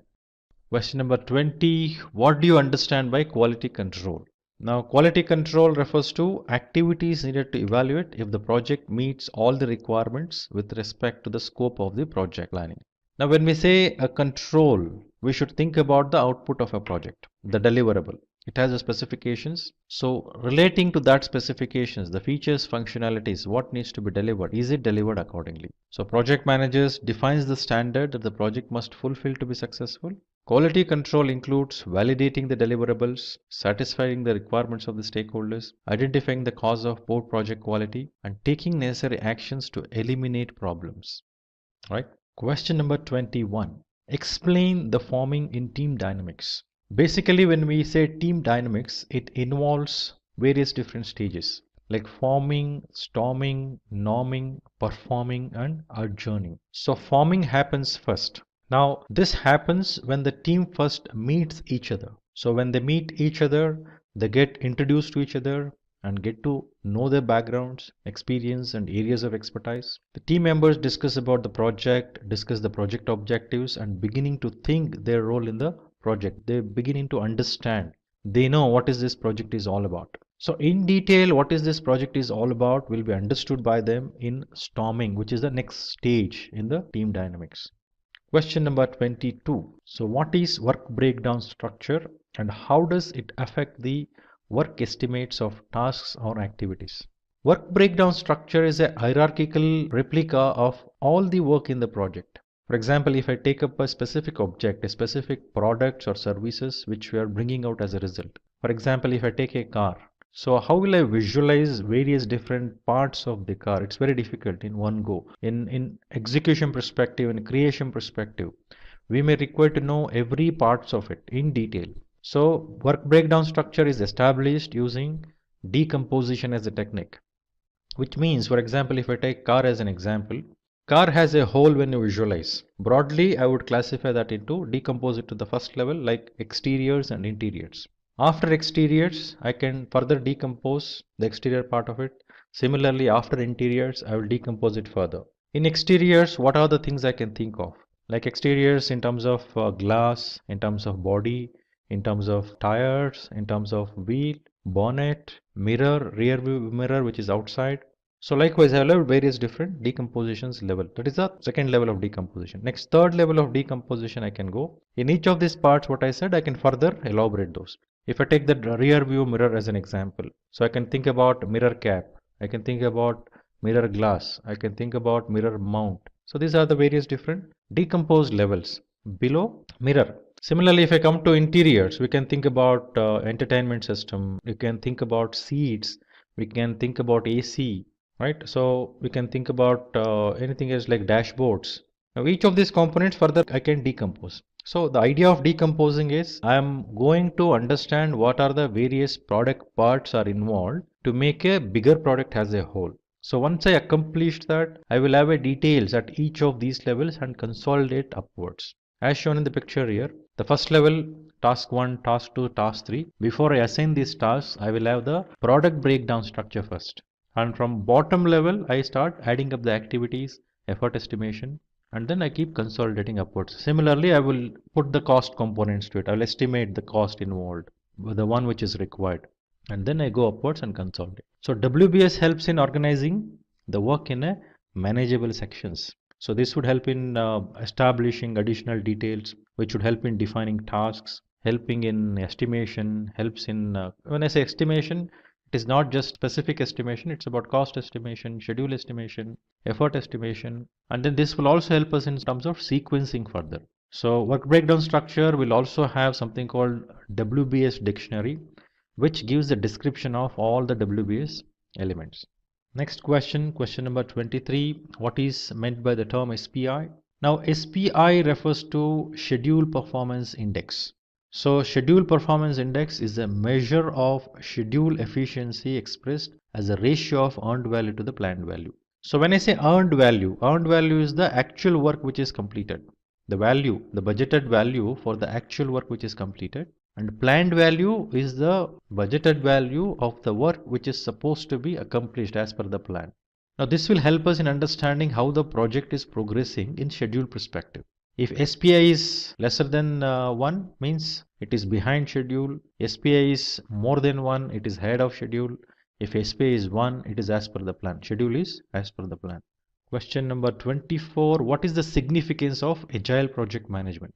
So when we say agile, the terminology itself refers to quick response, flexible, moving faster. So while we do agile project management, it is very essential to look at the various dynamics around. So it may be a quick response what you need to give, right? So predominantly agile methodologies are today adopted in various types of industries. So currently we see more and more in IT and software industry. Then product development, marketing campaigns, even in constructing companies. Some of the reasons that encourage industries to take up agile methodologies are high product quality, high customer satisfaction, reduced risk, better and faster ROI. Now let us look at the question number 25. What is the significance of agile project management? So the agile project management frameworks involves continuous planning and testing. So there are various different frameworks, each of them having their own unique qualities. So it is very essential for us to understand what are those various different agile frameworks and how they are going to contribute to become agile. So the most popular agile frameworks, some thoughts which actually depicts and supports organization to become agile are, one of that is Kanban framework. So Kanban framework is used to implement agile software development and requires real-time communication. So work items are represented on a Kanban board, allowing team members to see the state of each work at any time. So this means on the board, so work in progress, work which has to be done and who has to do it, all these details are captured in the Kanban board. Now very important point here is when these are captured, it's very essential to understand it is a visual board. So when it is a visual board, it's quite obvious. Anyone who has actually have a task against them, they don't hesitate. They need to complete. It forces them. Since it is a visualized system, it works on their consciousness. So it is also called as pull system. So because people pull the work from that list, whatever is given, and then accomplish it. So this will also help in tracking the progression of a project, how it is progressing. So how the project is progressing, how the tasks are being completed, how quickly they are completed. So it is easily visible and that makes things to move smoother and faster. So Scrum framework. So Scrum framework helps in dealing with complex problems and making it possible to deliver high quality products. At the same time, it helps in managing complex advanced work with little emphasis on software development. So it uses the terminologies like sprint, product backlog, sprint backlog, daily scrum, retrospective meeting. So three roles predominantly we come across, that is product owner, scrum master, and then self-organizing team. So next framework is hybrid framework, which you can think of. So it is the combination of agile methods with non-agile methods. Hybrid can handle requirement changes and it can deliver products in stages. So in hybrid model, planning is done using a waterfall approach, while the agile approach handles execution and delivery. So lean framework. So the lean framework works on the concept of maximizing customer value with fewer resources and zero waste. Hence, lean focuses on the flow of products and services instead of focusing on separate technologies. Companies can act upon with changing customer needs and requirements. So very important points to observe here. Zero waste means in the flow, the way the processes are connected to each other, in that flow, we should identify what are those which acts as a bottlenecks resulting in waste. So we should eliminate such bottlenecks. So these elimination of bottlenecks helps in reduction of waste, at the same time increasing the value to the customers. So in the downstream, from the point where bottleneck you have, the entire capacity will get limited to the downstream capacity I'm speaking about will get limited to the bottleneck where that particular issue exists. Right, that needs to be resolved. Elimination of waste should happen.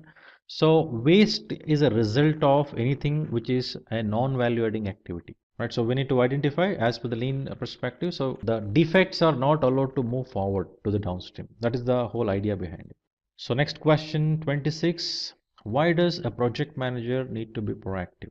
Okay, so we always have this question coming around, proactiveness versus reactiveness. When should we be proactive? When should we be reactive?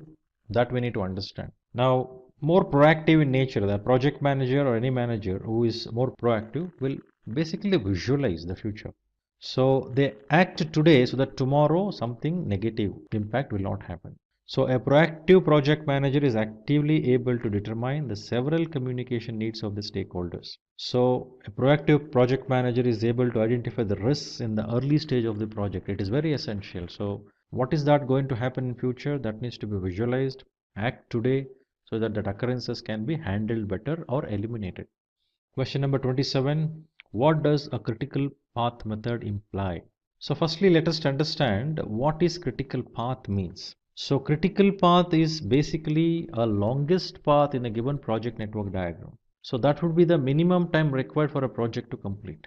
So any delay in any of the activities or tasks in critical path delays the project duration. So in critical path method, so it is a crucial tool for determining the progress of the project to ensure that project is on schedule.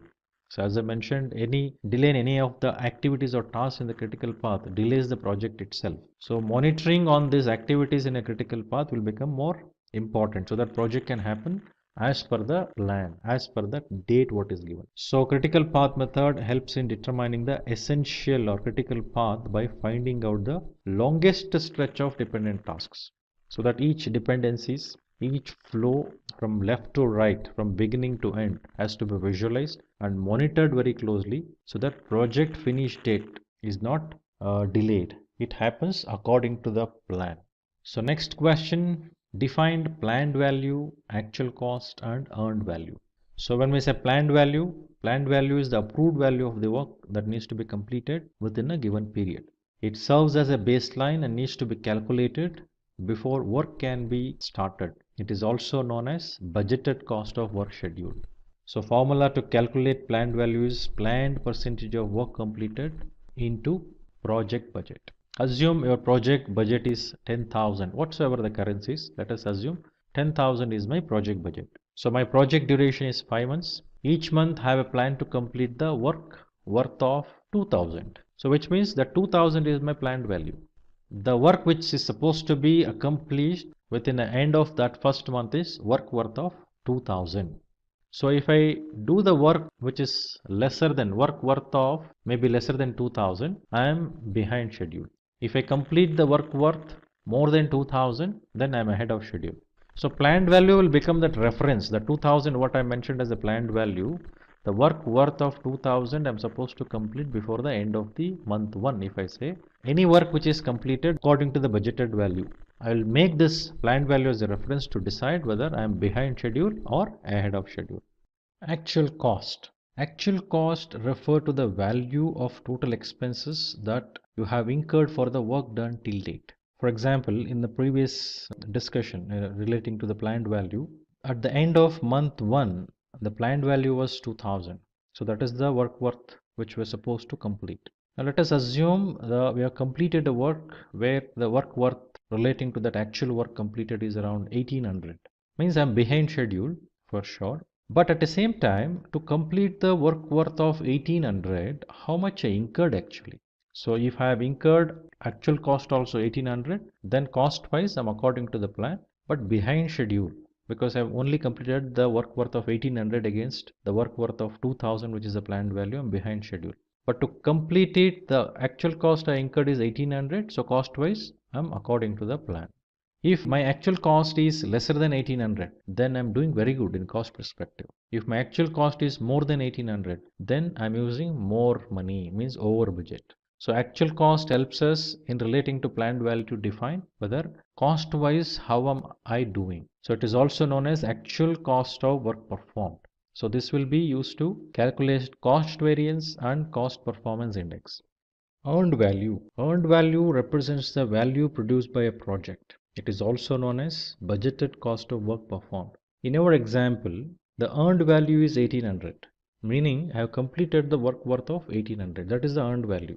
Which says behind schedule. When I compare earned value with the planned value, it will tell me whether I'm behind schedule, ahead of schedule, or according to the plan. Now for this earned value of 1800, if I incur the actual cost of 1800, then cost wise I'm doing good. If my actual cost is lesser than earned value, then cost wise I'm very good, right? If I incur more than earned value, for example, to complete the work worth of 1800, I incur the cost of 2000, then I'm not doing good, I'm over budget. So the combination of earned value and planned value helps us to know the schedule perspective whether project is behind or ahead or according to the plan, schedule perspective, whereas the combination of earned value and actual cost helps us to understand whether project is within the budget, over budget, or according to the plan. Question number 29. What is the purpose of procurement management plan? The procurement management plan defines the procurement requirements and how it can be managed from developing a procurement documentation through to contract closure. The plan identifies and defines the items that need to be procured, the contracts that need to be used for supporting the project, how the contract is approved, and criteria for decisions to be made as to be looked at.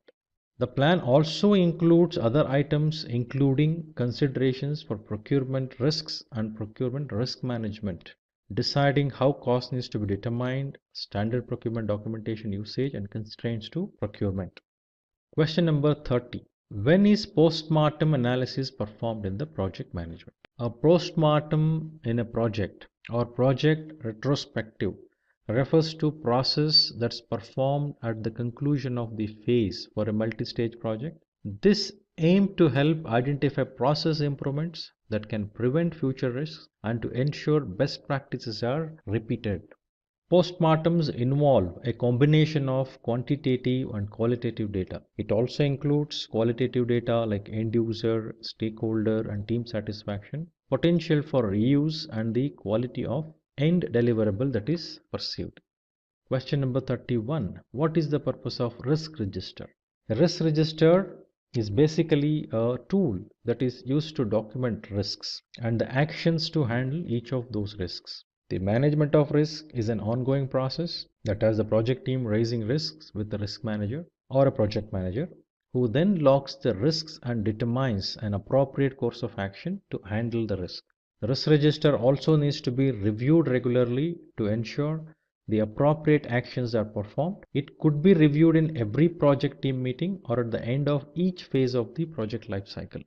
Question number 32. When do we use a Gantt chart? So as we are discussing about critical paths, network diagram, critical path method. So by using a project tools, we first establish a Gantt chart. So Gantt chart is basically a visual view of tasks scheduled over a period. A Gantt chart is useful for outlining all the tasks involved in the project along with their order shown against the time scales. So since it gives the pictorial representation, it helps us in understanding what tasks will be completed after which tasks and how the dependencies of each task can be easily understood. It provides an overview of a project, its associated tasks, and then when they need to be finished are clearly understood. A Gantt chart is helpful because it provides a detailed view of all tasks and ensures one can create a workable schedule and the right people are assigned to right task. It can be used to determine the practical aspect of the project. It enables to keep the team and sponsors informed about the progress of the project. Question number 33. What is the significance of the critical path method? So critical path method or CPM is a tool that is used to schedule project activities. So CPM is used to create a model that includes tasks required to complete the project, dependencies between the tasks, the durations required to complete an activity. The critical path is the longest path in all the available paths in the project, and the duration of the critical path will be the minimum time required by the project to complete. Question number 34. What are some tools required for arriving at improvement in processes? So process improvement comprises a set of actions implemented by a company to enhance performance, cost reduction, increasing profits, etc. So some of the tools some organization can use to implement a successful process improvement strategy can be comparing and baselining a project. So with this, we can get an overview of how the process is performing in comparison with other similar processes. Flow charting, which helps them segregating the processes, activities, events, etc. Value stream mapping, it helps clearly understand the workflow and helps organizations identify waste. Cause and effect analysis, these help organizations determine the root cause of any problem. Hypothesis testing, which helps in testing to determine whether a hypothesis would be favorable to the organization or not. Question 35. How do you work with 3-point estimation method? So the 3-point estimation method is also called as PERT estimation, which is a tool that can be used to help increase the accuracy of cost and time estimates. There are 3 parts with the different estimates, that is optimistic, pessimistic, and most likely. The optimistic estimate is the amount of time required to complete the project, assuming everything in the project goes according to the plan. Pessimistic estimation is the estimation considering the worst case scenario and is an estimation given in everything goes wrong. That is the assumption. So most likely estimation, so this is most likely to happen and falls under the pessimistic and optimistic estimates. It falls in between that, pessimistic and optimistic. So the formula to calculate 3-point estimate would be pessimistic plus optimistic plus 4 most likely divided by 6 will provide the 3-point estimation. What do you understand by the term RAID? RAID log is a project management tool that tracks risks, actions, issues, and decisions. It provides a simple way to organize the information. So the main advantages of RAID log is to enable you to think in an organized and strategic way. The RAID log has all the questions that could be asked by stakeholders. The data is easily accessible and acts as a measure for how well the plans are being carried out. The RAID logs makes the process of decision making more consistent. It provides a place where all decisions made can be compared. Question number 37. What are some techniques used for defining scope? So here are some tools and techniques to define scope, that is expert judgment, which requires to bring in experts on domain. Product analysis, which needs to break down the final deliverable into smaller components to ensure all the steps are being taken. Alternative generation. So in alternative generation, it's need to brainstorm for the best and most effective way to create it for the product. Facilitated workshops, which allow different people with different ideas to find common ground for a project. Question number 38. What is waterfall model? Waterfall model is a project management approach in which a project is completed in several phases. A big plan is executed linearly, expecting there would not be any changes in the plan. Waterfall model is in contrast to agile model, does not respond well to frequent changes. Any changes which comes in between while following the waterfall methodologies, making that changes will be difficult and bit complex. Question 39. On what basis would you decide if a particular risk should be avoided or mitigated? The risks which are having high impact negative to the business are avoided by the organizations usually. So avoiding is the first decision what organization makes for sure. But however, there may be some discussions which are made before the decision of being made relating to avoiding that risk. Instead, having some workaround for that risk or making certain arrangement so that impact of the risk can be reduced or bringing down the probability of occurrence of the risks. Considering something which will have higher negative impact, they may not be worthwhile to take up. So in that case, I think avoiding is the best decision. Once the organizations consider to take up after identifying and analyzing the risks, then organization would work on risk response plan for all the risks which are identified. So what is EVM, the earned value management? So earned value management is a project management technique that is used to measure the project progress. If you recall the terminologies like earned value, planned value, actual cost, schedule performance index, cost performance index, these are the terminologies which comes as part of earned value management. It calculates the project performance and progress by combining constraints like time, scope, and costs.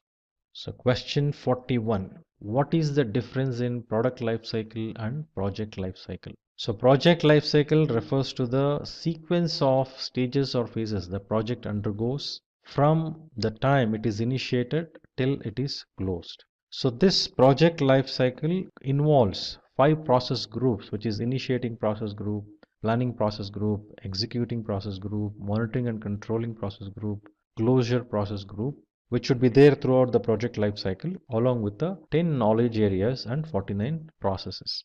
Product life cycle includes all that phases that define the growth of a product. So creation of the product till expiry of the product. So within the product life cycle, we may have multiple project life cycles. So one project life cycle for introduction of product, one project life cycle for modifying or updating the existing product, one project life cycle may be for improvement, one project life cycle may be for removing the product from the production. So in product life cycle, there are 4 phases, that is market introduction, market growth, market maturity, and decline and saturation stage. Question 42. Define capability maturity model. So capability maturity model is an approach to improve or refine development process in an organization. So it is an elaborated structure of elements that helps in defining the features of an effective process.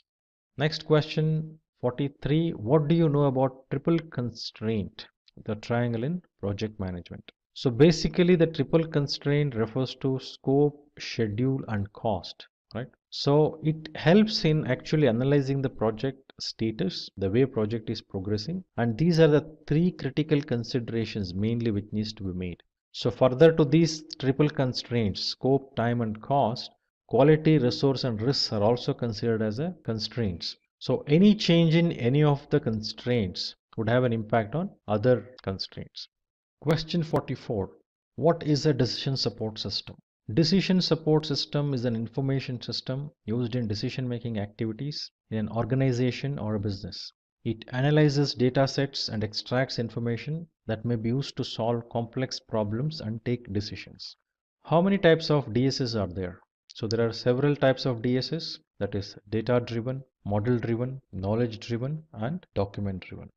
Question 46. What are some general metrics that are used to calculate if a project is progressing on track?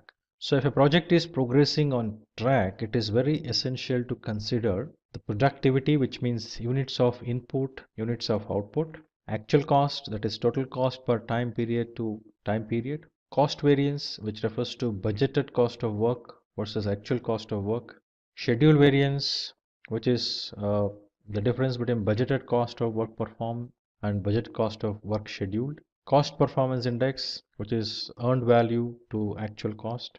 Question 47. What is meant by a milestone in a project? A project milestone provides a way to observe, measure and monitor the performance progress of the project. These represents intermediate stages that needs to be fulfilled before getting to the final objective or goal. Milestones can provide a basis on which progress can be monitored. They can also prove for explanation while reporting on project status. It can be used to provide course corrections and learning experiences. It can also be used to maintain accountability and motivate staff.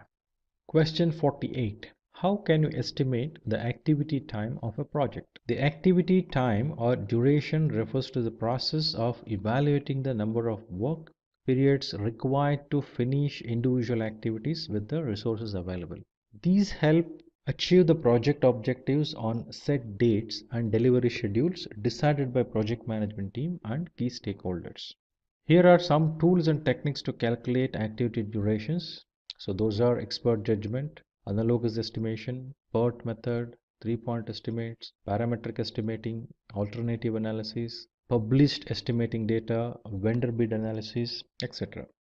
Question 49. What do you think about CSF, critical success factor, in a project management? So CSF or critical success factor are found in the project management plan and can define what can be defined as success for the project. Some characteristics of critical success factor involve, for example, time. Was the project completed within the given time period?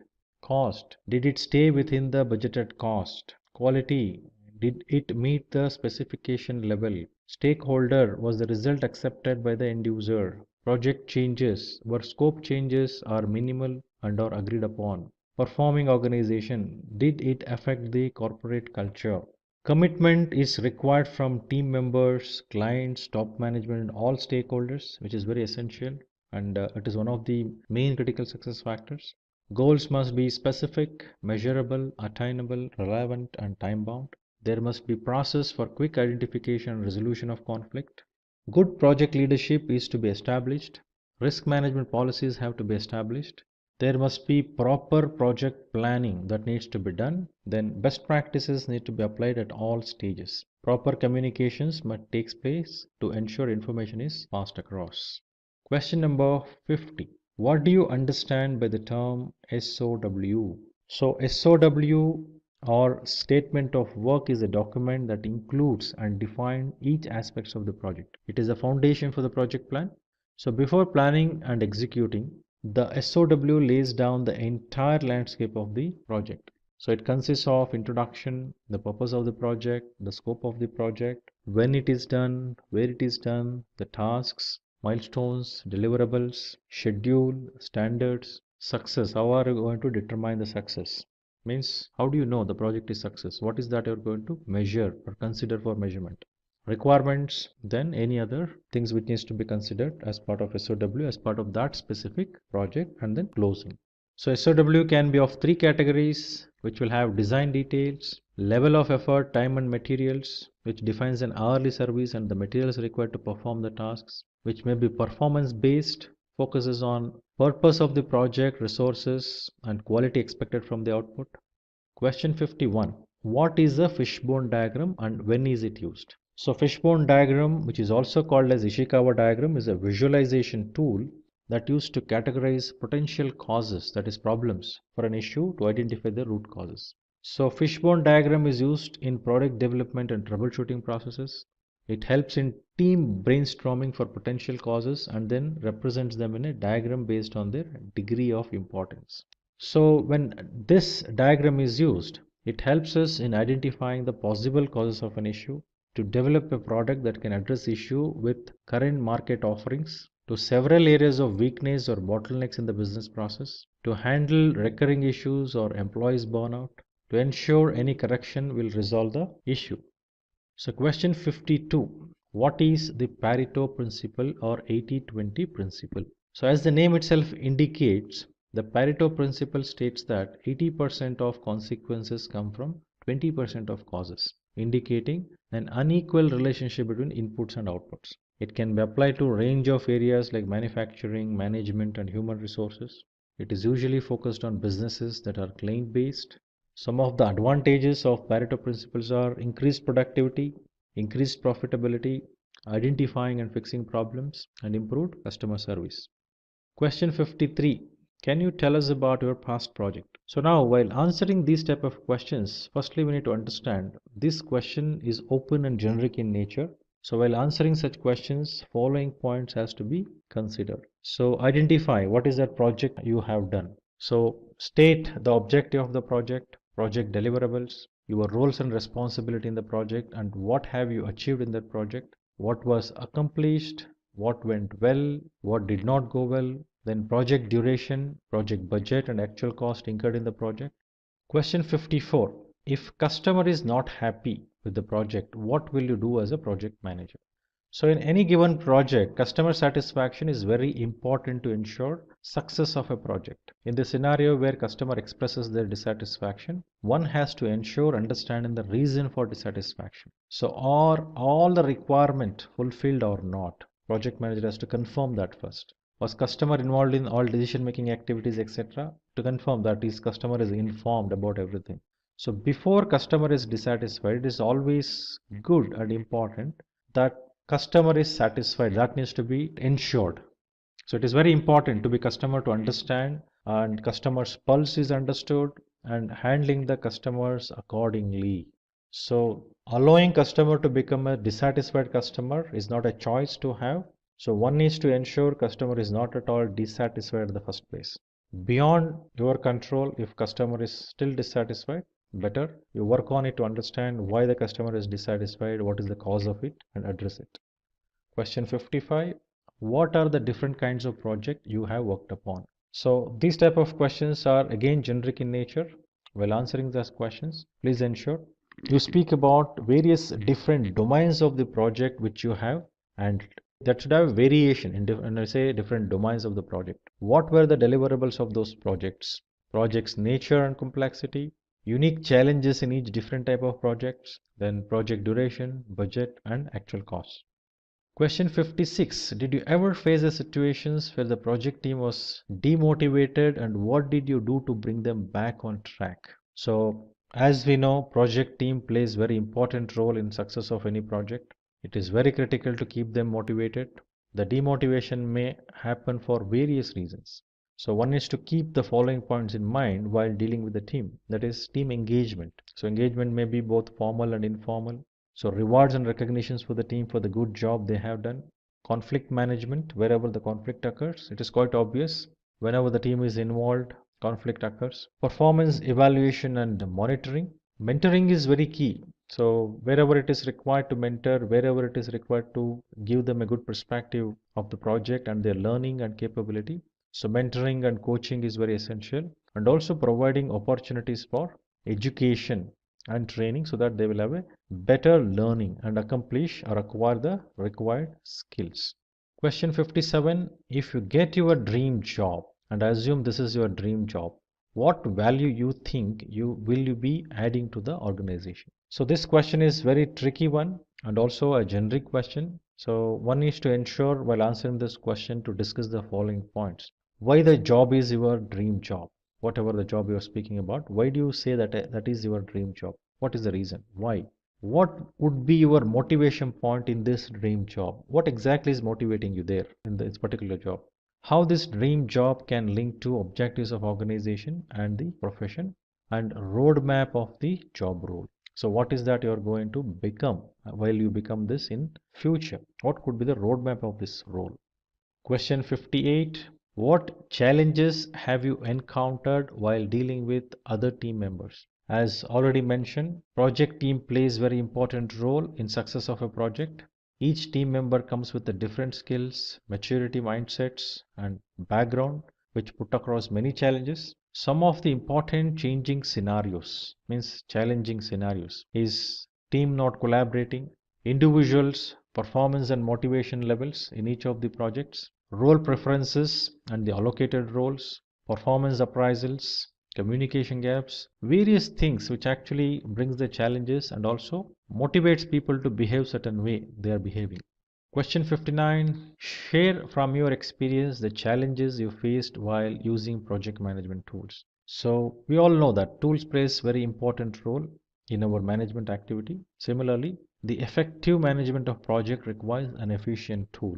Every tool has its own uniqueness and has its own advantages and disadvantages. So some of the challenges one would face while using the tools would be selection of right tools for the given project, tools features and functionalities, customization of tools, the dashboards and reports, team's ability to work with tool, their skills and capabilities matters. Question 60. Can you tell me about the most difficult complex project you have worked on? This question is open and generic in nature again. While answering such questions, please ensure to discuss the following points. What was the complexity in the project, whichever the project reference you are taking? Why do you consider that project as a complex or difficult? What was the size of the project in terms of deliverables, budget, geography, team, tools and techniques, etc.? Was the project successful or not, and why?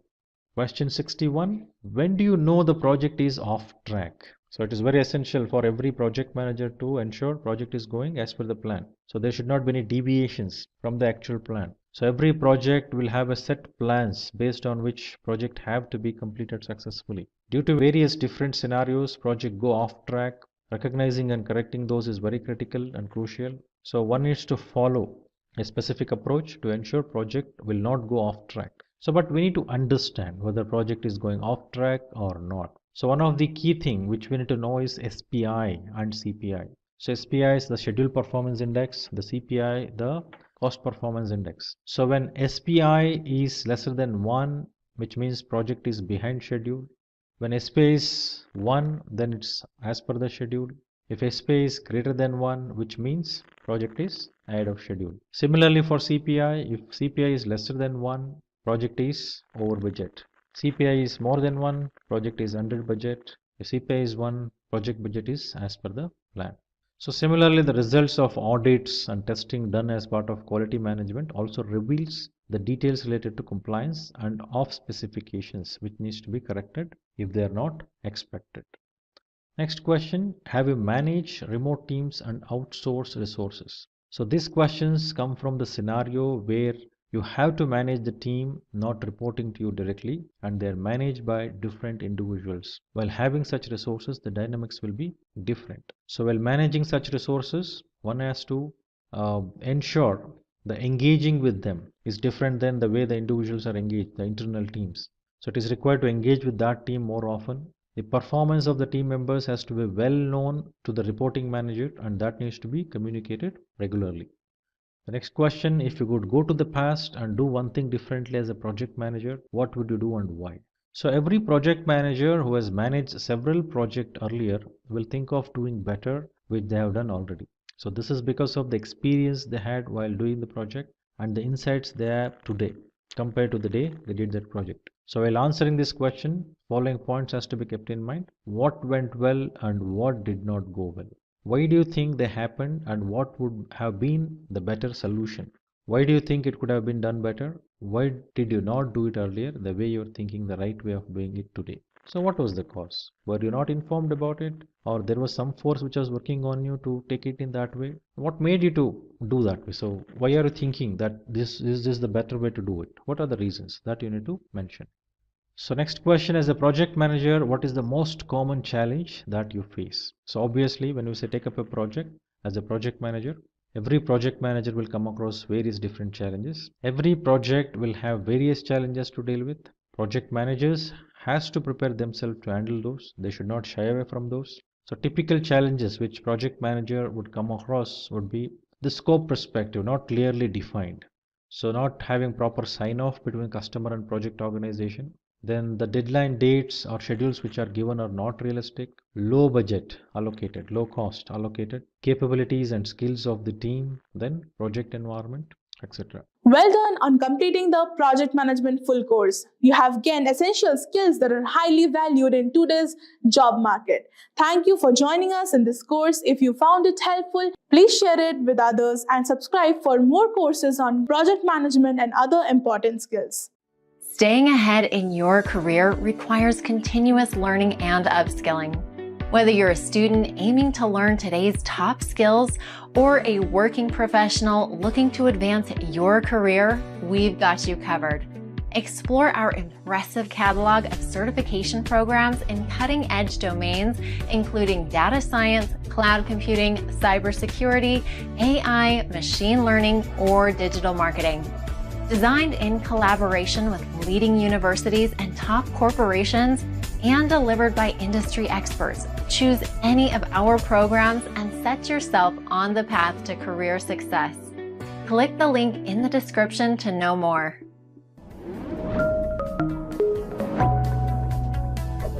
Hi there, if you like this video, subscribe to the Simplilearn YouTube channel and click here to watch similar videos. To nerd up and get certified, click here.